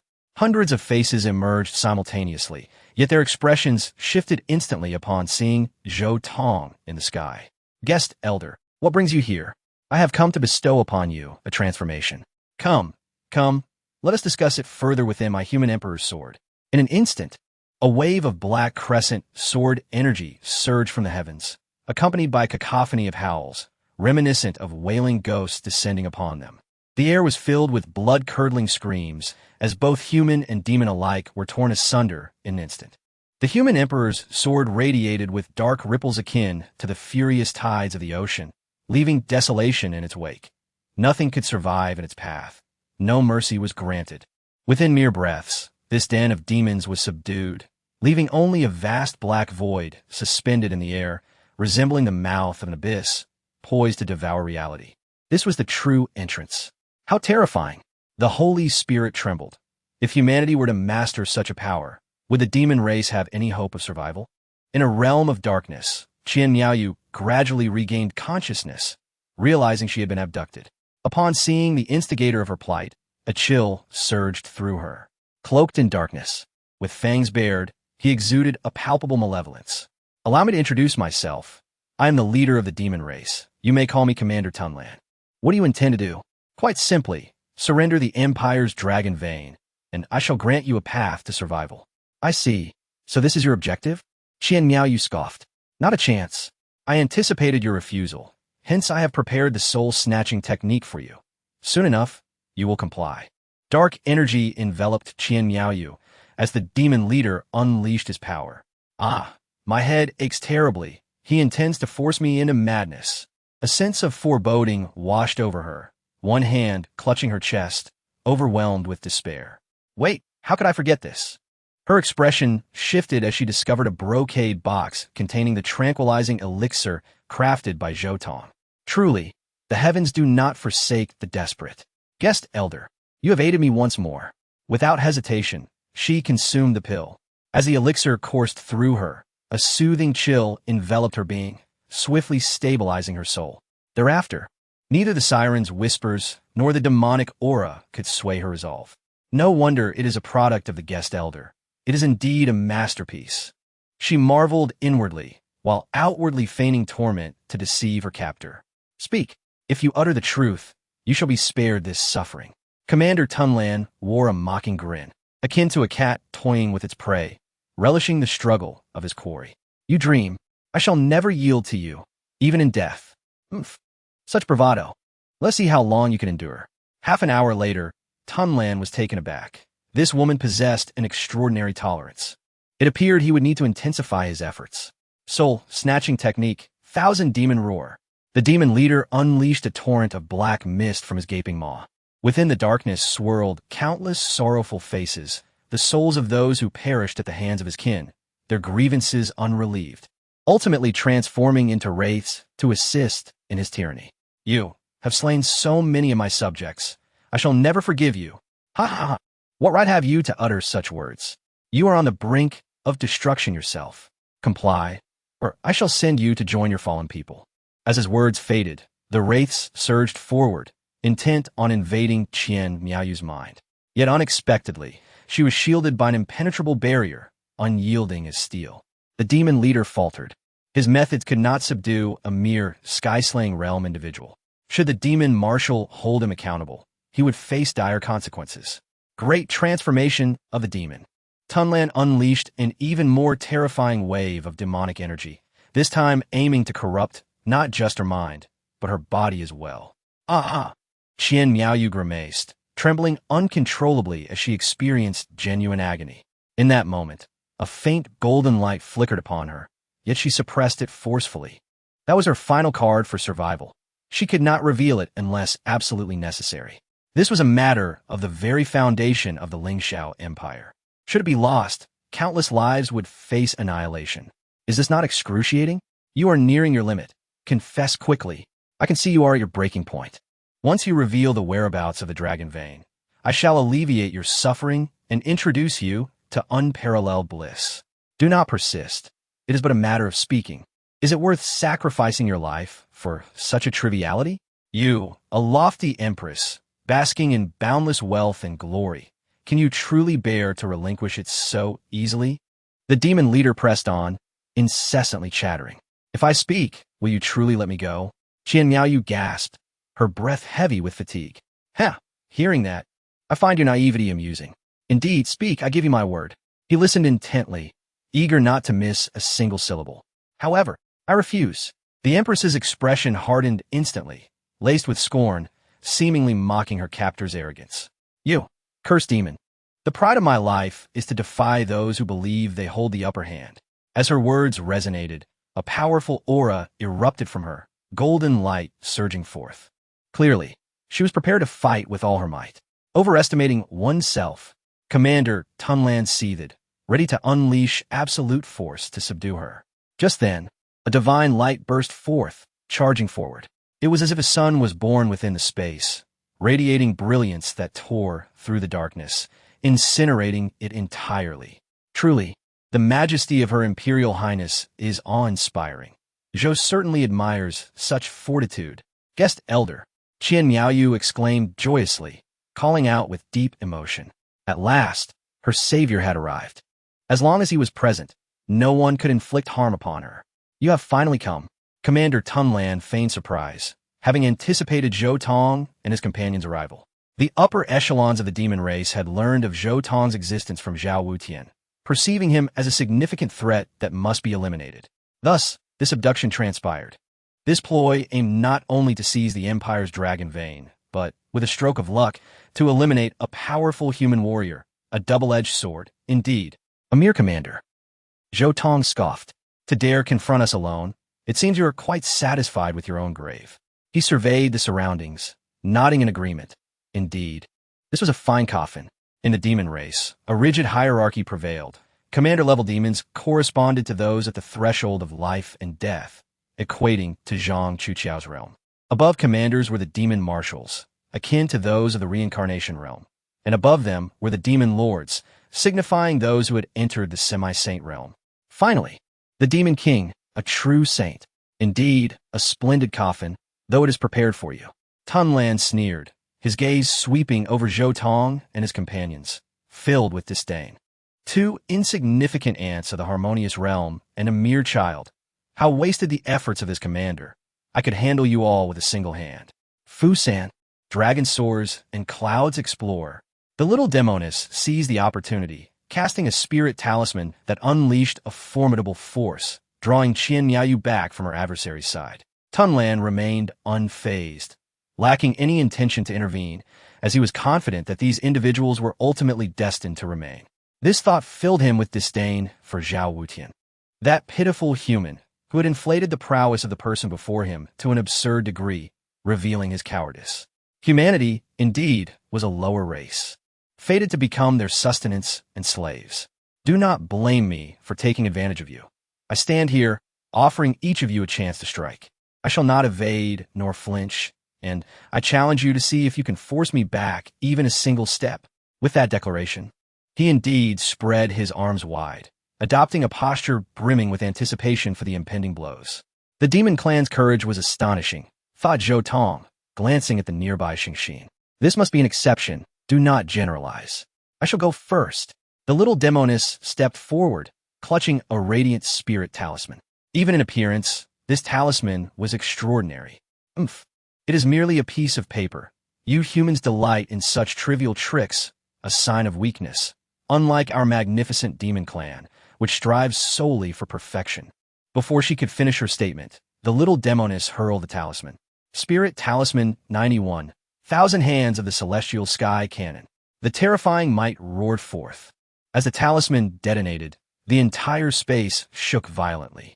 In the void, thousands of colossal hands materialized, each seemingly capable of wielding the stars and plucking the sun and moon, harboring unparalleled power. Such a scene would surely compel even the most formidable practitioners of the life and death realm to momentarily retreat in solemnity. Indeed, this talisman had reached the level of a 9th-tier spirit talisman. At this moment, the little demoness appeared exceedingly weak, her complexion pale and drenched in sweat.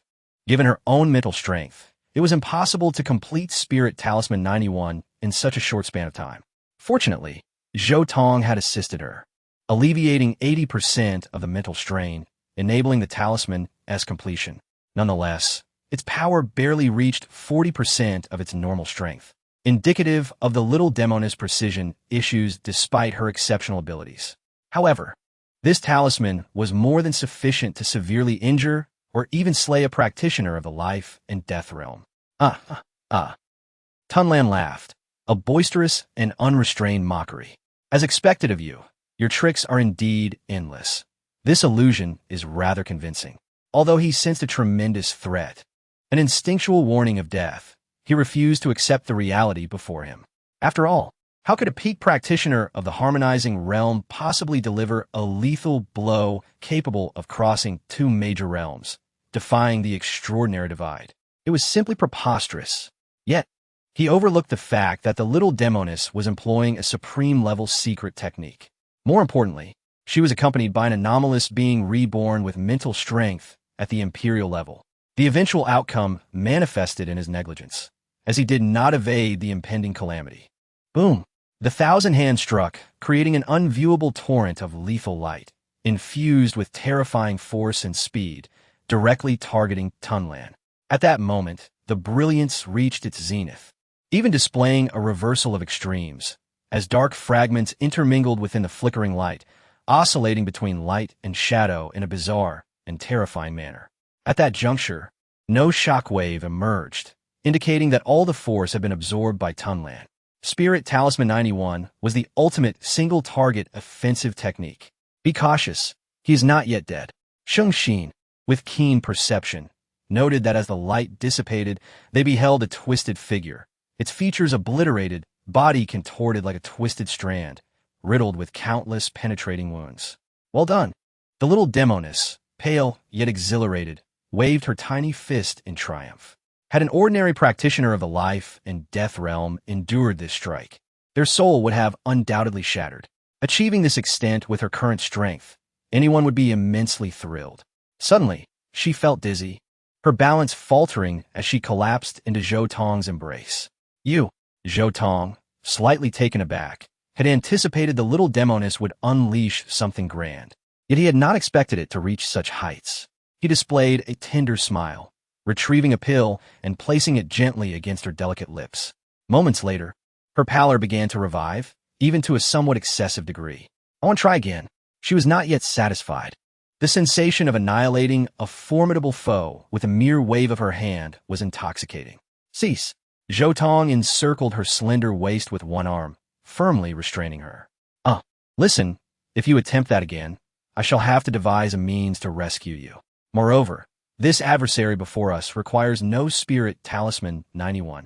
Zhou Tong's voice was laced with jest as he observed Tunlan's twisted form, remnants of life surging within him, struggling to manifest facial features. How does it feel? Is this also an illusion? Indeed. This is an illusion, albeit of a more sophisticated nature. capable of hypnosis that led me to believe I had suffered grave injuries. But alas, I shall not be deceived. Upon hearing this, Zhou Tong was left speechless. Haha. Your expression clearly reveals that I have struck a nerve. You shall still perish today. Qian Miaoyu could no longer contain herself. Your rhetoric is as full of holes as your very form. Since you remain oblivious to reality, allow me to personally eliminate you. She was eager to strike, for a single blow would suffice to obliterate Tunlan. Wait, Zhou Tong interjected, having lost the desire to eliminate this demon. He was evidently a complete fool, and keeping him alive would inflict greater damage upon the demon clan. Look into my eyes. Zhou Tong's voice turned icy, and Tunlan fell prey to his gaze, locking eyes with him. The imperial-level mental force swiftly initiated hypnosis, rendering Tunlan unconscious. Furthermore, Zhou Tong inscribed a talisman, casting a healing spell upon him, confident that with the demon's survival capabilities, he would soon recover fully. Let us depart. With everything arranged, Sheng Xin clapped her hands, creating a path for their escape. You think it is that easy to leave? Suddenly, a more potent demonic aura descended upon them, pressing down like a weight. It is a commander-level stronghold. Sheng Xin's expression turned grave. I had anticipated this. It seems Tunlan's life energy had plummeted, thus attracting the commander. Continue to exit, and do not concern yourselves with it, Zhou Tong calmly stated, instilling confidence in those around him. In the blink of an eye, a terrifying shadow loomed behind them. The commander making his entrance. Leave this to me. He summoned his demonic energy and unleashed a cataclysmic strike toward their backs. Zhou Tong remained unfazed, even allowing a hint of a smile to grace his lips as he softly intoned a series of characters. Spirit Talisman 81, Void Barrier. Boom! The demonic energy crashed against the barrier, igniting an explosive spectacle, black mist enveloping everything in its wake. When the dust settled, Zhou Tong and his companions had long since vanished, leaving only a fragmented barrier behind. How could this be? How could mere ants withstand my casual strike? Could he truly be concealing his strength? Just as the commander approached to investigate, the barrier abruptly vanished as though it had never existed. My lord, we have witnessed the commander. Tunlan, now awakened, shouted, startling the commander into a moment of shock. Are you not already on the brink of demise? The Grand Commander questioned. How could those mere mortals possibly harm me? I was merely ensnared by their illusion. Illusion? That seems implausible. The individual who could withstand my strike must be no ordinary foe. My lord, this indicates that you too have fallen prey to their trickery, Tunlan stated with a single-minded intensity. Look around. Is there any barrier in sight? This is the very proof of their deception. Nay. I sensed your impending death, which brought me here, signifying that you have indeed suffered considerable wounds. My lord, do you see any injuries upon me? Tunlan revealed his unblemished form, devoid of any flaws. Surely, they could not have injured me, and then miraculously healed me. The demon commander fell into silence, embarking on a solitary intellectual discourse. Moments later, he arrived at a meticulous conclusion. You possess a valid point. The human's illusion has led even me astray. It appears that foolishness is indeed contagious, as the illustrious demon commander has been so swiftly assimilated. That scoundrel Zhao Wutian dares to boast before us. He truly deserves a reckoning, Tunlan declared with indignation, nearly wishing to hang Zhao Wutian for punishment. You speak the truth. We are fortunate that the sagacious demon lord left us with a means to uncover the truth beforehand.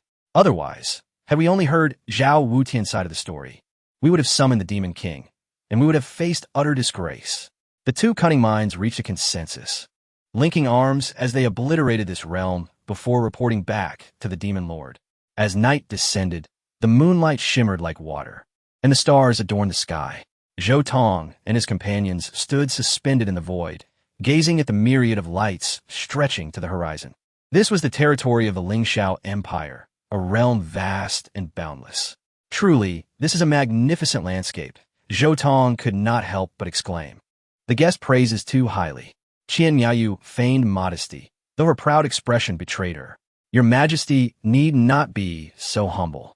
To wield the strength of a celestial being and expand territories as a woman is indeed no ordinary feat. Upon hearing this, a bitter smile flickered on Qian Miaoyu's lips. Who could comprehend her sorrows? Who could alleviate her grief? The stability of the empire relied entirely upon the protection of the dragon vein. The monarch of the Lingxiao Empire had nourished this dragon vein with his own blood across 10 generations, thus forging a bond and receiving the mandate of heaven. Under the mandate, calamity does not attach. Only the passage of time can erode his being. Consequently, no emperor of the Lingxiao Empire had lived beyond 35 in the last 10 generations, and this generation would be no exception. I am already 26, Qian Miaoyu mused. This is indeed a flourishing age. The little enchantress chuckled softly.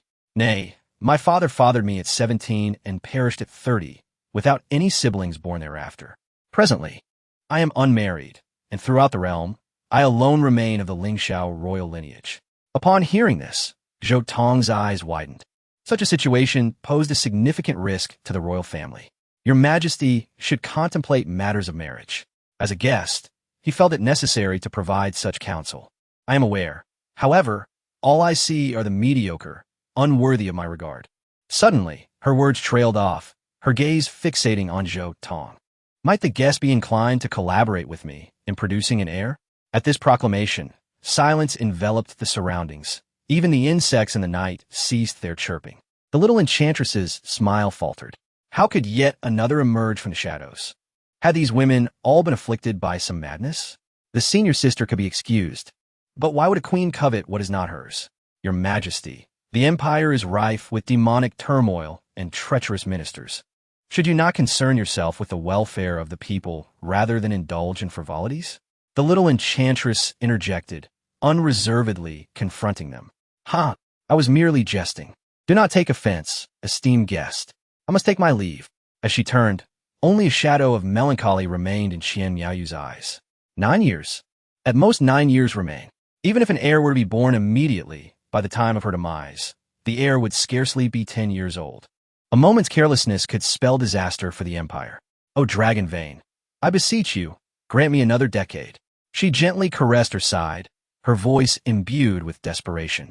After the queen departed, the little enchantress's mood visibly brightened. You should return to report safety first, while we have other matters to attend to, she said to Xingxin. What matters? The demon lord inquired reflexively. Matters of the adults. Do not pry, little one. Upon hearing this, the demon lord scoffed dismissively. A mere fledgling dares to act so grandly before me? You ought to consider your place. Her gaze swept over Zhou Tong and the little enchantress before settling into a knowing smile. Do not presume I am unaware of your intentions. You seek to hunt. Yet who among you is truly the prey? With the troublesome individuals gone, beneath the vast night sky, only the two remain side by side. The atmosphere thick with silence and allure. Zhou Tong finally succumbed to laughter, shattering the stillness. The little enchantress blushed with indignation. What are you laughing at, you little lecher? As she pressed her hand against Zhou Tong's chest, a dangerous smile graced her face, both alluring and fierce. With so many beauties vying for your affection, you must feel quite proud. Jealous, are we?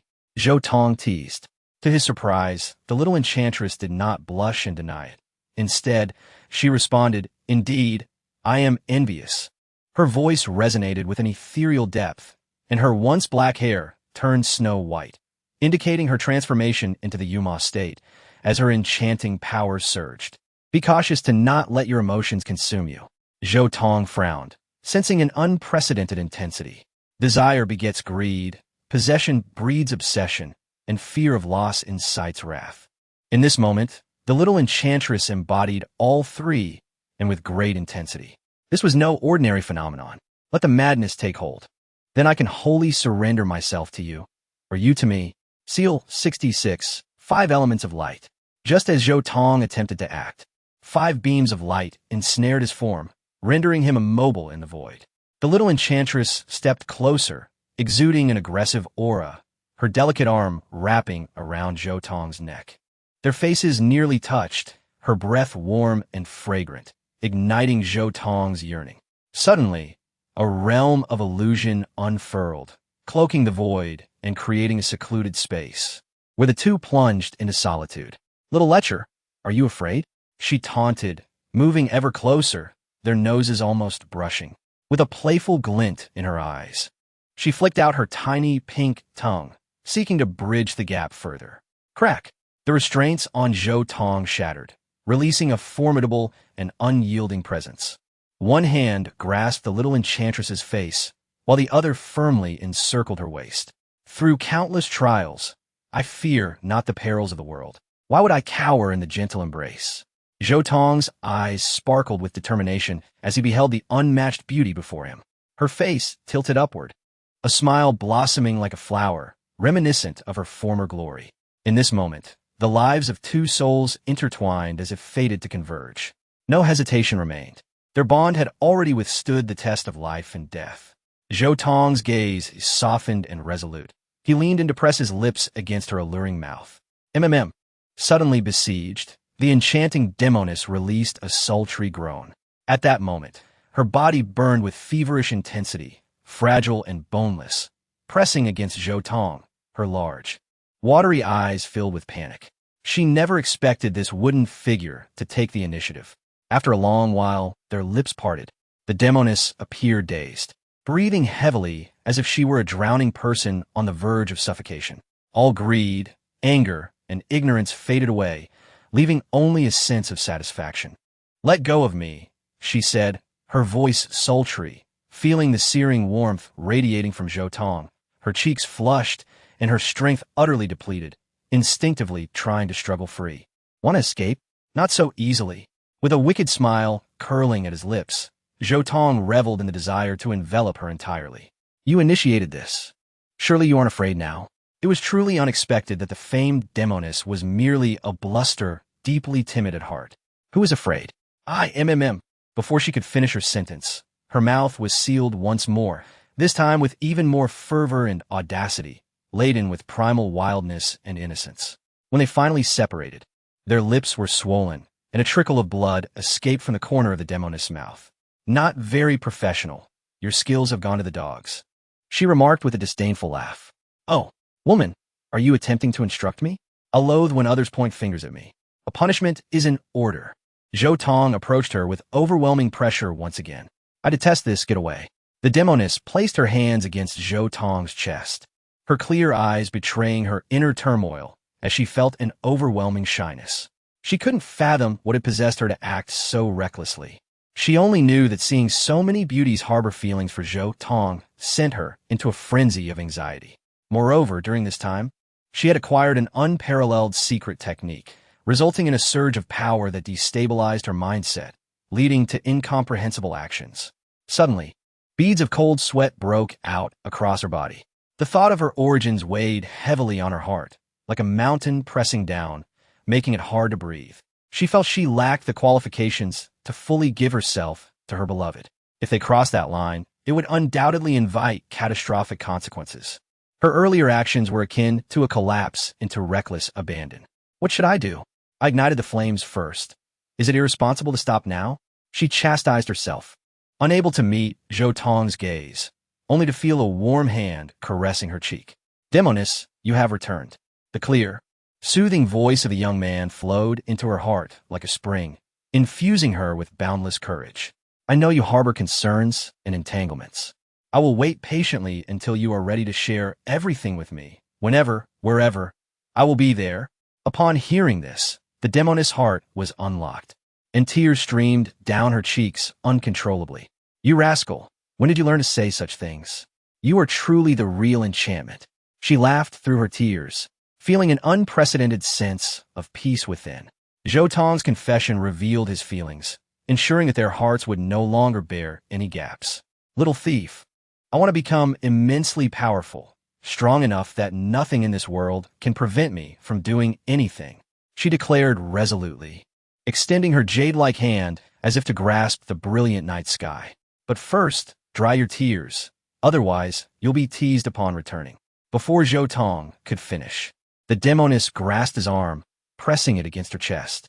"Do you still remember the 3 agreements we made?"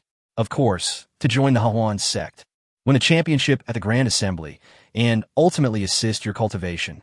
Zhou Tong replied fluently. "Now, I want you to help me cultivate. Release the Hahuan lock and bind me." Zhou Tong hesitated, remaining still for a long moment. "Do you understand what this means?" "I fully comprehend." It means that from now on, only death can separate us. As you wish, as I wish. Zhou Tong no longer hesitated, red lightning bursting forth from his body, tightly entwining the demoness. Both shuddered, even the rhythm of their heartbeats synchronizing, allowing them to keenly perceive each other's presence. It felt as though, even separated by mountains and rivers, they could find each other merely by closing their eyes. Suddenly, the demoness radiated a resplendent glow, her bottleneck loosening in an instant, allowing her to step forward. That step was known as the transcendental divide. Countless geniuses had faltered here, leading lives of mediocrity. Oddly, there was no heavenly tribulation to descend. Zhou Tong gazed at the sky, prepared to dispel the lightning, yet nothing transpired. The demoness breakthrough came effortlessly, unimpeded by the heavenly laws, yielding even greater results. For ordinary individuals, crossing the transcendental divide might enhance their combat power 3 to 4 times, while the demoness experienced a tenfold increase. Furthermore, Zhou Tong observed that her mental strength had surged at least twofold. Such an achievement would typically require arduous training, yet she attained it with ease. In the depths of a prison, Mouronia looked in a certain direction, smiling with delight. The girl has finally taken this step. As a fellow bearer of the Hahuan Lock, she could keenly sense their states. Master, what good news has occurred? Zhang Chuqiao nestled into Mouronia's embrace, asking sweetly. Silly girl, it may not be good news for you. Upon hearing this, the senior sister's smile froze. How dare she sneak away? A forceful response is necessary. She clenched her fists, feigning ferocity. At the Fengxiang Inn, Chun Linger appeared pale, her body curled into a ball. Just moments ago, she felt an emptiness in her heart, as if something crucial had been taken from her. What? What have I lost? Please don't leave me, I beg you. No, she cried out, as though her soul had been wrenched away. Mo Liusu experienced a similar feeling, though the token around her neck flickered softly, alleviating her sorrow. Meanwhile, in a spacious hall, numerous jade tablets were arranged. Suddenly, a special jade tablet shone brightly, startling the elderly guardian. Quickly report to the family head. Moments later, countless powerful auras descended, with a robust middle-aged man standing at the forefront. Reporting to the family head, the command tablet indicates that the optimal material has matured, reaching the celestial severing realm, and is now ready for use. Faster than I anticipated. The usually stern middle-aged man rarely revealed a hint of a smile. Where is Yufeng? The eldest young master is currently in the heavenly Dao domain, preparing to seize the yin-yang Dao body. Send word to him, commanding him to retrieve the material without fail. Chapter 82. I, Zhou Tong, voluntarily participate in the Empress's martial arts competition for marriage. On the following morning, Zhou Tong continued to wander through the imperial city, intent on keeping a close watch on the developments of the life and death Great Formation. Unlike previous days, he now found himself ensnared in a terrifying battlefield of emotions. Sister, isn't this a bit excessive? The little demoness clung fiercely to one of his arms, rendering it impossible for him to extricate himself, no matter how much he struggled. Her other arm was firmly occupied by Zhang Chuqiao. You little runaway cat. You've angered your sister. I want to allow you to monopolize the spoils any longer. The two girls, separated by Zhou Tong, exchanged glances filled with fiery intensity. Zhou Tong felt utterly helpless. The situation had arisen because Zhang Chuqiao found the confines of the dungeon stifling and wished to venture out to explore the splendor of the imperial city. This request was one he could not refuse, for denying it would lead to the stunningly beautiful senior sister weeping and wailing throughout the night. Reluctantly, Zhou Tong capitulated, but with a condition. Zhang Chuqiao must disguise herself as a man. I will not let go, the senior sister's enchanting voice whispered into Zhou Tong's ear, her soft lips exuding a languorous allure. Moreover, she proudly puffed out her chest, gently rubbing against his arm, leaving him utterly flabbergasted. Such a devastating weapon, he thought. What is there to be smug about? I shall certainly not fall behind you in the future. The little demoness glanced at her ample bosom, speaking with unshakable confidence. Tch, little brat, you're still quite immature. How dare you criticize me? Who was it last night that sat on the ground, crying and throwing a tantrum? So pitiful. At that moment, a great commotion erupted from the crowd. Zhou Tong spotted the leader of the guard squad. who was once again declaring the Empress's edict to the citizens of the imperial city. By decree of Empress Ling Xiao, I am currently 26 years of age, without an heir, which poses a grave concern for the nation. My ministers have long advised me that a country cannot be without a successor. I wholeheartedly agree. Therefore, I wish to select a capable husband from among the common folk to share the empire and its glory. I will establish a martial arts arena in the heart of the imperial city for this purpose. Any man under the age of 30 may present himself on stage, and the ultimate victor shall marry me on the same day. Upon hearing this decree, Zhou Tong felt a tremendous shock. Last night, he had thought Qian Miaoyu was merely speaking whimsically, never imagining she was earnest in her intentions. Did she truly wish to marry so desperately? The little demoness pondered aloud. With her strength and talent, she could remain beautiful even after 100 years, right? 100 years is far too long. I only seek to seize the day. A familiar voice echoed from behind, causing everyone around to kneel. Your Majesty, rise, Qian Miaoyu commanded, her gaze fixed upon Zhou Tong, filled with complexity. She had dreamt of him again last night. Though not a nightmare, it had still robbed her of sleep. Do you have any desire to participate in the competition? She asked directly, sending a shiver down Zhou Tong's spine. The ambition etched on her face was unmistakable. If he dared to step onto the stage, he would undoubtedly be sent to the finals. At that moment, he felt a chill as he glanced at the two girls, both eyeing him with fierce determination. Perhaps I should skip the competition. Just as he was about to refuse, he noticed a peculiar group approaching. They wore long robes, led by two young men, one in black and the other in red, followed by 5 formidable warriors from the Death Realm and a multitude of attendants. Suddenly, Zhou Tong sensed the little demoness tense up, her breathing momentarily halted. Who are these people? He wondered, as he discreetly extended his spiritual energy towards the young man in black. Upon contact, a wealth of information flooded his mind. Evidently, he was a practitioner of the 7th layer of the sky, severing realm, equipped with 34 spirit talismans. He was undoubtedly a talisman master. The young man in red was even more impressive, possessing strength at the 9th layer of the sky, severing realm, leading this group. This reminded Zhou Tong of the little demoness crafting talismans, indicating a clear connection between them. In that case, I shall participate for the sake of amusement, he declared, causing the two girls beside him to change expressions dramatically. You little rascal, everyone in the imperial city knows you. Who would dare challenge you? The little demoness exclaimed anxiously. No worries, the guest can wear a mask, the Empress said, her eyes lighting up with eagerness, fearing Zhou Tong would have a change of heart. Then it's settled, Zhou Tong affirmed decisively. Then I shall participate as well. Zhang Chuqiao, filled with determination, resolved to eliminate her beloved junior brother, ensuring the Empress would not succeed. The martial arts arena was abuzz with excitement, with countless participants eager to register. The rewards were simply too enticing. The stunning Empress, half the empire, and untold riches. Who could resist such temptation? At the registration desk, the officials wore grim expressions, their tempers flaring. Before them stood an elderly man whose white beard seemed to reach his waist, yet he claimed to be a youth. How old are you? Lying is a grave offense. I am 18 years and 1,000 months. He retorted. Get out.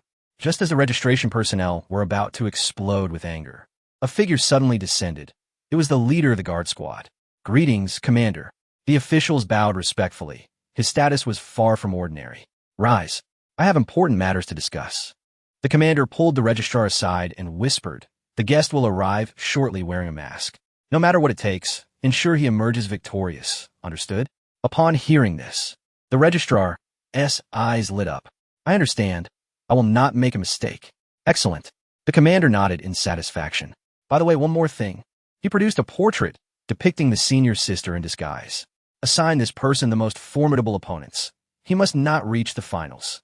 Rest assured, I will arrange everything clearly. An extraordinarily bizarre scene unfolded in the martial arts arena. There were 2 stages, dividing the participants into 2 teams, who would compete in pairs to determine the victors. Advancing to the next round, Zhou Tong and his senior sister were predictably placed on separate stages, each facing vastly different circumstances. Zhou Tong's adversaries fell before him with the slightest contact, or even without it. Despite his mask, The Empress noticed the expressions of astonishment on his face. "So handsome. I must have him," she declared.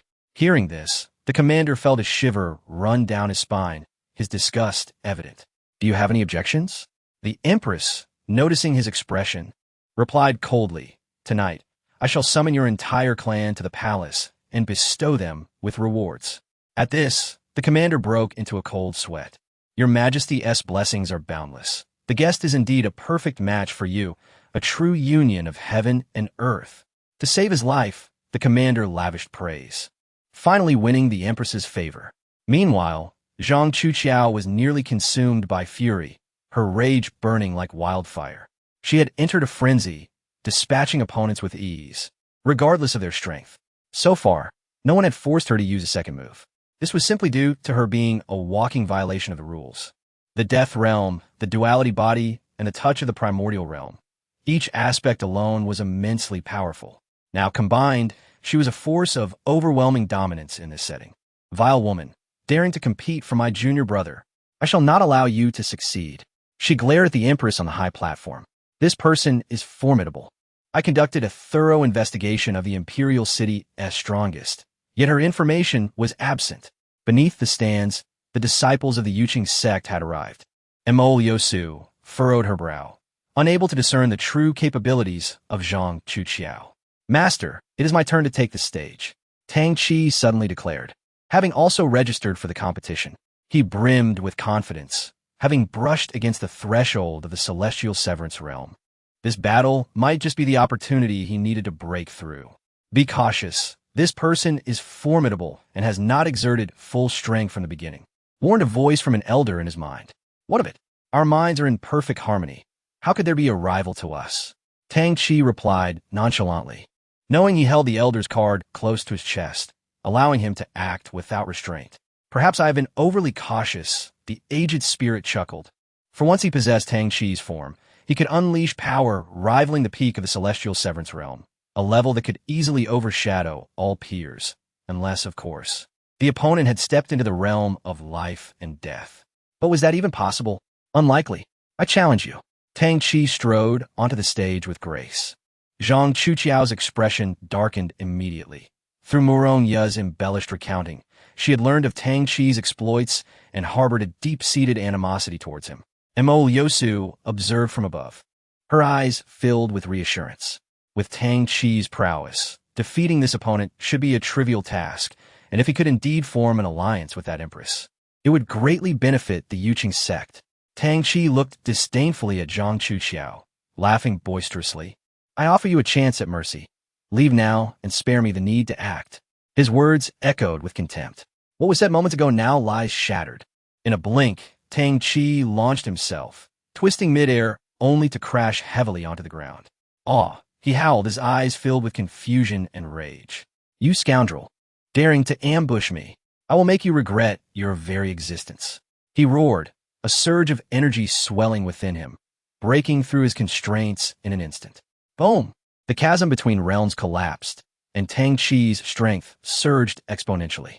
Good heavens! I've never witnessed someone break through to the celestial severance realm in the heat of battle.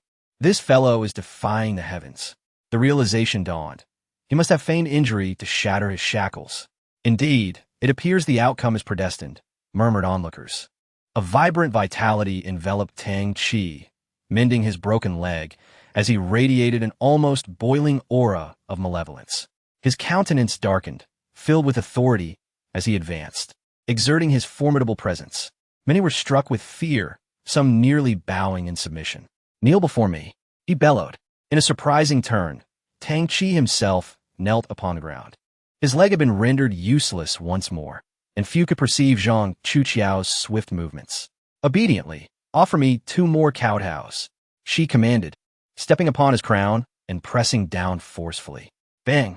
Tang Qi's forehead struck the ground, sending debris flying.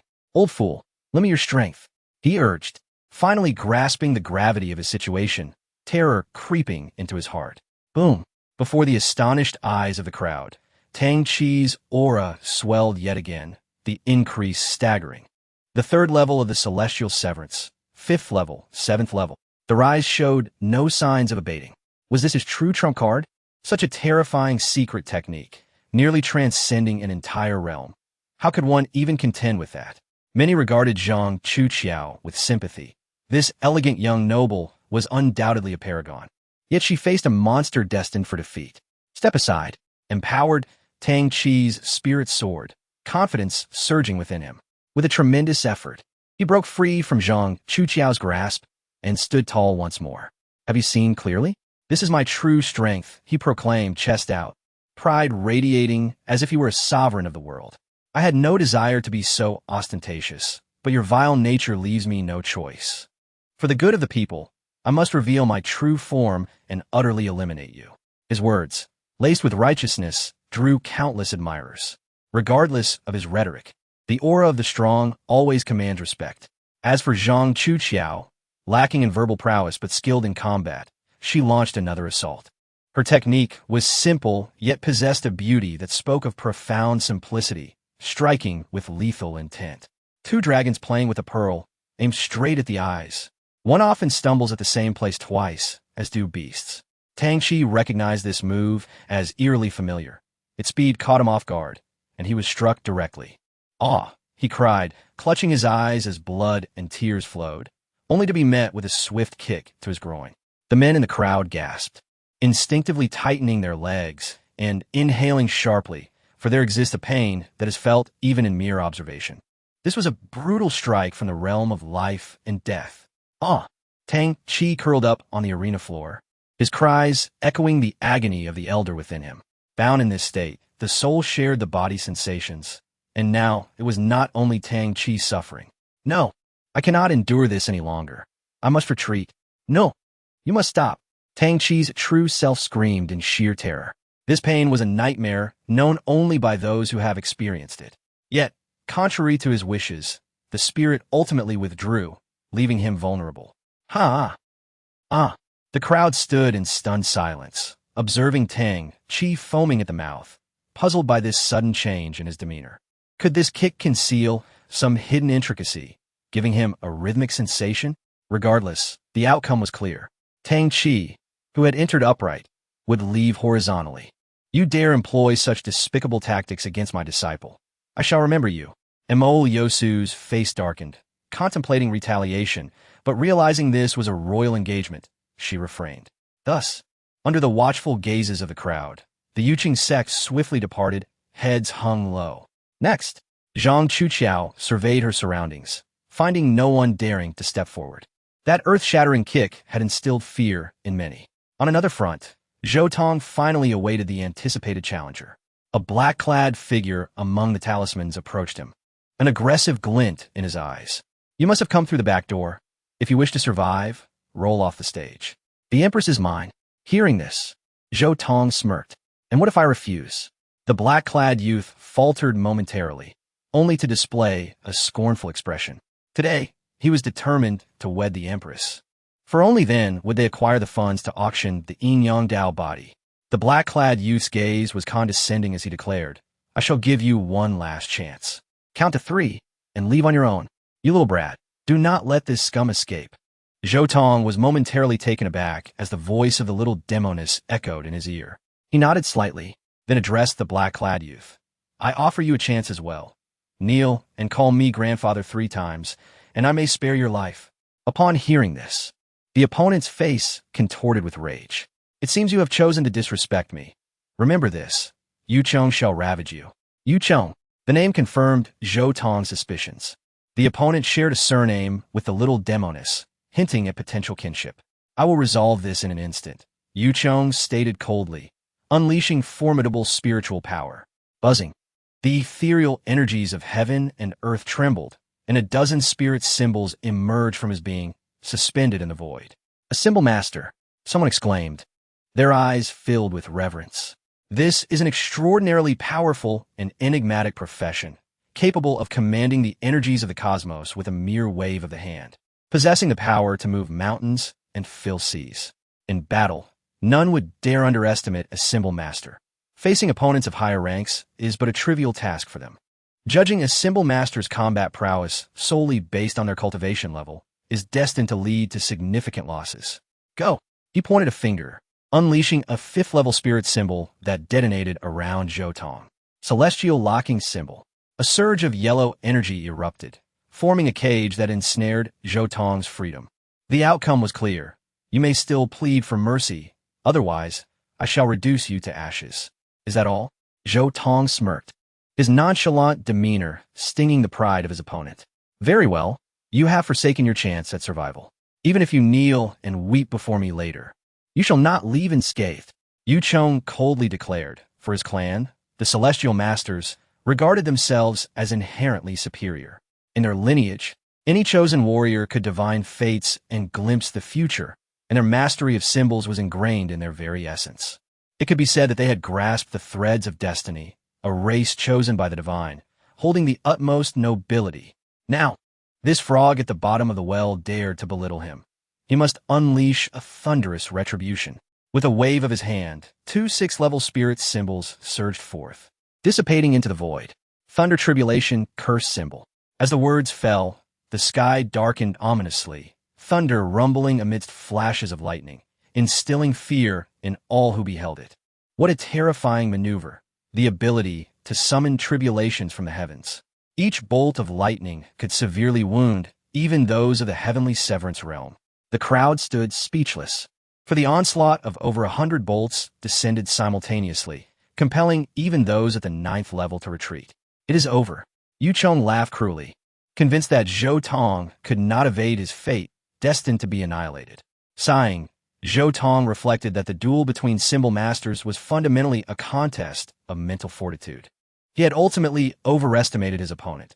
Against such a foe, there was no need to employ symbols. A direct assault of mental power would suffice.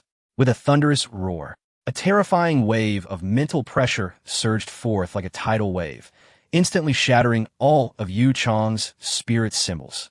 Impossible? Yu Chong's expression turned to one of horror as he found himself unable to evade, struck directly by the mental onslaught. His face twisted in disbelief. He screamed in agony, blood streaming from his orifices, organs dislocated, bones shattered, teetering on the brink of death. With a thud, Yu Chong was sent flying, indicating that Zhou Tong had ultimately shown restraint. This outcome left the crowd in shock. A formidable symbol master had been vanquished in a single blow. Who could this masked figure be? You are formidable. We will remember this grudge, remarked a servant beside the young man in red as he scooped up Yu Chong, his expression dark and foreboding. Upon hearing this, Zhou Tong felt nothing but disdain. He had overestimated the might of the Celestial Master clan. If such a mediocre individual could be deemed a genius within their ranks, then Zhou Tong's mental prowess could easily subdue them, rendering them incapable of stirring any tempest. Next, Zhou Tong, donning a mask, spoke in a mechanical tone, though no one responded for a long while. Next, congratulations to this contestant. You have entered the finals. Should you triumph over your final opponent, you shall win the hand of the Empress. Upon hearing this, Zhou Tong was jolted, staring wide-eyed at his senior sister. At this juncture, one of them must marry the Empress, and the situation had escalated dramatically. Not only were they both sweating profusely, but the Empress herself was also in a state of great anxiety. What to do?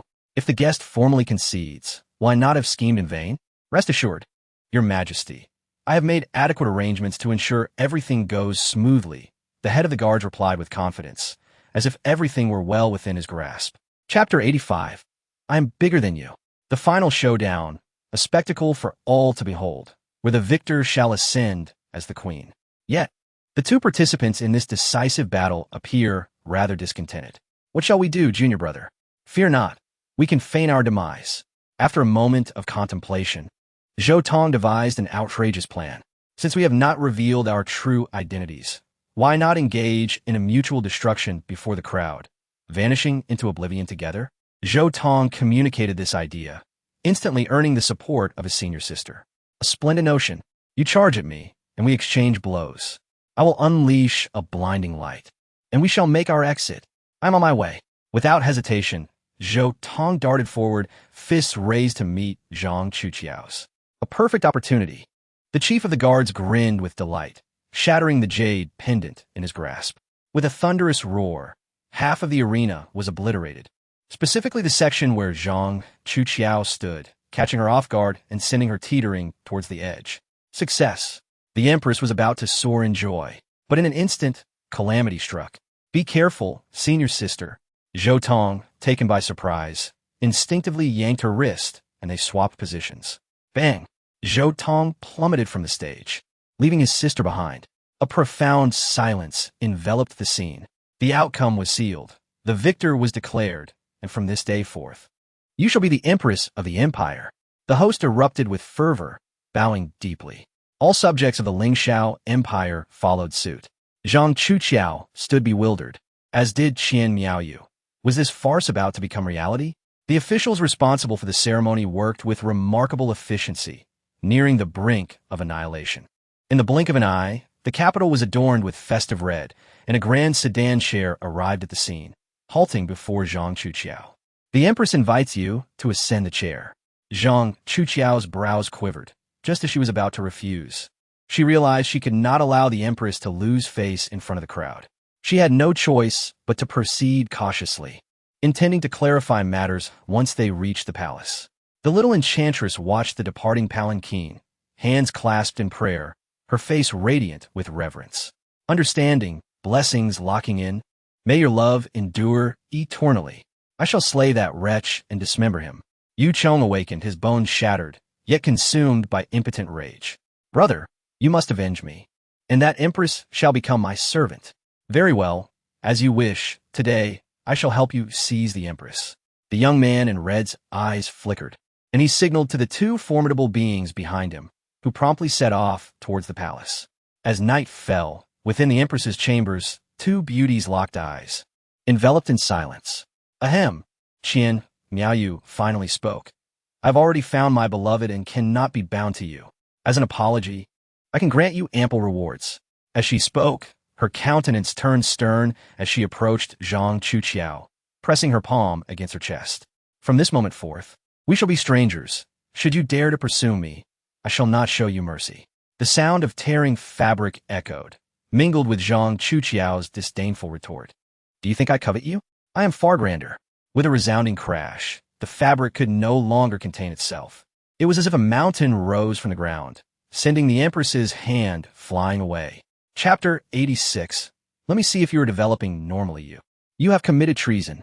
Whether it was anger, shame, or jealousy, Qian Miaoyu's face flushed as she pointed an accusing finger at Zhang Chuqiao. She felt as though her tender heart had suffered a profound blow. The failure of her intricate schemes had already left her despondent, and now she was subjected to the mockery of this woman, which was an affront to the dignity of the Empress. To make matters worse, this woman was not only exceptionally beautiful, but also formidable in every regard, leaving her feeling utterly defeated. I have indeed committed treason. If you have the ability, go ahead and kill me, Zhang Chuqiao remarked teasingly, rendering the Empress momentarily speechless. She could not act against her.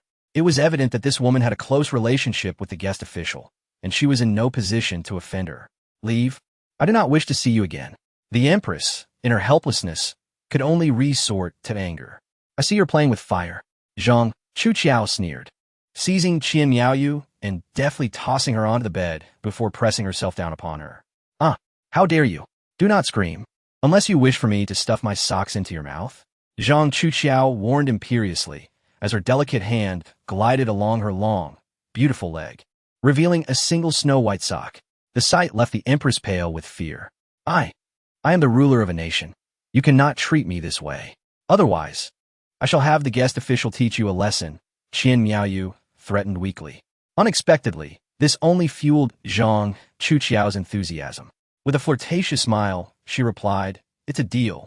I have long wanted to be properly bullied by my junior, but alas, he is as dense as a block of wood. I intend to have my fun with you. Do not forget to persuade my junior. Let me see if the Empress is developing normally. No, please stop. Be good, let me see. Zhang Chuqiao grinned wickedly, asserting her dominance over the Empress. Just as she was about to make a move, a brilliant golden light suddenly flashed around the Empress, propelling her away.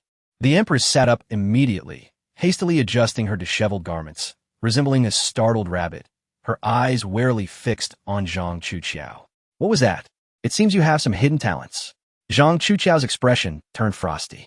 The golden light had startled her, and the energy it harbored was terrifying.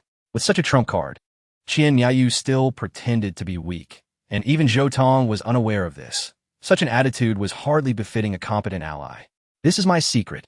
I cannot reveal it to you," Qian Miaoyu retorted, no longer daring to address her as Your Majesty, her arms crossed defensively. "A secret? How laughable! Do you know the immense risks my junior took to save you? You think you could dismiss it with just those 2 words?" Zhang Chuqiao was genuinely angry. Advancing step by step, "I must see your true self today." Suddenly, Zhang Chuqiao paused, her brow twitching. "What is it?" the Empress inquired curiously. "A filthy insect has crawled in." As she spoke, an incredible killing intent erupted from Zhang Chuqiao, only to be perfectly reined in moments later. "Stay put. I will deal with them." "Should I inform the guest official?" the Empress asked nervously. "There is no need. As long as you do not move recklessly, you will be safe." With that, Zhang Chuqiao vanished from the palace.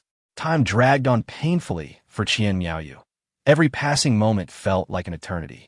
During this interval, she contemplated summoning her guards and notifying Zhou Tong, but the thought of Zhang Chuqiao's words restrained her. For the weak, adhering to the commands of the strong is a crucial principle for survival. Tap, tap, tap. In less than a quarter of an hour, footsteps approached. Unmasked and unabashed, Qian Miaoyu perked up her ears, readying herself for battle. The next moment, her pupils constricted as she beheld Zhang Chuqiao returning. 2 severed heads in her hands. They are 2 practitioners of the life and death realm, lurking outside your chamber. I dispatched them effortlessly. Her nonchalant words struck Qian Miaoyu like a thunderclap. Those were powerful individuals, likely capable of leading second-rate sects. Yet Zhang Chuqiao had dispatched them with ease. Observing her unblemished attire and composed demeanor, it was clear she had faced them with utmost ease. No wonder she was feared as the companion of the guest official. Enough of dealing with those insignificant creatures. Let us return to our business, Zhang Chuqiao declared, casually discarding the heads and refocusing on the Empress. "I am but a frail woman, incapable of harboring malicious intent. Why must you trouble me, a skilled warrior?" Qian Miaoyu conceded, her spirit waning. "A weak woman? You are far too cunning. Do not think I am unaware of your intentions behind the martial arts matchmaking. There are no ulterior motives. I merely wish." The Empress attempted to defend herself again, but was once more pinned onto the bed. "You, who have not yet matured, dare to flaunt your skills before me? Truly overestimating yourself. I will warn you once. My junior belongs to me and Xiaoye, and should you dare to intrude, I will not hesitate to string you up for a beating." Qian Miaoyu fell silent. Her thoughts lay bare before Zhang Chuqiao, leaving her both embarrassed and frightened. Just then, a savior arrived. "What is happening?" Zhou Tong's voice rang out. He had been absent from the palace, but sensed the disturbance and returned immediately. "Junior." Zhang Chuqiao's face lit up with a gentle smile, capable of melting frost and heralding spring. Qian Miaoyu secretly sighed in relief. This woman was truly terrifying, instilling an immense sense of pressure even upon her, the Empress. "What is this?" Zhou Tong had just noticed the 2 heads on the ground and quickly pieced together the situation. "The lingering souls are not yet at rest," he scoffed. "Do you recognize them? They are subordinates of Yu Chong, likely here either to settle a score with you or to abduct Her Majesty." Zhou Tong had perfectly deduced the answer. Just moments ago, after ensuring the safety of the little demoness, he had pursued this group to uncover their origins. He had captured a lone lackey and extracted some secrets through soul-searching, discovering that they belonged to a force known as the Tianshi clan. Unfortunately, the lackey held a lowly status and could divulge no further information. Zhou Tong had hypnotized him and released him afterward. The Tianshi clan appears to possess considerable strength. Yet why have I never heard of them in my past life? Could it be that the Tianshi clan was destroyed before I grew up? After sharing all he knew, Zhang Chuqiao's brow furrowed in concern. These fiends intend to harm Xiaoye?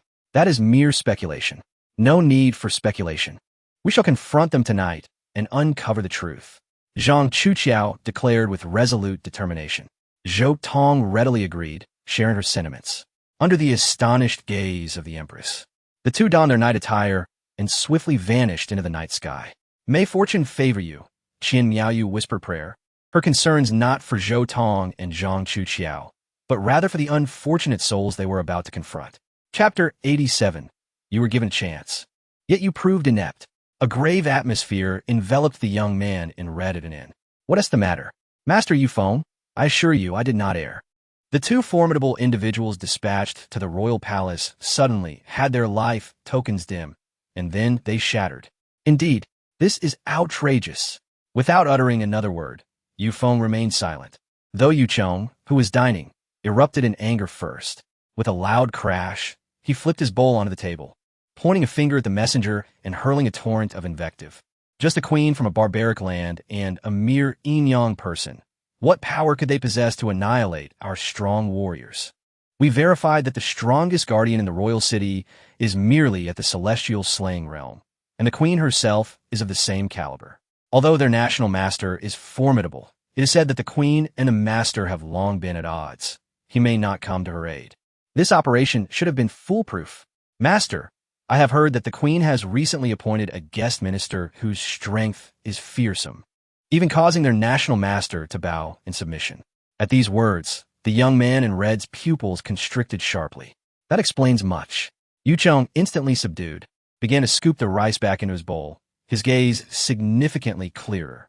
Let us set this matter aside for now. Do not forget our primary objective. As the elder brother, Yufeng promptly shifted the conversation. The master has tasked us with locating that material. What is the status? His expression turned serious as he inquired, aware that despite the man being his father, professionalism must prevail. Master, our spies have yielded results. The speaker carefully presented a scroll, cradling it in his hands. Yufeng unfurled it, and his brow twitched. The figure depicted was the little demoness, yet beside her stood a young man, none other than Zhou Tong. Who is this? I do not know yet.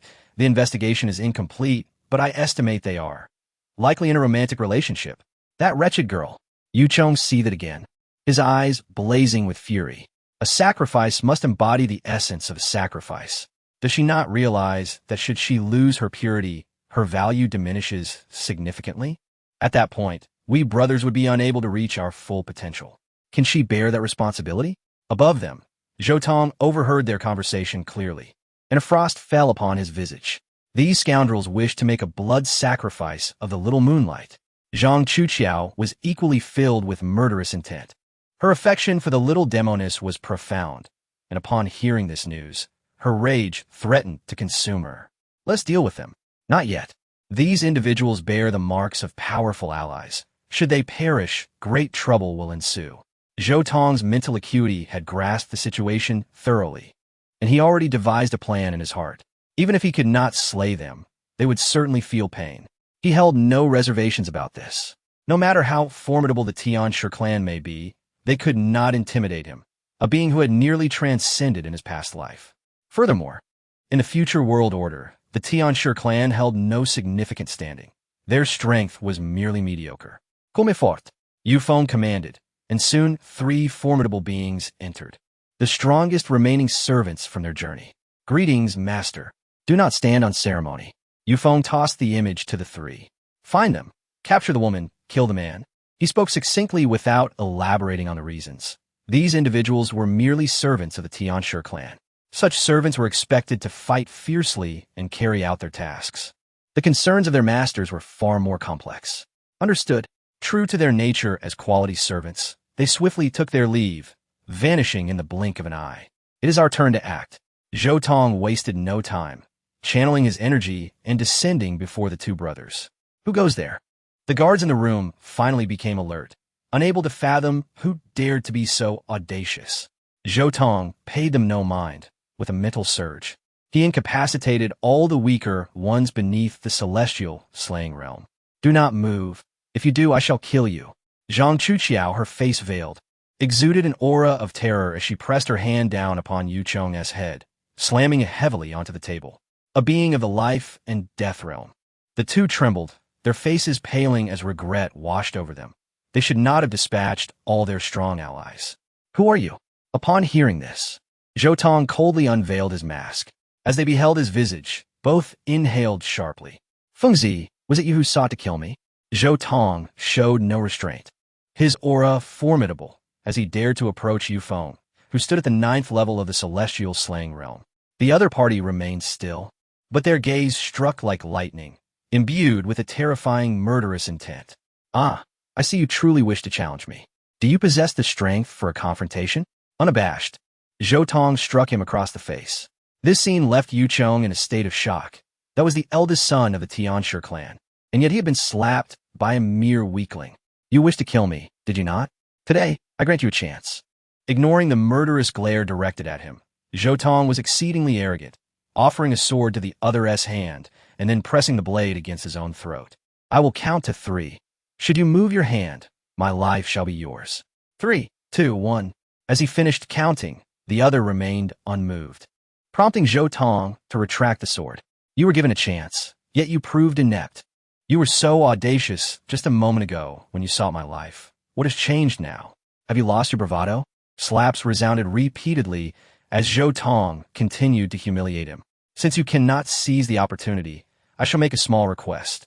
Kneel before me and call me grandfather, or I shall send you to meet your ancestors. Huffing and puffing, Yu Feng's chest heaved. He recognized this was not the time for recklessness under the eaves. One must bow their head. This madman was truly capable of killing him.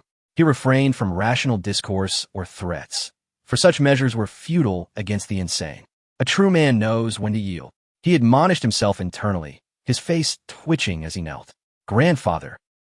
Zhou Tong replied with satisfaction. Yu Tsangyue is under my protection. Do you understand? I comprehend, grandfather. I shall no longer trouble her. Ha ha ha, you are somewhat discerning. Depart. With a wave of his hand, the two vanished from the room. Both Yu Feng and Yu Cheng spat blood simultaneously. They had never endured such humiliation in their lives, especially at the hands of a mere insect-like weakling. Summon those 3 back. I shall have these 2 rogues torn asunder. Yu Feng, losing his composure, roared loudly. Elder brother. Yu Cheng clutched the communication jade, his expression dazed. What is it? The 3 have claimed to have located the target and are already engaged. Upon hearing this, Yu Feng's eyes widened in disbelief. How could this be possible? Chapter 88. The devouring demon sovereign, deception in the capital outside the phoenix soaring in the imperial city. When Lian Hanqing stepped out alone for some fresh air, she was suddenly confronted by 3 individuals who blocked her path. Stop! The leader, a menacing figure, brandished a portrait, scrutinizing it against her face. Is this you? He inquired. Lian Hanqing glanced at the portrait, her expression unchanging. It is I. Back then, I was still quite innocent. That's all I needed to hear. The man tucked the portrait away, revealing a sinister grin, and in an instant, a wave of murderous intent surged forth. Brothers, attack. The trio unleashed their powerful auras, each radiating the strength of the life and death realm, their might shaking the heavens. Yet, they were met with a formidable opponent, a paragon of the reincarnation realm. With but a slight display of her prowess, the outcome was 2 dead and 1 severely wounded. You little insect, consider yourself fortunate to have fled, Lian Hanqing remarked disdainfully, watching the last man flee in disarray. Junior brother, what just transpired? A voice filled with astonishment emerged from behind. Turning around, she found Chun Linger emerging from the shadows, clearly having observed the encounter for quite some time. It was nothing, merely swatting a few flies. Lian Hanqing replied nonchalantly. Are you truly my junior brother? Chun Linger trembled, nearly losing her composure. How bothersome. Lian Hanqing's impatience showed as she struck out, instantly rendering Chun Linger unconscious. Have a good sleep. When you awaken, you shall forget everything, she murmured, employing her unique secret technique to manipulate the girl's memory.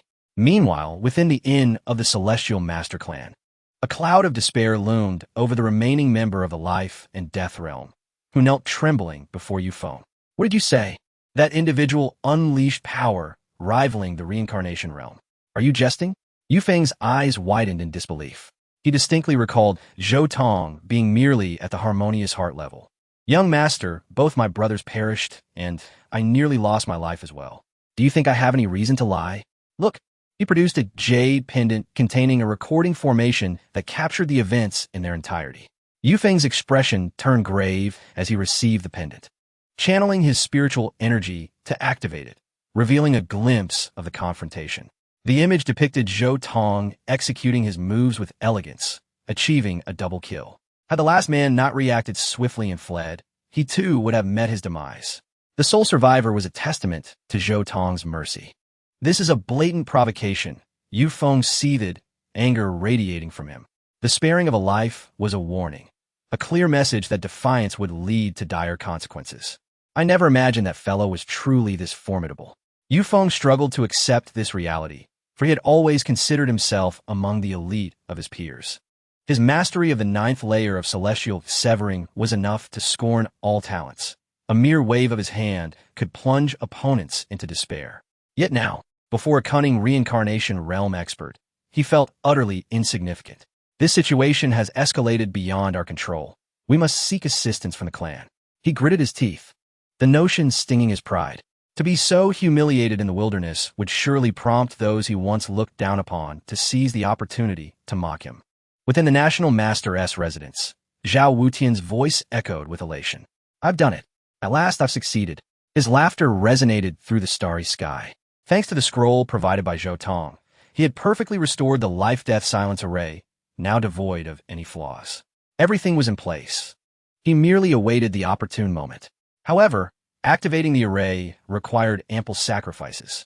At that moment, 3 shadowy figures materialized behind him, leaders of the demon clan, Commander Tunlan, Demon Marshal Tuan Yuan, and the devouring demon sovereign. I am prepared. Zhao Wutian's eyes gleamed with madness. The sacrifices must be devoted followers, utterly loyal to him. Over the years, as the head of the Heavenly Path Pavilion, he had trained his disciples to become his personal assassins. How intriguing. Sometimes, you humans are even more ruthless than us demons. Truly an eye-opener. The devouring demon sovereign mocked. Zhao Wutian remained unfazed, responding languidly. As per our agreement, I shall take the source, and you shall obtain the dragon veins here. Once I have exterminated the populace of the imperial city, the dragon veins shall naturally reveal themselves. During this period, you must clear all obstacles for me, such as that guest elder. His eyes flickered with wariness as he named Zhou Tong as his primary adversary. Are you referring to that little brat? He is hardly worth mentioning. I have already clashed with them. Had he not resorted to trickery, I could have crushed him with a single hand, Commander Tunlan scoffed. You underestimate him.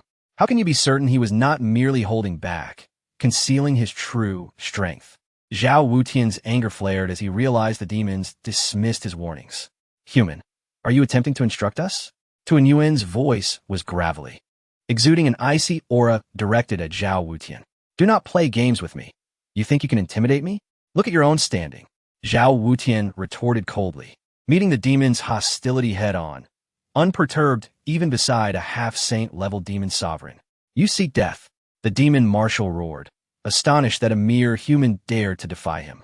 If you refuse to heed our counsel, then our cooperation is unnecessary. You dare threaten us? So what if you do? Zhao Wutian stood his ground, well aware of the intricate ties of interest he shared with the demons. Enough. The devouring demon sovereign intervened, halting the escalating confrontation between the two. Am I not sufficient to suppress all? This is not safe. Zhao Wutian shook his head, haunted by the memory of Zhou Tong tearing down the stars. Was Moronia not powerful? Yet, Zhou Tong dispatched him with a single strike. A mere demon sovereign lacks the qualifications to look down upon everything. Very well. I shall heed your words. The devouring demon sovereign's gaze flickered. I will now send a message, summoning the demon king. Upon hearing this, Zhao Wutian finally smiled. Now, that is more like it. Is it truly necessary to summon the king? Might this not be an overreaction? Commander Tunlan inquired through telepathy. Indeed, it is an overreaction. I merely wish to toy with this fool, and you took me seriously. In the palace, Zhou Tong found himself once again ensnared in a terrifying scene. The little demoness and his senior sister clung to his arms, preventing any escape. An hour of spring night is worth 1,000 gold. On such a joyous occasion, why are you here instead of accompanying that delicate empress? The little demoness teased wickedly. The yin-yang Dao body was even more direct, her body soft against Zhou Tong's. Little brother, with sister so close, you wouldn't be jealous, would you? Oof. I'm not jealous. Just as the words left his mouth, under the watchful gaze of the little demoness, his senior sister leaned in, her lips brushing against his cheek. Little brother, let me give you a kiss. You wouldn't be upset, would you? You dare. The little enchantress could no longer remain seated, her eyes wide with fury. how terrifying certain individuals can be. Surely she wouldn't resort to violence. Unlike me, who can only feel pity for my brother. Boom! Her formidable aura ignited the atmosphere. I have tolerated you for far too long. Who hasn't tea? Let us step outside for a duel. I fear you not in this realm. Very well. It is high time we discern who is superior. With that, the two women clasped hands and strode out, leaving Zhou Tong to finally breathe a sigh of relief. Master, will you not intervene? Zhou Tong remarked, casting a discontented glance at Muronya. Yet, to his surprise, Muronya beamed radiantly, appearing exceedingly pleased. Little one, do you understand the saying, when the clam and the snipe contend, the fisherman benefits? Upon hearing this, Zhou Tong shuddered. Muronya, with her enchanting eyes and rosy cheeks, merely stretched, revealing a captivatingly delicate posture. The temperature in the air rose, causing cheeks to flush. The Holy Heart Demon Lord's eyes widened, nearly ablaze with fervor. Is it about to commence? The grand event of human poetic creation? She was on the verge of fainting with excitement. In her previous life, while studying humanity, she had been utterly captivated by their literature. The exquisite words brimmed with beauty and profound resonance, an inheritance unique to no other race. She surmised that humanity's formidable insight stemmed from their rich and fervent emotions. These emotions collided and sparked, giving birth to exquisite poems ultimately passed down to enlighten future generations. The more she studied, the more she found herself entranced, particularly by human love poetry, which ensnared her completely. In her understanding, love poetry should arise from deep emotion, crafted during the harmonious mingling of yin and yang, and ultimately inscribed when the storm has subsided. Just as this enchanting atmosphere now presented an opportune moment for poetic creation, she intended to miss not a single detail of what was to unfold. If only she had a recording device, yet alas, she had none. However, it mattered not. She produced paper and a pen. The esteemed Holy Lord was ever prepared to create a masterpiece for posterity. From this day forth, humanity would call her the Holy Heart Sage. Is this what they call foreplay? How utterly tantalizing. It seems I have much to learn. She mused, her hand trembling around the pen, inspiration surging forth. Just then, an unwelcome presence appeared. You child, do not gaze upon such inappropriate material. Long Ling Yun exclaimed angrily, covering the Holy Heart as eyes. How despicable! These vile humans, attempting to interrupt my path to enlightenment. Do they truly believe they will succeed? The Holy Heart struggled as she was dragged away, her heart bleeding at the thought of missing a golden opportunity. What do you need the paper and pen for? Planning to draw? Your master will slay you. Long Ling Yun retorted. Not at all. I intend to write poetry. The proclamation nearly left Long Ling Yun speechless. You can write poetry? She asked, her admiration evident, for to those without the gift of words, this was a skill only spoken of in legends. What is so astonishing about that? As a human, one should be adept with words. The Holy Heart's eyes sparkled with fervor, insisting it was no fabrication. Perhaps not. Even those who cannot read may have a bright future. Shallow. The Holy Heart scoffed. How could you not know that writing is the vessel of human inheritance and one of its greatest strengths? To annihilate humanity, one must first obliterate their written word. Those who cannot appreciate the beauty of writing are destined to be cast aside, their potential forever limited. Long Ling Yun felt as if she had been stabbed in the heart. Recalling Zhou Tong's words about the unlettered gifted, it is both a blessing and a shackle. Those endowed with this gift have great potential, yet their limits may never surpass mediocrity. To achieve higher accomplishments, one must shatter this inherent constraint.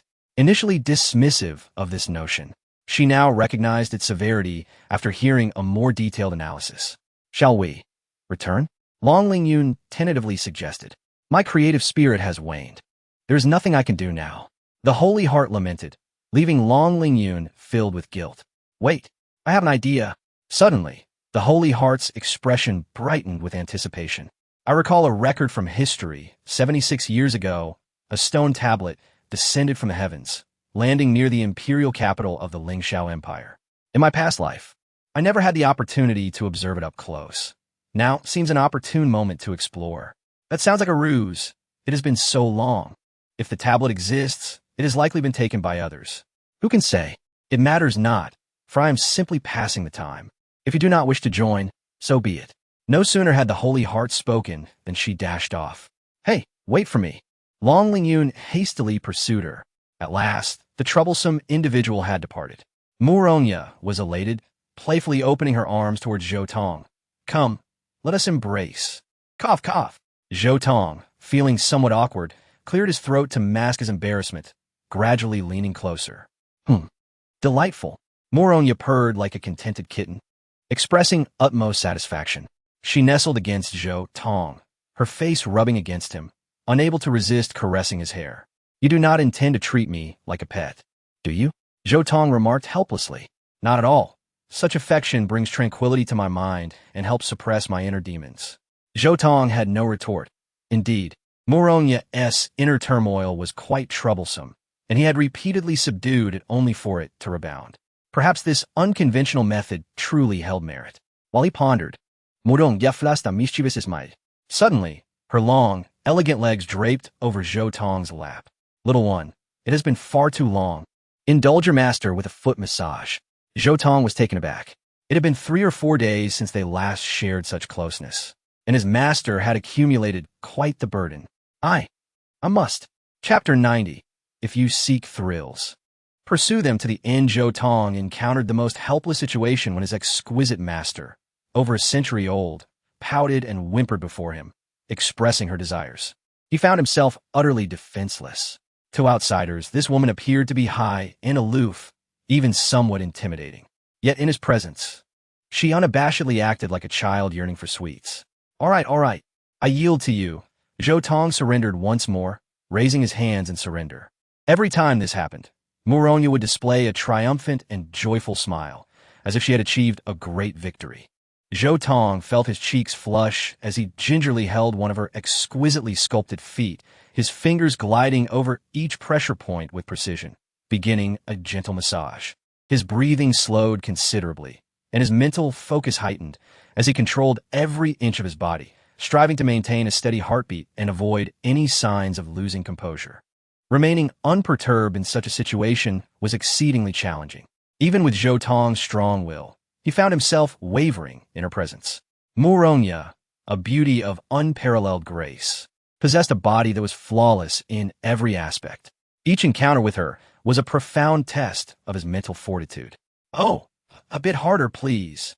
She leaned back slightly, one hand supporting her body while the other delicately covered her lips. Her alluring voice, filled with restraint and pleasure, slipped through her pearly teeth. Zhou Tong's heart skipped a beat as he stole a glance at her. He noticed her finely arched brows furrowed, her shoulders trembling slightly, and the sight of the beauty, unable to contain her feelings, added a unique charm to the moment. Unconsciously, he increased the pressure of his massage. Be gentle. Muronya's response was fervent, revealing the unexpected sensitivity of her body, despite being a formidable half-saint. She bit her crimson lip, her dainty feet instinctively curling, their pink nails shimmering alluringly. Little one, I feel a bit warm, she said, her voice tinged with a feeble, almost delicate quality that ignited a protective instinct within him. She tugged at her sleeve, revealing a tantalizing expanse of her shoulder. Zhou Tong was taken aback by the intensity of the moment. While they had shared intimacy before, this reaction was unprecedented. Are you feverish? Muronya frowned at his teasing. Naturally, this left her feeling somewhat displeased. I don't want to talk to you anymore. She pouted, adopting a look that beckoned him to comfort her. You, Zhou Tong replied with a hint of indulgence. Who else but me would treat you like a child? As soon as he spoke, it felt as if he had ignited a powder keg. Disrespecting your master. Muronya's brows shot up in indignation. You are the little one. Do not treat me as a child. Just consider it so. Zhou Tong replied playfully, relishing the banter. Looking for a beating? Muronya feigned anger, propping herself up, preparing to swat his head. At that moment, Zhou Tong flashed a mischievous grin, pressing his palm against her foot and suddenly tickling her. You rascal. In an instant, the beauty seemed to deflate, her face flushed with embarrassment, her eyes misty as if on the verge of tears. Now you know the consequences. Do you fear it? Despicable. Let go of me. I will make you pay. Muronya finally remembered to uphold her dignity, exerting herself to pull her foot back. However, her resistance was feeble, and Zhou Tong grasped her slender ankle, thwarting her escape. Trying to run away? Not so easy. Zhou Tong felt a mischievous urge surge within him, and his fingers continued their relentless exploration. Moronia trembled, tears welling in her eyes. "You wicked man. I despise you. Let me go. I can't take it anymore." "All right, I admit my fault, just spare me." Suddenly, Zhou Tong felt as though struck by lightning, his hands freezing in place. What is happening to me? His heart raced, realizing his mindset had shifted unexpectedly. Looking at Moronia, he saw her delicate and timid expression, tears glistening on her long lashes, her large eyes blinking as if accusing him of bullying her. Zhou Tong's words faltered, his heart swirling with an indescribable feeling. Indeed, the ancients were not wrong. The beauty of a woman could challenge even the mightiest of heroes. He had encountered many exquisite women, yet none could compare to Moronia, whose ethereal beauty and grace surpassed all. If charm could be converted into combat prowess, Moronia would undoubtedly be the empress of her age. A fact Zhou Tong had never doubted. "Master, I am sorry." He retracted his hand, but in that instant, an unforeseen transformation occurred. A chilling aura emanated from Moronia, her hair turning white as she entered the state of the Jade Demon. Without uttering a word, she lunged at Zhou Tong with lightning speed, pinning him beneath her. "What is wrong with you? Little one, why did you stop? If you seek thrills, pursue them to the end." Moronia's smile was wild and unrestrained, her pupils turning a fierce pink, brimming with aggression. Gasp, gasp. Her breaths were heavy and rapid, beads of sweat cascading down her cheeks, her body feeling surprisingly cold. "Little one, I suddenly feel so chilly. Use your warmth to help me." She leaned closer, her sweat mingling with an irresistible fragrance that dripped onto Zhou Tong's face. "Ah!" Zhou Tong gasped in astonishment, realizing the sweat contained an astonishing amount of spiritual energy, which was decidedly abnormal. Could it be that she had reached the brink of madness and was about to lose control? The thought sent shivers down his spine, but he quickly dismissed it. Moronia showed no signs of weakening. Instead, her aura was steadily climbing, albeit slowly but inexorably. Damn it! This was not a surge of power brought on by inner demons. It appeared to be a spontaneous breakthrough. Impossible! This cannot be happening. Zhou Tong was thrown into disarray. Moronia had not dispelled her inner demons, so her cultivation could not possibly advance. Moreover, she was already standing at the pinnacle of a half-saint. Any further advancement would lead her to true sainthood. What did it mean to be a saint? It signified an existence that could traverse the heavens and earth, sweeping through the cosmos, comparable to the highest law enforcers. How could such a breakthrough occur so easily? It defied all reason. No, she must not break through at this moment. Zhou Tong's expression changed drastically as he sought to intervene. The chasm between half-saint and saint was not to be trifled with. It was a perilous threshold of life and death. Countless top-tier cultivators had perished at this juncture. To break through often meant facing one of the tribulations from the 3 calamities and 4 disasters. Calamities were great tribulations, while disasters were lesser challenges. From Zhou Tong's perspective, most disasters serve as fortifications against the bottleneck, a protective measure. After overcoming this trial, one would confront one of the 3 calamities, and only by enduring could one qualify to step into the realm of saints. In a sense, the life-threatening tribulation was not merely a disaster, but also a shield. When a cultivator's strength was insufficient to face the impending calamities, the life-threatening tribulation would act as a barrier, preventing the arrival of the 3 calamities. When a cultivator attains the capability to surpass the calamity of fate, it signifies a certain level of self-preservation, ensuring survival even amidst cataclysmic events. However, the current circumstances are peculiar. Zhou Tong cannot detect the aura of the calamity from Moronia. Her cultivation has been steadily rising, nearing the threshold of sainthood. When the 3 disasters descend, Moronia's body, ravaged by inner demons, will surely falter. "Master, please stop. Otherwise, trouble will ensue." Zhou Tong struggled to rise, but was firmly restrained. "I do not seek to break through. I merely feel a chill." The coldness emanating from Moronia intensified, reaching a point that Zhou Tong could scarcely endure. Her voice became ethereal and distant, as if she had lost her very soul. "Awaken!" Zhou Tong roared, his voice resounding like thunder, yet she remained unresponsive. Moreover, two streams of blood tears rolled down from the corners of Muronya's eyes, a harbinger of impending collapse. The situation grew dire. There was no time to delay. "Do not blame me." Zhou Tong made a decisive choice. Suddenly, a crimson light surged from his body, and the Huan lock coiled around Muronya's delicate form like an enraged dragon. "Master, listen to me, calm down. How can you expect me to be calm?" Zhou Tong's eyes widened in shock. This was unprecedented. The Huan lock had seemingly failed. Rather than failure, it was more accurate to say it was suppressed, as chaotic energy clung to Muronya, shielding her from the Huan lock's encroachment. Upon this realization, Zhou Tong inhaled sharply. This indicated that one of the three disasters had already struck. Only such formidable power could temporarily subdue the Huan lock. In a fleeting moment of panic, Zhou Tong regained his composure. The immediate priority was to ascertain the nature of the calamity afflicting Muronya. The calamities of physical destruction, soul disruption, and foundation obliteration each posed tremendous terror. Misjudging them could lead to catastrophic consequences. "No matter what disaster befalls you, do not harm the one I protect. Muronya is under my protection. Do you understand?" To threaten calamity, surely only Zhou Tong could dare do so throughout history. His brow glimmered brightly as his mental energy surged forth, penetrating Muronya's being. "Ah!" Muronya emitted a sound that was uncertain, oscillating between agony and ecstasy. And in an instant, clarity returned to her eyes. Seizing this fleeting opportunity, Zhou Tong pressed the Huan lock deeper, swiftly rendering Muronya powerless. He hurriedly lifted her languid form into his embrace, meticulously attuning to every nuance within her. "You little rascal, I detest you." The silver-haired beauty stubbornly raised her gaze, her eyes brimming with indignation and reluctance, exuding a fierce intensity. Had it not been for the Huan lock, Zhou Tong had no doubt he would now be lying on the ground. But soon, transformation ensued. The frost upon Muronya melted away, her ebony locks cascading like a waterfall, and her demeanor regained its gentle elegance. "You little rascal, I adore you. I adore you immensely.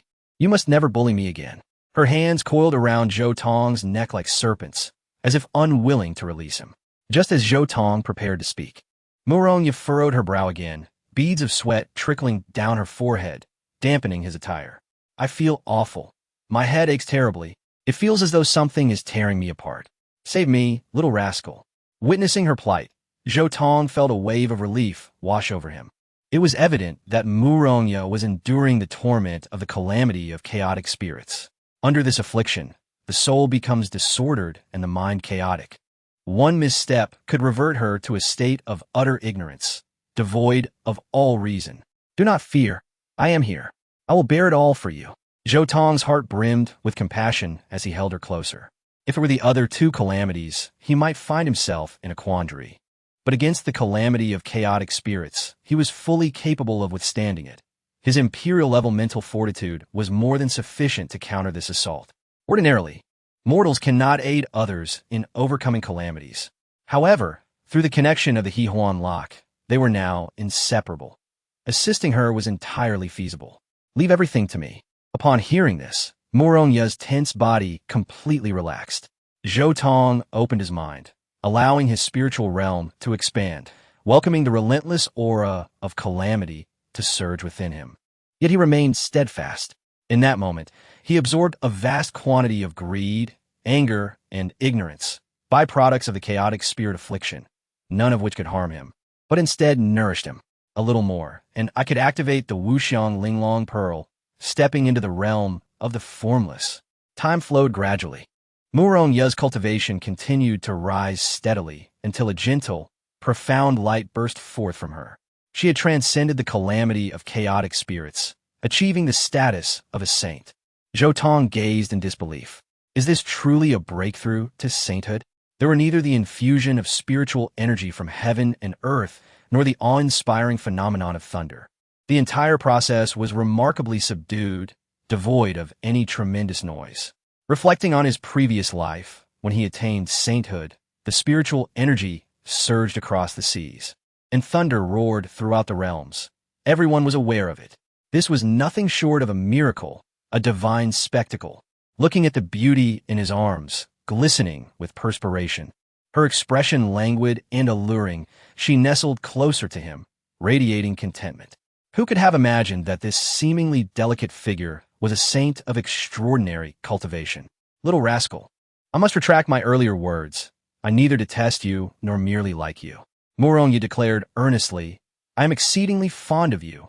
As she spoke, her warm lips pressed against Zhou Tong's cheek. This is your reward from your master. Your reward is the saliva of a saint? Zhou Tong jested. I do not desire such a thing. Then open your mouth, and I shall personally feed it to you. Stop. I like it. No need for you to trouble yourself. Am I old?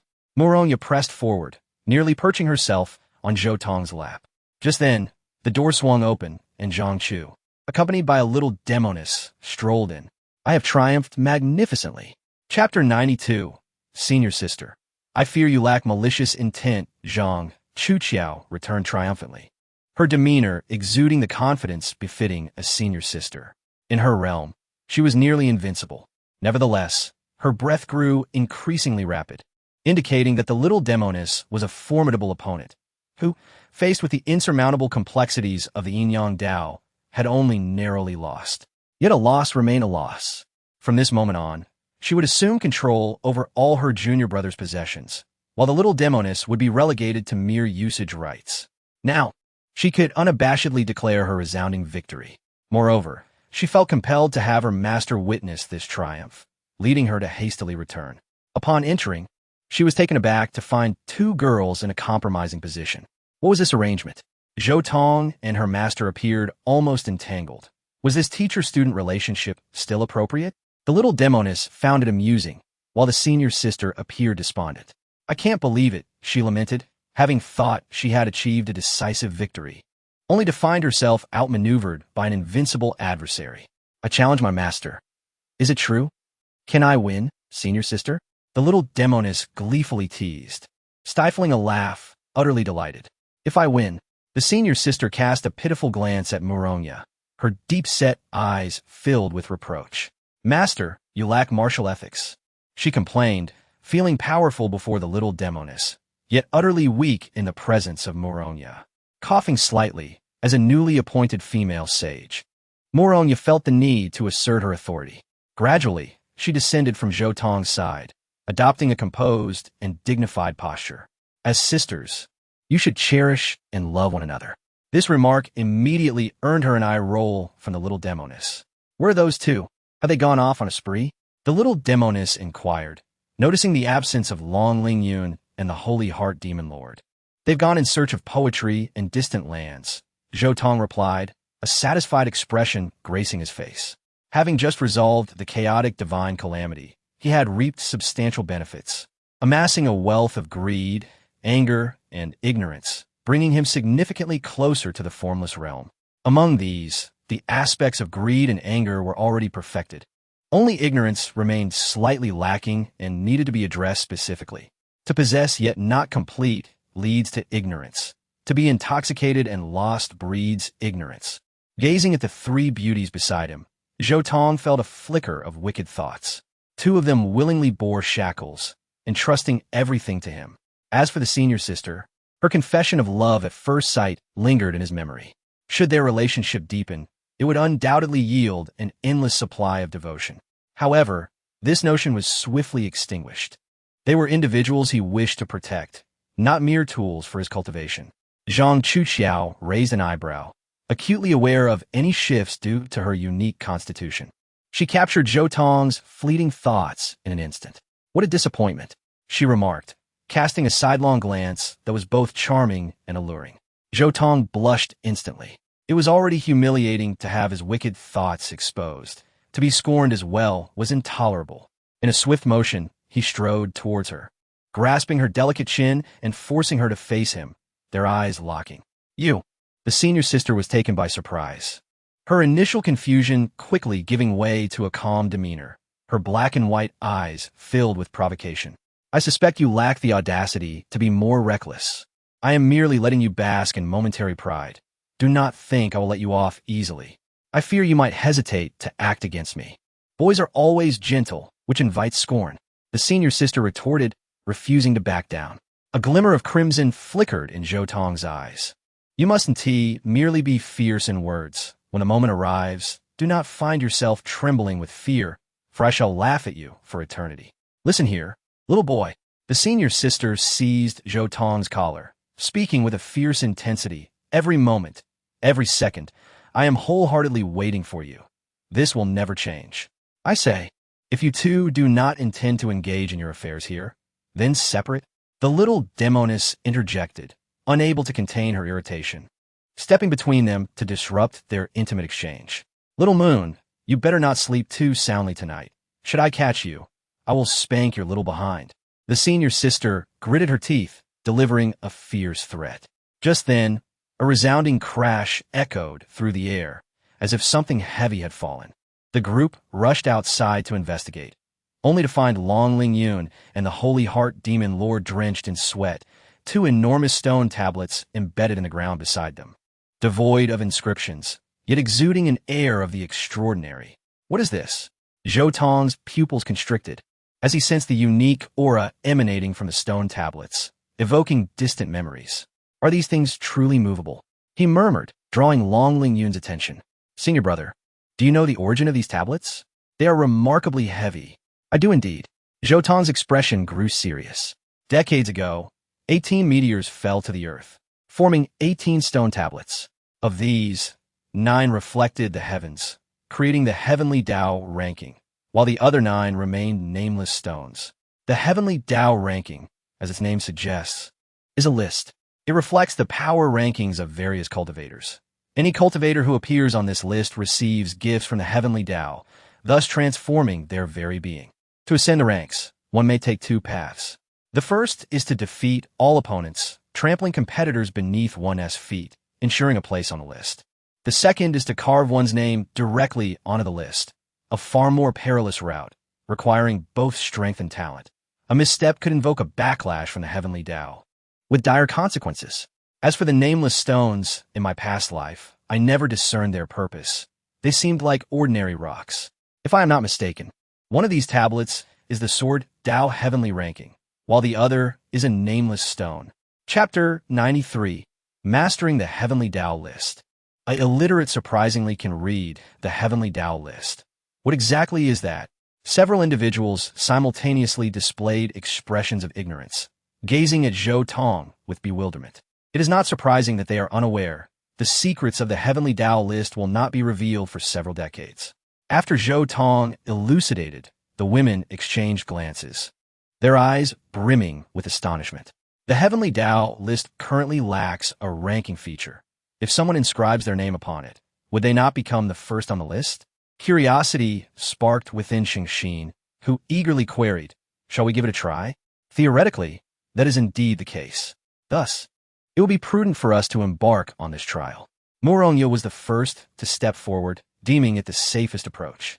With her current prowess, she could handle any unforeseen circumstances.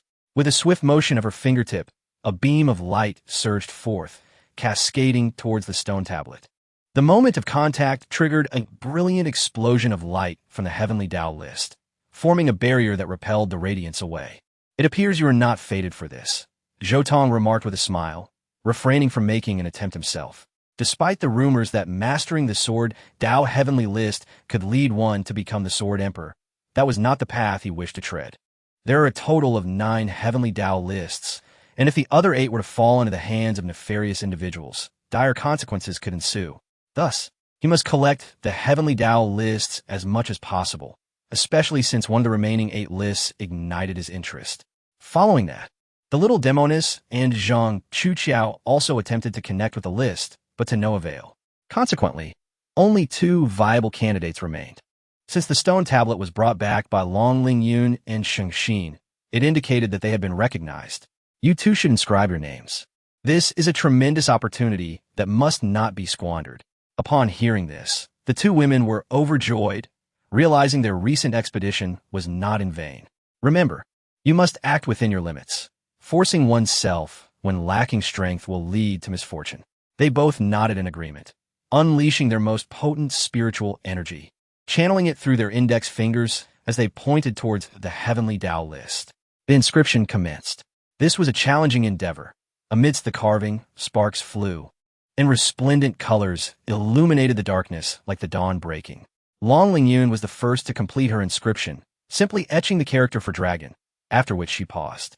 Her complexion flushed slightly, yet her breath remained steady. Xingxin, the demon lord, inscribed the character for saint, but was drenched in sweat, appearing thoroughly drained, indicating considerable exertion. They instinctively exchanged knowing glances, sharing a smile of understanding. So she too lacked strength. Xingxin felt a wave of relief. It turned out that this little girl was also illiterate. She had feigned knowledge quite convincingly. Long Lingyun laughed, filled with joy. Both of them had bright futures ahead. Suddenly, the stone tablet radiated with magnificent light, the characters soaring, strokes outlining a form. This was the manifestation of activation, heralding the emergence of the initial rankings. Sword.The Heavenly List. Rank 1, Dragon. Rank 2, Saint. A collective shock rippled through the gathering, as these few words not only appeared on the stone tablet, but also resonated within their minds. What is happening? This must be the proclamation of the heavenly Tao. After a moment of contemplation, Xingxin provided an answer, affirming the authenticity of the heavenly Tao list. Zhou Tong also extended his spiritual perception, noting that the majority of people within a 10-mile radius bore expressions of astonishment, evidently receiving the same revelation from the heavenly Tao. Thunder rumbled. Above a night sky, the winds and thunder roared, and a majestic single eye appeared, casting its gaze upon Long Lingyun and Xingxin. It was the watchful eye of the great Tao. Zhou Tong was taken aback. This indicated that the heavenly Tao had locked onto their essence, about to bestow upon them an opportunity. Long Lingyun's eyes sparkled, resembling deep pools concealing myriad sharp swords. Her mastery of the sword.The had once again advanced, reaching a state of great accomplishment, a natural progression. As for Xingxin, while she was not proficient in the sword.The, serendipity had granted her a transformative experience, leading to a newfound understanding of the sword.The. Moreover, the two of them reaped immense benefits, their levels surging simultaneously, transcending the boundaries of the extraordinary. As the eye of the heavenly Tao closed and gradually faded, the impending calamity arrived. Disperse. Zhou Tong lifted his gaze and activated the celestial divine language, directly nullifying the tribulation facing the two women. Heavens, is this the realm of celestial severance? Such a terrifying increase is truly unprecedented. Long Lingyun was extraordinarily elated, feeling an unprecedented lightness throughout her being. Her combat power had surged at least sixfold. Zhou Tong's discerning glance revealed her newfound depth, while Xingxin's unique nature made her progress difficult to gauge. However, her jubilant demeanor indicated she had also made significant strides. Today was indeed a delightful surprise, and gratitude was due to this formidable entity. Long Lingyun approached the heavenly Tao list, gently patting the stone tablet. Who would have thought you were not only dark and hard, but also a gentle presence? I shall remember this favor. An even greater surprise is forthcoming. You are about to learn how to read, Zhou Tong suddenly declared, causing Long Lingyun's eyes to widen in astonishment. Really? Indeed. Apply your blood to the stone tablet, and I shall assist you in refining it, allowing you to become its master. Long Lingyun immediately complied. Subsequently, Zhou Tong and Murong simultaneously acted, combining the power of the sage and imperial-level spirit, swiftly bending the stone tablet to Long Lingyun's will. What a sensation! This is truly unprecedented.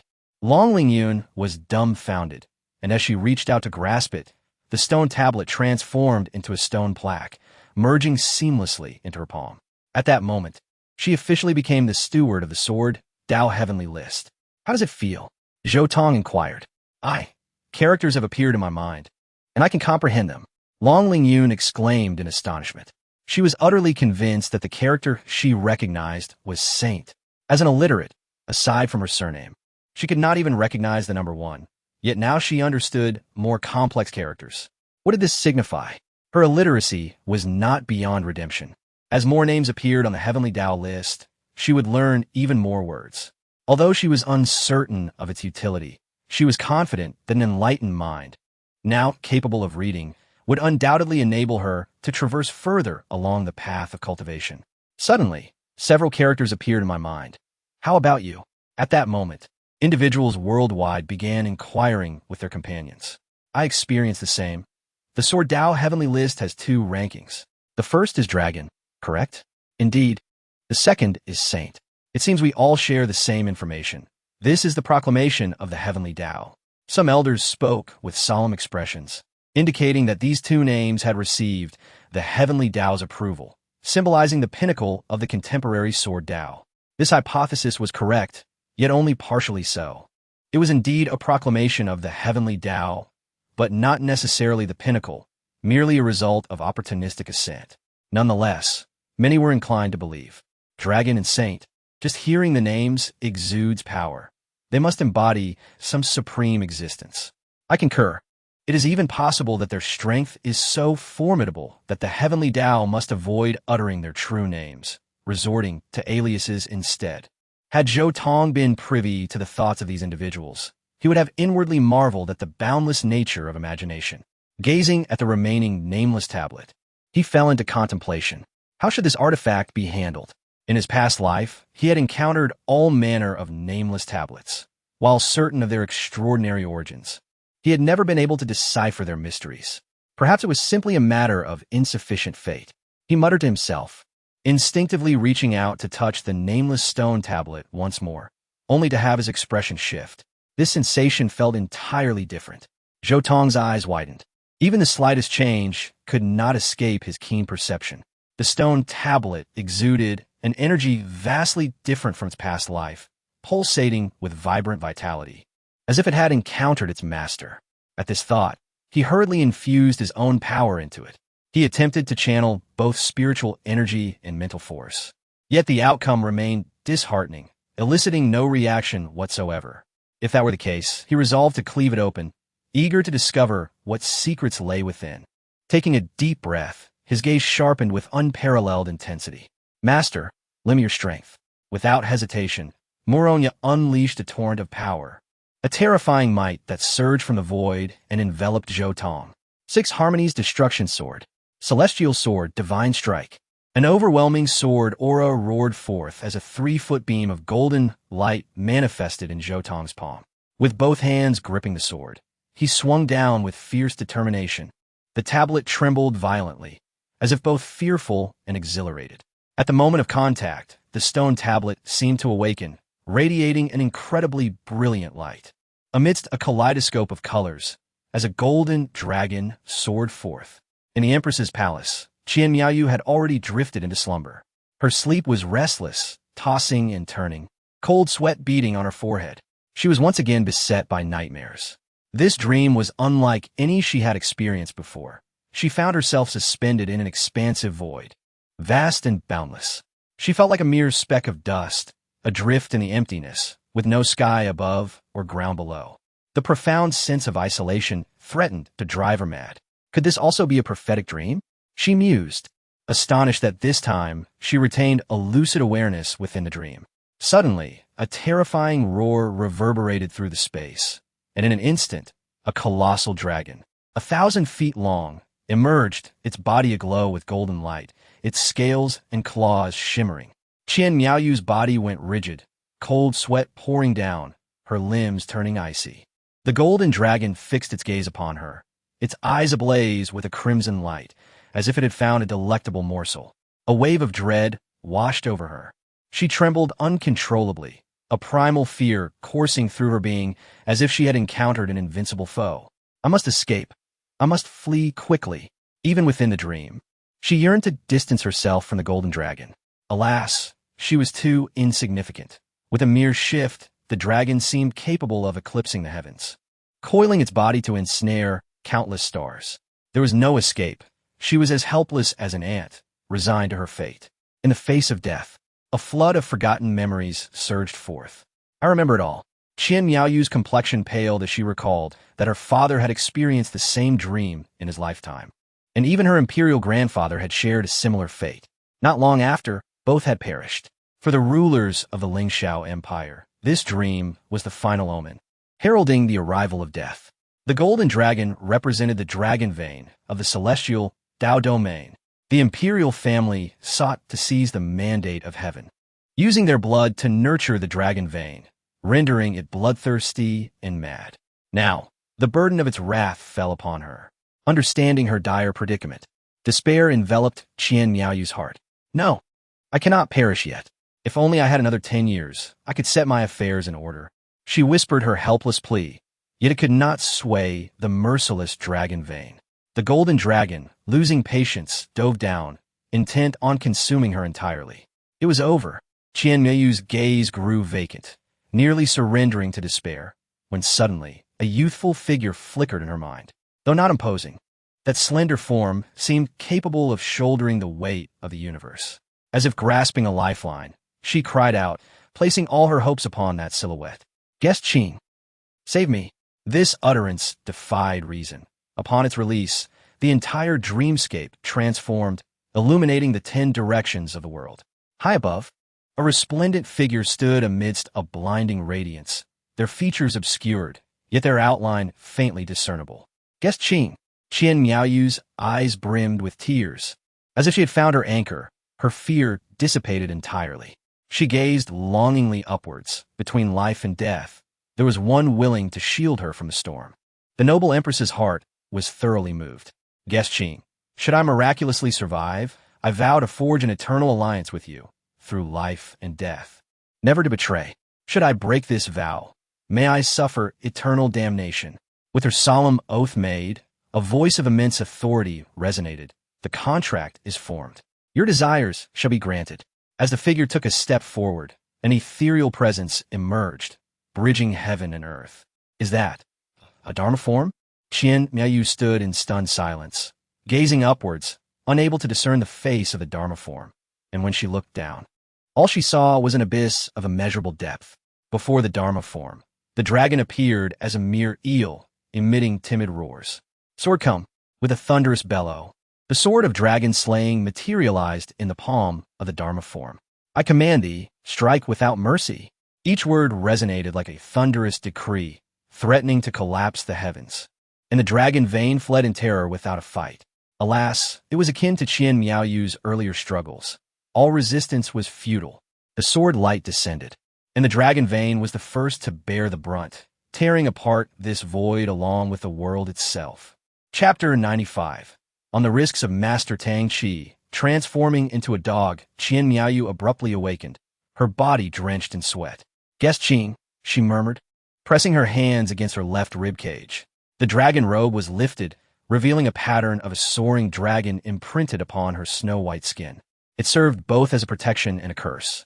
In the past, whenever the dragon pulse surged, Qian Miaoyu would be gripped by searing pain. Yet this time, she felt an extraordinary coolness in that area, a sensation of comfort she had never experienced in all these years. Guest Qing, only you can soothe my heart. No matter what, I shall have you. She extended her delicate palm, slowly clenching it as though grasping something of utmost importance. Did one truly believe that this empress was the type to be passive and unassertive? Come here, she called out. Her personal guard immediately filed in. Your Majesty, what are your orders? Bring me the seal of the mountains and rivers.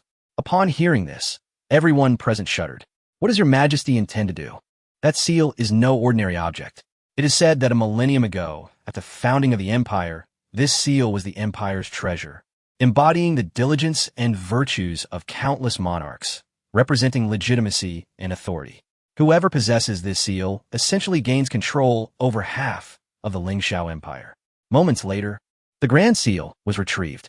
As the Empress held the ornate box, ready to step out, she noticed the moonlight hanging high in the sky, the stars twinkling amidst thick fog.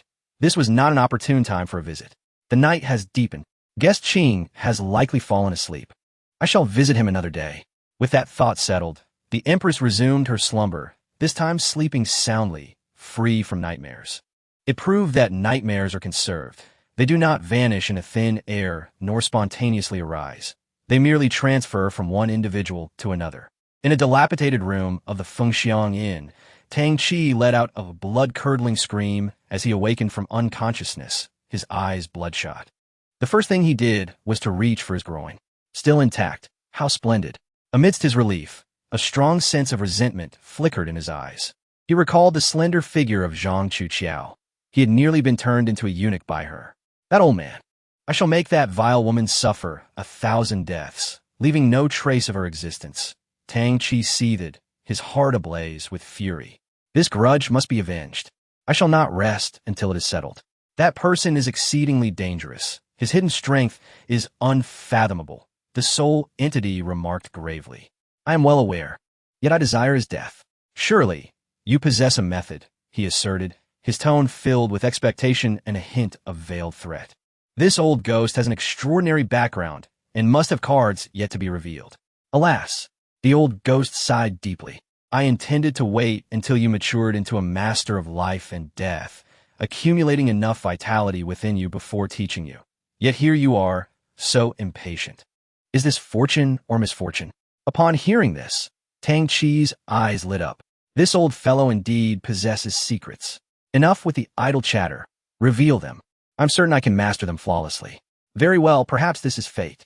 The instant the elder's words fell, an extraordinary skill appeared in Tang Qi's mind. The art of transformation, the devouring demon technique. Upon seeing the name, he couldn't help but gasp in astonishment. This was undoubtedly a formidable existence, precisely to his liking. A careful examination confirmed his thoughts. By practicing this technique, one could forcibly siphon the spiritual energy of all things for personal use and even directly usurp another's cultivation. One incredible defiance of destiny. He began to formulate a plan. For those who had once offended him, he would no longer seek to slaughter them, but instead drain their cultivation, forcing them to live in perpetual humiliation as mere mortals. These individuals included Zhou Tong, Zhang Chuqiao, and that guest Qing. The mere thought of this person set Tang Qi's heart aflame.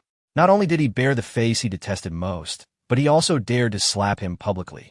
Every slight was etched firmly in his memory. To seek revenge, one must possess absolute strength. Fortuitously, the final section of the devouring demon technique aligned perfectly with his intentions. The art of transformation. His gaze flickered, deeply captivated by its contents. The devouring demon technique could consume all, including himself. If he were to devour 20 years of his own lifespan in one go, his cultivation would surge terrifically for an hour. If he were to be in the state of the art of transformation with the old ghost's assistance, he would even have confidence to leap over 2 major realms and contend with Liusu. At this moment, he finally felt the courage to confront a top-tier powerhouse. Regrettably, this art of transformation could not be used continuously. Otherwise, who would dare to speak boldly before me? Tang Qi lamented, only to be met with the old man's admonition. Nonsense. That is merely a last resort. It should not be used lightly unless absolutely necessary. Do you not understand that only your own cultivation is the true path? All right, I understand. Tang Qi replied dismissively, not taking the old man's words to heart. Just an old ghost. Does he truly regard himself as significant? He had once respected this soul, but after enduring several humiliations, he had attributed the blame to the old man. It was all the old man's fault for not being strong enough, which led to his own dignity being trampled upon. Ultimately, this old fellow was merely a wandering soul reliant on him for existence. As long as he did not assist in reconstructing its corporeal form, it would remain but a dog by his side. As for the side effects of the art of transformation, that was even more laughable. 20 years of lifespan. Was that much? For cultivators, it was but a trivial matter. With the aid of the devouring demon technique, replenishing the lost vitality would be a matter of mere moments. Knock, knock. The sound of knocking suddenly broke through his turbulent thoughts. Junior brother, are you there? Came the voice of Xia Hongxiao. Elder sister, do you need something? Tang Qi peered out from the cluttered room, his eyes glinting with greed. He could hardly wait to experiment with the power of the devouring demon technique on this person. The elder sister got straight to the point. Do you not find Zhou Tong and Chunlinger overly conspicuous? Upon hearing this, even Tang Qi was momentarily taken aback. One is a useless fool, the other a sycophant. These are the 2 types of people I loathe the most. They are unworthy to remain in the Yuqing sect. She spoke candidly, though her true intentions lay hidden. She merely wished to sever the bond between Liusu and Zhou Tong. Everything else was merely incidental. What do you wish for me to do? Tang Qi inquired. It's quite simple. I have calculated that on the day of the auction, the entire empire will descend into chaos. At that time, we can join forces to eliminate all obstacles. What gives you the audacity to say such a thing? Tang Chi felt a stirring in his heart, yet he looked down upon Xia Hongxiu's cultivation, believing her to be a mere burden. As long as you heed my words, I can assist you in dispatching that guest Qing. What do you think? At this proclamation, Tang Chi's excitement surged. Schapta 96 Chen Lingye. Humble to the dust, do you comprehend the words you utter? Tang Chi inquired solemnly. He regarded neither Zhou Tong nor Chen Lingye with any reverence. It was only the guest elder who instilled within him a profound sense of trepidation. The other party's strength was indeed unfathomable. The memory of that individual descending from the heavens and obliterating the Hahuan sect sent shivers down his spine. Nonetheless, regardless of the circumstances, the audacity to humiliate him face to face had sealed their fate. That guest elder must perish. I am fully aware. In fact, aside from you, no one else possesses the capability to eliminate that individual, Xia Hongxiu cryptically remarked, stirring Tang Chi's interest with a jolt. What do you mean by that? You may be unaware, but that person wields a void fate, impervious to calamity, and only those of immense fortune can impose constraints upon him. And you, my dear, are indeed such a person. I once divined your fate, and you are destined to become an unparalleled powerhouse. Such flattery sent Tang Chi into a state of elation. As waves of ecstasy surged within him, he always knew he was destined by heaven. I am willing to collaborate with you. Without a moment's hesitation, Tang Chi acquiesced. For a future emperor should subdue all adversaries. Xia Hongxiu smiled knowingly, parting her lips to reveal a jade orb and a jade talisman. Upon sight of these two artifacts, Tang Chi's pupils constricted. He sensed an extraordinary aura emanating from them. This jade orb, known as the Channy Pearl, was acquired by my ancestor in a secret realm. It has the power to exponentially enhance your cultivation in a short span.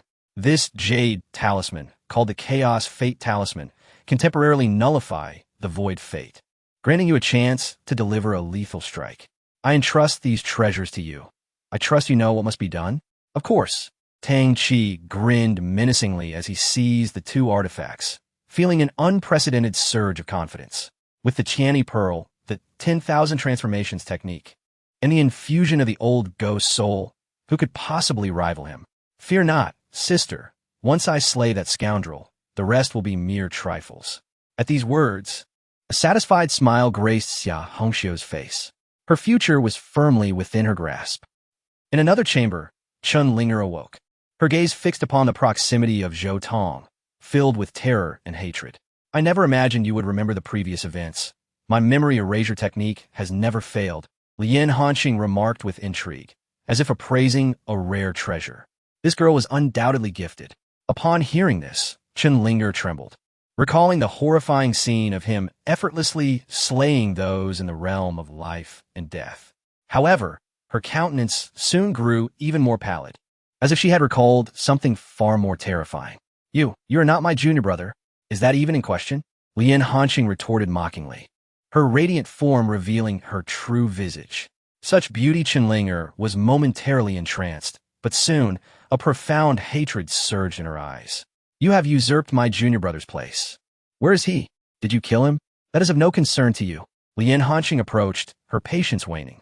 Do not be afraid this time. I will erase your memories entirely, allowing you to forget all sorrows, including Zhou Tong. No. Chen Lingye erupted with a powerful surge of emotion, overpowering her fear. With a swift motion, she drew her sword and placed it against her throat, embodying a defiance against death. Tell me, is my junior brother still alive? If not, I shall end my life on the spot. Do you believe I would care? Lien Hanqing scoffed, doubting Chen Lingye's resolve. Yet in the next moment, Tian Lingye schätzte her assumptions. She drew the blade, and a crimson line appeared upon her neck. She dared to go through with it. So what? What difference does it make? Lien Hanqing halted, perplexed by the intensity of Chen Lingye's reaction. If my junior brother is alive, I would willingly submit to you. If he is dead, then I too shall perish. Upon hearing this, Lien Hanqing was greatly affected. She had no doubt in Chen Lingye's words. If she proclaimed Zhou Tong dead, Chen Lingye would undoubtedly take her own life. Are you quite close? Answer me. Very well, I shall be frank. That person is alive and well, and I am not his enemy. With a clang, the sword fell to the ground, and Chun Ling'er appeared utterly drained, collapsing to the floor, her hands covering her face as she sobbed quietly. How wonderful. He is still alive. Truly wonderful, thank the heavens. What a stroke of luck. She resembled one who had narrowly escaped calamity, yet her overwhelming emotions left Lien Hanqing feeling disdainful. What are you still pretending for? Lien Hanqing had already learned of Zhou Tong's deeds from Muronya and felt nothing but contempt for Chun Ling'er. The thought of Zhou Tong inspired admiration within her. What immense fortune it was to be cherished by such a remarkable individual. Yet some failed to appreciate it. Like Chun Ling'er, who not only clung to Zhou Tong's past, but also incessantly belittled and schemed against him, leading Lien Hanqing to wonder if this person's mind had been muddled. With Zhou Tong now completely distant, viewing her as worthless, she only now realized her regrets, feigning deep feelings. Was she not understanding her folly a tad too late? Such a person can only be described in one word: wretched. Moreover, utterly irredeemable in her depravity. Do cease your weeping. No amount of tears will bring him back. Once lost, certain things will never be regained. Lien Hanqing's words struck deep, shattering Chun Ling'er's spirit completely. You are lying. How could he bear to? Chun Ling'er seemed provoked by the very notion of permanence and loss. Our previous relationship was undeniably strong. He is merely sulking, yes. Once his anger dissipates, he will return to me. Stop dreaming. Lien Hanqing shattered her hopes once more, delving deeper into her despair. I refuse. Chun Ling'er, struck down, emitted a heart-wrenching cry, collapsing to her knees. Sister, please help me, I beg you. She clung to Lien Hanqing's leg as if grasping at a lifeline. I know you can reach him. I only wish to see him, just once. Would that be permissible? In that moment, Chun Ling'er resembled a fragile flower amid a tempest, on the verge of shattering at any moment. Sister, please just assist me this once. Once accomplished, I vow to be your servant, obedient to your every command, without complaint. I swear on my martial heart. Upon hearing this, Lien Hanqing was finally moved. I shall see what can be done, but do not harbor excessive hopes. Thank you, sister. Chun Ling'er immediately broke into a smile. In the moonlit night, amidst the chorus of insects, two beauties stood side by side in the vast wilderness outside the imperial capital, gazing at the endless sky. Should any mortal witness this scene, they would surely pause in admiration, captivated by its beauty. Even scholars passing by would be compelled to compose exquisite verses in its honor. Alas, this splendid sight was shared only by the gentle breeze and the luminous moon. Sister, am I beautiful? Chun Ling'er timidly inquired, glancing at the indifferent Lien Hanqing beside her. In that moment, she was a far cry from her usual self. Enthralled by the art of swordsmanship, she habitually donned a formidable attire, exuding a spirited elegance that, however, lacked a certain softness. This evening, she adorned herself in a long-cherished feminine garb. The flowing azure gown rippled gracefully, accentuating her exquisite, delicate figure. Her slender waist, barely fitting within a clasp, led to a gently flat abdomen, which then dramatically swelled into two magnificent peaks. She stood resplendent in gilded footwear, adorned with jade bracelets upon her fair wrists, earrings resembling crescent moons, and a touch of vermilion upon her brow. Every subtle expression conveyed tenderness. Every movement radiated grace. Even the most accomplished artist would find it impossible to capture her beauty upon canvas. She was stunning. Even the discerning Lien Hanqing could not feign ignorance regarding Chun Ling'er's undeniable allure, especially the fragile charm that instinctively evoked a desire to protect her. Thank you, sister. Chun Ling'er smiled, twirling gently, her skirt swirling around her like a lively circle. These are all gifts he once bestowed upon me. Do you think he would appreciate them? She chuckled softly, enveloped in a profound happiness ever since Zhou Tong had confirmed his attendance. A scholar would lay down his life for a true friend, and a woman would beautify herself for the one who delights her. Observing her entranced demeanor, Lien Hanqing doused her enthusiasm with cold water. Nothing compares to the new, she remarked, subtly implying that the Zhou Tong of the past was no longer present. Indeed, people change, but my junior brother is nostalgic. I refuse to believe he would ignore me indefinitely. Upon hearing this, Lien Hanqing was struck with a sense of disbelief, followed by a wave of silence. Such creatures as the devoted admirer truly possess an extraordinary talent for self-deception. A gust of wind swept by, casting a shadow in the moonlight. He has arrived. Lien Hanqing stepped back, choosing to observe. Junior brother. Chen Linge exclaimed. Hia Gaza lifted in surprise. That figure, haunting her dreams, remained illuminated even against the moonlit backdrop. In that fleeting moment, her heart skipped a beat, and she instinctively held her breath. The youth was unparalleled. How could she have missed this? She mentally berated herself, wondering whose enchantment had ensnared her senses. Fortunately, she still had a chance to amend her past mistakes. You truly came? Is it really you? I knew you would. At the moment Zhou Tong landed, Chen Linger was akin to a bird returning to its nest, yearning to leap into his embrace. Si harmonie destruction soit. Zhou Tong's fingers met, slicing through the air before him. Flames erupted, creating a barrier that separated them entirely. Chen Linger halted, not deterred by the searing flames, but rather by Zhou Tong's frigid gaze. Junior brother, she called, her complexion drained of color. Speak plainly. Can we return to the past? Just as we once did. She bit her lip, her eyes alight with hope, and under such scrutiny, any man would struggle to resist. Yet, Zhou Tong responded with a cold smirk. Do you wish for me to remain your devoted admirer? You seem to relish in this. You are not, and have never been. Chen Linger was on the verge of tears, hastily explaining. I was simply too awkward. I recognized your feelings, yet lacked the courage to reciprocate. I wanted to see how much you cared for me, which is why I treated you with indifference. The truth is, I also harbor affections for you. She lifted her skirt, revealing her graceful form to Zhou Tong. Do you remember this outfit? You personally chose it for me. My taste has always been impeccable. Zhou Tong boasted with pride, eliciting a faint smile from her. Regrettably, my judgment of people was utterly flawed. Upon this remark, Chen Linger's smile froze instantly. Why do you still keep these things? Do you not find them repugnant? Do you not find them filthy? Do you not find them laughable? When I was at Yuqing's sect, you deemed these items utterly vile. Did they become clean after my departure? You should distance yourself from me even more, ideally never to meet again. I refuse. Her expression turned frantic as she stepped across the line of fire, allowing the flames to singe her hem. Are you truly so callous, so heartless, so cruel? We lived together for 10 years. Can you truly abandon everything? Don't you feel any pain? As she spoke, she opened her arms, yearning to embrace Zhou Tong, her bosom nearly pressing against him. Why can you not spare me a few glances? Perhaps then, you might find yourself drawn to me once more. Ah, Chen Lingye, there are things I am nearly forgetting. May I ask you a few questions? Zhou Tong's smile was gentle, prompting Chen Linger to nod eagerly. Ask away. I shall answer all. Very well. Tell me, for whom did I expend my spirit and set up the heavenly Tao formations, aiding her to become the foremost swordsman among our peers? And who was it that feared my swordsmanship would surpass Tang Qi, thus breaking my 5 fingers, rendering me nearly incapable of wielding a sword again? Upon hearing these words, Chen Linger swayed, as if losing her balance, on the verge of collapse. It was I. Excellent.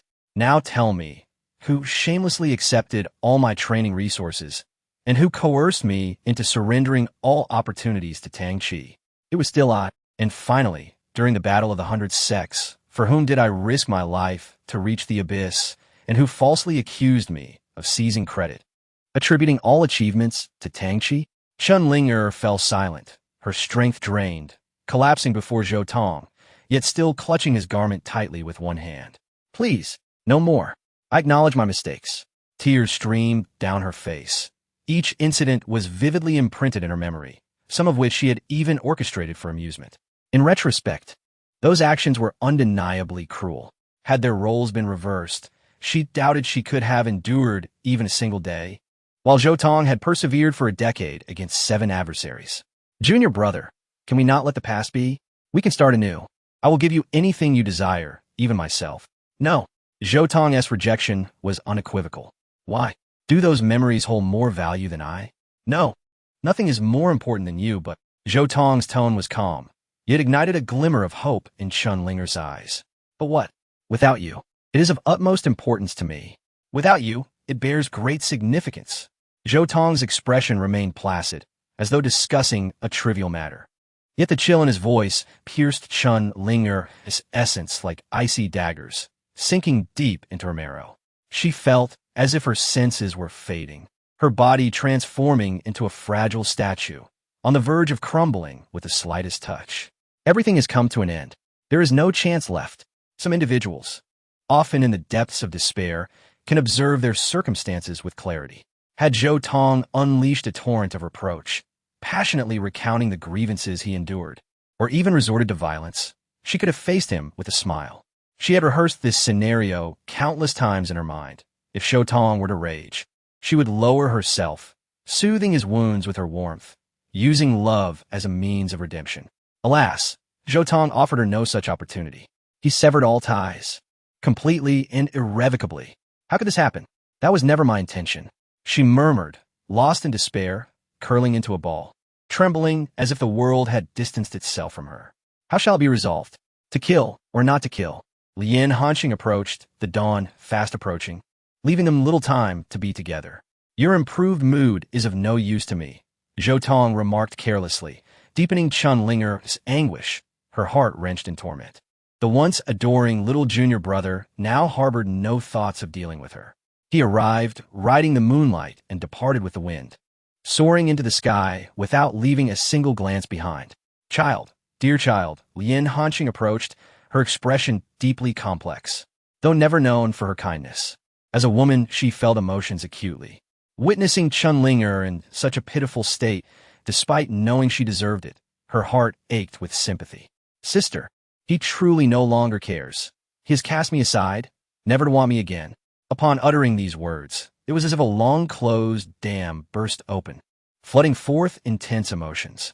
Chun Linger clung tightly to Lien Hanqing, seeking anyone to confide in, regardless of their status as friend or foe. Forget him. I can help you erase those memories, Lien Hanqing said, stroking her hair, feeling an unfamiliar pity for her. No, I absolutely will not. Chun Linger shook her head vehemently. He must be punishing me, forcing me to savor this torment of longing, and I shall comply with his wishes. This is what I deserve. Alas, you know he does not care. But I do. Chun Linger stood unsteadily, wiping her tears, her gaze gradually hardening with resolve. Sister, from now on, I am yours to command, without a single complaint. Even if it means opposing those around you. Lien Hanqing narrowed her eyes, a hint of coldness emanating from her. Indeed, they too must atone. Suddenly, Chun Linger's memory sharpened, vivid scenes flooding her mind. Her master, along with her junior brothers and sisters, all owed Zhou Tong a debt that must be repaid. Very well, I shall fulfill your wish. Sister, I have a request. Chun Linger lifted her head, her face flushed, her eyes brimming with desire and hope. Could you transform into his likeness once more and hold me? Lien Hanqing hesitated briefly, but did not refuse, transforming into Zhou Tong's form.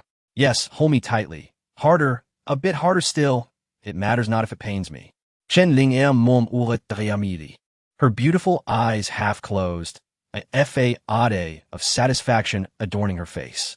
As dawn broke, in the palace, outside the guest hall, Murongyo appeared as the de facto hostess, accompanied by her entourage, scrutinizing the unexpected visitor before her. Indeed, this uninvited guest was none other than the sovereign of the palace, Her Majesty Qian Miaoyu. I have come to find my guest. The imposing queen found herself reduced to a submissive state before these stunning female bandits. Her former authority evaporated. Your guest? The little demoness seized upon the wording, a mischievous smile gracing her lips. You wouldn't be here to assert your sovereignty, would you? At this, the queen hastily shook her head, glancing elsewhere. No, I have important gifts for my guest. Please allow him to come forth for a discussion. Apologies, but your guest claims he is not here. Morongya stepped forward, eyeing the queen critically. Leave the items and step aside. Ah. Qian Miaoyu gasped, feeling an unprecedented pressure from this woman. That won't do. I cannot bestow this upon outsiders. I must personally deliver it to my guest. What? You say we are outsiders? The little demoness laughed in disbelief. So, you claim to be an insider? Sisters, seize her. With those words, several girls approached with mischievous intent. The queen turned pale with fright, seeking help, only to discover her guards had already been subdued and tossed aside like sacks. What is all this commotion? Suddenly, Zhou Tong's voice echoed from above, returning the girls to their senses. Guest. Qian Miaoyu clung to him as if he were a lifeline, nearly on the verge of tears. Just as she was about to voice her grievances, she met several piercing gazes. Zhang Chuqiao made a slicing motion across her throat, as if to say that any complaints would lead to her demise. This sent a chill down the queen's spine, prompting her to get straight to the point. Guest. I bestow upon you the imperial seal of the river and mountain. She opened a brocade box, revealing an ancient seal before Zhou Tong. From it, he sensed a profound aura of faith and fortune. The others gasped, clearly understanding the significance. Qian Miaoyu's gesture was tantamount to relinquishing half her empire. What a clever individual, with such boldness. Zhang Chuqiao could see through the facade, knowing Zhou Tong would never be seduced by power, let alone be entrusted with governance. Accepting the seal would mean the kingdom remained Qian Miaoyu's, yet she would gain a powerful ally, a win-win situation. Zhou Tong remained silent, refraining from reaching out to take it. Guest, with the upcoming auction, holding this seal allows you to directly access half the national treasury, amounting to vast wealth. Everyone, including Muronya, gasped at the terrifying magnitude of such riches, a testament to the might of a great nation. I accept, Zhou Tong replied nonchalantly, taking the seal with an air of ease. I have one more request. Your Majesty, please proceed. For the auction tomorrow, I cannot attend in person. I have long desired a pair of flying phoenix bracelets. It would be wonderful if my guests could procure them for me. A trivial matter. Zhou Tong readily agreed, though behind him, the sound of gritted teeth echoed. This woman truly knows how to seize opportunities. Come here. Zhang Chuqiao stepped forward, wrapping her arm around the queen's neck, leading her to a secluded area. What? What are you planning to do to me? I shall scream. Darling, are you attempting to snatch my husband? It appears you are in need of some discipline. Chapter 99. Bound on the edge of death, I am not. I have not. Do not speak nonsense. The Empress's eyes flickered as she vehemently denied the accusations. Is that so? Zhang Chuqiao pressed on, a dangerous glint illuminating his gaze. How can you tarnish an innocent's reputation without cause? I, the Empress, act with integrity and have no strange thoughts. Then swear it. Guest official, you've arrived? Qian Miaoyu looked towards Zhang Chuqiao's back, her expression brightening with surprise. Junior brother. Zhang Chuqiao instinctively turned around, but found only emptiness. Tricked. Turning back, he saw the Empress had already fled, leaving only a graceful silhouette behind. Oof. You may run fast. Zhang Chuqiao had no choice but to relent. After all, pursuing the Empress within the palace was quite unbecoming. Regardless, she may evade the initial pursuit, but she cannot escape in the long run. There will be ample opportunity to settle the score later. Greetings, guest official. Good morning. Zhou Tong walked through the streets of the imperial city, greeted by familiar voices. Over the past few days, the residents had memorized his visage. However, his purpose for this outing was not leisure, but to measure the dimensions of the imperial city. When the auction commences tomorrow, the imperial city would transform into a battlefield of carnage. To prevent widespread suffering, he must prepare early. Knowledge of both the enemy and oneself ensures victory in every battle. Come here. Before his words faded, the head of the guards approached. Zhou Tong whispered a few instructions in his ear, and the guard's expression shifted to one of shock. Is it truly so? The guard swallowed hard, as if struck by a tremendous blow. No need for further questions. Just follow the orders. Yes, guest official. The guard wasted no time and hurried away without hesitation. Is this the person? A group of individuals gathered on a high ground, their gazes fixed on Zhou Tong. Do not underestimate him. He is undoubtedly feigning weakness. A formidable figure trembled, recalling a terrifying memory. These individuals belonged to the Celestial Master Clan. Yu Feng and Yu Chang's expressions were grave, since their setback that night. They had sent a plea for help to their family, only to receive a dismissive response. Utter nonsense. It was indeed preposterous to believe that someone at the Heart Unification realm could suddenly become capable of slaying those in the life and death realm. Such a notion defied reason. The family had shown remarkable restraint in not dismissing them as madmen upon reviewing their report. Sister Yelan, I too find this individual quite peculiar. We must not underestimate him. Yu Chong said solemnly to the woman beside him. Her name was Yu Yelan, strikingly beautiful and exuding an air of competence.